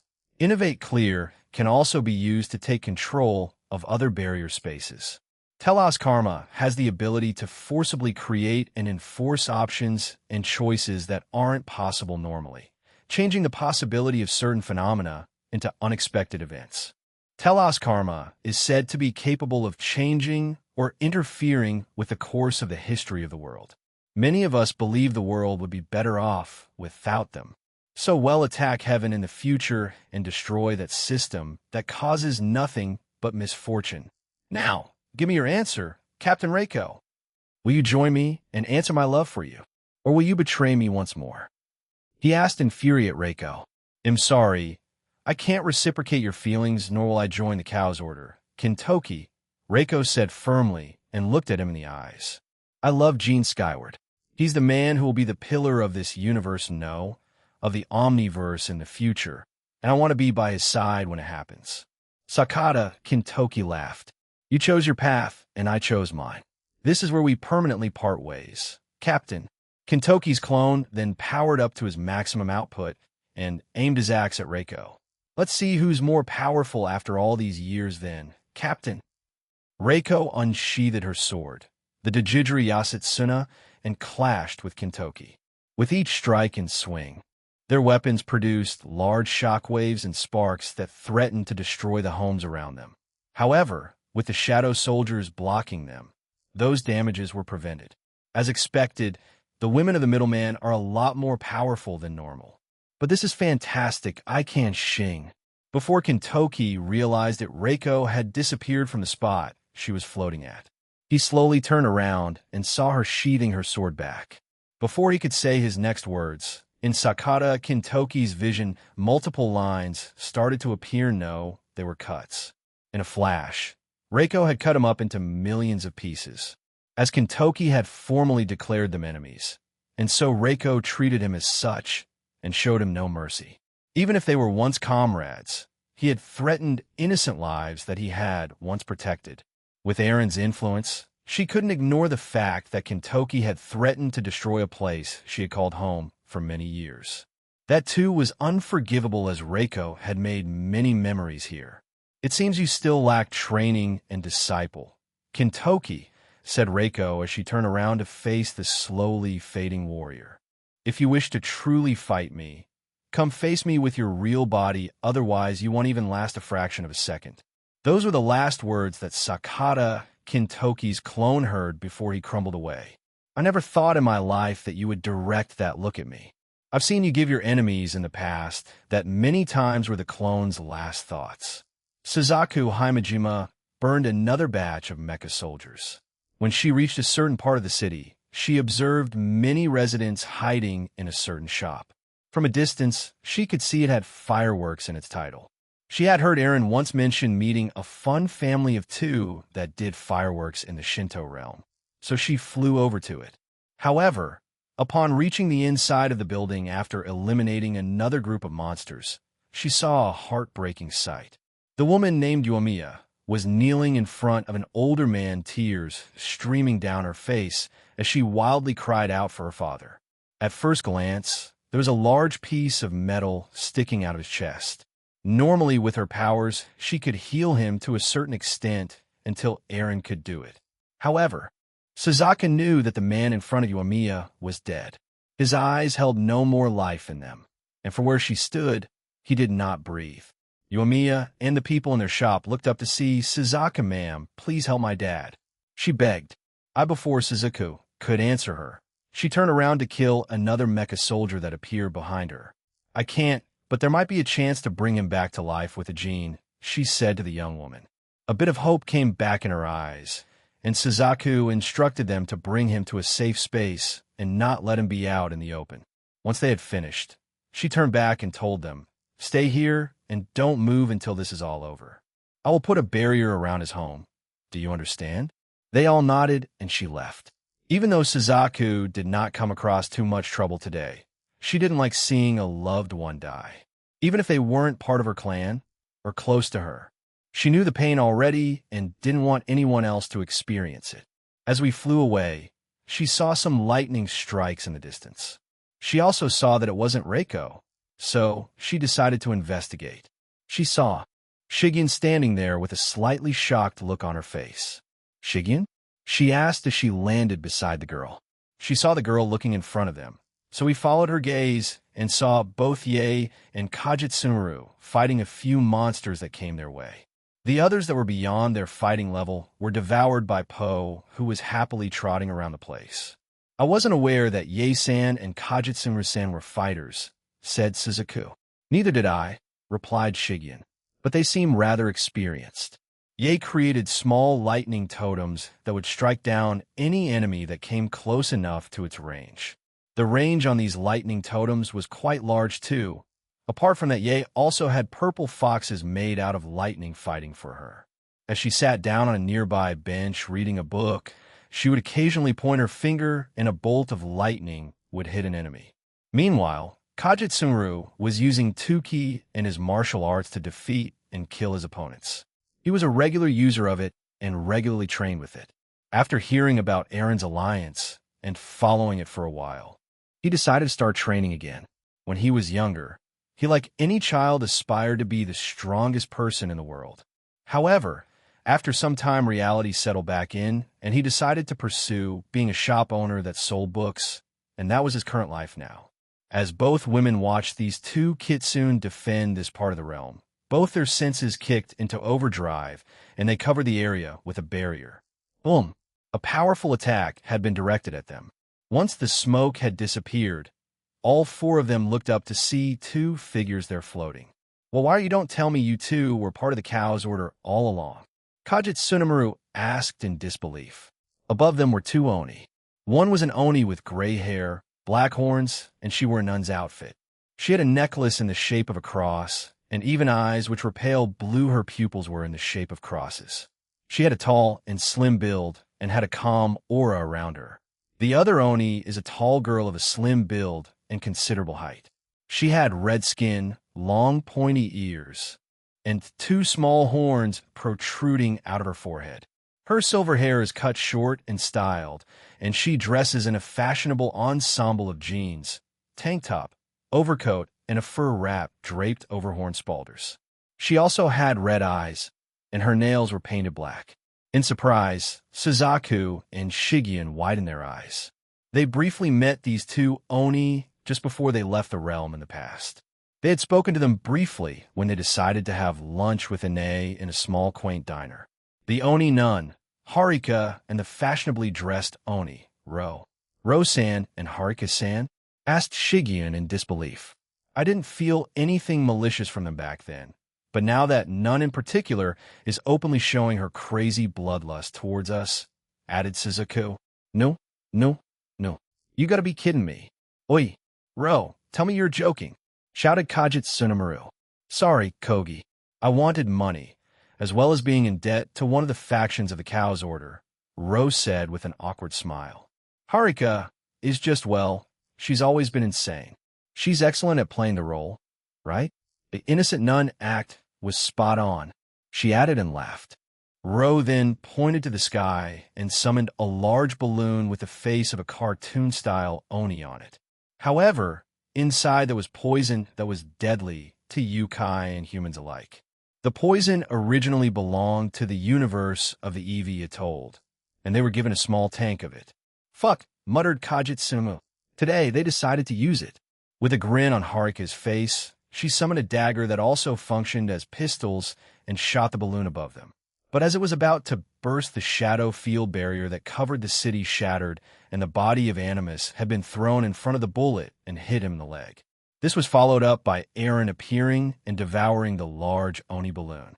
Aaron Toole was already in his autonomous Ultra Instinct state as he dispelled the illusion around him. He also carried a certain unnamed sword in his right hand. A few moments later, Apophis was also launched towards them, with Ayelet not far behind. Now all the possible leaders and culprits of the attack, minus Sakata Kintoki, had been gathered in one spot. Reiko also showed up. "I'm sorry, Aaron." "It's fine, Reiko," interrupted Aaron, and he smiled at her. "It's fine." "Yes," replied Reiko. Aaron looked at all the culprits and froze them in place. All of them were alerted by this, and all of them struggled to break whatever was holding them in place. However, even Animus couldn't break free. The fight between Animus and Aaron had been quite anticlimactic. He had read his memories earlier, and most of them were just of the young man training, and any relevant information in his memories were obscured. However, Italy was mentioned a few times in it. Aaron didn't know if it was a trap or not, but he would go there sooner or later, as Avetsa might be there. There was one thing that Animus got wrong, he believed, or a large majority of them believed, that the middleman needed to kill them first in order to read their memories. So some of them chose to keep them until death, and then some protocol would activate and wipe them out. However, Promestine was paranoid enough that he had to wipe out some relevant information before sending in more important clones to do their job. He then read through all their memories. The clone of Apophis had nothing, while the two Oni women that he had met briefly in the past had nothing relevant, as most of it was day-to-day things in this realm, and them contacting the Cow's order about attacking this realm. In Ro's case, it was her memories of Kajitsunemaru, as she frequently visited the shop to speak with him. It was clear the two of them held romantic feelings towards each other. Even now, she felt the same way as him, but she had to follow through with this. Meanwhile, Harika, most of it was her killing and torturing people and animals that she could get her hands on. For most of her life, she was hooked up to advanced scientific machines. She had been sold to certain organizations by her parents to earn money, a lot of it. Harika had a very powerful and natural regenerative ability. It wasn't instant, but it was fast enough that if you didn't kill her by crushing or slicing off her head, all other parts of her body, including her heart, would regenerate. For unknown reasons, her insane regeneration ability was connected to her head. Perhaps it was an unknown sacred gear or another ability, but this was a curse for Harika. Her own parents sold her off to be experimented on for years and years, until she escaped and somehow lived day to day by pretending to be someone else, killing whoever she tricked and using their wealth and items to further herself in life. Eventually, she became an assassin for hire and a mercenary. But eventually she joined the Cow's Brigade, now known as the Cow's Order, to sate her bloodlust that she had built up over the years. The experiments done on her had made her insane. Most of her humanity and emotions were gone. All she did was imitate them. She truly felt nothing for anyone. Aaron also discovered something else while reading their memories. They had come here to obtain an item from the water serpent, Shiryuki. After this, he would go back to Zyoto Vidya to ask her about it. Aaron pointed his sword at the enemies that had gathered since they couldn't provide him with anything anymore. At the same time, he took a stance, and a large surge of magical energy erupted from Aaron's body. Aaron had temporarily released his seals that he placed on hiding his power. With such an action, the entire realm of Takamagara began to shake. With the release of his power and the large magical energy gathering that had erupted from Aaron, the ground beneath them, no, the entire city below them began to shine with black and white lights. There were hundreds of thousands of dazzling strands of light as they wrapped themselves around anything that they were close to. To his allies, they hadn't seen this before, so they did not panic. To his enemies and their followers, they were horrified by what was to come. The magical energy started to gather around Aaron's unnamed sword, and it began to etch out a pattern on it. It started to form a spiral. The spiral swallowed everything whole. A frightening amount of magical energy was absorbed into the sword, however. That magic was converted into something else.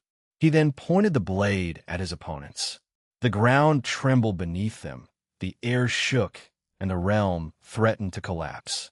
Outside of this realm, Japan, no, the world, also started to experience a worldwide earthquake. As he charged the attack for longer, more collateral damage was done. Aaron was aware of this, but he also began to repair any damage he had done to the human realm. Then everything began to ripple. Draped in light, Aaron pulled his blade back. "This targets your real bodies too," he said. "I am atomic." He mumbled and released the energy that he had built up in the blade. All sound was lost. His blade shoots out a torrent of light that engulfs the attacking leaders. Ibarato, everything, consumed the walls, the earth, and blasted upwards into the sky. It then exploded.